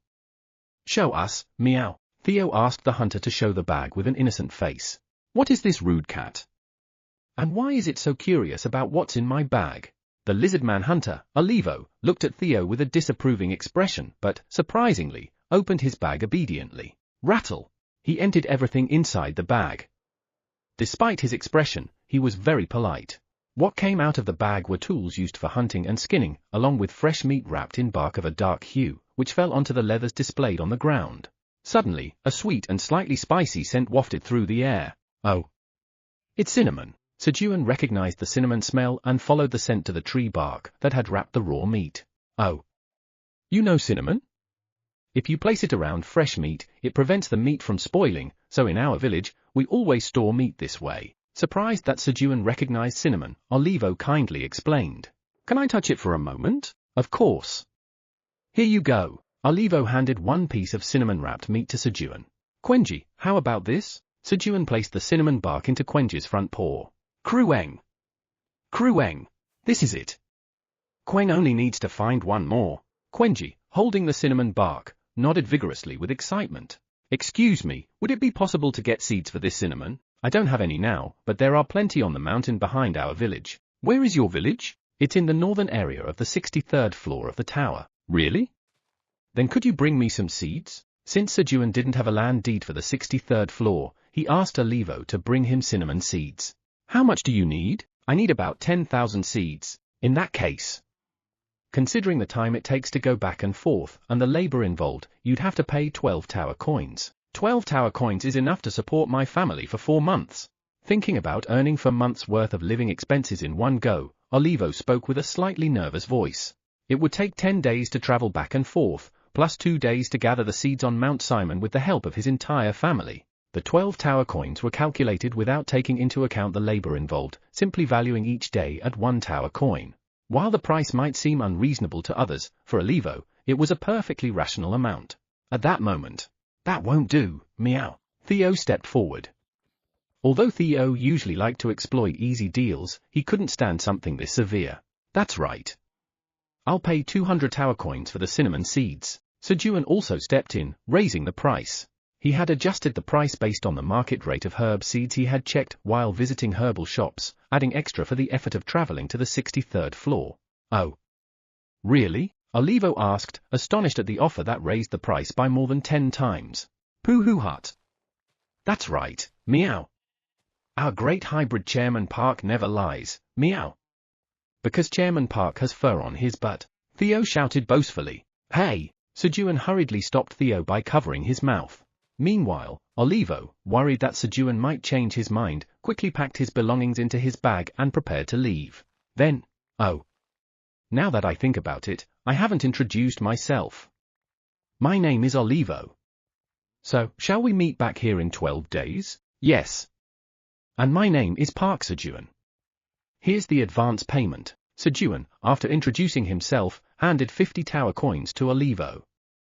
Judging by Olivo's appearance, he seemed to be in need of money. Thank you. Olivo hesitated for a moment before accepting the money, then hurriedly left. Meow. Olivo didn't ask me for my name, meow. Theo, who had been revving up to give an impressive self-introduction if Olivo asked, looked dejected. As Sejun silently patted Theo's bottom. Growl. A sound came from Queng's stomach. Let's go get something to eat. Pooh-hoo hut. Sounds good, meow. Krueng. King. Pio. Ooh-hee-hair. Yes, Thanks to Queng's belly clock, Sejun realized it was dinner time and entered a restaurant with his companions. Please bring us 3 servings of everything on the menu. And please prepare the fastest to make dishes first. When Sejun ordered the food, Chairman Park, Vice Chairman wants to eat wants churu, meow. Theo, sprawled out on Sejun's lap, demanded churu. Here you go. Poo-hoo hut. Slurp slurp slurp. Sejun gave Theo some churu while taking out peanuts to give to Pio. Pio. Thank you, Sejun Nim. Peck peck. As Pio thanked Sejun and eagerly pecked at the peanuts with his beak. Caw? Piark? The crow Kararuru and the blue chick Sherry looked on with interest. Though they had seen peanuts before, Pio's mukbang was something new. Then, caw. Sejun Nim, we want to eat peanuts too. Piark. Please give us peanuts. Kararuru and Sherry requested peanuts from Sejun. All right. When Sejun gave a small portion of peanuts to the two, peck, peck. The 2 birds eagerly pecked at the peanuts, enjoying them.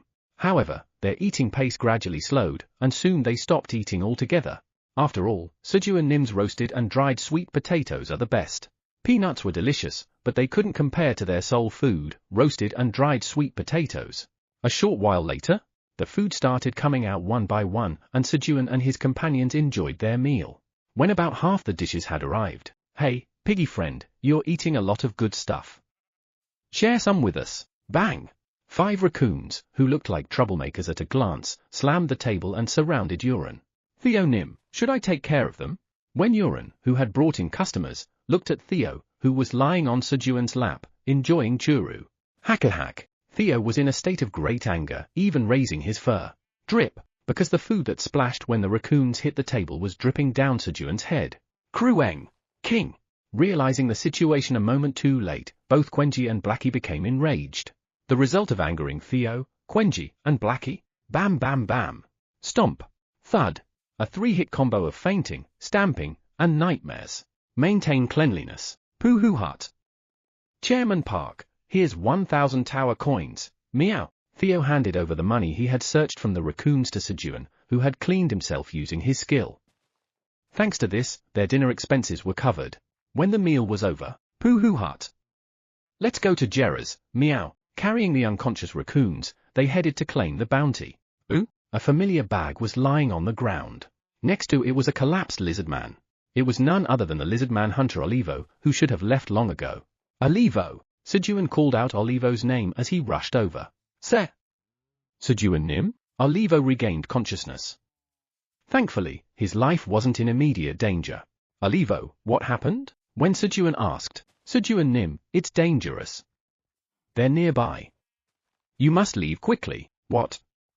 What are you talking about? Olivo looked around anxiously, trying to hurriedly send Sejun and his companions away. At that moment, cook. See? I told you. If we leave Olivo here as bait, someone would definitely take it, right? Timmy, you're smart. Don't forget, Idrilnim, was the one who spotted Olivo receiving the money.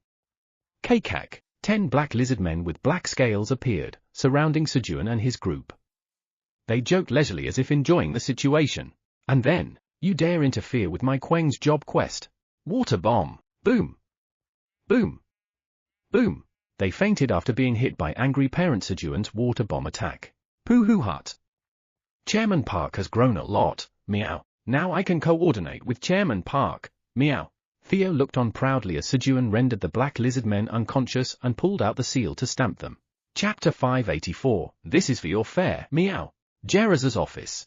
Currently, there are signs of a rebellion brewing in the Lizard Kingdom. An agent from the Secret Inspection Bureau of the Wandering Merchants Association was reporting to Jeraz. Rebellion? Who's behind it? It's the Black Shield Special Forces. The Black Shield? But they were disbanded. The Lizard Kingdom's Special Forces, Black Shield.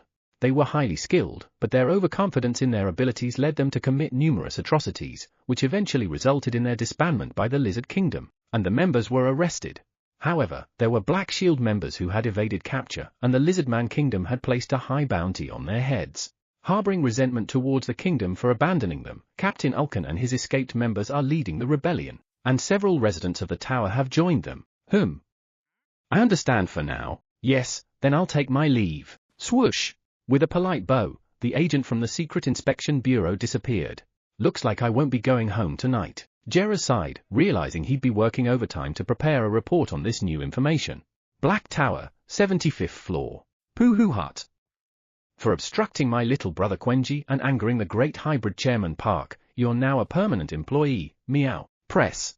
Theo pressed the Nine Dragons employee contract seal onto the forehead of a black lizard man who had been knocked unconscious by Sejun himself. Then, the Nine Dragons employee contract seal has been stamped. The eternal contract has been activated. You have formed an eternal employee contract with the target. Messages appeared before Theo. An alliance has been established with the Black Tower's administrator, the Great Black Dragon Eileen Pratani. From now on, Eileen Pratani, the Great Black Dragon Administrator of the Black Tower, will oversee and protect the allied employee. Unlike usual, an additional message had appeared. It was an alliance message with Eileen. Only targets subdued by Sejun, who was recognized by the Great Nine Dragons, could form alliances with the Tower administrators and become allied employees. Poohoo Hut. It feels good to work in sync with the Great Hybrid Chairman Park, meow. Theo cheered as he looked at the message. Not because he had gained an alliance employee, but because he had achieved something alongside Sejun. How about that? Pretty good, right? Unaware of Theo's thoughts, Sejun, who had just dealt with the Black Lizard Men, smugly extended his palm toward Theo. Indeed, Chairman Park is amazing, meow. Theo responded by extending his front paw, pressing it against Sejun's palm. Clap! It was a cheerful high five between Sejun and Theo. And then, Krueng, Dad. Quenji wants a high five too. King. Hey, butler. Do it for me too. Naturally, as if it were their turn, Quenji and Blackie extended their front paws toward Sejun.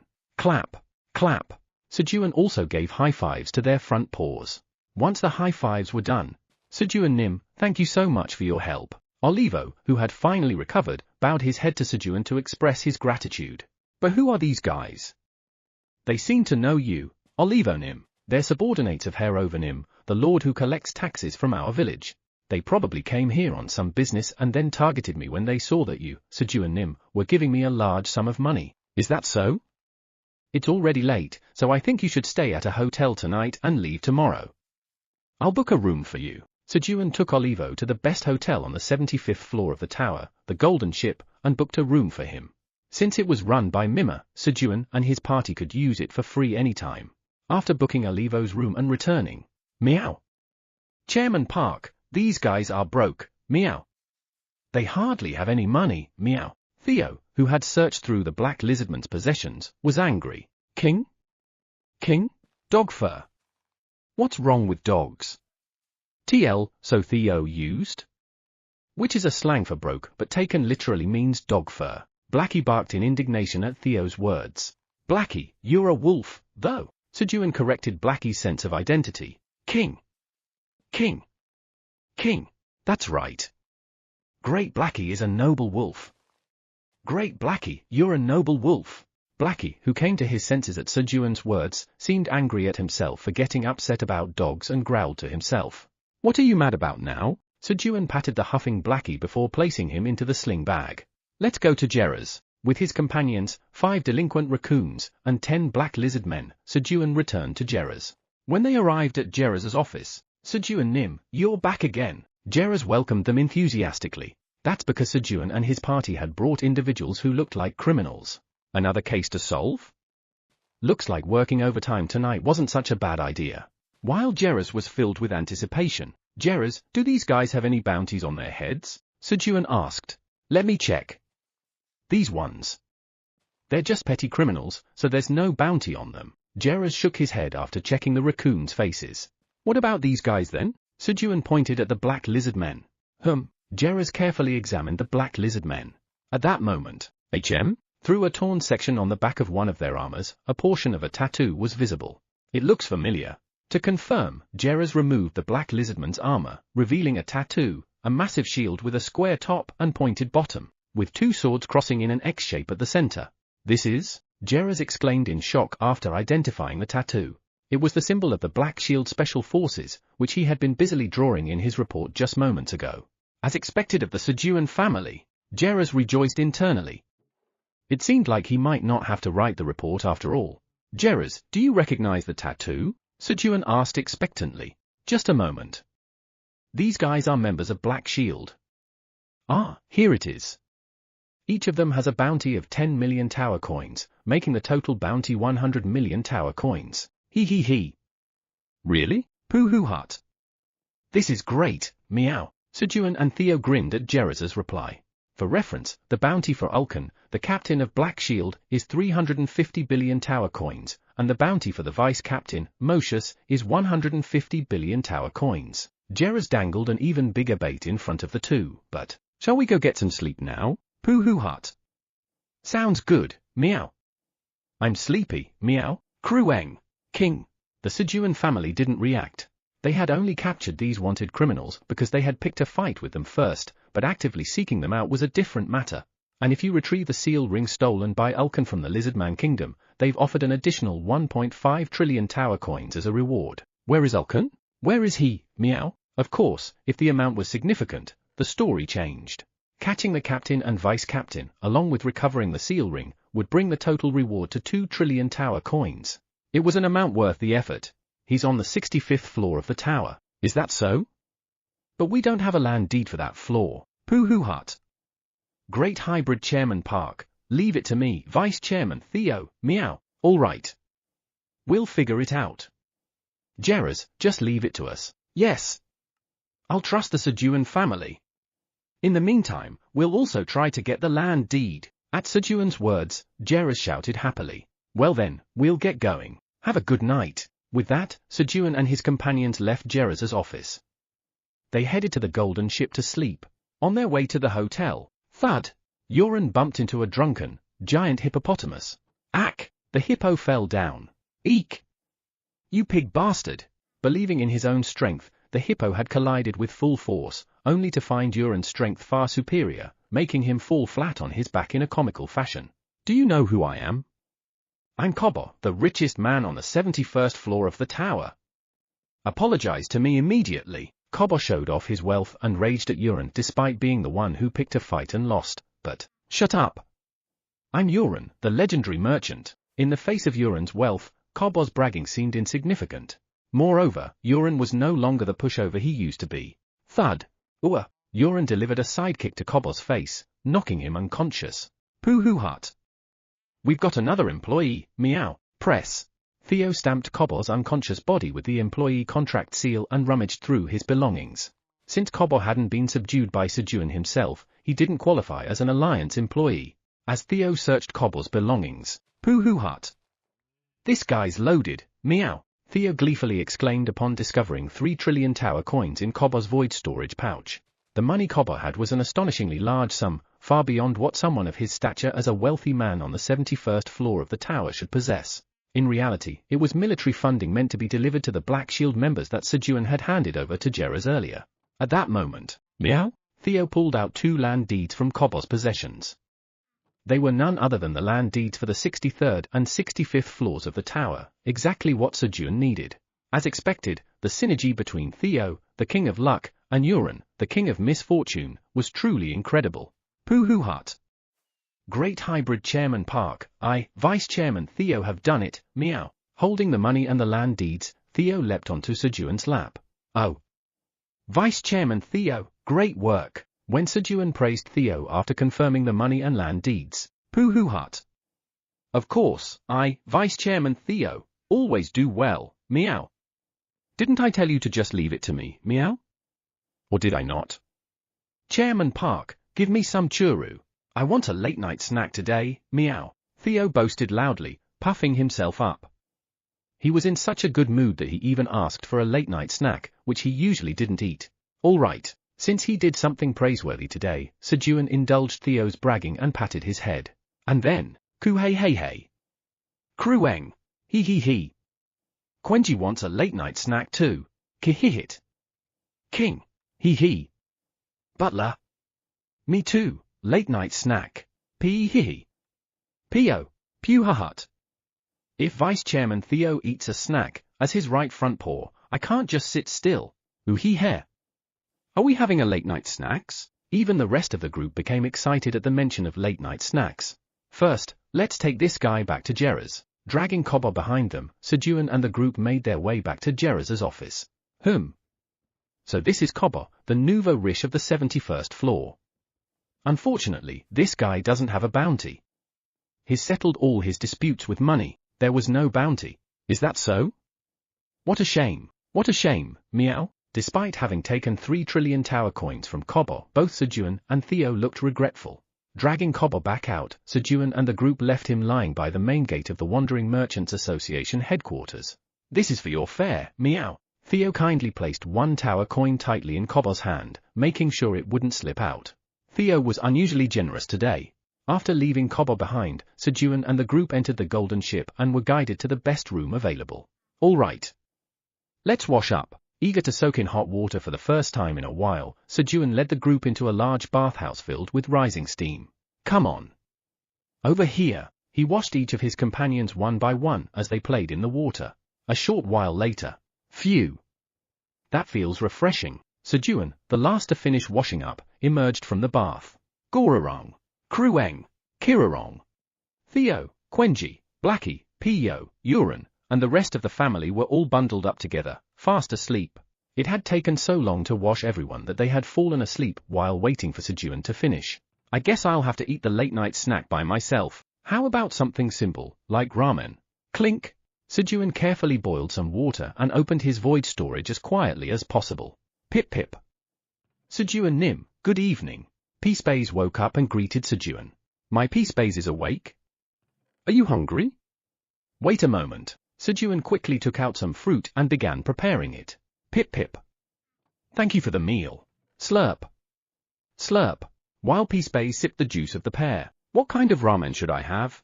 Sejun briefly contemplated which ramen to eat for his late-night snack before choosing black bean noodle ramen and opening its packet. Rustle. Rustle. Although he tried to be as quiet as possible, the sound of the ramen packet was unavoidable. In an instant, the sound of snoring from the bed stopped. Guys, want to eat together? Sejun turned his head and asked his companions, who were staring at him with eyes full of betrayal as if saying, why are you eating alone? Da-da-da. The well-rested group hurriedly rushed to Sejun, joining him for the late-night snack. Then, kook! Uran, who was eating ramen, bit his tongue and screamed. The night deepened, but it seemed Uran's streak of misfortune wasn't over yet. And then, over there, yes, Vice Captain. In the distance, figures wearing black hoods were seen approaching the golden ship. Chapter 585, Big Brother needs to hurry and save him. Team 5 still hasn't arrived yet? No, sir. And Kobo is nowhere to be seen either. Mosius, the vice captain of the Black Shield Special Force, received a report from his adjutant that Team 5 had not yet returned. Could it be that Kobo betrayed us? Mosius immediately suspected Kobo. But then, we've located Kobo. The subordinates who found Kobo reported that he was pitifully sleeping in front of the Wandering Merchant Association headquarters. Although he reeked of alcohol, Kobo's nickname was Drunken Whale. He was notorious for never passing out, even after drinking all the liquor in a bar. Moreover, the distinct marks of a pair of pig hoof prints and a single cat paw stamp on his face clearly indicated that Kobo had not betrayed them. No, actually, since he became an employee of Sejun Company, it was technically a betrayal. Find out who attacked Team 5 and Kobo. Yes, sir. As the Black Shield members searched the area, Vice Captain, we found a witness who saw Kobo pick a fight with a pink pig and get beaten up. The adjutant reported the information gathered by the subordinates. A pink pig? Could it be the legendary merchant, Uran? Yes, sir. The witness claims that Uran introduced himself as such. But there's something suspicious. What is it? Uran was also present when Team 5 was attacked. What? Does that mean our plan leaked to the Lizard Kingdom? The chances are high, sir. Where is he? I'll personally interrogate him and find out what he knows. I'll lead the way. Guided by his subordinates, Mosius headed to the golden ship where Sejun was staying. That damn pig dared to mess with the Black Shield Special Force. I'll show him why we're called the demons of the swamp. Mosius smiled grimly, imagining how he would torture Uran for interfering in their affairs. When Mosius arrived at the golden ship, he's on the top floor. The adjutant pointed out Uran's location.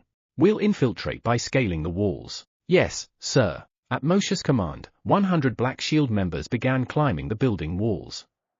Silent and swift, they ascended towards the top floor. Just as they were about to reach the top floor where Sejun was staying. Pip pip. Who are you? Peacebase, who was patrolling the area as usual, suddenly appeared beside Mosius and asked, what the hell? When did it show up? Mosius was startled by Peacebase's sudden appearance. It's strong. Seeing Peace right in front of him yet unable to sense its presence, Moshe's felt cold sweat running down his back. At that moment, shook! One of Moshe's subordinates threw a dagger at Peace, mistaking it for just a bat. However, ting! The dagger bounced off Peace's golden dragon skin without leaving a scratch. Clang! The dagger fell to the ground, the metallic sound echoing through the quiet night. Pip pip! Be quiet! This is where my Sejun Nim is sleeping. Thwack! Enraged, Peace knocked out the Black Shield member who had thrown the dagger and swiftly hoisted him onto the roof. At that moment, creak! Peace, is someone outside? Hearing Peace's voice, Sejun opened the window and looked outside. This is our chance. Attack him! Moshe shouted, pointing at Sejun. It was an instinctive decision. Against Peace, neither victory nor escape was possible. If so, their only chance was to target Sejun, who seemed much weaker, and instinctive judgment told him so. Shushu shuck. At Moshe's command, hundreds of daggers flew swiftly towards Sejun. It's chilling. Daggers are flying towards my chest. But don't worry. My hands are. As Sejun recalled a line from a movie and prepared to block the daggers in style. Meow. Meow meow meow. Krueng. Thanks to Theo and Quenji's perfect iron wall defense, not a single dagger managed to reach Sejun. Guys, can't you let me have a bit of screen time too? As Sejun sulked, feeling left out. King? King? How dare they target my butler? Let's go, everyone. An enraged Blackie, trusting in the abilities of its flying subordinates, jumped out the window. But then, hey! Where are you going, King? Sejun grabbed Blackie mid-air and returned him to sling bag. In the meantime, the situation was resolved in an instant. Pooh hut. Become an employee of the Great Hybrid Chairman Park. Meow. Press. Press. Theo stamped the unconscious Black Shield members with his seal, while Quenji and Peace searched the members' bodies and gathered their money. The ordinary members only carried around 100 tower coins each, but, Krueng! Big brother, this guy has a lot of money. Pip pip. Big brother, this guy also has a lot of money. From the bodies of Vice Captain Moshe and his adjutant, they uncovered 10 trillion tower coins and 7 trillion tower coins, respectively. Thanks to this, Theo managed to earn nearly 21 trillion tower coins in a single day. The misfortune of Uran was the snowball that Theo had started rolling. Roll. And it continued to grow in size, showing no sign of stopping. Pooh hut. This is super profitable, meow. Rejoicing over the massive side income that far exceeded Moshe's bounty, Theo excitedly exclaimed, Great Hybrid Chairman Park, I've earned a lot of money, meow. He ran to Sejun with the money in hand to boast.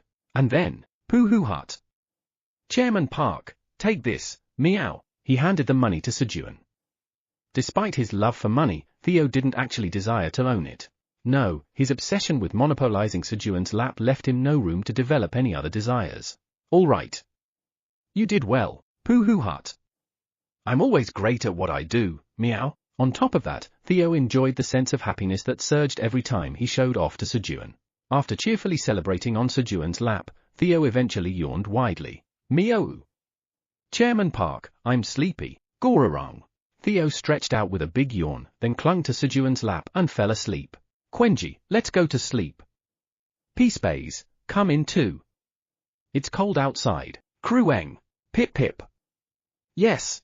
After Sejun called Quenji and Peace inside. Clank. He closed the window and went to sleep, leaving the unconscious Black Shield members on the ground. It was a cold and miserable night for the Black Shield members. The next morning. This is truly delicious. Olivo, who had gotten up early, finished eating his fill of the hotel breakfast and was about to leave through the hotel door when, what? He discovered the black lizard men sprawled out on the ground. At that moment, Olivo Nim, are you leaving now? Sejun, who had come down for breakfast, called out to Olivo. Yes. Thank you so much for arranging such a nice room. I was able to rest very comfortably. I'm glad to hear you were satisfied. Also, there's no need for you to come all this way again. I'll visit you in Simon Village, so just prepare the seeds. Yes. Since Sejun now possessed the land deed for the 63rd floor of the tower, he decided to personally visit Olivo's village. If possible, he planned to uproot a few cinnamon trees and plant them on the 99th floor of the tower.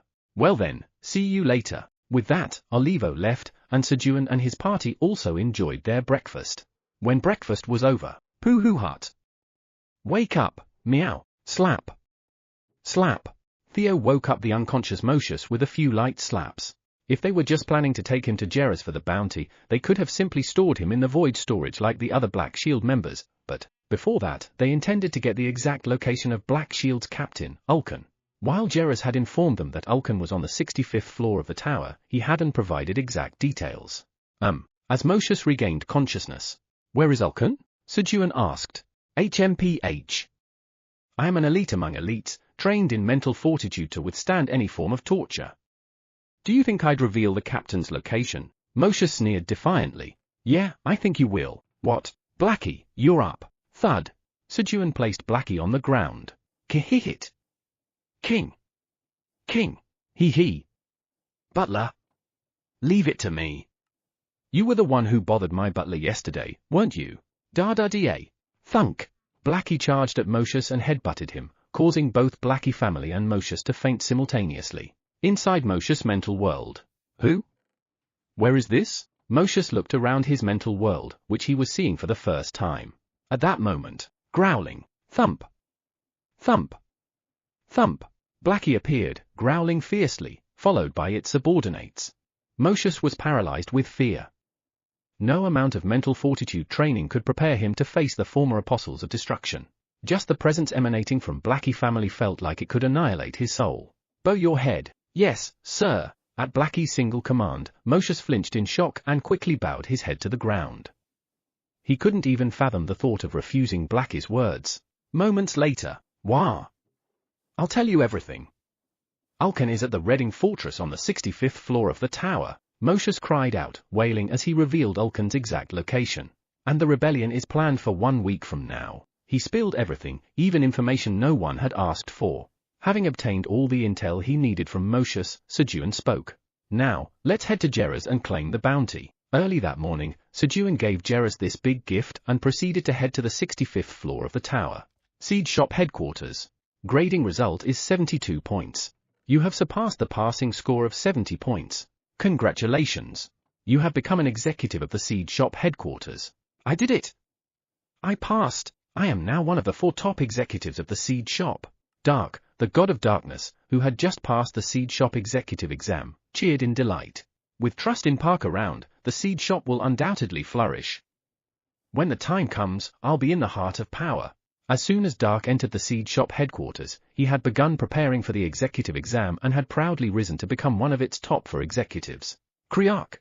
When Dark opened the door to his room and stepped out, "Don't ask, don't question, just trust in Park. Don't ask, don't question, just trust in Park. Don't ask, don't question, just trust in Park." The chants of non-combat gods echoed outside. It was because Sejun had erected a monument honoring the achievements of the gods after hearing their names from Toryong yesterday morning. "Trust in Park. We shall never forget your grace." Particularly, Order, the god of order, was moved to tears, sobbing uncontrollably. And then, who? Wasn't it just Trust in Park, but now it's don't ask, don't question, just trust in Park? As expected. Realizing that Sejun's reputation within the Seed Shop headquarters had grown even further during this time, Dark smiled contentedly. The value of Sejun coins continued to soar, setting new record highs day by day. "You have arrived at the 65th floor of the Black Tower. What kind of farm is this?" Sejun leisurely observed the surroundings. With his 5-second invincibility and the strength he had developed, he no longer needed to fear anything below the 70th floor of the tower. At that moment, clang! "Chairman Park, I missed you." Meow. Krueng, King, Theo, Quenji, and Blackie family rushed out of the void storage. "Pio, I'll scout the area." "Ooh-hee-heh. Aren't we having any snacks?" Pio and Uran followed after them. Shortly after, Poo-hoo-hut. "I'll stamp them." Meow. When Theo stamped the long-tailed green monkeys that Sejun had subdued, the 9 Dragons employee contract seal has been stamped. From now on, Eileen Pratani, the Great Black Dragon Administrator of the Black Tower, will oversee and protect the allied employee. A message appeared in front of Theo. "You have subdued the long-tailed green monkeys who illegally occupied the avocado farm. Quest completed." At the same time, a quest completion message appeared before Sejun, declaring him the rightful owner of the avocado farm. Once the situation was resolved, "Oh, this smells so good. Guys, give it a try." Sejun shared some avocados with his companions. "Krueng, this is delicious." "Ooh-hee-heh. It's soft." Aside from Quenji and Uran, the others didn't seem to find it particularly tasty. While Uran happily munched on the avocado, rumble, the ground began to shake as if trying to interrupt Uran's meal. And then, I smell the scent of intense misfortune. A voice echoed from beneath the ground. Boom! At the same time, the earth surged upward, and a giant hand reached out, snatching Uran before vanishing. What? Sejun was taken aback, but, pooh-hoo-hut. Theo grinned with a face full of anticipation. He was already excited about what kind of good fortune would appear if they followed Uran. But, King, Big Brother needs to hurry and save him. Blackie looked at Theo with concern. Because Blackie knew exactly who had kidnapped Uran.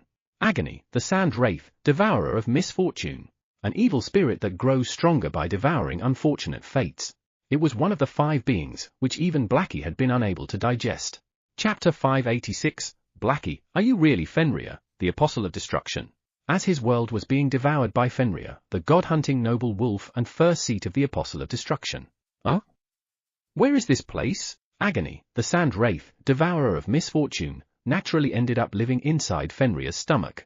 Mohihi. Fenrir's stomach has so much to eat. Agony actually liked being eaten by Fenrir. Because there was so much misfortune. Inside Fenrir, he happily filled his belly by devouring Fenrir's misfortune and the misfortunes Fenrir had swallowed. Who are you? Fenrir belatedly noticed Agony's presence. As Agony devoured misfortunes, his power had grown so strong that Fenrir could finally sense him. Die! The moment Fenrir discovered Agony, he attempted to kill him. Fenrir, let's talk this out. But Agony, who stubbornly survived inside Fenrir by consuming his misfortunes, became an immortal being that even Fenrir could not kill. Eventually, this time, an extremely unlucky guy ended up here. Eat him first. Otherwise, he'll become a headache later. Got it. Agony eventually entered a symbiotic relationship with Fenrir and led a very happy life. However, Fenrir, where is this place? I'm so hungry. When Fenrir's core shattered, Agony had no choice but to move and search for food. Thus began Agony's long journey, wandering in search of misfortunes to fill his belly. Then one day, such powerful misfortune. Agony got excited after smelling the scent of delicious misfortune. And then, lick. Lick. Lick. This, by the time he regained his senses, he was enthusiastically licking Uran, devouring his misfortune. It seemed that hunger had driven him mad. Is it okay to eat this? Agony briefly worried about eating someone's misfortune without permission. But then, it should be fine. Usually, people were grateful when he devoured their misfortune. Dismissing his concerns, Agony resumed. Lick. Lick. Lick. He began feasting on Uran's misfortune again. Misfortune is rapidly decreasing. The star that blesses misfortune bestows a blessing, increasing all stats by 10,000. Misfortune is rapidly decreasing. The star that blesses misfortune bestows a blessing, increasing all stats by 9,000. Misfortune is. Meanwhile, messages about the diminishing misfortune appeared in front of Uran, but he was unconscious and unaware. Shortly after, burp. I'm full. I'll save the rest for later. Agony, holding Uran in both hands like a baby that had fallen asleep after a meal, murmured contentedly. Murarong. And then he fell asleep. Sniff sniff. Krueng. Uranhyang's scent is coming from here. Following Uran's scent, Quenji pointed at a massive rocky mountain. Pooh-hoo-hut. Chairman Park, hurry up, meow. Theo, hanging onto Sejun's knee, urged him in an excited voice. All right. Let's find Uran quickly. When Sejun rushed toward the rocky mountain, Pio, Sejun, there's a cave here. Pio, who had scouted the area in advance, called out to Sejun. Really? Let's go inside. Snap. Sejun snapped his fingers to create light, leading the group into the cave. The cave wasn't deep, and they soon reached its end. It's Uran. Sejun discovered Uran being held by a giant hand. It was a strange creature with only a massive mouth and 2 hands, with no other body parts. Agony, the sand wraith, devourer of misfortune. If the name hadn't been written above, he would have thought it was part of a dead corpse. At that moment, Who are you? Rumble. Agony woke up, wiping the drool from his mouth. And then, Who? Wave. Wave. He enthusiastically waved his hands towards Sejun and the group. Fenrir. Earlier, driven mad by hunger, he hadn't noticed Blackie's energy. Now that he was full, he sensed Blackie's presence in the sling bag Sejun carried. Why is it waving? I have no idea, meow. Krueng. Does it want to be friends with Quenji? Sejun, Theo, and Quenji tilted their heads in confusion. However, Wave. Hey. Read the room. Don't act like you know me. Blackie worried about Sejun discovering his true identity, frantically shaking his head left and right in a panic. Dad-ada. Still feeling uneasy, Blackie quickly ran toward Agony and, thunk, head-butted him. Kirarong. Umrarong. Kirurung. Murarong. The Blackie family and Agony fell asleep, and, whoosh, a sandstorm rose, swallowing Sejun and his companions. Inside Agony's mental world, go. Thud. Thud. As a dark blue wolf revealed itself. Oh. Fenrianim, it's been a while. I missed you. Lick. Lick. Lick. Agony flew toward Fenrir and began licking his face like an overly excited pet dog. Grr, Agony, you almost got me caught by my butler because of you. And call me the Great Blackenim. Ignoring Agony, Blackie growled in anger. Who? Fenrianim, you don't taste good anymore? Agony was shocked. Blackie no longer carried the rich flavor of deep misfortune. Because of this, Agony didn't even fully hear what Blackie was saying. What about the others? Slurp. In haste, Agony licked the bodies of Blackie's subordinates who followed behind him, such as Eondol and Gogomi, but all of them had only a faint taste of misfortune. Meanwhile, go. Blackie and his subordinates surrounded Agony, obviously intending to annihilate him. While Agony might be a beneficial spirit to them, his true nature was that of a malevolent spirit. For this reason, Blackie didn't even consider letting Agony stay with Sejun to remove misfortune for him. A world without misfortune. Blackie and his subordinates had seen how such places always ended. Destruction. A world without misfortune might seem like it would lead to happiness, but happiness without misfortune was like a runaway horse. It sprinted endlessly toward more happiness, only to collapse alone and meet its end. This principle applied to individuals as well. For a person, that destruction came even faster, often shortening their lives to the point where they couldn't live out their given time. Thus, Blackie decided to eliminate Agony, who could potentially threaten Sejun. Though it was unfortunate about Uran's misfortune, it would actually help Theo. And a being like Agony, who posed a risk of revealing Blackie's secret, had no reason to be kept alive. Who? Fenrianim, you're not planning to kill me, are you? Why? We got along so well. Fenrianim, the god-hunting noble wolf and first seat of the Apostle of Destruction, please spare me. Realizing the situation far too late, Agony shouted in a terrified voice. Call me the Great Blackenim. Use the name my butler gave me. Bang! Ack! An enraged Blackie struck Agony with his paw. At that moment, Blackie, are you really Fenrir, the Apostle of Destruction? A familiar voice called out from behind Blackie. A little earlier, Sejun and his companions were swept up in the sandstorm Agony created. Where is this? Sejun woke up alone in a strange place. Theo and Quenji had resisted being drawn into the mental world by the sandstorm, and Pio had quickly escaped. Is this a mental world? Having experienced this many times before, Sejun instinctively recognized the place as a mental world. But isn't anyone else here? As he looked around, Sejun's eyes caught sight of Blackie's massive, dependable figure standing far away. It's my Blackie. Feeling uneasy about being alone, Sejun hurried toward Blackie. But then, my Blackie is Fenrir, the god-hunting noble wolf and first seat of the Apostle of Destruction. Hearing the conversation between Blackie and Agony, Sejun was stunned. Blackie, who got overly excited every time he saw a fragment of Fenrir's core. Blackie, who effortlessly exorcised the Apostles of Destruction. Memories flashed rapidly through Sejun's mind. I thought he just liked balls and was good at exorcisms because he was an exorcism wolf.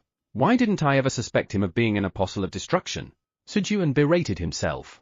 However, the disparity between the super sunfish Blackie and Fenrir, the god-hunting noble wolf and first seat of the Apostle of Destruction, was so vast that even the great dragons couldn't suspect it. Sejun couldn't believe what he heard. Blackie, are you really Fenrir, the Apostle of Destruction? He directly asked Blackie. Well. Blackie, who had anticipated this day would come someday, was at a loss for words when Sejun confronted him and couldn't say anything. So it's true. From Blackie's reaction, Sejun was convinced that Blackie was indeed Fenrir, the first seat of the Apostles of Destruction. At the same time, he felt a sense of distance from the Blackie family. The feeling was quite different between the Apostles of Destruction led by Super Sunfish Exorcism Wolf Blackie and the Apostles of Destruction led by Fenrir, the first-ranked Apostle of Destruction. As an awkward silence filled the air between Sejun and the Blackie family, Pooh-hoo hut. Great Hybrid Chairman Park, don't worry anymore because Vice Chairman Theo is here now, meow. Supergiant Chairman Park, give that guy a good beating, meow, bang, ack. Theo, realizing belatedly that Sejun had entered Agony's mental world, appeared with the supergiant Chairman Park and subdued Agony. Pooh-hoo-hut. Agony, stamp this, meow, yes.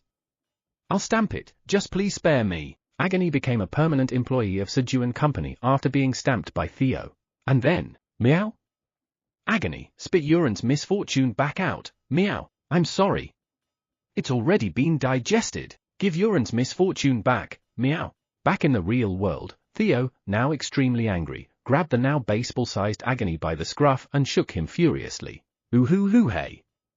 There's much less misfortune now. Of course, Uran was very happy. P.O. P.O.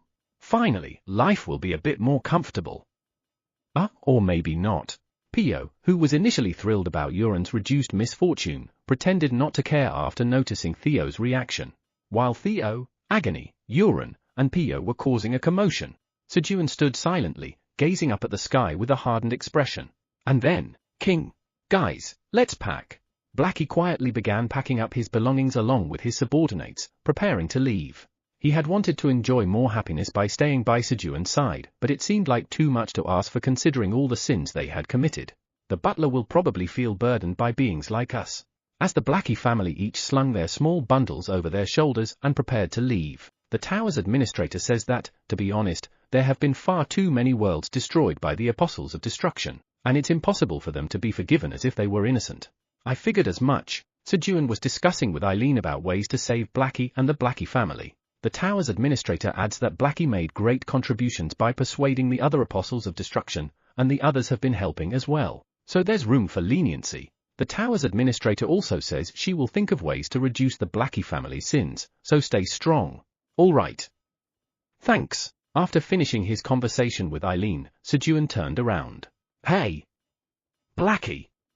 Where do you think you're running off to? I've grown way too attached. King? Sejun caught the Blackie family, who were trying to sneak away, and stuffed them into his sling bag. If you've committed sins, you have to pay for them. From now on, you're doing 3 good deeds every day. Got it. In the past, he may have been Fenrir, the first seat of the Apostles of Destruction, but now he's my Blackie. I'll do my best too. Sejun decided he would personally take responsibility for the Blackie family and make them atone for their sins. Even if they couldn't be fully forgiven, their sins would become a bit lighter in the future. King? Butler, you're not going to abandon us. Of course not. We're family.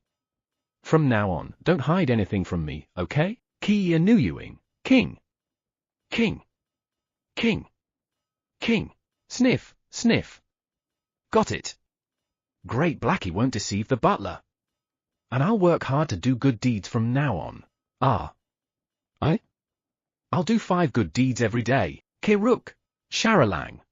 The Blackie family cried tears of joy, grateful that Sejun didn't let them go but chose to keep them by his side. Why are you all crying? As Sejun wiped the tears streaming down the faces of the Blackie family. King. Butler is crying too.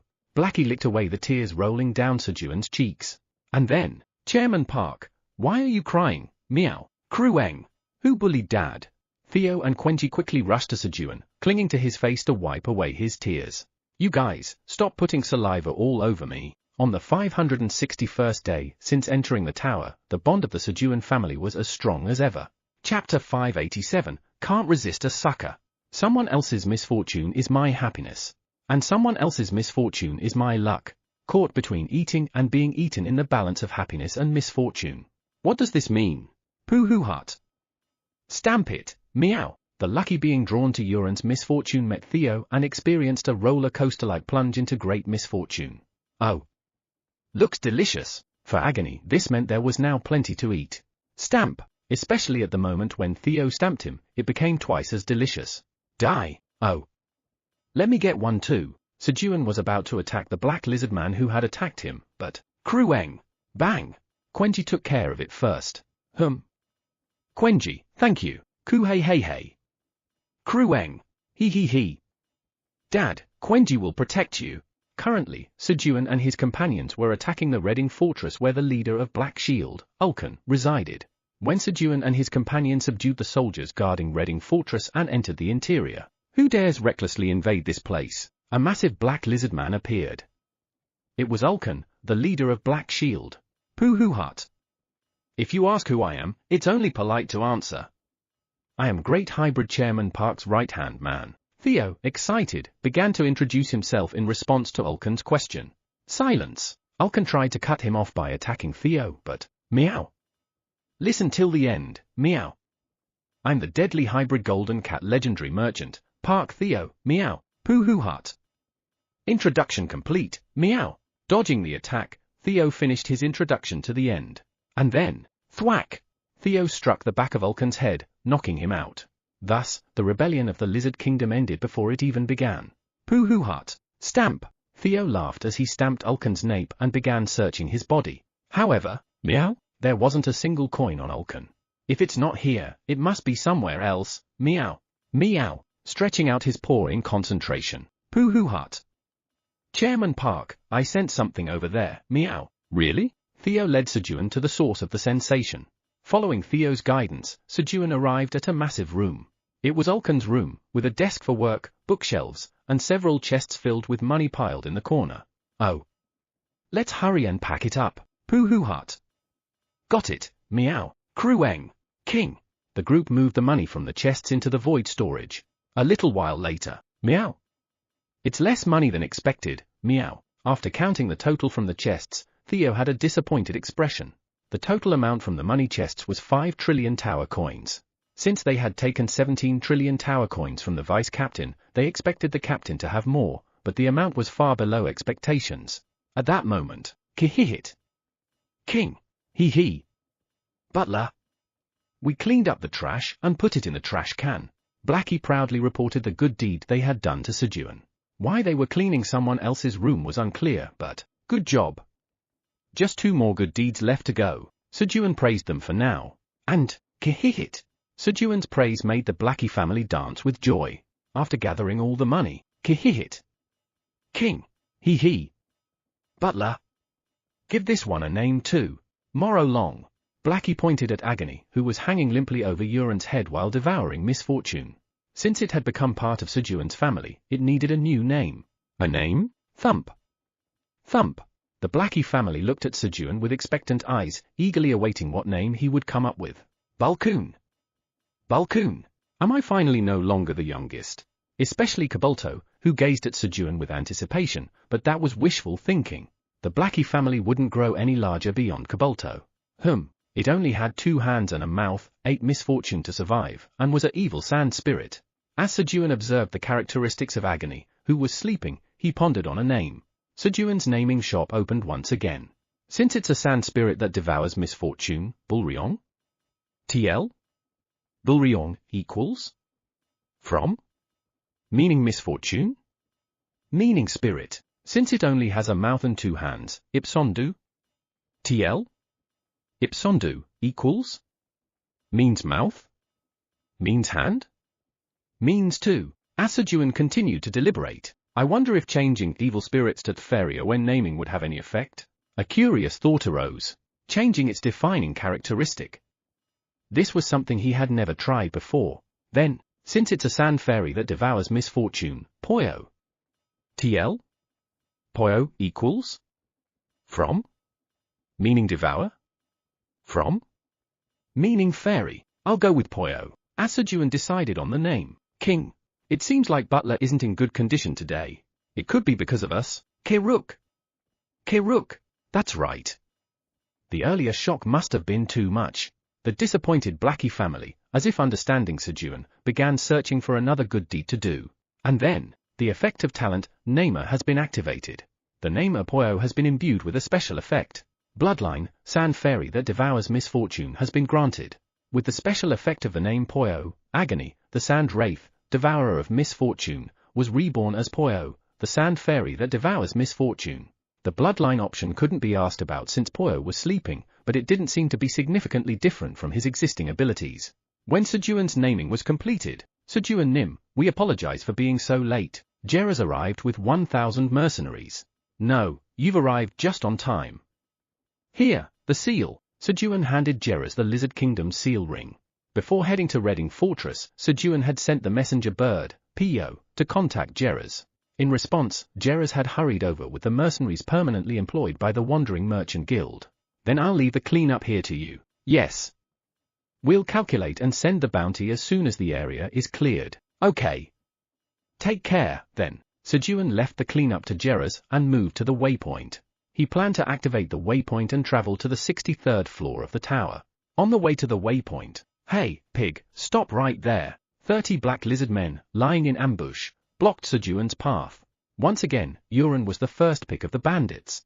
The black lizard men, who had received military funds from an external source and were quietly returning to Reading Fortress, had originally planned to avoid trouble. But, oh. It's Uran, the sucker legendary merchant. They couldn't resist a sucker. Like moths drawn to a flame, they were pulled in by Uran's misfortune.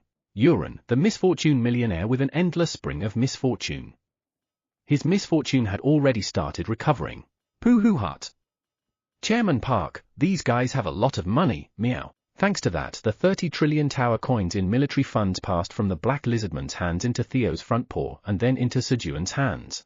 Pooh-hoo hut. Now only 44 trillion tower coins remain, meow. Having now collected more than half of the 100 trillion tower coins needed to complete the job quest, Theo was thrilled. Pooh-hoo hut. Uran, good job, meow. Ooh-hoo-hoo. Thank you. But what did I do well? Pooh-hoo hut. Nothing, meow. You just did well, meow. Theo praised Uran, who had done absolutely nothing. A little while later, after sending the black lizard men back to Reading Fortress via Toryong, Sejun and his group arrived at the waypoint on the 65th floor of the tower. Thud. Welcome. Perhaps having already heard the news, the giant lizard man, the boss of the 65th floor, immediately bowed and greeted Sejun and his group. Meow. Theo, disappointed by the reaction of the boss monster, lowered his paw. And then, click. The waypoint of the Black Tower's 65th floor has been registered. As soon as Sejun registered the waypoint, Pooh-hoo hut. Chairman Park, see you in a bit, meow, clank. The companions went into the void storage on their own, and, whoosh, Sejun used the 63rd floor land deed and disappeared. Outskirts of destruction. Fire, quoo. Thousands of great dragons enthusiastically unleashed their breath attacks toward the energy of destruction spread across the outskirts of destruction, removing the destructive energy. The reason was simple. Clink. Collect. It was for tower coins. With Jormungandr, who used to guard the outskirts of destruction, gone these days, the great dragons could now freely earn tower coins, opening the era of great shopping for the dragons at Dragon Market. Thanks to this, the previously idle lifestyle of the great dragons had drastically changed, and they were now living a very disciplined life. Early in the morning, they commuted to the outskirts of destruction to earn tower coins. Around lunchtime, they visited Eileen at the Black Tower to purchase Sejun's alcohol and crops, then returned home. Alright, shall we call it a day here? Sure, let's head to Dragon Market now. Once the great dragons earned the amount of tower coins they needed, they quickly flew to the Black Tower. And, thud. Thud.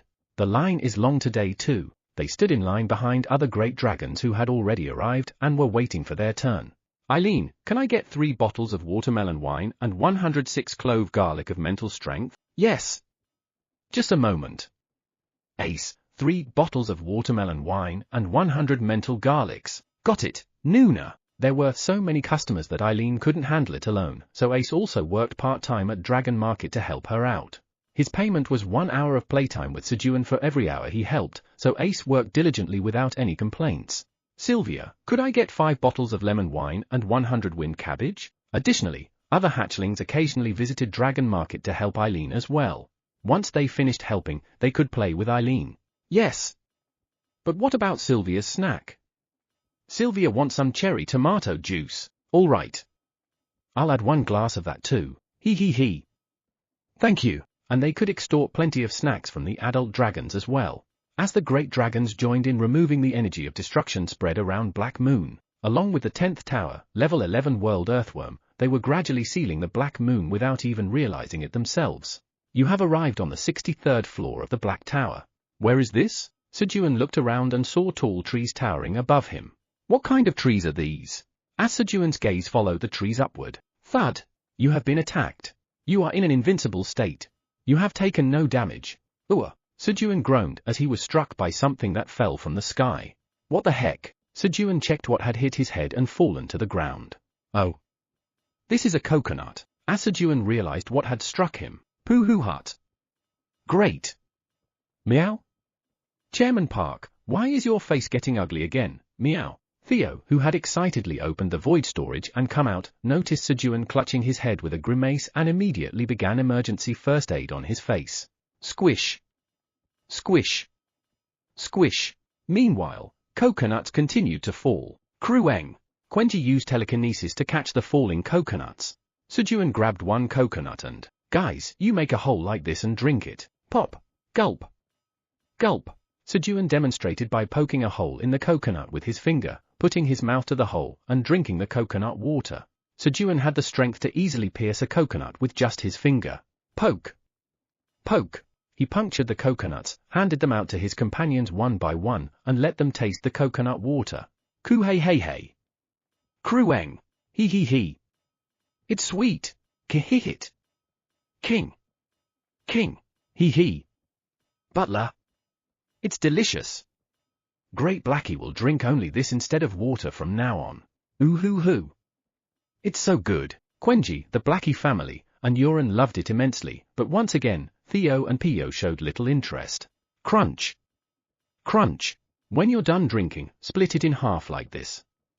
Then you'll see the white flesh inside, right? You can eat that too. As Sejun demonstrated eating the coconut's flesh. Thud. A coconut fell to the ground with a thud, shaking the earth. Click. Click. No, it wasn't just a coconut. A coconut crab approached Sejun, threatening him with its claws. Thud. Thud. One after another, coconut crabs kept falling from the coconut trees. Since their coconut drop attacks weren't working, they had decided to handle the matter themselves. A quest has been triggered. Quest: eliminate the coconut crabs raiding the coconut farm and reclaim the land rights. Reward: recognition as the rightful owner of the 63rd floor of the Black Tower. At the same time, a land deed quest appeared before Sejun. Hee. Now that I think about it, it's dinner time. Sejun licked his lips as he looked at the approaching coconut crabs. And, mohihi. Looks delicious. Poyo also licked its lips, savoring the misfortune radiating from the coconut crabs. Chapter 588, Butler. Open your mouth. Hee. Everyone, let's eat now. As the coconut crab dishes were completed, Sejun called his companions. Pooh-hoo-hut. Chairman Park, is my grilled fish ready too? Meow? Of course, it's done. That's why I called. When Sejun placed a plate of perfectly golden brown grilled fish in front of Theo. Pooh-hoo-hut. Excellent. Meow. Theo grinned widely as he looked at the grilled fish. Sejun then continued placing plates of steamed coconut crab and butter-grilled coconut crab in front of the others. And for Pio, he set down a plate of roasted peanuts. Ku-hey-hey-hey. Crueng. Hee. Dad, I'll eat well. Ooh-hee-heh. Thank you for the food. Crunch. Crunch. While the food fighters Quenji and Yoren skillfully cracked the coconut crabs in half and started eating. Great Blackie's teeth are strong too. Chomp. Chomp. Hey. Why are you eating it with the shell? Blackie was caught by Sejun while chewing on the coconut crab, shell and all. Ah, King. Ah. Great Blackie wanted to eat it all alone. With a sulky expression, Blackie had no choice but to eat only the coconut crab meat that Sejun peeled and gave.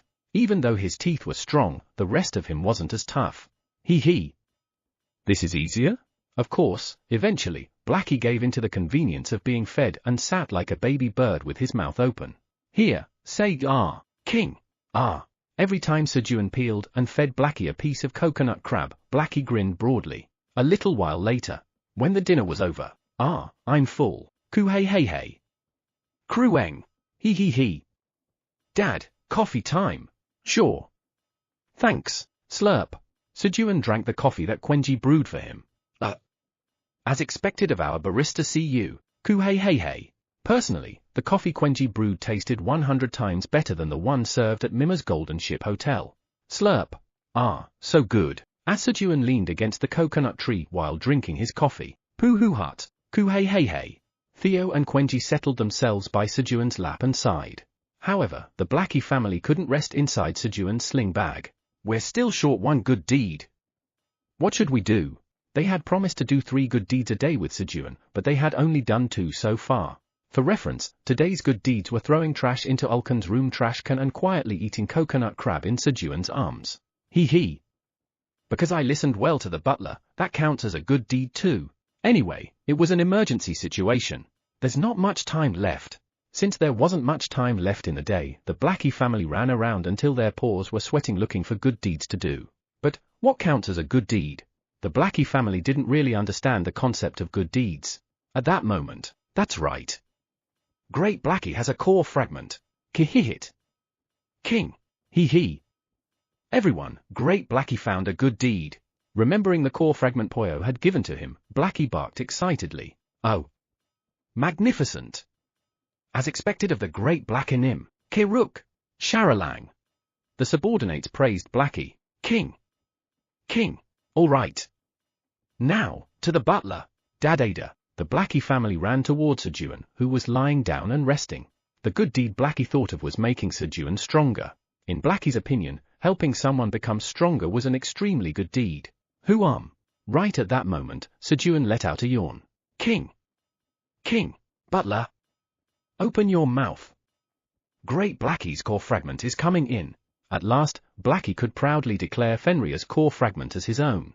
Launching himself, Blackie shoved his core fragment directly into Sejun's mouth. Thunk! With his front paw, he pressed the orb firmly. Gulp! Thanks to Blackie, Sejun was forced to swallow a 7% piece of Fenrir's core fragment. Is this your core fragment, King? Yes. That's right, butler. Now it's going to hurt a little. What do you mean by that? Just as Sejun was about to ask again. Power, Super Sunfish Core is absorbing the 7% core fragment of Fenrir, the god-hunting noble wolf and first seat of the Apostle of Destruction. Boom! As the message appeared, a hot energy like a volcanic eruption spread throughout his body starting from his stomach.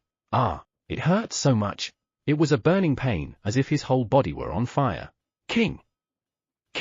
Butler! Just hang on a little longer. Guys, start! Yes, Kiruk!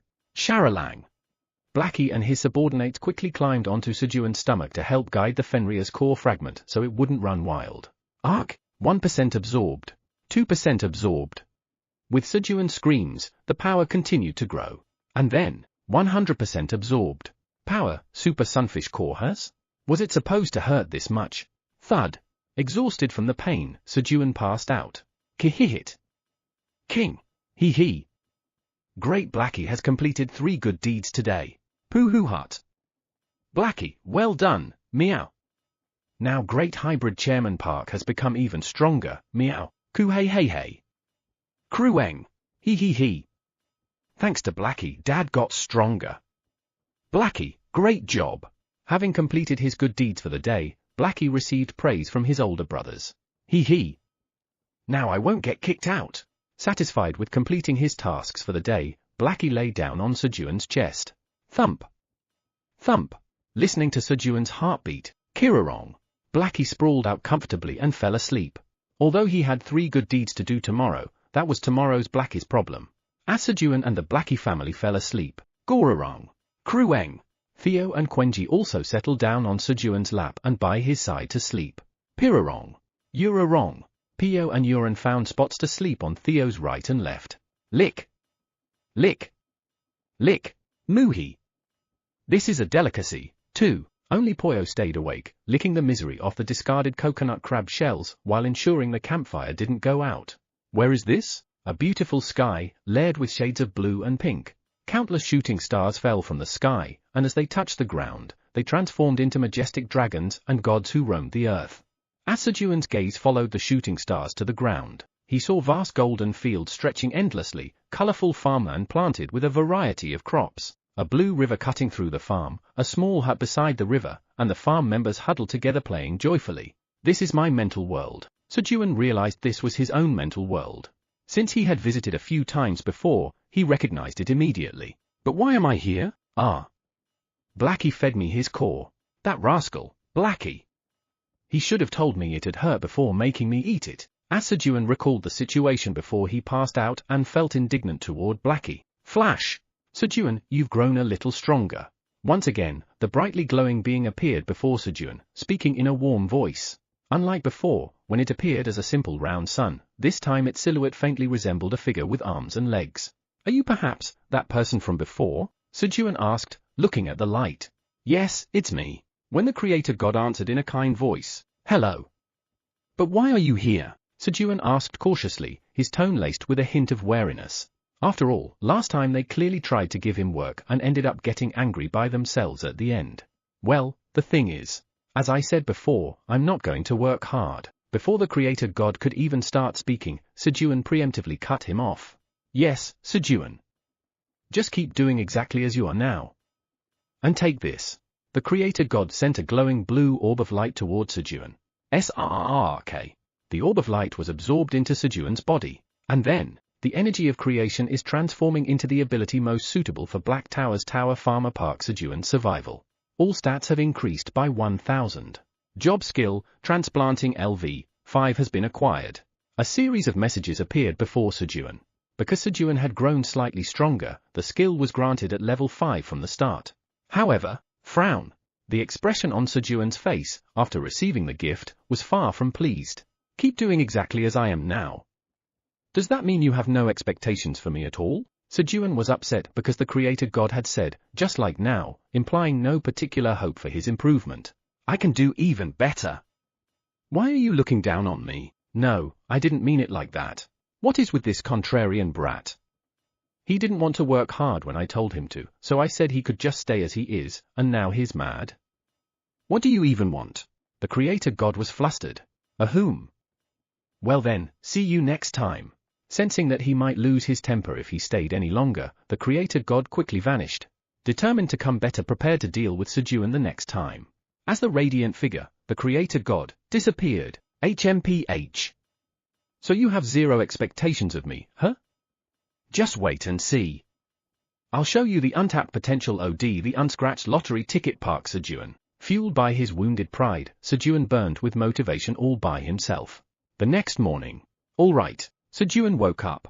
And, wiggling his toes, he enjoyed the cozy warmth of his companion blanket before checking out the power and skill he had gained yesterday. Power, Super Sunfish Dual Core. This is a core that Blackie and his 7 subordinates painstakingly designed over a long time for Black Tower's Tower Farmer Park Sejun. Butler is weak. To ensure the body could handle it, the powerful core was split into 2 parts. All options are applied at 2x the effect. The options remained the same, but with 2 cores now, all option effects were doubled. An extraordinary growth. However, crack. Butler is weak. Sejun became furious at the words nestled between the options. "Blackie, you little rascal. Stretch. King." Sejun grabbed the cheek of the soundly sleeping Blackie and pulled on it, venting his anger, before checking the transplanting skill he had received in his unconscious state. Transplanting LV5. You can carefully uproot crops without damaging their roots. Even if crops are uprooted from the ground, their state will remain stable for 5 hours. For Sejun, who had already been planning to visit Simon Village, where Olivo was, to dig up a few cinnamon trees and bring them back, it was the perfect skill. However, come to think of it, they looked down on me. Seeing the skill reminded Sejun of how he had been looked down upon in his unconscious state. "All right, everyone, wake up." Sejun hurriedly woke up his companions and had breakfast with them. After finishing breakfast, "This is nice. Keep your chest warm and your head cool." Leaning back leisurely, Sejun sipped the hot coffee Quenji had brewed for him. The thought of proving himself to the being who had looked down on him had long since vanished. Why is an unscratched lottery ticket an unscratched lottery ticket? Because it hasn't been scratched. With that, Sejun and his companions leisurely enjoyed their post-meal coffee time. "All right, let's head out now." They moved to the waypoint. When Sejun and his companions arrived at the waypoint, "Who are you to dare hold your head high in the presence of Lord Heater, son of Harover?" The boss of the 63rd floor of the Black Tower, who was guarding the waypoint, picked a fight with them. Black Tower 63rd floor boss, Stone Lizardman Heater. The stone lizardman, with grey stone scales instead of green ones, was a rare and powerful type among the lizard men. "But, don't you dare disrespect our great hybrid chairman Park." Meow. Thwack. The moment Heater picked a fight with Sejun, Theo's front paw flew straight to the back of his head without hesitation. Thud. A stamp was pressed onto his forehead. While Theo was busy making Heater a permanent employee of Sejun Company. Tap. Sejun placed his hand on the red crystal and saved the waypoint. A short while later, We've arrived. Sejun appeared in Simon village, where Olivo resided. Meanwhile, at the outskirts of destruction, crunch, the black fingers forcibly pried open the black moon, and crimson eyes peered outside. Where have all the apostles of destruction disappeared to? A furious destruction roared. Gururuk! Gururuk! From the crimson eyes of destruction, a thick red liquid, whether it was tears or pus, began to pour out, contaminating the surrounding area. Chapter 589, He. I am quite popular. Black Tower, 63rd floor, Simon Village. Excuse me, do you know where Olivo Nim lives? Olivo's house is, see that Simon mountain over there. If you follow this path straight toward the mountain, you'll find it. Thank you. Sejun followed the villager's directions to Olivo's house. Stop right there. Someone called out to Sejun and his group from behind. Who? When Sejun turned around. Hey! You evil cat! How dare you hit Lord Hita on the back of the head and just leave? Hita, the boss of the 63rd floor of the tower, was pointing at Theo and shouting. He had been left behind at the waypoint because waking him up was too troublesome. But, unaware that he had become an employee of Sejun Company, he seemed to have come back for revenge. And, are those the ones? Beside Hita stood a stone lizard man, taller than Hita by a whole head. It was Hita's father, Herova, the lord who governed Simon village and the surrounding areas. You scoundrels! How dare you hit my son? Bring them to me and make them kneel before me. Yes, sir. At Herova's command, 1,000 lizardman soldiers surrounded Sejun and his party, closing in on them. Moments later. Pooh-hoo-hut. Stamp him, meow. Theo stamped Herova's forehead with the company seal, and Hita became a filial son who even got his father hired by Sejun Company. You bastard. I'll see you at home. Herova gritted his teeth as he glared at Hita. But, Herova, you can't speak informally to your senior. From now on, speak respectfully to Hita. Theo stepped in to organize the hierarchy. At Sejun Company, rankings were determined by the order of joining until promotion, so, thanks to this, Hita became a higher-ranking employee than Herova, and their family hierarchy became completely tangled. Although, compared to the tangled hierarchy of the Blackie family, it wasn't much. Pooh-hoo-hut. That means all the villages Herova manages now belong to the Great Hybrid Chairman Park, meow. Theo took over all the villages under Herova's control as well. Well then, good luck, Pooh-hoo-hut. Work hard, meow. Sejun and his companions left Herova and Hita behind and continued on their way to find Olivo. Once Sejun and his group left, come with me immediately, Theo Nim said to speak respectfully. Hita Nim, please come with me, he. Shall I? Hita, oblivious to the situation, followed Herova meekly. Paboobuk. Dad, please spare me. Theo Nim said to speak respectfully, but he didn't say not to hit you. Hita was beaten to a pulp by Herova at home. Is that the house? Pooh-hoo-hut. Seems like it, meow. Sejun looked at a shabby house located at the entrance of Simon Mountain. As they drew closer to the house, bang! The door burst open violently, and Olivo rushed out with a panicked expression. Who? Olivo Nim. When Sejun called out, Sejun Nim, please help me. Olivo dropped to his knees in front of Sejun and desperately pleaded for help. Who? Please get up for now. What's going on? Pooh-hoo-hut. Don't hesitate and tell our Great Hybrid Chairman Park everything, meow. Chairman Park can solve it all, meow. Yes, well, encouraged by Sejun and Theo, Olivo began to explain the situation. Yesterday, while returning home with his family after picking cinnamon fruits on Simon Mountain, his daughter had been bitten on the leg by a stone poison snake. She was now suffering from petrification poison and was on the brink of death. Even now, her condition was worsening, and Olivo had been on his way to find a healer when he saw Sejun and desperately sought his help, like grasping at straws. Petrification poison? Let me see her first. At the mention of poison, Sejun confidently stepped up. He had plenty of detoxifying green onions in stock, so his confidence was overflowing. Yes. She's at home right now. Following Olivo's guidance, Sejun and his group entered Olivo's house. Honey, someone has come to treat Ellie. Welcome. Thank you for coming. Yes, let me take a look at your daughter first. Olivo's wife, who had been nursing their daughter, greeted Sejun. And then, huff. Huff. A young lizard girl lay unconscious on the bed, breathing heavily. Her leg, bitten by a snake, had almost entirely turned to stone below the left knee. Crunch. Crack. The petrification was progressing rapidly. At that moment, Mohihi. It smells delicious. Lick. Lick. Lick. Poyo suddenly began licking Ellie's petrified leg. Poyo, whose main diet consisted of misfortune, also fed on curses and poisons, anything negative. Thanks to this, the progression of the petrification slowed down. Though it turned out to be effective, it could have easily been misunderstood as something strange. While Poyo licked Ellie's leg, preventing the spread of the petrification poison, Sejun pressed down hard on a detoxifying green onion with both hands, squeezing out its juice. Drip. Drip. The green onion juice fell onto Ellie's leg. As it soaked into the petrified areas, the stone began to fade, and the leg gradually returned to its original green scales. Krueng. Swoosh. Seeing what Sejun was doing, Quenji also followed his lead, extracting green onion juice and sprinkling it on Ellie's leg. Her leg recovered rapidly. Shortly after, she'll be fine now. Sejun Nim, thank you so much. Here are some cinnamon seeds.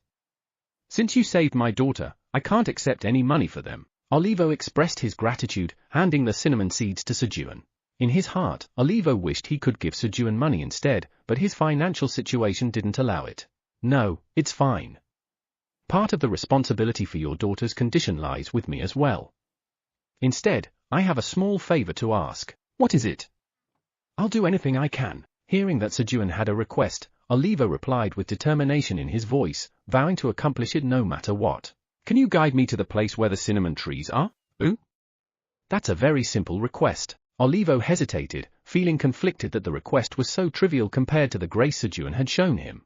Pooh Hut. If you're grateful to our great hybrid chairman Park, then become an employee of Sejun Company, meow. Theo pulled out the company seal and spoke to Olivo. I'll join. Pooh Hut. Good choice, meow. Stamp. Olivo received the seal from Theo. Pooh Hut. Since Olivo willingly accepted the stamp, he'll start as a regular employee, meow. Thus, Olivo ended up with a higher position than Herova, who was an intern, and even received a better salary. Then, I'll guide you. Olivo led Sejun and his companions to the location of the cinnamon trees. Outskirts of destruction. What is that? Today, as usual, the great dragons ventured out to earn money for shopping at the dragon market. They discovered thick, sticky, red liquid masses writhing ominously. Countless liquid masses stretched out before them. The sizes varied, but the closer they were to the black moon, the larger they became. The great dragons, wary of the liquid masses, cautiously approached the nearest one. When they closed the distance to about 10 kilometers, wriggle. Wriggle.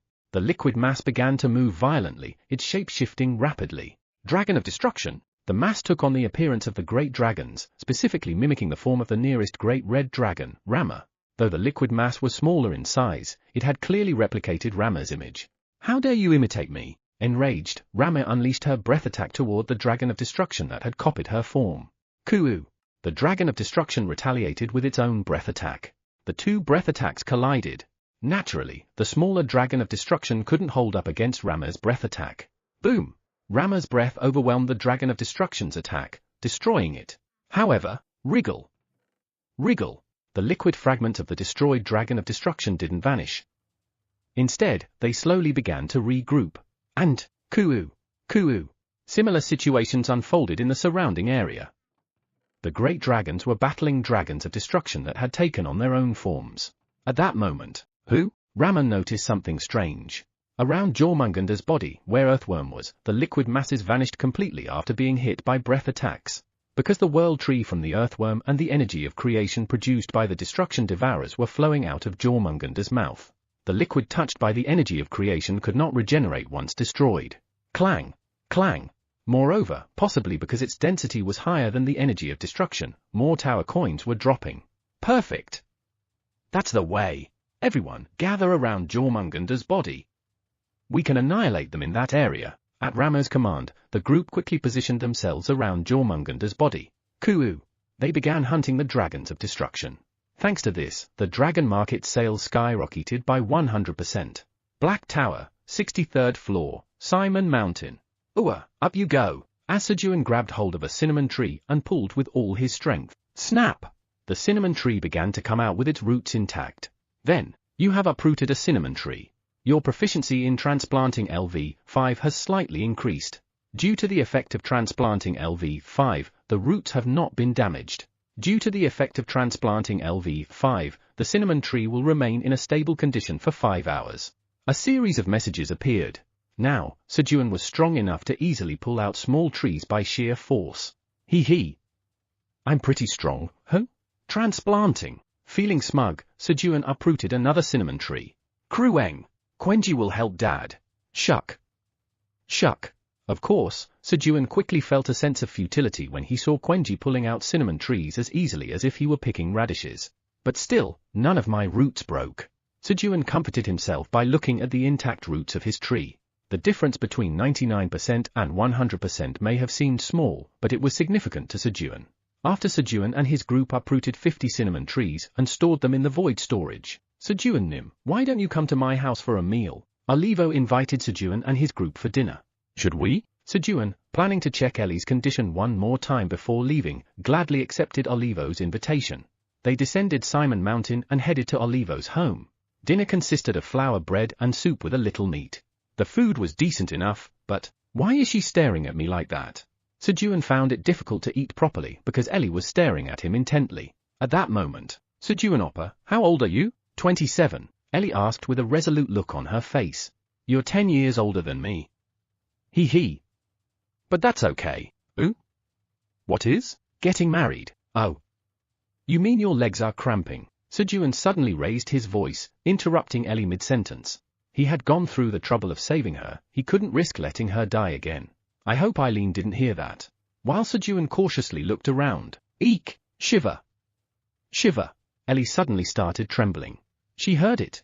A moment later, Ellie went to lie down in bed saying she wasn't feeling well, and Sejun and his group headed to the waypoint to return home after finishing their meal.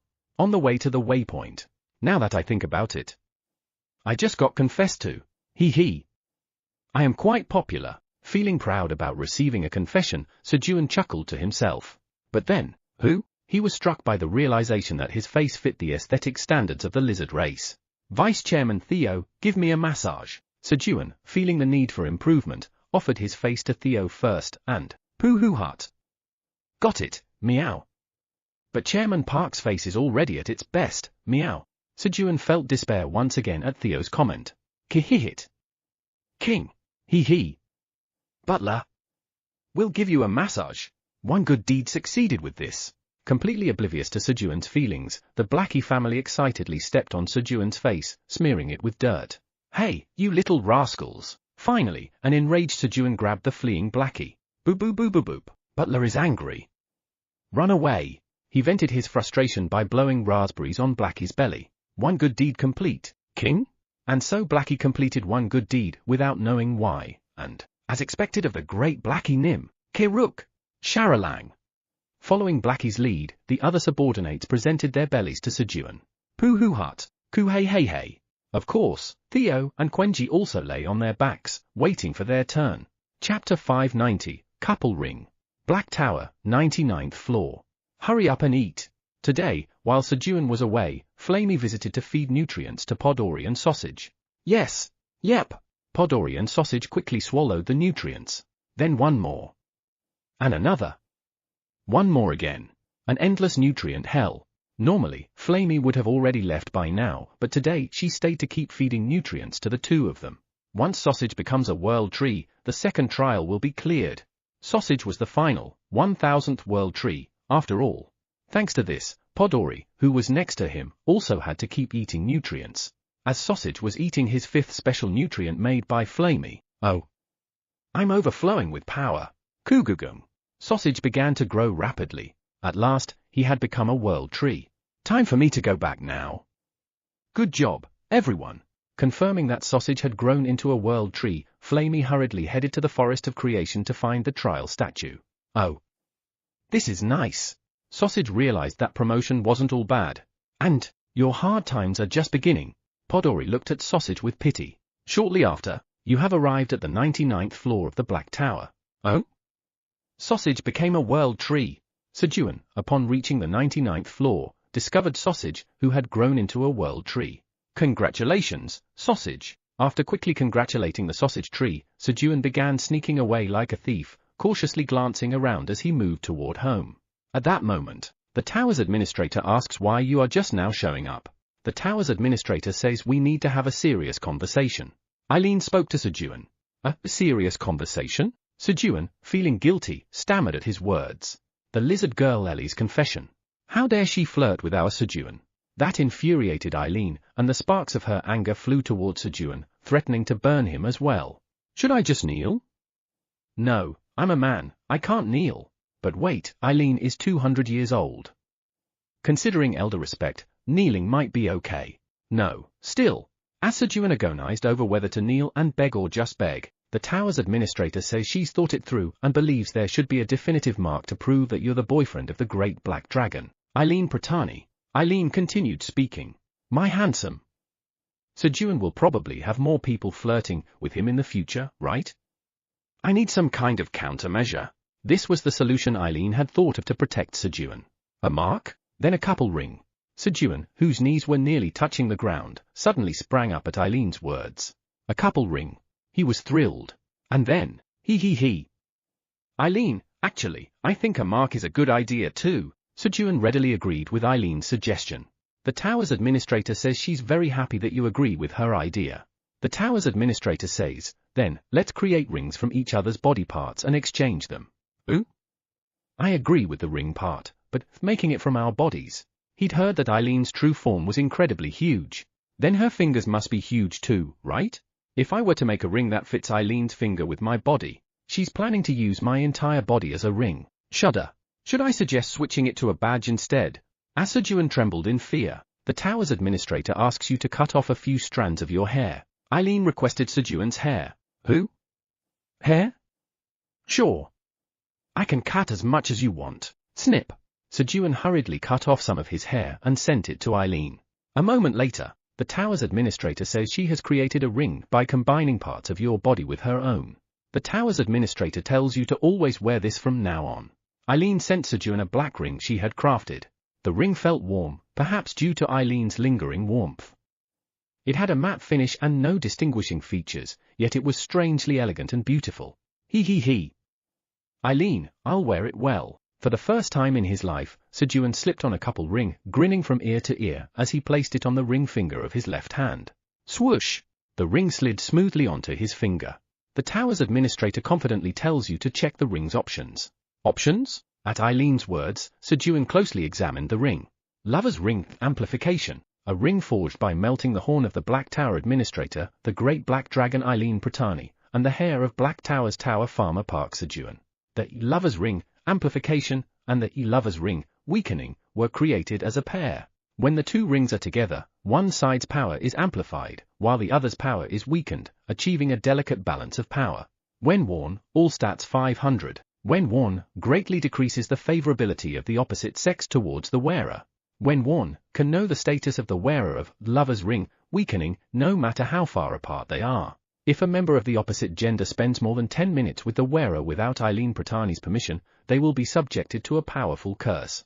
Usage restriction, Black Tower's tower farmer Park Sejun. Creator, Eileen Pratani. Grade, unmeasurable. The options weren't exactly favorable, as Eileen had focused less on protecting Sejun and more on blocking potential rivals who might try to approach him.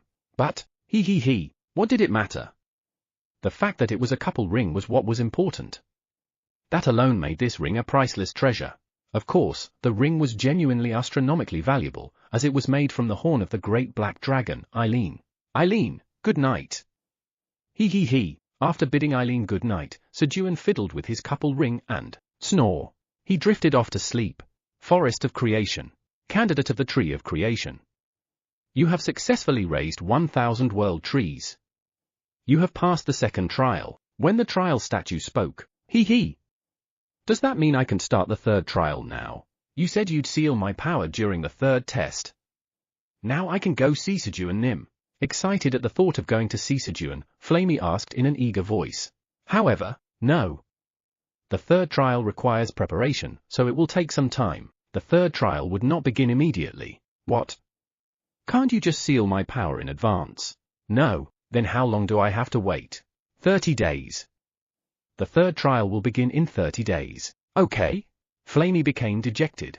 The next morning. Kihihit. The Blackie family woke up earlier than usual. Kihihit. King. Guys, let's go do good deeds. Yes, Kiruk.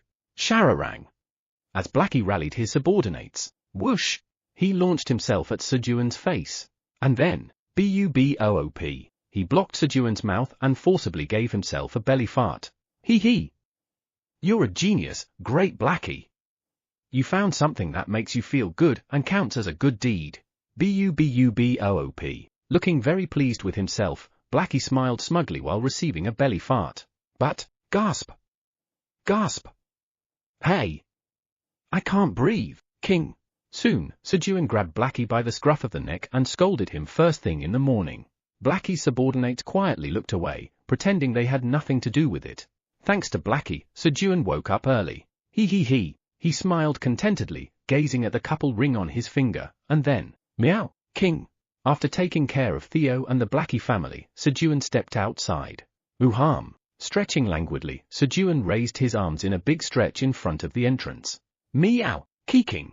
Theo and Blackie mimicked him, raising their arms and stretching along with Sejun. Step. Waking up early, Sejun decided to stroll through the farm for the first time in a while, increasing the growth rate of the crops and raising his potential as a reward. The Gondre are grateful for the farmer's footsteps and lend their strength. The effective great blessing of the crops, master, activates, increasing the potential of your agility stat from 43,947 to 43,957. As Sejun walked around the farm, raising its potential. Krueng. Good morning, Dad. Quenji, having just woken up, joined Sejun. Puihihi. Brother-in-law. Baby brother-in-law. From afar, Anton's black dragon statue flew towards Sejun and, Puck, embraced him. But baby brother-in-law, is this really okay? Sejun asked in a worried tone as he looked at Ace. Although he already knew why Ace was acting this way, having heard the details from Eileen. Puihihi. Brother-in-law, it's fine now. I helped my sister. Sejun gave Ace the chance to brag freely. Ace's lips were practically itching to deliver this happy news himself. Puihihi. So, brother-in-law, just as Sejun had predicted, Ace began eagerly chattering about how hard he had worked to help Eileen, explaining every little detail. Is that so? As expected of my baby brother-in-law. Sejun responded with timely reactions during Ace's story, making sure he didn't lose enthusiasm and allowing Ace to continue. Puihihi. And because of that, I get to play with you for 12 hours, brother-in-law. Ace finally finished saying everything he wanted to share. Oh. Really?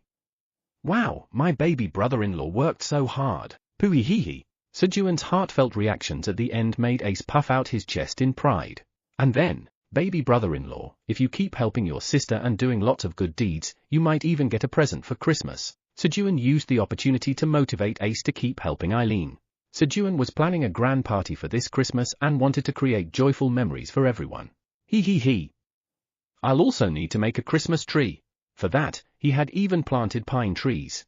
But who should pull the sleigh? As Sejun pondered who could pull the sleigh. Christmas? Ace asked with sparkling eyes. He didn't know what Christmas was, but the idea of receiving a gift was enough to make him excited. Yes. It's a day when, if you've done a lot of good deeds throughout the year, Santa Claus sneaks in while you're sleeping and leaves you a present. Puihihi. A present? Really? Yes, but brother-in-law, do you think Santa Claus can sneak past my dad and grandpa and come to Ace? Ace asked in a worried tone. It was a very sharp and realistic question.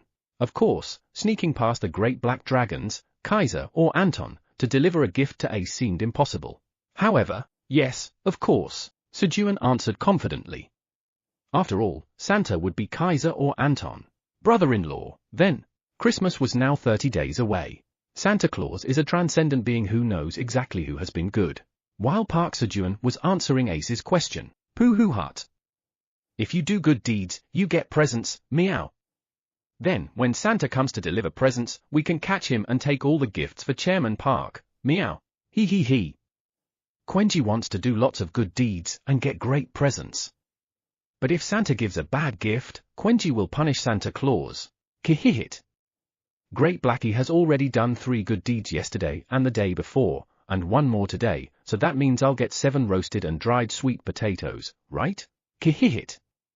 King. He. No. We'll just headbutt Santa Claus and take everything from him. Theo, Quenji and the Blackie family were all letting their imaginations run wild, thinking about what they would do when they met Santa. Whichever family they belonged to, their thoughts were uniformly mischievous. As everyone listening to Sejun's story decided they would do good deeds and meet Santa Claus. Moo? Christmas? Whying? If you do good deeds, he gives you presents while you sleep. Quack! In 30 days. Even the farm members nearby, who were busy working, heard about the news of the upcoming Christmas. And then, Black Tower 99th floor, Mushroom and Hash 51 123, Sejun said that in 30 days there's this thing called Christmas, and if you do good deeds, you get presents. Black Tower 94th floor, Black Drake Mozak, the ruler of Chikasan, nonsense. Why would anyone give you presents for doing good deeds? Black Tower 99th floor, Black Minotaur Wuchen Sam E Minotaur 1003 Mozak, watch your words. This came directly from Sejun. Black Tower 94th floor, Black Drake Mozak, the ruler of Chikasan, to whom? My apologies. Black Tower 83rd floor, Chestnut Hedgehog Godori, so, does that mean we should start doing good deeds from today? Black Tower 99th floor, Poisonous Bee number 28, yes. And since Santa comes while you're sleeping, make sure to get plenty of rest. The news about Christmas started spreading throughout the entire Black Tower via Sejun Company's official employee communication network. Chapter 591, Kaiser, you've been chosen as Santa Claus. You have received 100 tower coins as a salary from Sejun Company. You have obtained 3 grilled power potatoes as lunch from Sejun Company. Initially, Sejun Company's system only handled salaries and meal distributions. However, Chairman Park Sejun and Vice Chairman Park Theo of Sejun Company captured a criminal, increasing Sejun Company's reputation. 100 temporary employees have joined Sejun Company. Ben, the Red Fox of the Red Tower, has joined Sejun Company as a full-time employee. At some point, new systems were gradually added, such as one that informed all employees of the company's reputation or the recruitment of new employees. Sejun Company's influence has significantly increased. New infrastructure is being established in Sejun Company. A full-time employee communication network has been launched at Sejun Company. From now on, communication between full-time employees in the same tower is possible. A few days ago, a communication network allowing full-time employees in the same tower to talk to one another was launched. Black Tower 49F Boss Horned Molduku, hello. Can you hear me? Deputy Manager Black Tower 98F Boss Black Eagle Redding, yes, I can hear you. Black Tower 49F Boss Horned Molduku, oh. Redding hello. This is Dooku, boss of the 49th floor of the tower. Deputy Manager Pink Fur, Redding, there are many people here ranked higher than you. What's your tone? Deputy Manager Black Tower 98F Boss Black Eagle Redding, yes. I apologize. Black Tower 1F Creweng. Gang Black Bear number 8, hello. I am here to greet everyone as well. When the full-time employees, who had previously been unaware of each other's existence, began communicating, Black Tower 73F Boss Giant Flying Squirrel Quarrel, we're short-handed for harvesting Korean blackberries today. Could anyone lend a hand? Black Tower 83F Chestnut Hedgehog Godori, we'll help. Black Tower 73F Boss Giant Flying Squirrel Quarrel, oh. Thank you. Black Tower 77F Boss Banana Monkey Tribe Village Chief Ukil, anyone willing to trade food for 10 bottles of banana wine? Black Tower 65F Long-Tailed Green Monkey Tribe Chief Nokmung, me. I'll give you 500 avocados. Black Tower 77F Boss Banana Monkey Tribe Village Chief Ukil, sounds good. Let's meet at floor 71 then. Black Tower 65F Long-Tailed Green Monkey Tribe Chief Nokmung, okay. See you in 50 minutes. The full-time employees began solving problems by helping one another through the communication network. For reference, full-time employees of Sejun Company enjoyed a benefit that allowed them to use the Lightspeed Merchant Passage for free. Black Tower for F. St. Ludwig Schruen Argon Walter 18, do you all believe in abundance? At one point, Cybele the 18th tried to use Sejun Company's full-time employee communication network as a channel to spread the religion of abundance. Deputy Manager Black Tower 85F Boss Silver Wolf Tribe Chief Elka blocked St. Ludwig Schruen Argon Walter 18's access for 1 week. He was swiftly blocked by Elka. And then, Black Tower 63F Boss Stone Lizardman Heater has joined Sejun Company. Black Tower 59F Green Goblin Parku, rookie, if you've joined, greet your seniors. Black Tower 63F Boss Stone Lizardman Heater, how dare a mere 59th floor nobody tell me who to greet. Yesterday, there was brief chaos in the network when a disrespectful newcomer joined. However, Black Tower 73F boss giant flying squirrel quarrel, recruiting participants for rookie etiquette training party. 1/5, Black Tower 59F green goblin parkour, count me in. 2/5, Black Tower 83F chestnut hedgehog godori, I'm in. 3/5, Black Tower 80F Oran Mountains ruler black bear rack, 2 joining. 5/5, Black Tower 80F ace of the tiger tribe enlightened Hanra, hee hee. The other one is me. Black Tower 63F boss stone lizard man heater, bring it on. Do you think I'll be scared? My dad's a lord. Black Tower 80F ace of the tiger tribe enlightened Hanra, oh yeah. My grandpa is the chairman of the Mercenary Association. Black Tower 63F boss stone lizard man heater. The seniors from Sejun Company personally went to find Heater and forcefully taught him proper etiquette. Black Tower 63F boss stone lizard man Heater, good morning, seniors. Thanks to this, Heater had now become a well-mannered junior.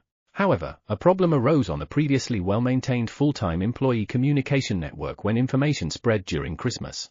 Black Tower 59F Green Goblin Parkour, I'm certifying my good deeds. Black Tower 59F Green Goblin Parkour uploads a magic video. To prove his good deeds, Parkour uploaded a video of himself treating an injured monster. Black Tower 83F Chestnut Hedgehog Godori, Parkour, how do you do that? Black Tower 59F Green Goblin Parkour, oh, if you look closely below the message, there's a translucent button. Just press that. Black Tower 83F Chestnut Hedgehog Godori, got it. I'll try it right away. Black Tower 99F Mushroom and number 7281, thanks. I'll try it too. Thanks to Parkour, the employees learned they could upload magic videos, and they began eagerly posting them one after another. Black Tower 80F Ace of the Tiger Tribe enlightened Hanra, hee hee. I'm also certifying my good deeds. Black Tower 80F Ace of the Tiger Tribe enlightened Hanra uploads a magic video. Black Tower 83F Chestnut Hedgehog Godori. Eventually, thousands of magic videos certifying good deeds were uploaded. The load on the full-time employee communication network is too heavy. The full-time employee communication network will be temporarily suspended. The communication network crashed within a day. And then, Manager Black Tower 99F Boss Minotaur King, because of you all, the other managers are angry. Anyone who uploads magic videos from now on, I'll personally visit you. After the Minotaur King's warning, no employees dared to upload magic videos again. 99th floor of the Black Tower. Pooh Hut. Chairman Park, I'll go earn lots of money, meow. Krueng. Quenji is going to work too. After finishing breakfast, Theo and Quenji left for work. Alright, I should get moving too. Sejun hurriedly prepared for work. Since they were planning to go down the tower tomorrow for Theo and Quenji's job quests, he was pressed for time to check the farm in front of the house and visit the 10th tower and earthworm today. For reference, Ace had just been summoned by Eileen to the Dragon Market due to a sudden influx of customers. Pooey hee hee. Brother-in-law, Santa Claus is watching me help my Nuna, right? Before leaving, Ace sought confirmation from Sejun once again. Of course, Santa Claus is watching you right now. Well, since Kaizenim is watching this way, it's not a lie. Pooey hee hee. This is exciting. Brother-in-law, I'll be off then. Hearing Sejun's response, Ace went off happily to work. And then, Santa Kaiser. That sounds pretty cool. Kaizenim, you've been chosen as Santa Claus. Sejun decided to assign the role of Santa to Kaiser simply because it sounded nice. Shortly after, as Sejun went around the farm planting seeds and harvesting crops, summon the gate, clunk. After eating a strength-boosting yellow bean, Sejun crossed over to the 10th tower. Now that his strength had increased, he no longer needed the Transcendence Black Bean to boost his power. The yellow bean alone, which raised his strength by 400% for 1 minute, was enough to reach 100,000 strength. As Sejun entered the 10th tower, Kia, the Destruction Devourers and Destruction Pioneers welcomed him. Kihihit. King. Hee. Guys, follow the boss. While Blackie played with his subordinates. You're afield. LV9 has been activated. A seed of a Destruction Pioneer has been planted in the body of Melpheus, the Demon of Ruin and 4th seat of the Apostles of Destruction. Sejun planted seeds of the Destruction Pioneers and went through every floor, collecting seeds left behind by the Destruction Devourers. The seeds of the Destruction Devourers were intended to be planted in Earthworm, spreading the energy of creation across the surrounding area. This was necessary because the so-called Tears of Destruction, which had recently appeared with the opening of the Black Moon, were rapidly depleting the energy of creation around Jormungander's body. According to the dragons, only the energy of creation could extinguish the tears of destruction. Thus, Sejun planned to focus on planting destruction devourer seeds in Earthworm for the time being. Blackie, let's go now. After gathering all the seeds, Sejun descended to the first floor and called for Blackie. King! Guys, boss will come again next time. Kiki! Kia! With the farewell of his underlings, Blackie climbed into Sejun's sling bag. Harmonim, give me an enhancing elixir, please. Lastly, Sejun obtained a drop of enhancing elixir made by Harmer and Stella and returned to the 99th floor of the Black Tower. He then moved to the dimensional gate created by Peacepays. How long do you think this will last? Sejun gazed at the dimensional gate with curiosity. It had been a week since the dimensional gate connecting Earthworm and the 99th floor of the Black Tower had been created. Even Peacepays admitted he had never maintained a dimensional gate for this long and was unsure when it might close. Well, Kaisernim enhanced the bracelet's ability so I can return home even from outside the tower, so I'm not too worried. After Sejun's return from Earthworm, Kaiser had strengthened the Dragon Horn's return bracelet, enabling Sejun to teleport back home even from outside the tower. Of course, the bracelet's enhancement was only possible because Sejun had grown stronger. Swoosh! As Sejun stepped through the dimensional gate leading to Earthworm. Hap! Welcome, Sejun Nim. Good morning, Kiki.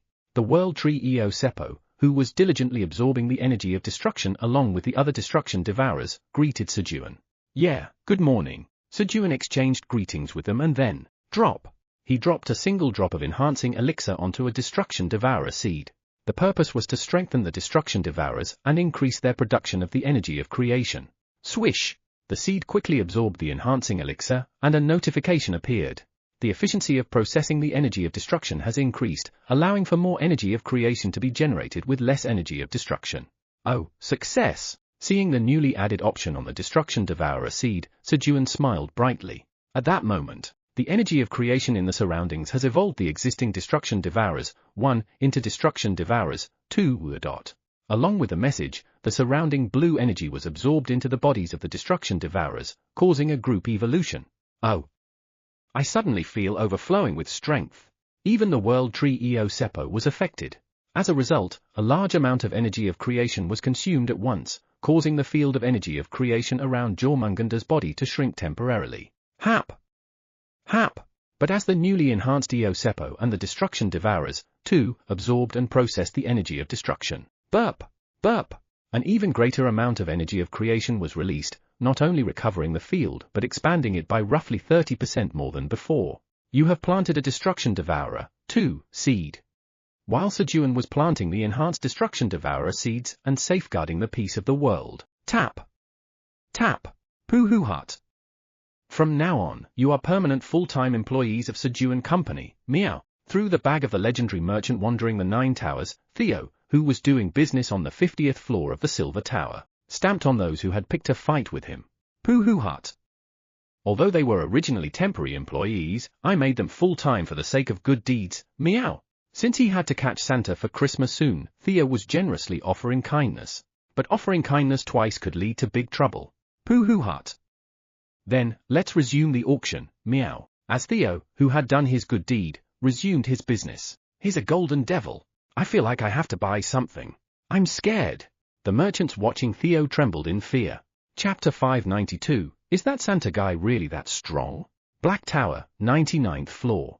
Finally, it's time to get off work. As Sejun exited the dimensional gate, having planted all the destruction devourer seeds in Earthworm, he shouted loudly. Poo-hoo-hut! Great hybrid Chairman Park, I'm off work too, meow. Slap. Through his bag, Theo returned to the 99th floor of the tower, plastered himself onto Sejun's face, and enthusiastically rubbed his face against Sejun's head. And then, Poo-hoo-hut! Chairman Park, listen, meow. I did a lot of good deeds today, meow. Theo confessed his crimes to Sejun. He. Well done. Of course, since they were two of a kind, Sejun praised Theo. After all, Theo's mischievous nature hadn't developed without reason. A little later. Krueng! Dad, Quenji is here. Having finished planting all the medicinal herb seeds Sejun had given him, Quenji returned from the herb field to find Sejun. Ku-hey. Krueng! He. Dad, here, eat this. Quenji, the filial son, handed Sejun 5 blue kudzu root of potential and 1 dark blue kudzu roots of potential. My little Quenji, you did great. Pat, pat. When Sejun patted Quenji's butt, King? Hey, butler. What about me? Having played all day with his underlings, Blackie barked fiercely at Sejun for not praising him. He was full of energy after his nap. Even so, he was just a super sunfish like Blackie, so he was adorable. Okay. Sejun also patted Blackie's butt and then moved toward the cooking area to prepare dinner, and, alright, let's eat. He dined together with his companions. A little later, after finishing dinner, I should go to bed early today. Sejun yawned and headed to the bedroom. Pooh hut. Let's sleep early, meow. Krueng. Quenji is going to sleep with Mom. Dad, sleep well. Kihihit. King? Hee. Butler. Going to bed early today. The rest of the group also prepared for bed. Gorarong. Kirarong. Rorong. As Theo and the Blackie family fell asleep. Kuru. Hee. They're asleep. Sejun, who had been pretending to sleep, carefully got up. And then, swoosh, when he tried to set Theo down from his lap. Chairman Park, what's this, meow? Why are you putting me down from your lap, meow? Theo, who noticed right away that Sejun was trying to sneak off alone, opened his eyes. What should I do? Sejun, who had been planning to slip away from his companions and secretly discuss a Christmas party with Kaiser, was now caught. Vice Chairman Theo, do you want a present? After thinking for a moment, Sejun asked Theo. Of course, Chairman Park's lap is my gift, meow. A response without a shred of hesitation. All right, fine. Just like that, Theo ended up on the giving side rather than the receiving side, and now it seemed impossible for him to steal Santa's sack of gifts. Where's Peace? Chairman Park, on your left shoulder, meow. Really? Hearing Theo's answer, Sejun reached toward his left shoulder. There he is. He found Peace, placed him on the bed, and said, let's go, Pooh hut. Let's go, meow. Sejun, along with Theo, quietly slipped out of the bedroom and moved toward the fountain. When they arrived at the fountain, Sejun, perfect timing. Is that Santa guy really that strong? Kaiser asked Sejun in an angry tone. Yes, he's strong, because you're Santa yourself, Kaiser-nim. What? A thief who just sneaks in to leave presents is strong. Stronger than me. Kaiser, unaware that he himself was Santa, became fired up with competitive spirit.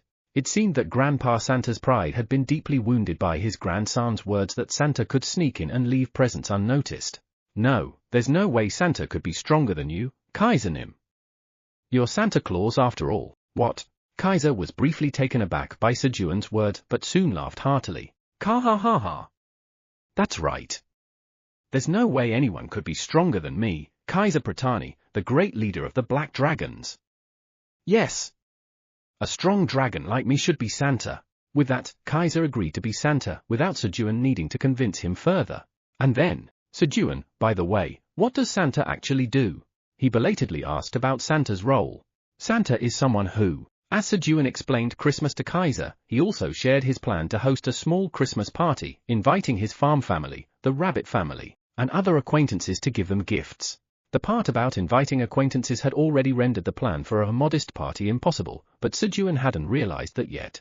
A little later, when Sejun finished explaining, Sejun, then does that mean I won't be getting a gift? Kaiser asked in a voice full of disappointment. Sejun wanted to retort by asking how old Kaiser was, but then thought to himself, just because someone's old doesn't mean they can't get gifts. And being Santa doesn't mean you can't receive gifts either.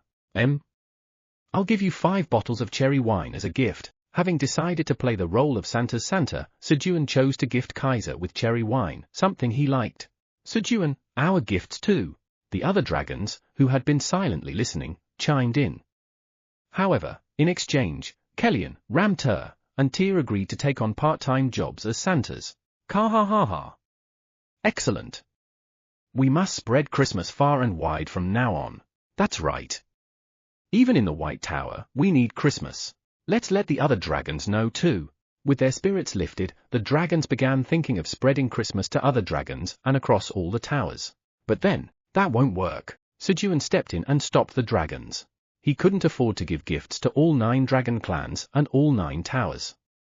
He didn't want to raise expectations only to disappoint people later. The feeling of waking up to find no gifts. That's too depressing.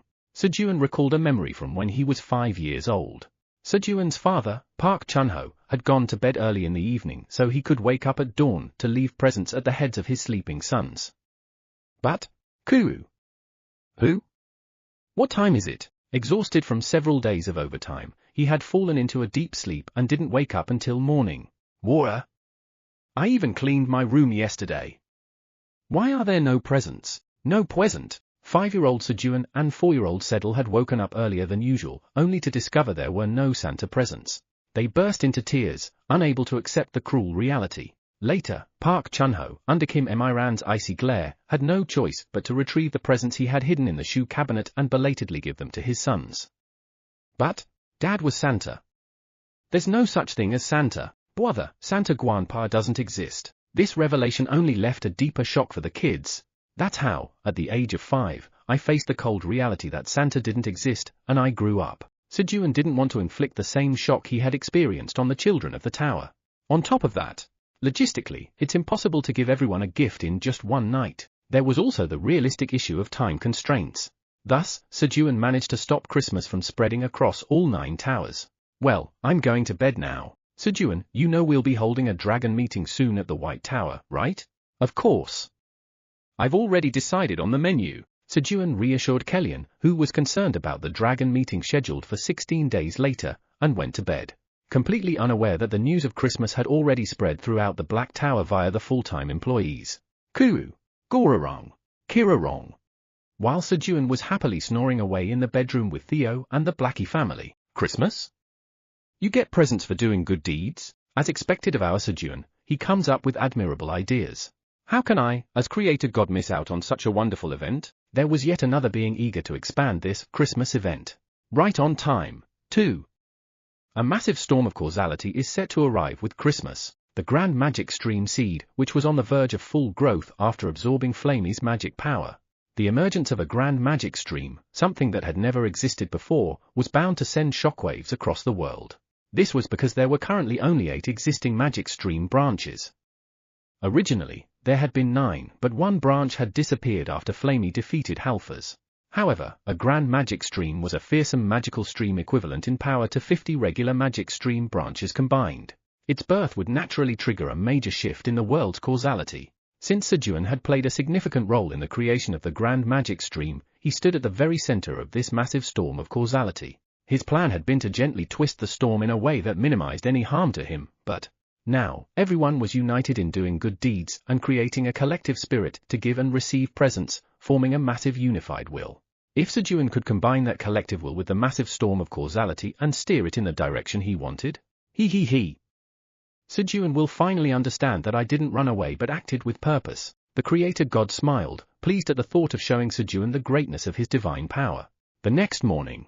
Everyone, are you all ready? Poohoo Hut. Of course, meow. Krueng, King. Sejun and his companions prepared to descend the tower once again. Unfortunately, this time, Pio, Uran, and Poyo couldn't join them.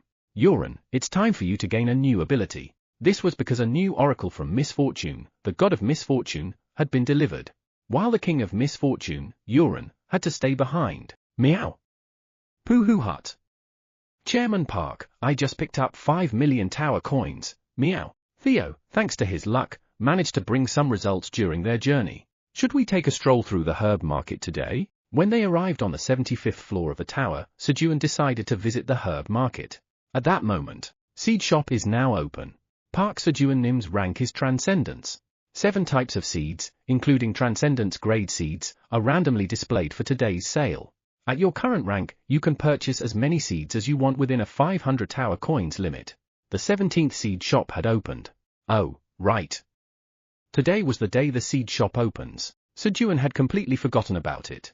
Seed of Chaos, Transcendence grade, 500 tower coins, 10,000 pieces of the world's energy. Seed of Darkness, Transcendence grade, 350 tower coins, 1,000 pieces of the world's energy. 100 turmeric seeds, 100 tower coins. 100 peppermint seeds, 50 tower coins. 100 wild chive seeds, 10 tower coins.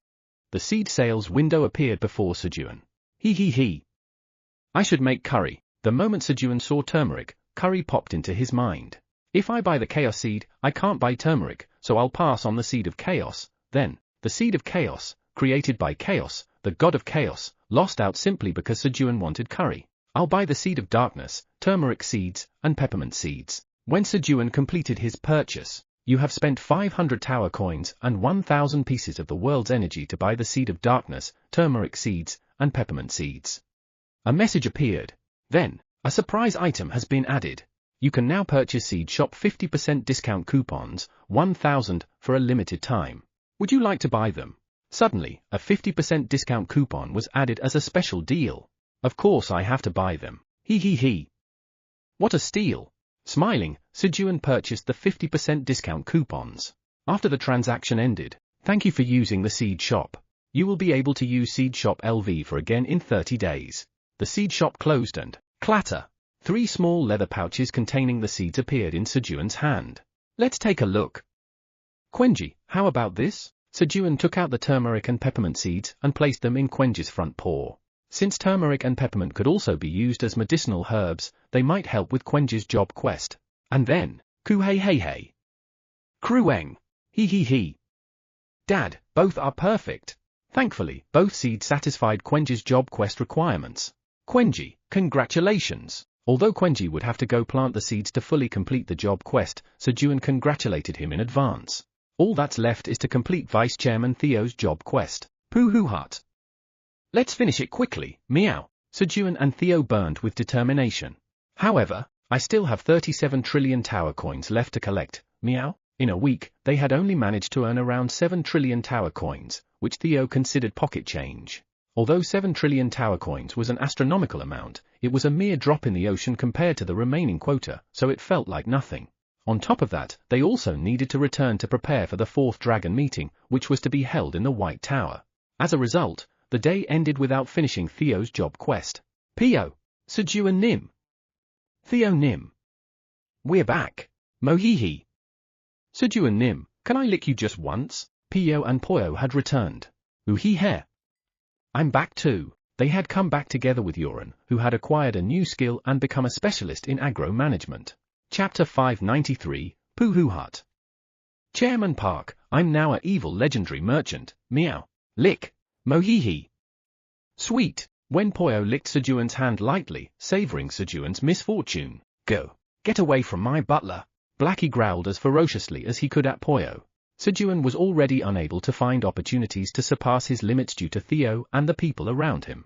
If even his misfortune disappeared, Sejun's growth would be further delayed. At the end of all growth, there's a wall. To cross that wall, trials must follow.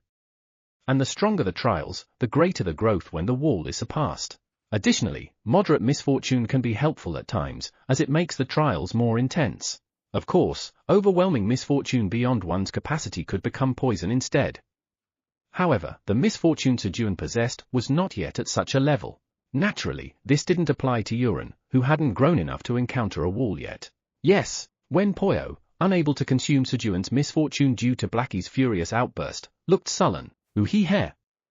Theo Nim, you trust on me from now on. Delectable misfortune. Yoren shouted boldly and used his newly acquired skill. Whoosh!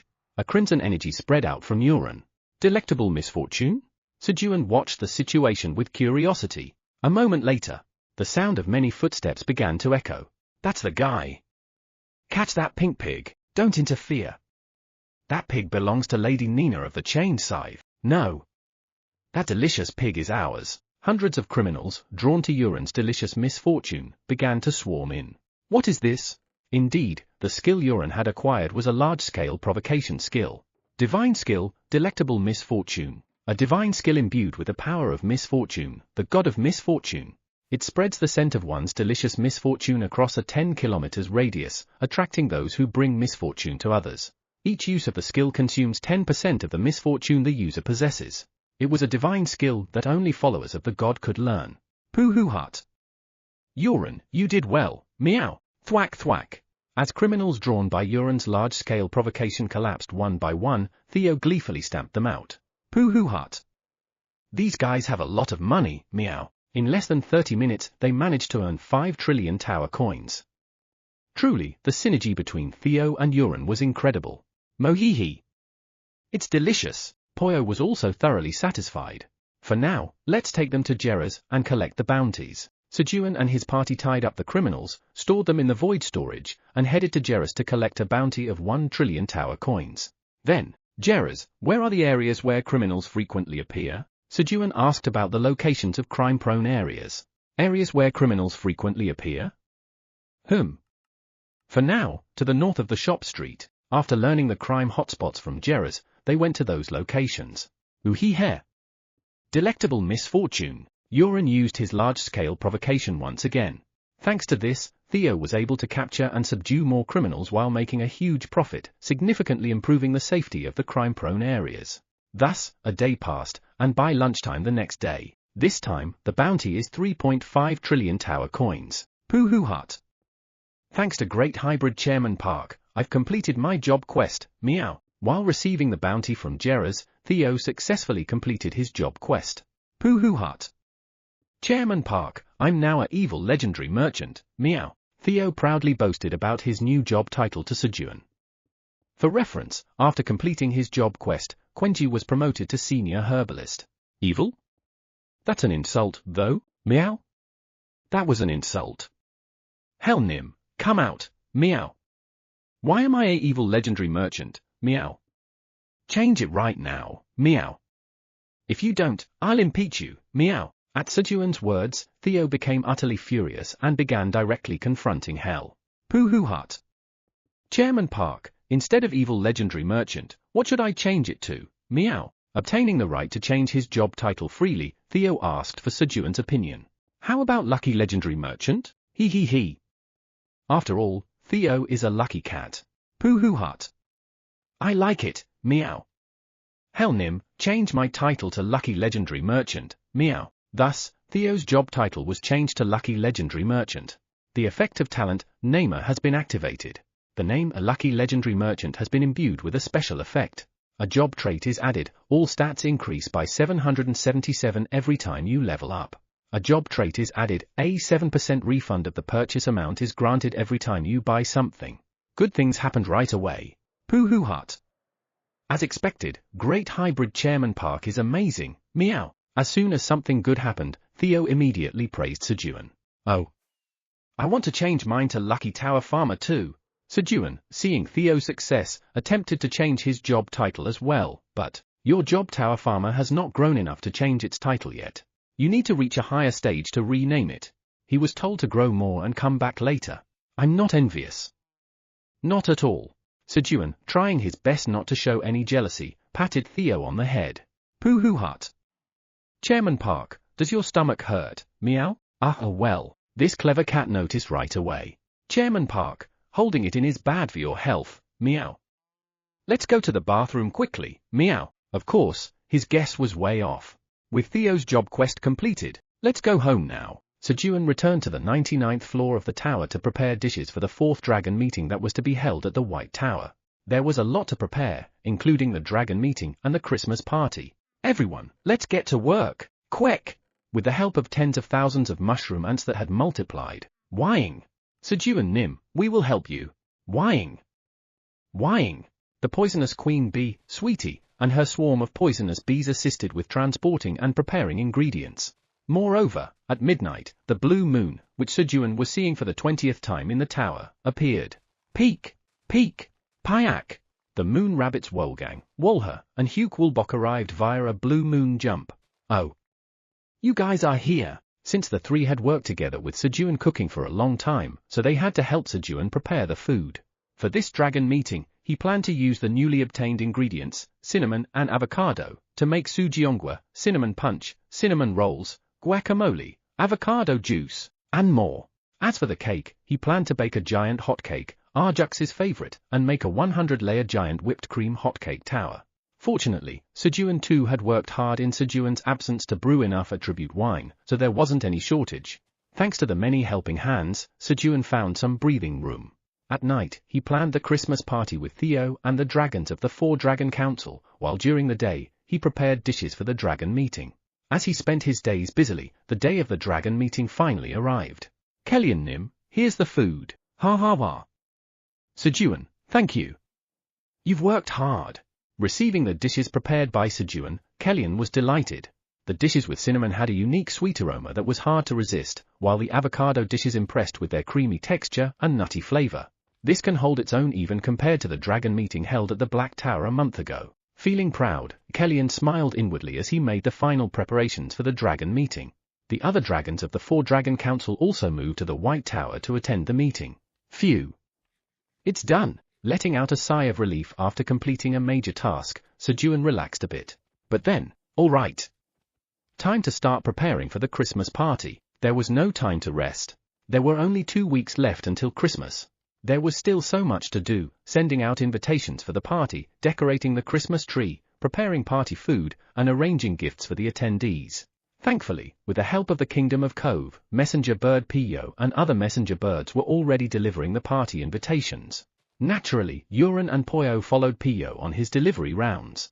Thanks to everyone's efforts, only 3 tasks remained: decorating the tree, preparing food, and arranging the gifts.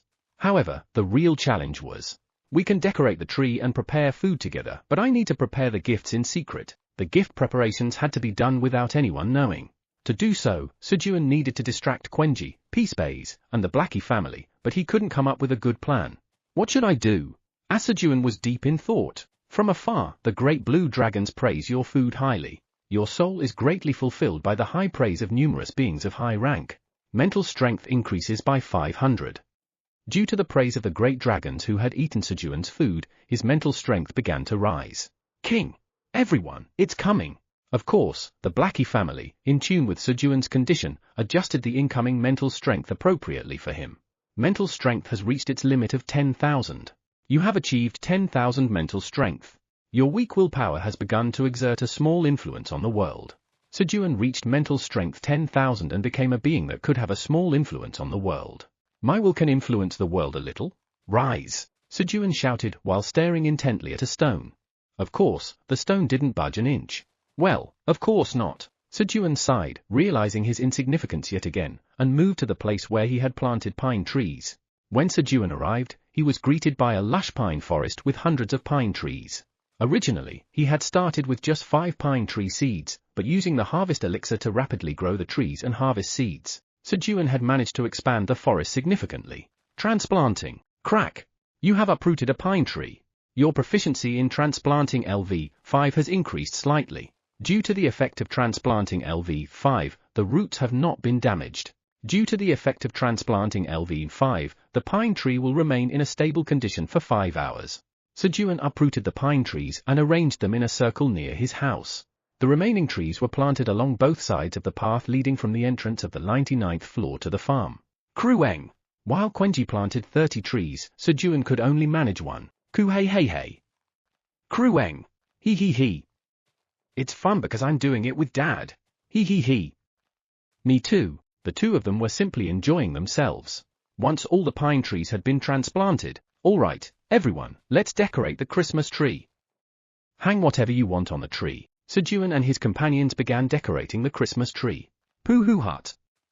As Vice Chairman Theo, I will hang the fish bones I've eaten so far. Meow. Ku-hey-hey-hey. Krueng. Hee-hee-hee. Quenji will hang Gara Etiox. Theo and Quenji enthusiastically decorated the tree with their personal preferences.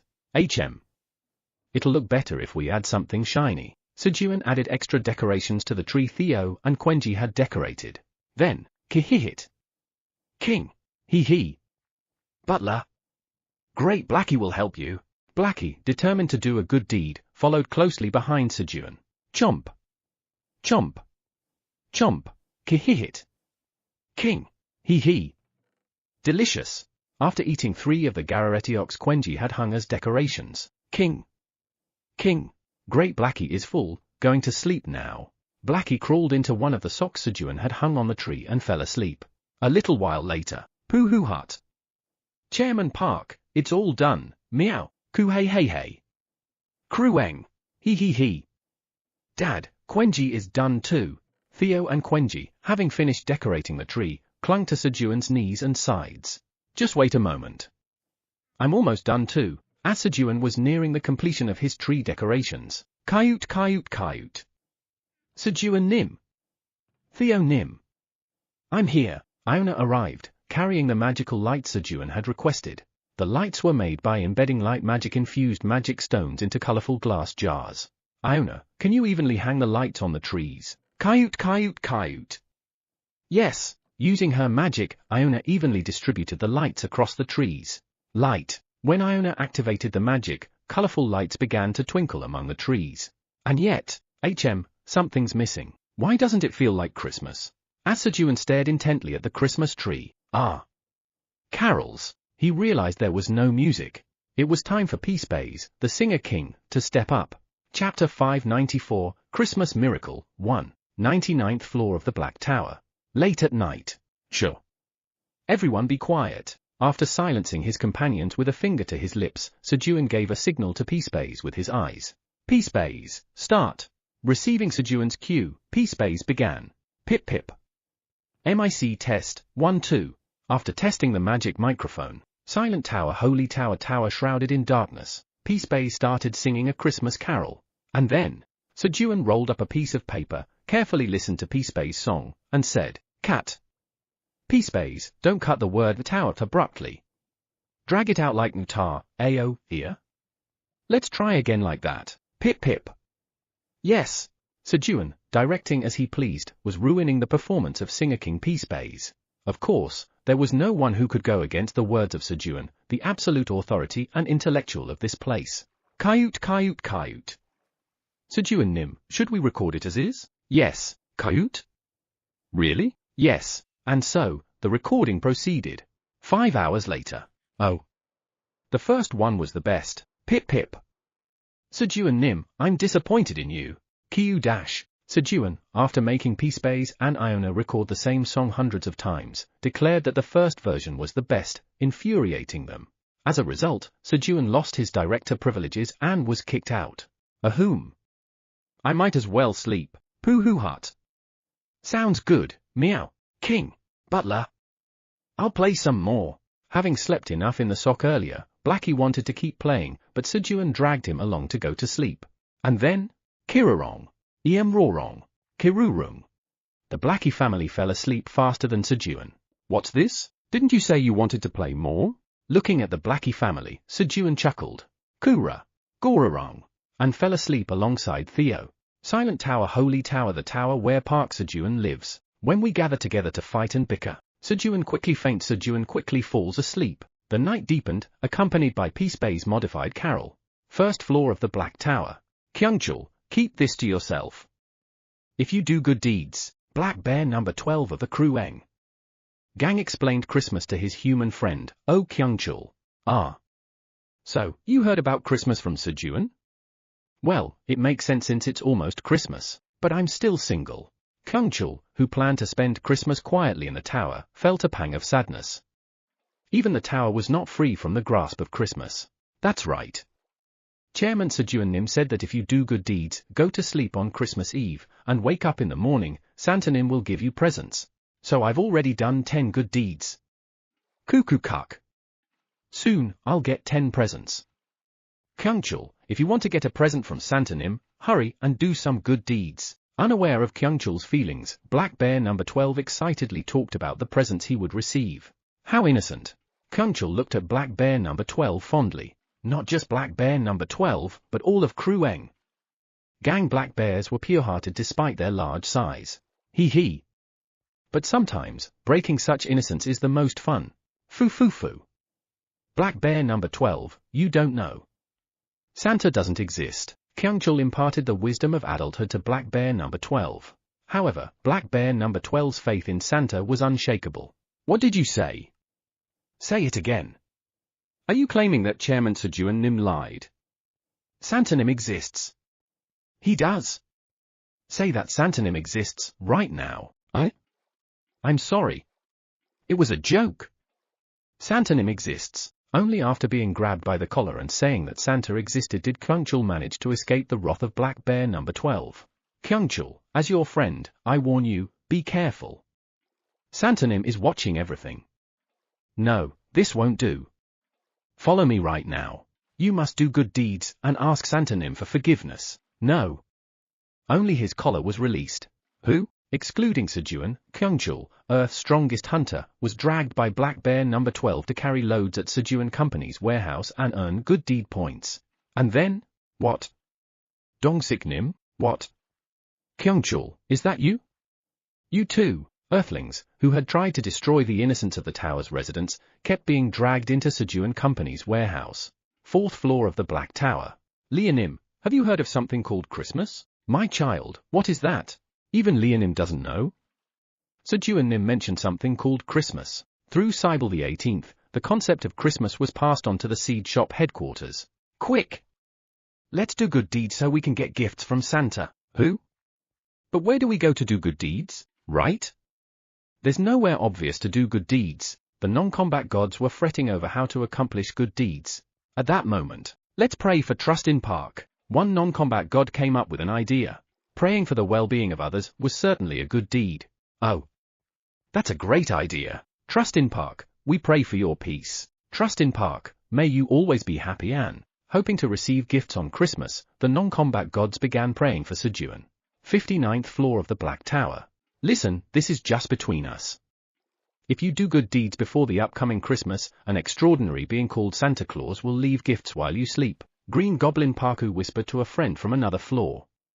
He couldn't hold back the urge to share this delightful secret. Really? Yeah. Sejun Nim said it himself. Sejun Nim? Yes, our Sejun Company's chairman and the great black dragon, Park Sejun. Oh. Then it must be true. I should hurry and do some good deeds too. The friend who heard this from Parku wandered off to look for good deeds to do and ran into another friend on a different floor. Hey, I heard this from my friend, but Ronin, keep this to yourself. Soon, the friend passed on what he had heard from Parku. Hey, keep this too. That friend then passed the story to another friend from another floor. This way, the story about Christmas began to spread wider and wider. Hey, keep this to yourself. If you do good deeds, Santa Nim leaves gifts while you sleep, right? Who?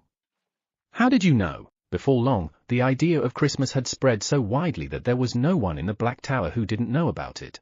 And they say you get better presents if you spend Christmas on the 99th floor. Really? Yeah. That's why I'm heading to the 99th floor right now. Let's go together. On top of that, the rumors were growing even more exaggerated. Earthworm, if you do good deeds and go to sleep, Sejun Nim said you'll receive gifts on Christmas morning. Toryong was spreading the news of Christmas to the Earth Dragons. Oh. Really? The Earth Dragons cheered at Toryong's words.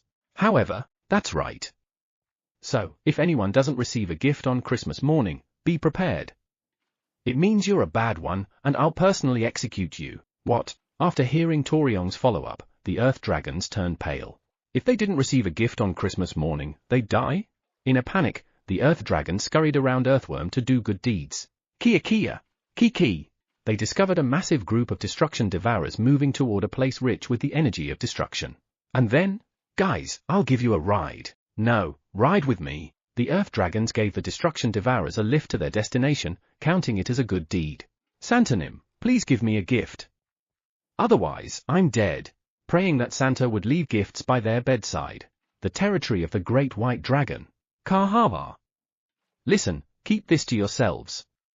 I've become Santa. Who? What's a Santa? At Kaiser's words, Brachio, the leader of the Green Dragons, asked curiously. You fut. You don't know what Santa is? You must not be very close to Sejun. Dawa. That's right. We agreed to be Santas at Sejun's request.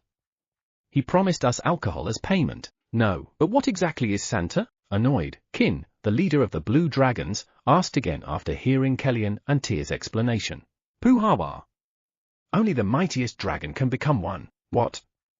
The mightiest dragon? And you left me out of something like that. I can't accept this. That's right. I want to be Santa and get some alcohol too. At Ramta's words, the other 5 leaders of the towers grew angry, ready to fly to the Black Tower immediately if it weren't for the ongoing dragon meeting. Thus, news of Christmas spread throughout the Black Tower, the seed shop headquarters, Earthworm, and even among the dragon leaders.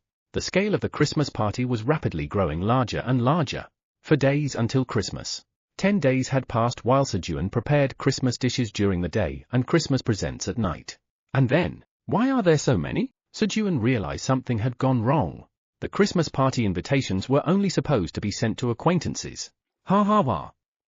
They say this is called a Christmas tree. It looks nice. Next year, we should make a tree like this on our floor. So you just hang fish bones on the tree like this? Hundreds of thousands, no, millions of uninvited residents were flooding onto the 99th floor of the Black Tower. And it wasn't stopping there. Apparently, the general merchant routes leading to the 99th floor were already blocked from the 75th floor onward. There were various reasons why the residents wanted to reach the 99th floor, and one of them was, Chairman Sejun Nim, I want to date my neighbor, Marlene. Please make it happen. All right. Good luck. No, but why are you telling me that? It was because people wanted to share their wishes with Sejun. As rumors about Christmas grew more exaggerated, a story spread that if you told Sejun your wish in advance, you could receive it as a Christmas gift. Thanks to this, Sejun, who had planned to take a short break while preparing for the Christmas party, couldn't rest and had to listen to the residents' wishes. Pooh hut. If you want to speak your wish to the great hybrid Chairman Park, pay 10 billion tower coins to lucky merchant, Vice Chairman Theo. Fortunately, Theo began collecting money from the residents in line, and the queue disappeared in an instant. Vice Chairman Theo, well done. Pooh hut. Vice Chairman Theo, always do well, meow, ha ha. That's right. Sejun patted Theo's belly in praise and then asked, what's your wish? To those who afford the 10 billion tower coin fee, Sejun began listening to their wishes. Sejun Nim, I want to get along with my younger sibling. All right. I'll talk to Nina for you. Yay. Thank you so much. Sejun Nim, I want to take a vacation. All right. Iona, let's give Blackster a week off. Kayut? That's too much. Then how about 5 days? Kayut. All right. Blackster, you'll get a 5-day vacation starting now. Sejun Nim. Iona Nim. Thank you. Thankfully, these were things Sejun could resolve without Santa. Once the wish-listening session was over, now, it's time to prepare the presents. Vice Chairman Theo, make sure no one comes in. Pooh hut. Got it, meow. Just trust me, meow. Sejun assigned Theo to stand guard and went into the void storage to secretly prepare Christmas presents. With little time left until Christmas and the number of residents coming to the 99th floor continuing to grow, he had no choice but to prepare gifts even during the day. However, Krueng, big brother, what is Dad doing? Pooh hut. Chairman Park is preparing Christmas presents, meow. So don't disturb him and go play somewhere else, meow. Krueng. Got it. Everyone knew exactly what Sejun was doing. One day until Christmas. Late on Christmas Eve, the grand magic stream has been completed. A massive storm of causality occurs centered on Black Tower's Tower Farmer Park Sejun, who had the greatest influence on the birth of the grand magic stream. Ruumble. The grand magic stream, which had absorbed Flamey's magic, was finally complete. And then, alright, Sejun, let me show you how amazing the creator god can be. Hube. The creator god created a miracle by combining everyone's wish for Christmas with the storm of causality. Chapter 595, Christmas Miracle, 2, 99th floor of the Black Tower. In the quiet night when everyone was asleep. Still not enough. Sejun sighed in regret as he looked at the countless neatly arranged tents. Despite his diligent preparation of gifts, the number of presents was far too insufficient compared to the population. While Sejun was preparing gifts, residents kept arriving at the 99th floor of the tower, and he had gathered every useful item he could find to use as gifts. However, it still wasn't enough. Moreover, according to other residents, news of Christmas had spread throughout the entire Black Tower. I didn't anticipate that the story of Christmas from Earth would spread. Sejun assumed that the residents of the tower had naturally learned about Christmas from Earth hunters. As he was worrying about the lack of gifts, Kuhoo. Sejun, don't worry. We prepared a few gifts ourselves. That's right. From our warehouse, we brought. Ahum. Dee-hee-hee. Treasured items we had stored carefully in the warehouse. The 9 dragon statues, wearing red Santa hats and white beards, approached Sejun, speaking loudly. The dragons had cast a strong sleep magic to ensure the residents wouldn't wake up from the commotion, so there was no concern about disturbing them. The 9 dragon statues approaching Sejun were, of course, the leaders of the 9 dragons. 5 days before Christmas, as soon as the meeting of the dragon leaders ended, they headed straight to the Black Tower. Excluding the 4 Dragons Council, 5 of the leaders had insisted to Sejun that the most powerful beings like themselves should take on the role of Santa. Of course, in return, they received 5 bottles of attribute liquor each. After getting 9 Santas, please wear this. Sejun handed Santa outfits to the dragons.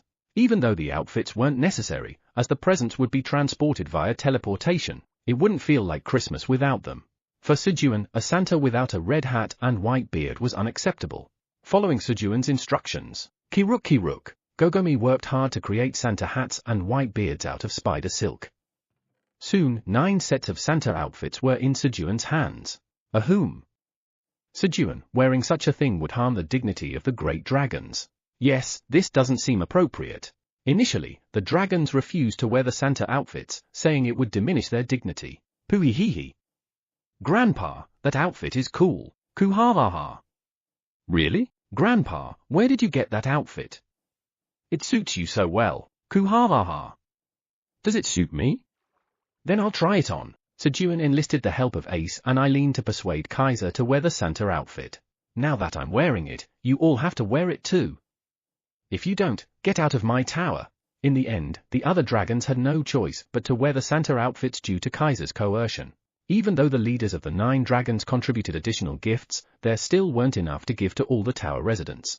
Alright, let's make sure to give them to all the residents who made it to the 99th floor first, and if there are any left, we'll send them to the other floors. Let's begin, please. Got it. I'll handle this side. Then I'll take care of this area. At Sejun's words, the dragon leaders divided the areas for gift delivery and began calculating the coordinates near the residents' beds for their teleportation magic. Even for the great dragons, it was impossible to simultaneously calculate the coordinates and teleport for tens of thousands of residents, so they processed them in batches of 10,000 at a time. A short while later, mass teleport. Mass teleport. As the dragons finished their calculations, they began using magic to move gifts to the sleeping residents' bedsides. Despite the complexity of the spell, not a single one of the great dragons failed. As the dragons were busy delivering gifts, hee. For our black rabbit's gift, naturally, it'll be something good for his lower body. Hee. Sejun also began placing the gifts he had prepared by his family members' bedsides. For Quenji, honey. For Peacebays, a magic microphone necklace. For Toyong, a giant brick made of the highest grade soil. For the Blackie family, roasted and dried sweet potatoes. For Pink Fur, locust and slime jerky. For the Minotaur King, pellets compressed from grass, beans, and mugwort. For Sweetie, a mix of various tree pollen and honey. Flamey's gift was set aside to be given later when they met. All right. Now, only Eileen's gift remains. Kaiser had planned to prepare separate gifts for Ace and Eileen, but Sejun also had a special Christmas gift ready for Eileen. Having distributed gifts to all his family members, Sejun finally completed his task. At that moment, meow? No, meow. Supergiant Chairman Park, where are you going, meow? Theo suddenly shouted in panic. Flash! At the same time, a bright light exploded from Theo's body, and a massive sphere of light shot up into the sky. What? What's that? Sejun, too, looked up at the sky in shock. That's me. Because the ball of light that rose to the sky transformed into Sejun wearing a Santa costume. The creator god had directed the storm of causality surrounding Sejun toward the supergiant Chairman Park, who had been nurtured with great reverence by Theo. Under the power of causality, the supergiant Chairman Park became Santa Sejun. Pooh-hoo-hut. Chairman Park, look at that face, meow. That's the uncorrupted face of Chairman Park I've always wanted, meow, with the most ideal, handsome face that Theo could imagine. Flap. Since it was a hybrid form, if you looked closely, Santa Sejun had small black dragon wings subtly flapping on his back. And then, Black Tower's Tower Farmer Park Sejun's clone has become Santa Sejun, the god of Christmas. You have achieved the great creation feat of having a transcendent grade clone. The clone is beyond the capabilities of Tower Farmer Park Sejun to control. The rewards for achieving the great creation feat have been significantly reduced. As a reward for achieving the great creation feat, the divinity of Tower Farmer Park Sejun has increased by 10. The clone of Tower Farmer Park Sejun, Santa Sejun, the god of Christmas, will act independently until the main body grows further. A message appeared before Sejun. My replica is a god? But I'm just a small fry. Looking at Santa Sejun, who had become the god of Christmas, Sejun felt a sense of absurdity. At that moment, snap!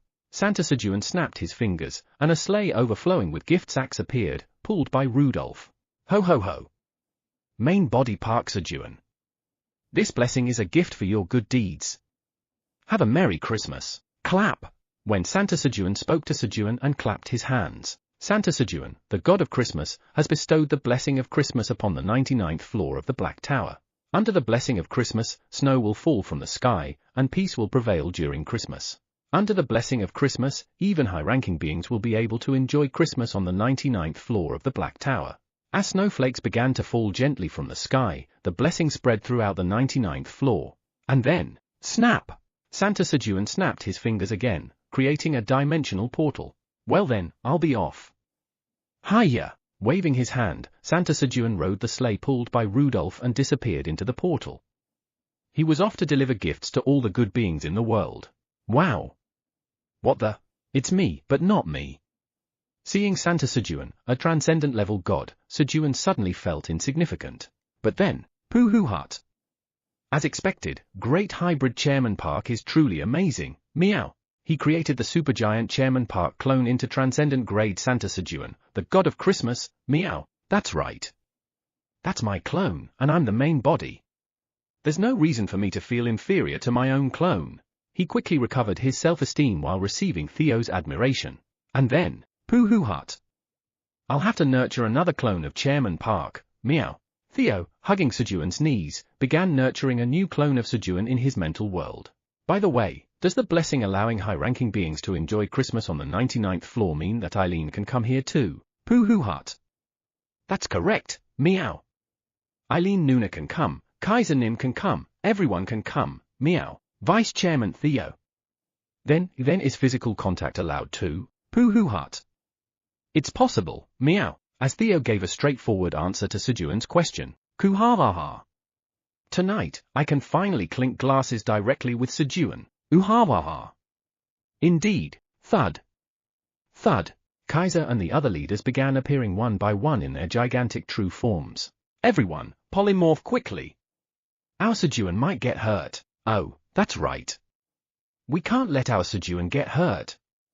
Hey! Hurry up and polymorph. Naturally, due to Eileen's arrival right after them, the leaders quickly transformed using polymorph. In their human forms, 7 middle-aged men with dashing appearances and 2 beautiful women emerged. Thanks to Santa Sejun's blessing, Sejun was finally able to meet the leaders in person. Kaisernim, please accept my bow. Sejun first bowed formally to Kaiser, Eileen's grandfather. Since there was only one individual with black hair, there was no risk of confusing who Kaiser was. Coo-ha-ha-ha. Indeed, Sejun. It's good to see you. To think the day would come when we could meet directly like this. Kaiser approached Sejun, who had just finished bowing, and extended his hand for a handshake. Thankfully, as Theo had assured, physical contact wasn't a problem. Ooh-ha-ha-ha. Sejun, it's good to see you. Poo-ha-ha-ha. Nice to meet you. As Sejun went around shaking hands with Kellyan and the other leaders. Brother-in-law, son-in-law, Park son-in-law, Ace appeared alongside Anton and Elizabeth, all of them having polymorphed. Thud. Thud. Although Ace couldn't polymorph and remained in his true form, brother-in-law, he affectionately lowered his massive head towards Sejun, seeking attention. Father-in-law, mother-in-law, it's nice to meet you. Poo-hee-hee-hee. While Sejun patted Ace's head and greeted Anton and Elizabeth. Step aside, little brother. A chilling voice rang inside Ace's head. It was his older sister. Hayek. Ace immediately shrank back and hid behind Elizabeth. Of course, given his enormous size, there was no way to truly hide, but he tried nonetheless. And then, Sejun, Eileen? Sejun and Eileen finally stood face to face. Sejun, I missed you so much. Overwhelmed with joy, Eileen threw herself into Sejun's arms. Puff! Sejun opened his arms and caught the slender Eileen. The scent of her soft hair, her fragrance, and the gentle sensation of her touch, Sejun closed his eyes and focused entirely on Eileen's presence. It's so warm. Despite the bitterly cold snow falling heavily from the sky, Sejun felt warmer than ever. Thank you, Santa Sejun. While thanking his clone for the blessing. Pooh-hoo-hut. It's so warm, meow. Theo hugged both Sejun's and Eileen's knees, grinning widely. Seed Shop headquarters. Ho ho ho. Since they've prayed for the main body, everyone here deserves gifts. Time acceleration. Santa Sejun, who appeared at the Seed Shop headquarters, assessed the delivery locations and began using his power. Though the night was short for delivering presents everywhere, Santa Sejun's 100 hours under power, time acceleration equated to just 1 second for everyone else. This was more than enough time for Santa Sejun to deliver all the gifts. Of course, the 4 high-ranking executives of the seed shop headquarters, who were also transcendent grade beings, were unaffected by Santa Sejun's power, time acceleration. However, with powers like power, silent visit, power, chimney travel, and power, silencing dogs, all specialized for sneaking in and leaving gifts unnoticed, it was nearly impossible for the executives to sense Santa Sejun's presence. In a fleeting moment, Santa Sejun completed his deliveries at the seed shop headquarters. This place has been very generous to Theo. He stopped by Hell's pawnshop to leave good gifts. Not many gods on this side deserve gifts. He visited the combat shop headquarters and delivered gifts to only a few, such as Bev, Thunder, Battler, and Hunt. Afterward, Santa Sejun traveled across all realms, leaving gifts by the bedsides of all the good beings in the world. Ho ho ho! See you all next year. With those words, he clocked out and disappeared. As the night passed, Christmas morning arrived. And, they're here. We're saved. Thankfully, there was a gift by the bedside of each Earth Dragon from Earthworm. Chapter 596, No. Please try harder. Forest of Creation. Then, I will begin the 3rd trial to become the Tree of Creation. Raise one-dimensional tree. Hee hee. Yes. Please seal my power quickly. During the 3rd trial, your power will be sealed. Understood. Flamey had her power sealed for the 3rd trial. But, who? Why did you stop sealing halfway? She soon realized that her power had only been reduced by half. Candidate for the Tree of Creation, your power has grown too strong. This is the best seal possible, due to the rewards from passing the Tree of Creation candidate trials and the enhancing elixir. Flamey had grown too powerful. No. Please try harder. If this continues, I won't be able to visit Sejun Nim. Flamey pleaded with the trial statue, but it was no use. At that moment, who? Sejun Nim? Ho ho ho. No, I am Park Sejun's clone, Santa Sejun, the god of Christmas. Flamey, don't worry and head to the 99th floor of the Black Tower. It'll be fine just for today. Now, I must go, I'm busy. Ho ho ho. Santa Sejun appeared before Flamey, delivering good news, and then vanished. The blessing of Christmas included Flamey's share of gifts. Hee hee. Sejun Nim, I'm coming. Thanks to this, Flamey joyfully went to the 99th floor of the tower to find Sejun. But what if Podori suddenly becomes a dimensional tree? Flamey was worried that she might have fed Podori too many nutrients. Christmas morning. 99th floor of the Black Tower, Sejun's bedroom. My Sejun looks so cool even when he's sleeping. Kerr. Lying beside Sejun, Eileen gazed at his face, filled with love, while he snored and slept deeply. And then? Stroking. Ki hee hee. So soft. As she stroked Sejun's face. Gorarong. Kurarong. Kirarong. Pooh-hoo pooh-hoo. The sound of snoring reached Eileen's ears. As usual, Theo was sleeping on Sejun's lap, while Iona had wrapped herself around Theo's tail and fallen asleep. The Blackie family was also sprawled out on Sejun's chest as usual, each of them holding a piece of roasted and dried sweet potato in their mouths. They must have woken up early, checked their gifts from Sejun, and eaten happily before falling back asleep. The unusual thing was that Ace was lying on the opposite side of Eileen, resting his head against Sejun's left side. In order to accommodate Ace's massive body, nearly one wall of the bedroom had collapsed, but Ace's body perfectly blocked the wall, preventing any cold wind from entering. Thus, nothing happened between Sejun and Eileen during the night. Last night. Hee hee hee. A kiss with Eileen. As Sejun thought about hugging and kissing Eileen. Coo ha ha. Sejun, first, have a drink. Yeah, Sejun, take my glass too. You'd make me sad if you didn't accept mine. The 9 dragon leaders called out to Sejun. Spending time with Eileen was important, but he couldn't ignore the summons of the elders. No, he needed to go, even more so for Eileen. He wanted to gain recognition from the great dragons and become a worthy boyfriend. I'll just drink 9 cups and escape. Sejun planned to drink quickly and return to Eileen, but, so, you're Sejun?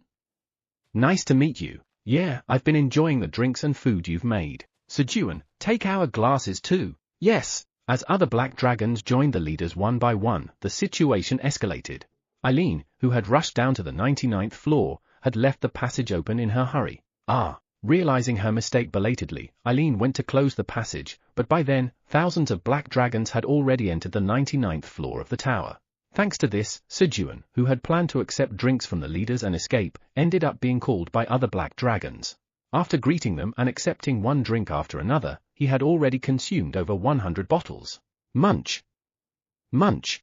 Fortunately, thanks to the detoxifying green onion, he didn't get drunk. But, I'm full. At some point, he became full, eating only green onions without drinking. Ooh? I'm not getting drunk? Sejun realized, thanks to his increased stats, that he didn't get drunk easily anymore. And then, Sejun, nice to meet you. I'm the Great Black Dragon, Rudian Pratani. Your drinks and food are truly the best.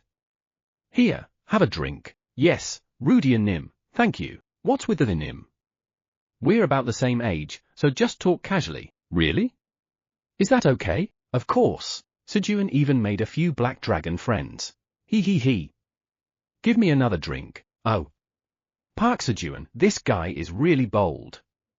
I like him. Pooh hut. That's right, meow. The great hybrid Chairman Park is very bold, meow. Hoo hut. Well, boldness is one of my specialties. Sejun, puffing his chest with pride, wiped his nose at the Black Dragons and Theo's compliments. A toast to the bold man, Park Sejun. To Sejun. Feeling good, Sejun enthusiastically accepted the drinks his Black Dragon friends poured for him. Kerr. Eventually, he passed out on the ground while returning from the bathroom. Meow. Chairman Park, you can't sleep here, meow. Theo carried Sejun on his back and laid him on the bed. Pooh hut.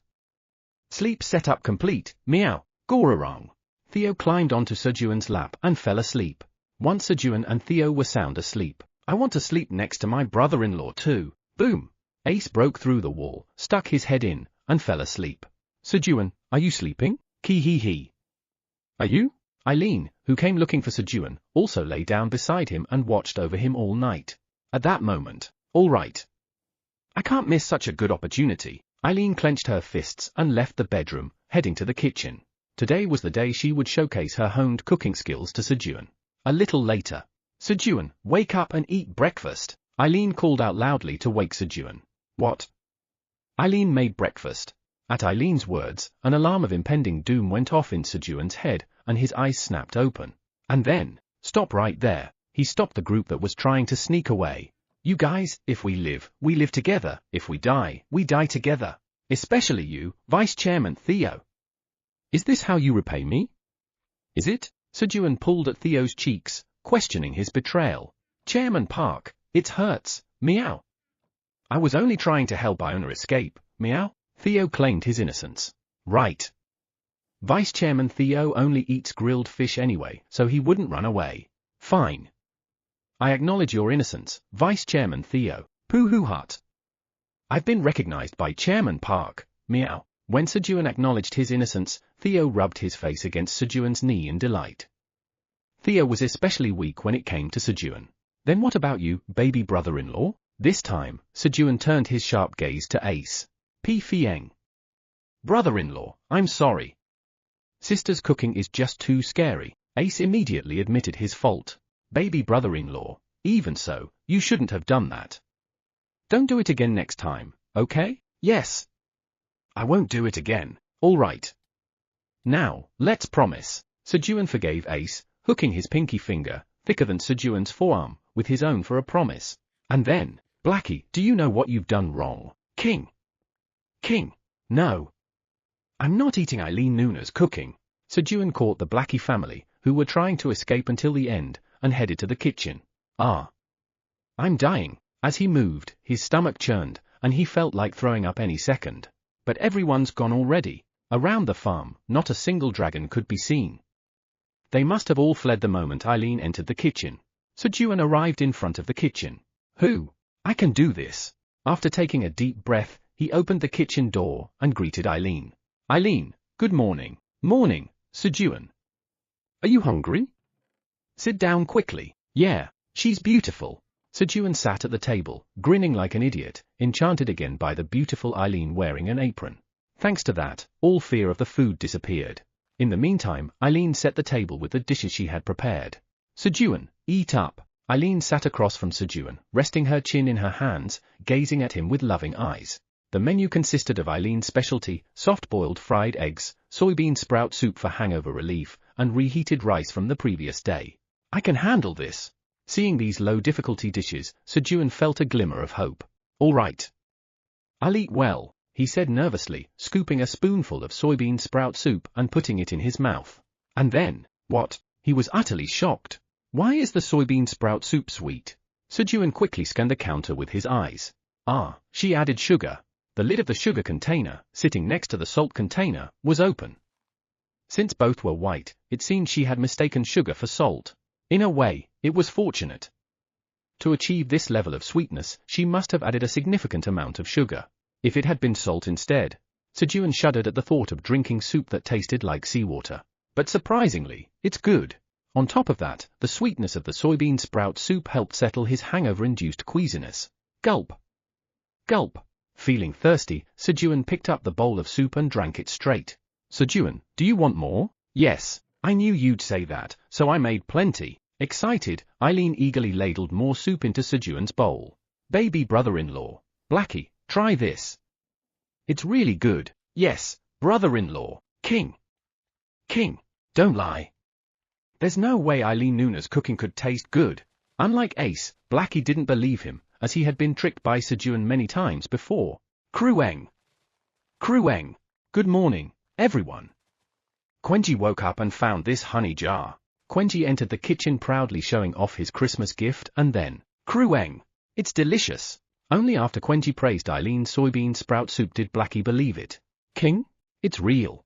Cautiously, Blackie hesitantly licked the soup. And then, slurp. Slurp. Slurp. King. Eileen Noona, give me more. In no time, Blackie emptied a bowl of soup and started showing his belly cutely asking for more.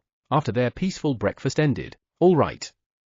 Shall we enjoy Christmas to the fullest? Yes. Sejun stepped outside with Eileen for a date, but, meow, meow, meow, Krueng. Krueng. King. King. With Theo, Quenji, and Blackie tagging along, it was hard to create a romantic atmosphere. To make matters worse, thump. Thump. The massive Ace was trailing behind them. At this rate, Christmas would end without Sejun even holding Eileen's hand, let alone having a proper date. Feeling a sense of urgency, Sejun thought, all right. That'll do. He devised a plan to shake off the group. Guys, let's play hide and seek. Hee. I'm great at hide and seek. Pooh hut. Sounds good. Meow. Krueng. King. Pooh hee. This sounds fun. The group's eye sparkled at Sejun's suggestion. If Theo or Quenji becomes the seeker, they'll find me quickly, right? All right. I'll be it. So Sejun decided to be it himself. Once everyone was hiding, he planned to pretend not to find them and enjoy a date with Eileen. He even secretly signaled Eileen to stay nearby.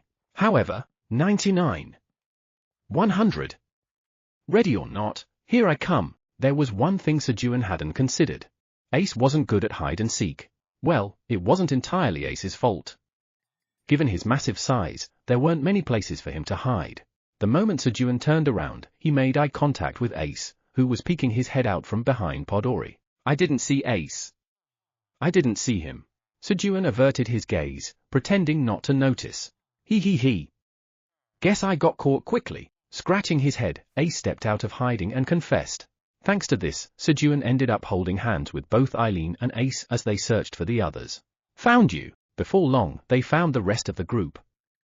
Theo was located using the Theo detector, while Quenji and Blackie were lured out with honey and roasted and dried sweet potato. He.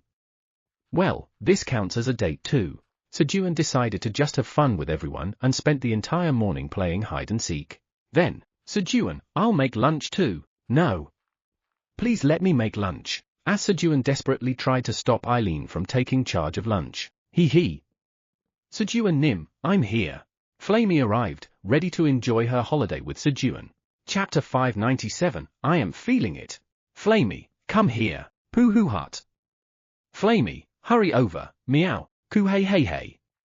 Krueng. He. Flamey Noona, nice to see you. Sejun and his companions greeted Flamey warmly. And then, Flamey, this is something Santa Claus said to give you because you've been good. Right, Vice Chairman Theo? Sejun pulled out a gift he had prepared for Flamey and winked at Theo. It was a signal for him to back him up. However, meow? Theo stared intently at Sejun and then, wink. He gave Sejun a wink back. And then, Pooh hut. Chairman Park, how's that, meow? He looked at Sejun with a great sense of pride. No, not that. Plan F. Sejun subtly shook his head to avoid drawing attention and mouthed the words. For reference, F stood for fire, referring to flamey. Plan F, meow. Got it, meow, meow. That's right, meow. I saw Santa telling the great hybrid Chairman Park to give it to flamey, meow. Finally understanding Sejun's signal, Theo enthusiastically supported him. However, what? Theo Hyung, did you see Santa Claus? But brother-in-law said Santa comes secretly, meow. Great hybrid Chairman Park will explain that, meow. Plan F was extremely flimsy. Well, that's because, just as Sejun was flustered, Krueng, Uncle Ace, that's because Dad is friends with Santa Claus. That's right. Sejun is friends with Santa Claus. Isn't that right, Sejun? Quenji and Eileen came to Sejun's rescue. Yeah. I'm kind of friends with Santa. Since his clone acted as Santa, it wasn't exactly a lie. However, Uncle Ace, I'm sorry for lying. Actually, there is no Santa. Quenji believed Santa didn't actually exist. This was because when Santa Sejun had appeared, Quenji had been asleep, and he had seen Sejun preparing Christmas presents. Still, Quenji pretended to believe in Santa to protect Sejun's heartfelt intentions of preserving his childhood innocence. Thanks to Quenji and Eileen's help, Sejun managed to avoid the crisis. Here, Flamey, let me put this on you. Sejun placed a necklace with a glowing orb around Flamey's neck. Sunstone necklace? It was a necklace made by carving a hole into a pea-sized sunstone emitting a faint sunlight and weaving it with Gogomi spider thread. Sejun had prepared this gift for Flamey, who was frail, because she couldn't get sunlight underground. Hee. Thank you, Sejun Nim. Flamey expressed her joy and gratitude to Sejun. No, it's not from me. It's from Santa Claus. Sejun remained a professional until the end, sticking to the concept. Hee. Okay. Thank you to Santa, too. Flamey tactfully played along with Sejun and, hee. It's a gift. She quickly examined the necklace hanging around her neck. On the front of the sunstone was an engraving of Flamey's disguised form, and on the back was inscribed, Park Flamey. Hee. Happily, Flamey stroked the necklace with her leaves. But then, crack. No. Perhaps too excited, Flamey accidentally scratched the sunstone with her leaf, damaging it slightly, which saddened her. After Flamey's gift presentation concluded, oh, right. Santa left Eileen's gift with me too. Sejun handed over a gift to Eileen. Having successfully lied once, he was now quite bold about it. Oh. What is it? Eileen looked at him with high expectations. This, Seed of Darkness. Sejun handed Eileen a black seed. It was a transcendent grade seed created with great effort by Dark, the god of darkness, which Sejun had purchased from the seed shop. When Sejun had first obtained the Seed of Darkness, he had pondered how to plant it. Suddenly, a message appeared before him, providing additional information about the seed. Title: One who glimpsed long into the beginning slightly understands the essence of the Seed of Darkness. Seed of Darkness.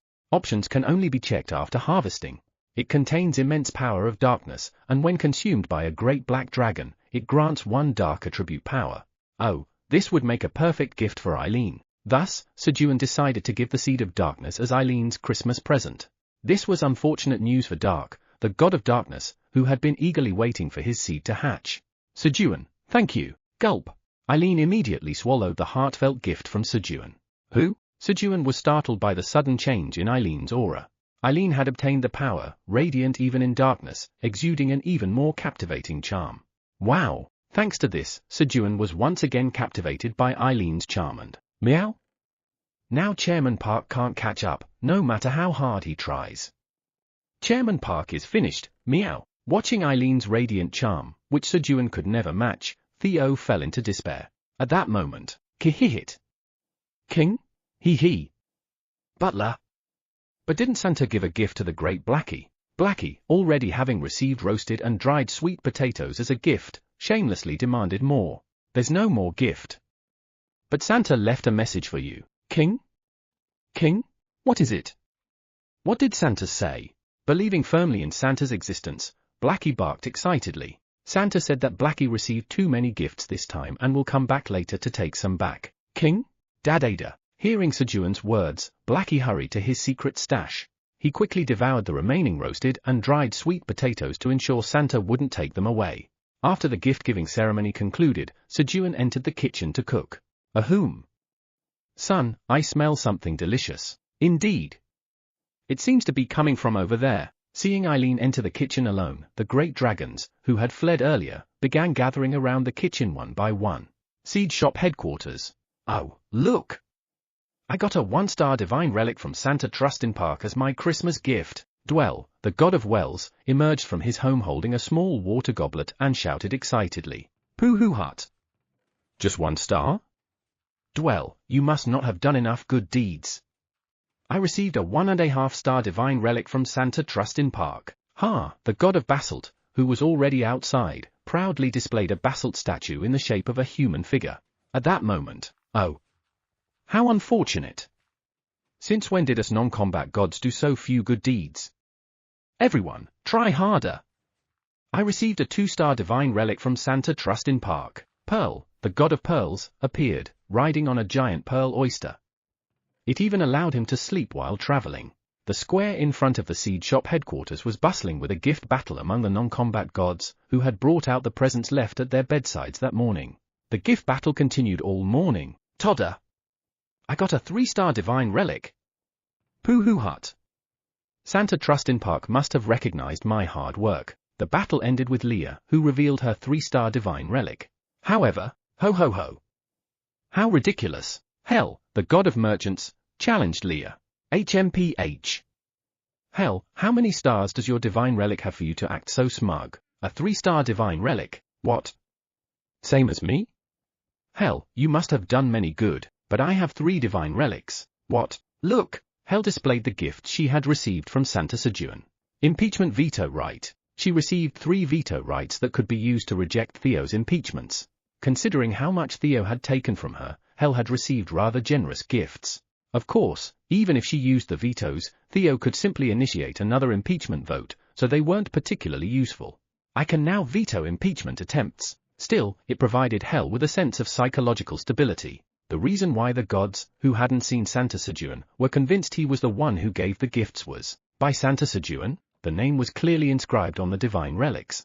Why is no one thanking me? Thus, no one acknowledged the efforts of the Creator God. 99th floor of the Black Tower. Kuhavaha. I can't believe I'm eating a dish made by Sejun right away like this. Uhava. Exactly.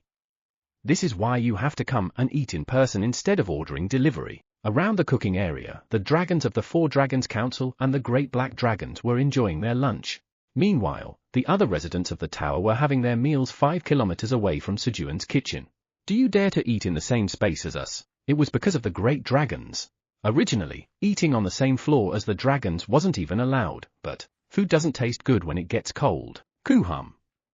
Then we'll grant you the honor of eating 5 kilometers away from us. At Sejun's words, the dragons begrudgingly allowed others to eat within a 5-kilometer radius. They truly looked down on others. Though Sejun, showered with praise from the dragons, didn't realize it, the dragons, with their immense pride, also harbored strong contempt for lower beings. Thanks to this, Sejun came to understand just how valuable his title, the Dragon Race's Helper, truly was, as it allowed him to escape their disdain. A short while later, after the meal was finished, Flamey, what should we do for fun? He. I'm happy as long as I'm with Sejun Nim. He. Really? Then shall we go for a walk together? Eileen, would you like to join us? With Flamey perched on his shoulder, Sejun stood up and extended his hand to Eileen. Sure. Eileen grabbed Sejun's hand and stood up. And then, Pooh hut. Chairman Park, take me, Vice Chairman Theo, with you. Meow. Krueng. King. Brother-in-law, take me with you too. The group began to follow Sejun. Sejun walked around with Theo, Quenji, and the Blackie family clinging to him, holding Eileen's hand in one hand and Ace's hand in the other. Ah. This is nice. Even though they were simply walking, Sejun felt immensely happy. Of course, the others felt the same way. No one thought it was boring. Just being together with everyone made this moment wonderful. As evening approached, Sejun began to cook. Pip. Hello, everyone. Peacebays woke up earlier than usual and greeted them. Pip. Eileen Nim, play with me too. Peacebays wanted to play with Eileen. Shall we? Then how about we sing together? Pip. Yes, I'd love that. Hearing Eileen's suggestion, Peacebase grabbed the magic microphone necklace he had received as a gift with his wings. 1, 2, 3. The two began to sing. What? Sejun was astonished by Eileen's singing voice. Her regular voice was already beautiful, but her singing voice possessed a completely different charm. Moreover, her singing skills were impressive, rivaling even those of Peacebase, the king of singers. Hum hum hum, meow meow meow, Krueng. Krueng. King. King. Thanks to their duet, Sejun, who was cooking, and Theo, Quenji, and the Blackie family, who were watching, all began to hum along joyfully. After cooking happily like that, Sejun, "Dinner is ready," called the great dragons who had settled around the kitchen to eat together. At that moment, "Flame in him, I am feeling it." Podori's root subtly crept toward Flamey and whispered to her. "Who? What are you feeling? It couldn't be, right?" Feeling a sense of foreboding, Flamey asked Podori. "However, why are bad premonitions always right?" He. "Flame in him, I think I'll be able to evolve into a dimensional tree soon." Completely oblivious to Flamey's concern, Podori laughed cheerfully. "Why didn't you evolve when I told you to before?" "No. You must hold it in." "Who? How can I hold it back?" "No, I said no. You must hold it in. Understood?" "I'll try my best." As Flamey erupted in anger, Podori felt his life was in danger and began to suppress his evolution into a dimensional tree. Chapter 598. Oh. What is this? Black Tower, 99th floor. As dinner was nearing its end. Ha ha ha. Let's make a toast for Sejun who worked hard. When Kaiser raised his glass and shouted, "Sejun, good work, good work. Thank you for making such a joyful time for us." The other leaders and the great black dragons raised their glasses and expressed their gratitude to Sejun, who had worked hard to prepare for Christmas. And then, you have received great recognition from the leaders of the 9 great dragon clans and the great black dragons. Title, Dragon Race's Helper has been upgraded to title, Dragon Race's Useful Helper. No matter how great the gap in status, the great dragons will not only refrain from looking down on you but will also hold a favorable opinion of you. A message appeared in front of Sejun. Ha! Dragon Race's Useful Helper? What nonsense is this? So, are you saying I wasn't useful until now? The dragons love my cooking so much. I even have dragon friends already. How slow is this system? Frustrated by the system's anachronistic message, Sejun quickly dismissed it and raised his glass high with the other great dragons. And then, to our Sejun, to Sejun, clink! They all clinked their glasses together, downed their drinks in one go, and spent the remaining time either partying or saying goodbye to Sejun before leaving the Black Tower. A little while later, "Sejun, I'll be leaving now." The great black dragon, Rudian Pratani, also bid farewell to Sejun. "All right, Rudian. Take care, Sejun, let's meet again soon." "Of course." "Rudian, take this." "Who?" "Sejun, this is?" He. "What are friends for?" "Just take it." Sejun secretly handed over 10 bottles of cherry wine to Rudian, his dragon friend who had been the first to ask to be friends. After saying goodbye to Rudian and returning to his seat, "Ho ho ho. Sejun, come here quickly." "Where did you go?" Except for the 4 Dragons Council, Brachio and the other leaders were waiting for Sejun. "Ah, I just went to say goodbye to Rudian." "But is there something going on?" Sejun cautiously asked, noticing the 5 leaders surrounding him. "Muhavaha. Sejun, don't be scared. We're just here to make an important announcement to you," Kin answered. "Ooh? An important announcement? I'm already scared, though." Sejun, nervous at the mention of an important announcement, braced himself. "Yes. Unlike those sneaky for Dragons Council guys, we've decided to form the 5 Dragons Council." Artemis spoke to Sejun. The 5 leaders had decided to leave their dragon statues here and proposed merging with the 4 Dragons Council to form the 9 Dragons Council, but were rejected. So, the 5 of them formed their own 5 Dragons Council. Eh? 5 Dragons Council, that's what you're calling an important announcement? Relieved that it wasn't a big deal, Sejun let out a breath. But why are they telling me about this? He didn't realize that he was recognized as the master of the Black Tower's 99th floor by the great dragons. When the 5 Dragons Council finished speaking and returned to their seats, "Ahum. Sejun, you know we came here first, right?" "That's right. And don't forget how much we've helped you." This time, the dragons of the 4 Dragons Council approached Sejun, reminding him of their shared history before finally returning to their own seats. As time passed and midnight approached, the great dragons began to leave the 99th floor of the tower one by one. Sejun walked alongside Eileen, chatting as they strolled together. Theo, Quenji, and the Blackie family tried to follow them thoughtlessly, but, Coyote! Don't disturb the two of them. Stay here and behave. Iona actively intervened, creating some alone time for Sejun and Eileen. Iona, thank you. I'll set up a date for you and Theo later. Sejun silently made a deal with Iona. And so, Sejun enjoyed a delightful date alone with Eileen. For an hour, they talked without pause, but Sejun couldn't quite remember the specifics of their conversation. However, Eileen, wait for me. I'll definitely become stronger. Yes. I'll wait. Sejun asked her to wait, and Eileen promised she would. Beneath the cold moonlight, they shared a kiss. And then, Sejun, I'm going now. Okay, blessing of Christmas has ended. Just before midnight, when the blessing of Christmas ended, Eileen returned to the administrator's area. However, Flamey was still there. Even though 50% of Flamey's power was sealed, it was still far beyond what Sejun could handle. No, not just Sejun, except for Quenji, the beast of apocalypse, no one could withstand such power. Yet, for some reason, despite Flamey's presence, nothing unusual happened on the 99th floor of the tower. The reason was, Sweetie, thank you.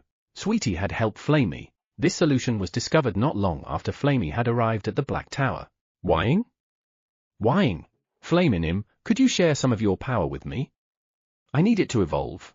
Sweetie, the poisonous queen bee, had approached Flamey with a request.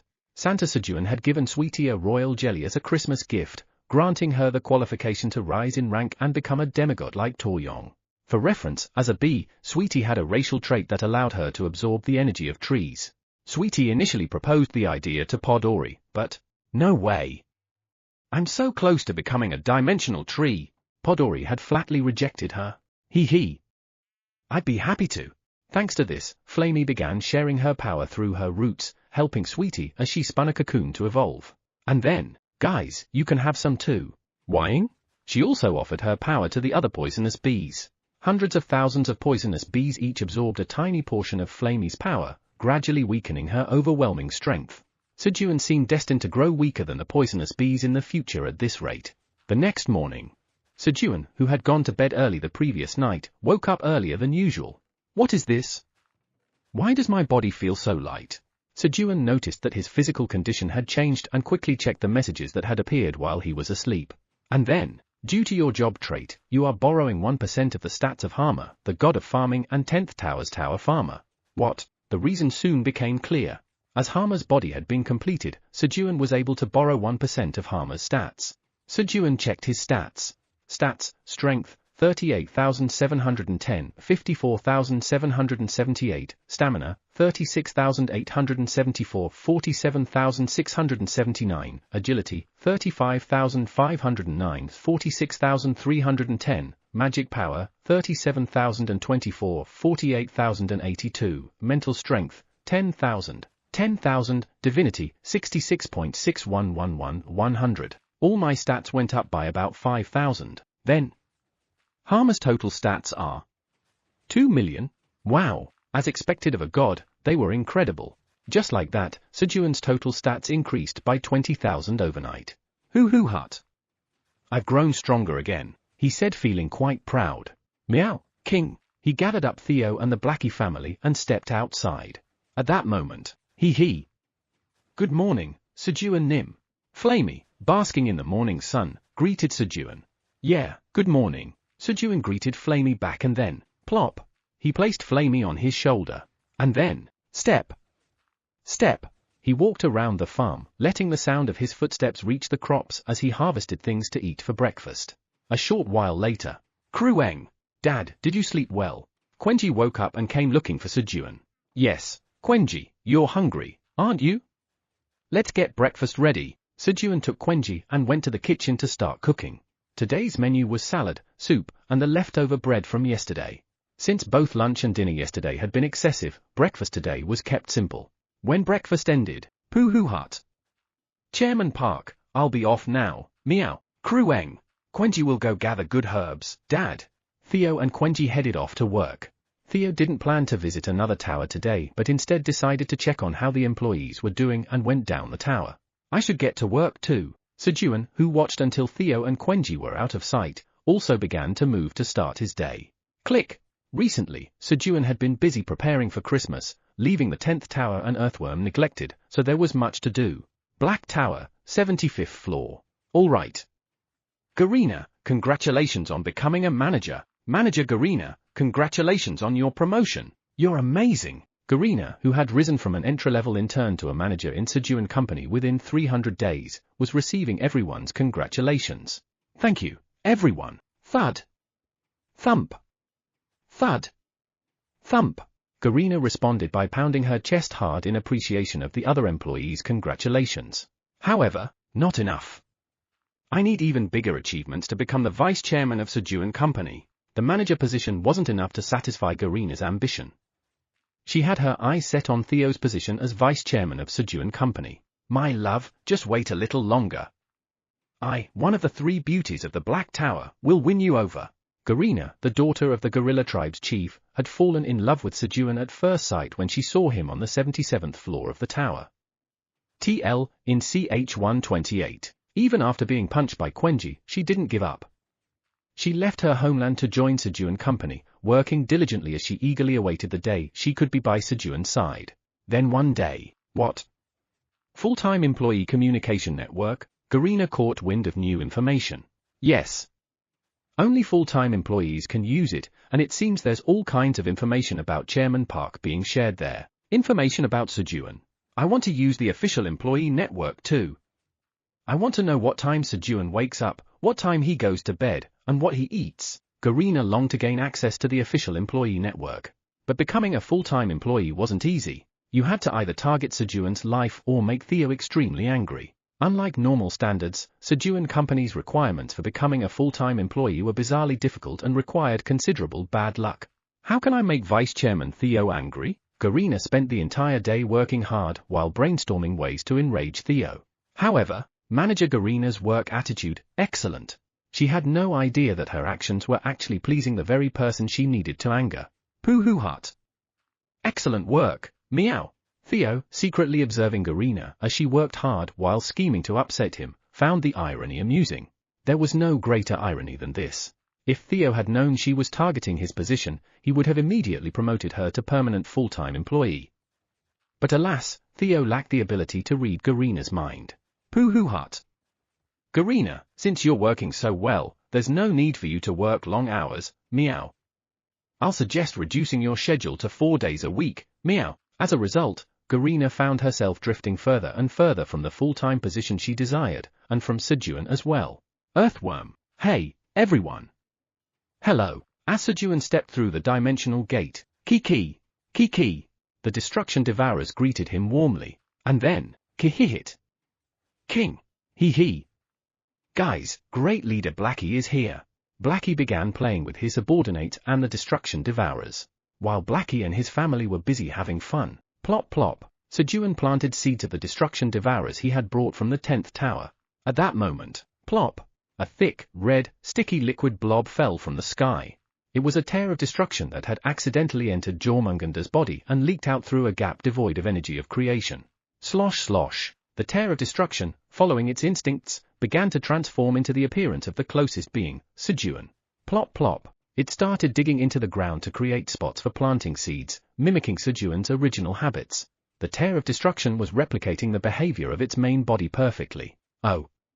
What's this? Sejun's eye sparkled as he realized he had gained a new worker. Chapter 599, Pooh hut. As expected, Uncle Theo's popularity hasn't faded, meow. Hello? As Park Sejun approached the tear of destruction that had taken on his form, Destruction Sejun swung a fist at him without saying a word. However, Pooh hut. Too slow. To Sejun, Destruction Sejun's punch appeared endlessly slow. Swish! Sejun dodged the punch lightly, mocking Destruction Sejun. Then, stagger! After missing his punch, Destruction Sejun fell on his own and, perhaps to hide his embarrassment, he pretended to dig the ground. Hey! Don't act so pathetic while looking like me. Sejun found himself unintentionally experiencing some mirror therapy. There was a reason the Tears of Destruction, which could replicate even the powers of the Great Dragon, appeared this week.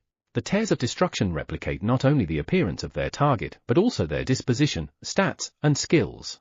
The problem lay in the fact that Sejun's main skills were farming skills. Farming skills were the polar opposite of Destruction's power. The Tears of Destruction had exhausted almost all of its abilities trying to replicate Sejun's farming skills. At that moment, thunk! Thunk! Destruction Sejun seemed to forget about his fight with Sejun entirely and began digging the ground again, preparing a place to plant seeds. What's with this simple-minded fellow? Sejun, unaware that this behavior was identical to his own, watched Destruction Sejun with curiosity. Should I give him some seeds? Sejun number 2, would you plant these for me? He handed Destruction Sejun some Destruction Devourer seeds. Destruction Sejun accepted the seeds as if it were only natural, grinning widely as he eagerly planted them. And so, Destruction Sejun naturally became Sejun number 2. Fortunately, it seemed that Sejun's rebellious tendencies hadn't been properly transferred to him. When Sejun number 2 planted the Destruction Devourer seeds, Kiki! Kiki! The seeds sprouted, and the Destruction Devourers began to follow Sejun number 2 around. They were drawn to absorb the energy of destruction emanating from him. Nicely done! Sejun watched the scene with satisfaction and planted some seeds himself. A short while later, seed shop is now open. The seed shop opened and, oh! Dragon fruit! Sejun purchased dragon fruit seeds along with pomegranate, lotus root, and chamomile seeds. Then, Sejun number 3, rise. He germinated the dragon fruit seeds. However, the skills copied by Sejun number 3 this time were magic swordsmanship and intermediate spear technique. The most useless things in this place were combat skills. What am I supposed to do with this guy? Sejun, staring at the blank-faced Sejun number 3, pondered for a moment. Just do whatever you want. After giving Sejun number 3 some free time, Sejun resumed planting seeds. Meanwhile, Sejun number 3 began practicing sword swings using magic swordsmanship. As the 3 Sejuns diligently carried out their respective tasks, ping! A transparent droplet popped out of Sejun number 2's body and, bang! Exploded mid-air, creating a dense cloud of steam. And then, clang! 100 million tower coins and one piece of world's energy fell. It was the purified part falling off and disappearing after being cleansed by the Destruction Devourers. What is this guy, really? He works, feeds the Devourers, and even produces money. A perfect worker who gives endlessly. Sejun number 2. He. I heard there are many like this outside? Sejun looked up at the sky with a twisted smile. Although only a blue sky could be seen, Sejun's gaze pierced through it, targeting the crimson darkness beyond. He. Sejun Nim, I found what you wanted. Flamey too. At that moment, Dadada, Kihihit. King. He. Butler. Look what I found. One good deed completed. Blackie returned, carrying the money and fragment of the world's energy that Sejun number 2 had dropped. And, he.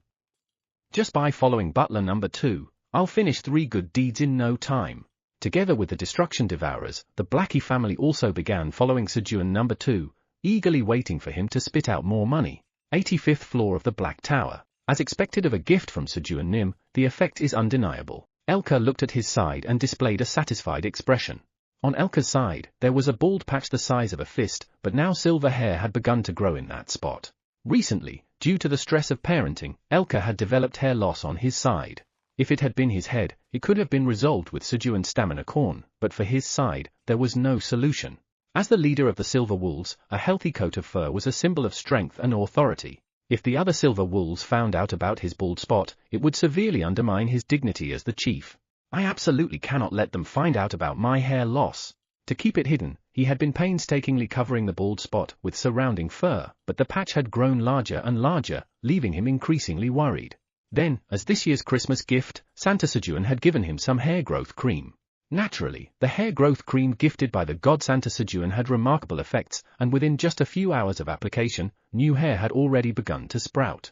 In a few days, no one will even notice.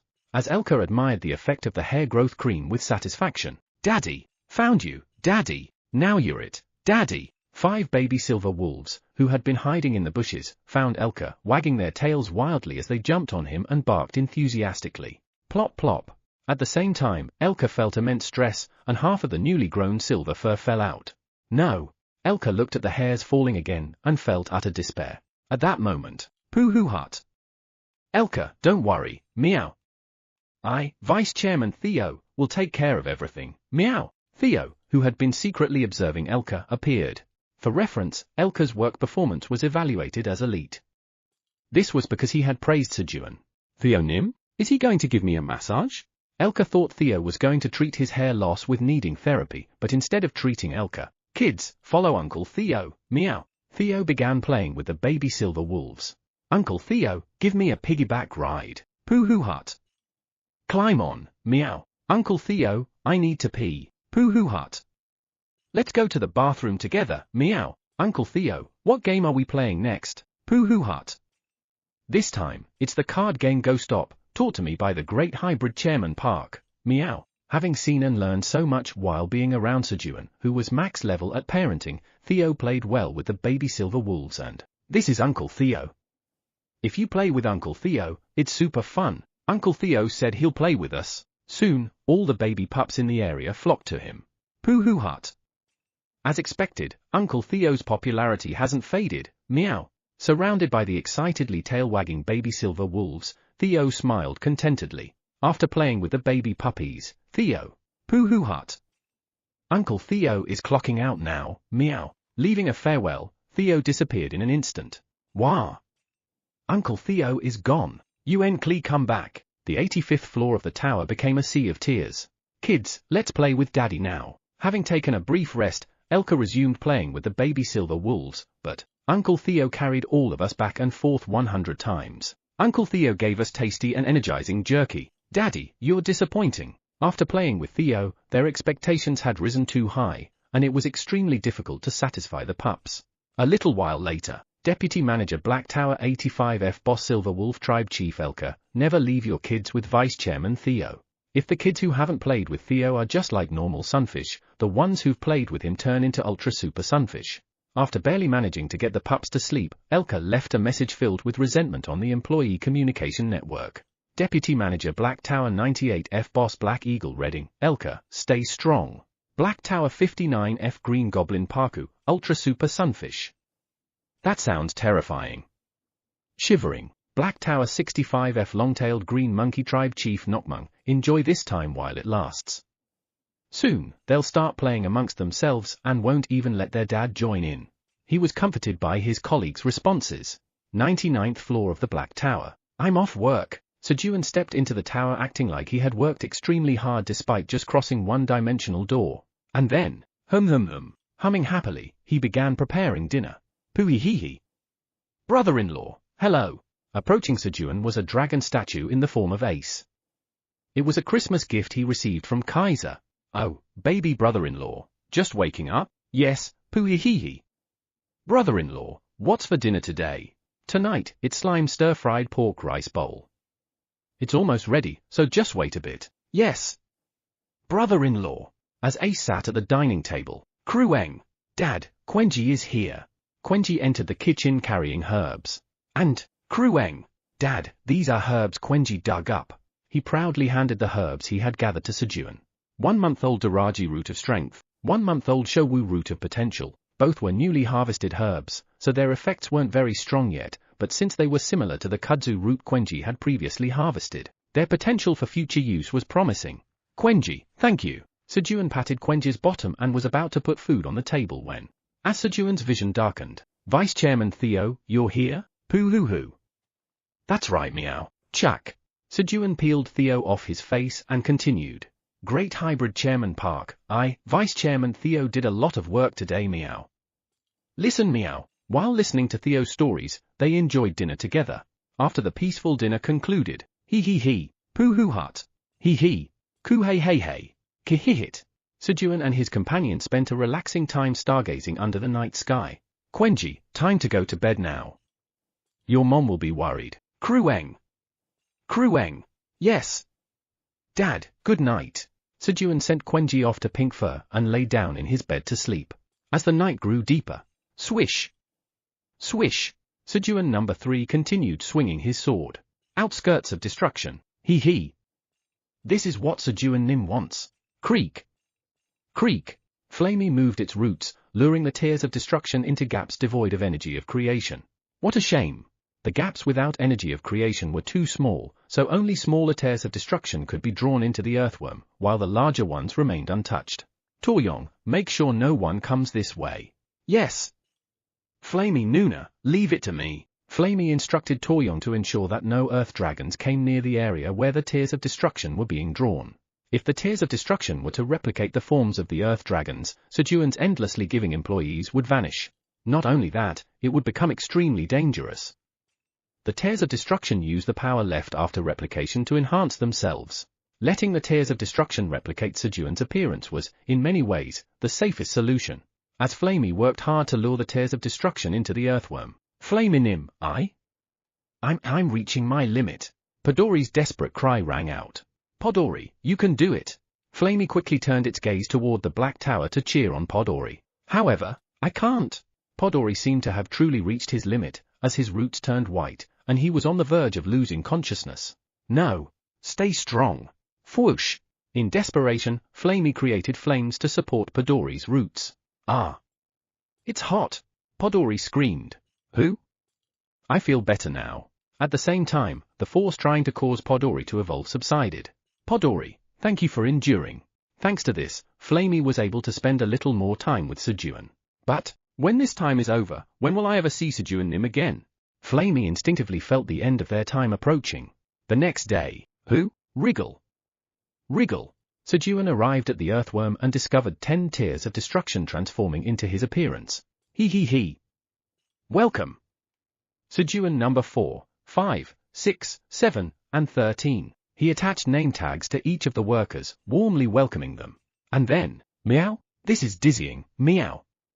There are too many ugly Chairman Parks, meow. Theo was in shock. Chapter 600, Poohoo Hut. Hell Nim, if you act up again, it'll be a real impeachment next time, meow. Meow, the ugly Chairman Park is multiplying, meow. I need to come up with a countermeasure, meow. Theo was seriously contemplating how to handle the multiplying ugly Chairman Park, who were spreading like cockroaches. Of course, the answer was already decided. I need to fix Chairman Park's face, meow. Fixing the original would solve everything. The destruction Sejuns had all copied Sejun's face. Part. So Theo burned all of Sejun's assets. Slam. Slam. And stomped on Sejun's face with all his might. Vice Chairman Theo? Sejun's face crumpled under the weight. Thanks to that, the 100 trillion tower coins Theo had earned from completing the job quest burned brightly with a brilliant light. Moments later. Hey!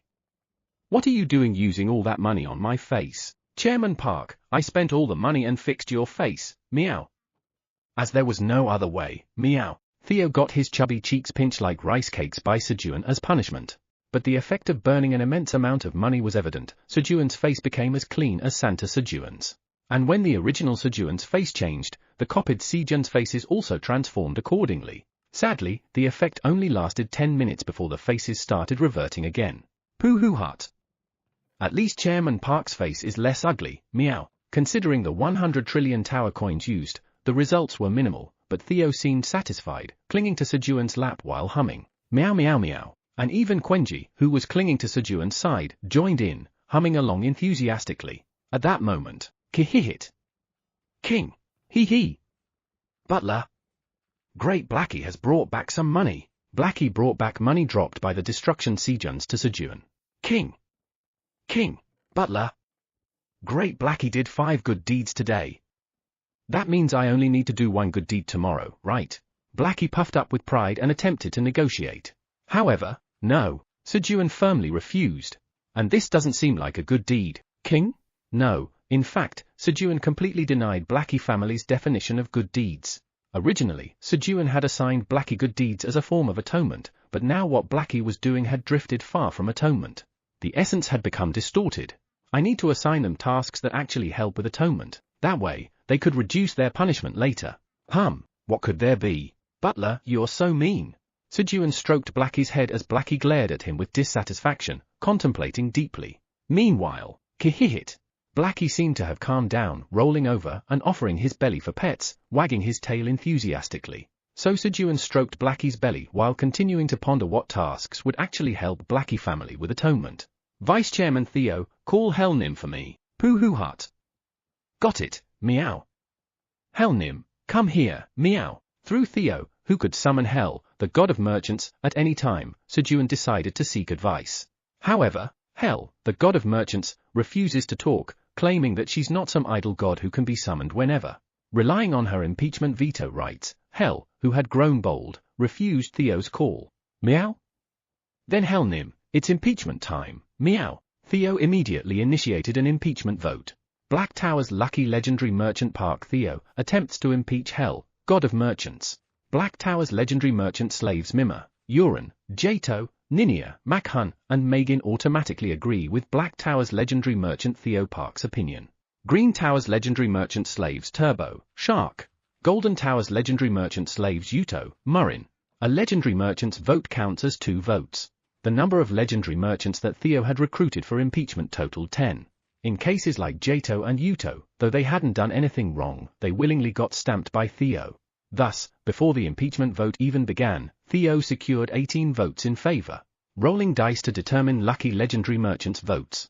The dice has numbers from 1 to 6. Lucky legendary merchant Theo's votes were determined by rolling dice. And then, the dice rolled a 6. Lucky legendary merchant Park Theo's vote counts as 6 votes. As expected of a lucky legendary merchant, he got the highest number, 6. 24 votes in favor of impeaching Hel, the god of merchants, have been counted. Once the vote tally was completed, with more than 50% of the 36 total votes in favor, Hel, the god of merchants, has been impeached. Hel was impeached without even proceeding to an actual vote. Hel, the god of merchants, has exercised her impeachment veto right. Hel used her impeachment veto right to refuse the impeachment and Hel, the god of merchants, declares in a confident voice, "You cat brat. I no longer tremble in fear because of impeachment." She spoke arrogantly toward Theo. At that, Theo responded, "Meow? Then it's impeachment time again, meow." Theo immediately initiated another impeachment vote. Black Tower's lucky legendary merchant Park Theo attempts to impeach Hel, god of merchants. Hel, the god of merchants, has exercised her impeachment veto right. In a flash, Hel used up both of her impeachment veto rights. And then, impeachment again. When Theo tried to impeach again, Hel, the god of merchants, says she was wrong. Hel, the god of merchants, suggests resolving this through dialogue. Hel, who had run out of impeachment veto rights, hurriedly requested dialogue and pooh-hoo hut. Helnim, if you act up again, it'll be a real impeachment next time, meow. Hel, the god of merchants, says she will absolutely never act up again. She completely prostrated himself before Theo. Impeachment veto right. It was, in truth, a gift from Hel, but at the same time, it was also a trap. Santa Sejun was someone nurtured by Theo with his heart. Naturally, he would never betray Theo. With the hierarchy now sorted, Helnim, what kind of task would be good for Blackie to do to atone? Through Theo, Sejun asked Hel for advice. Pooh-hoo hut. Chairman Park, Helnim says that the fastest way for Blackie to atone would be to resolve the karma he has caused directly, meow. Theo relayed Hel's opinion.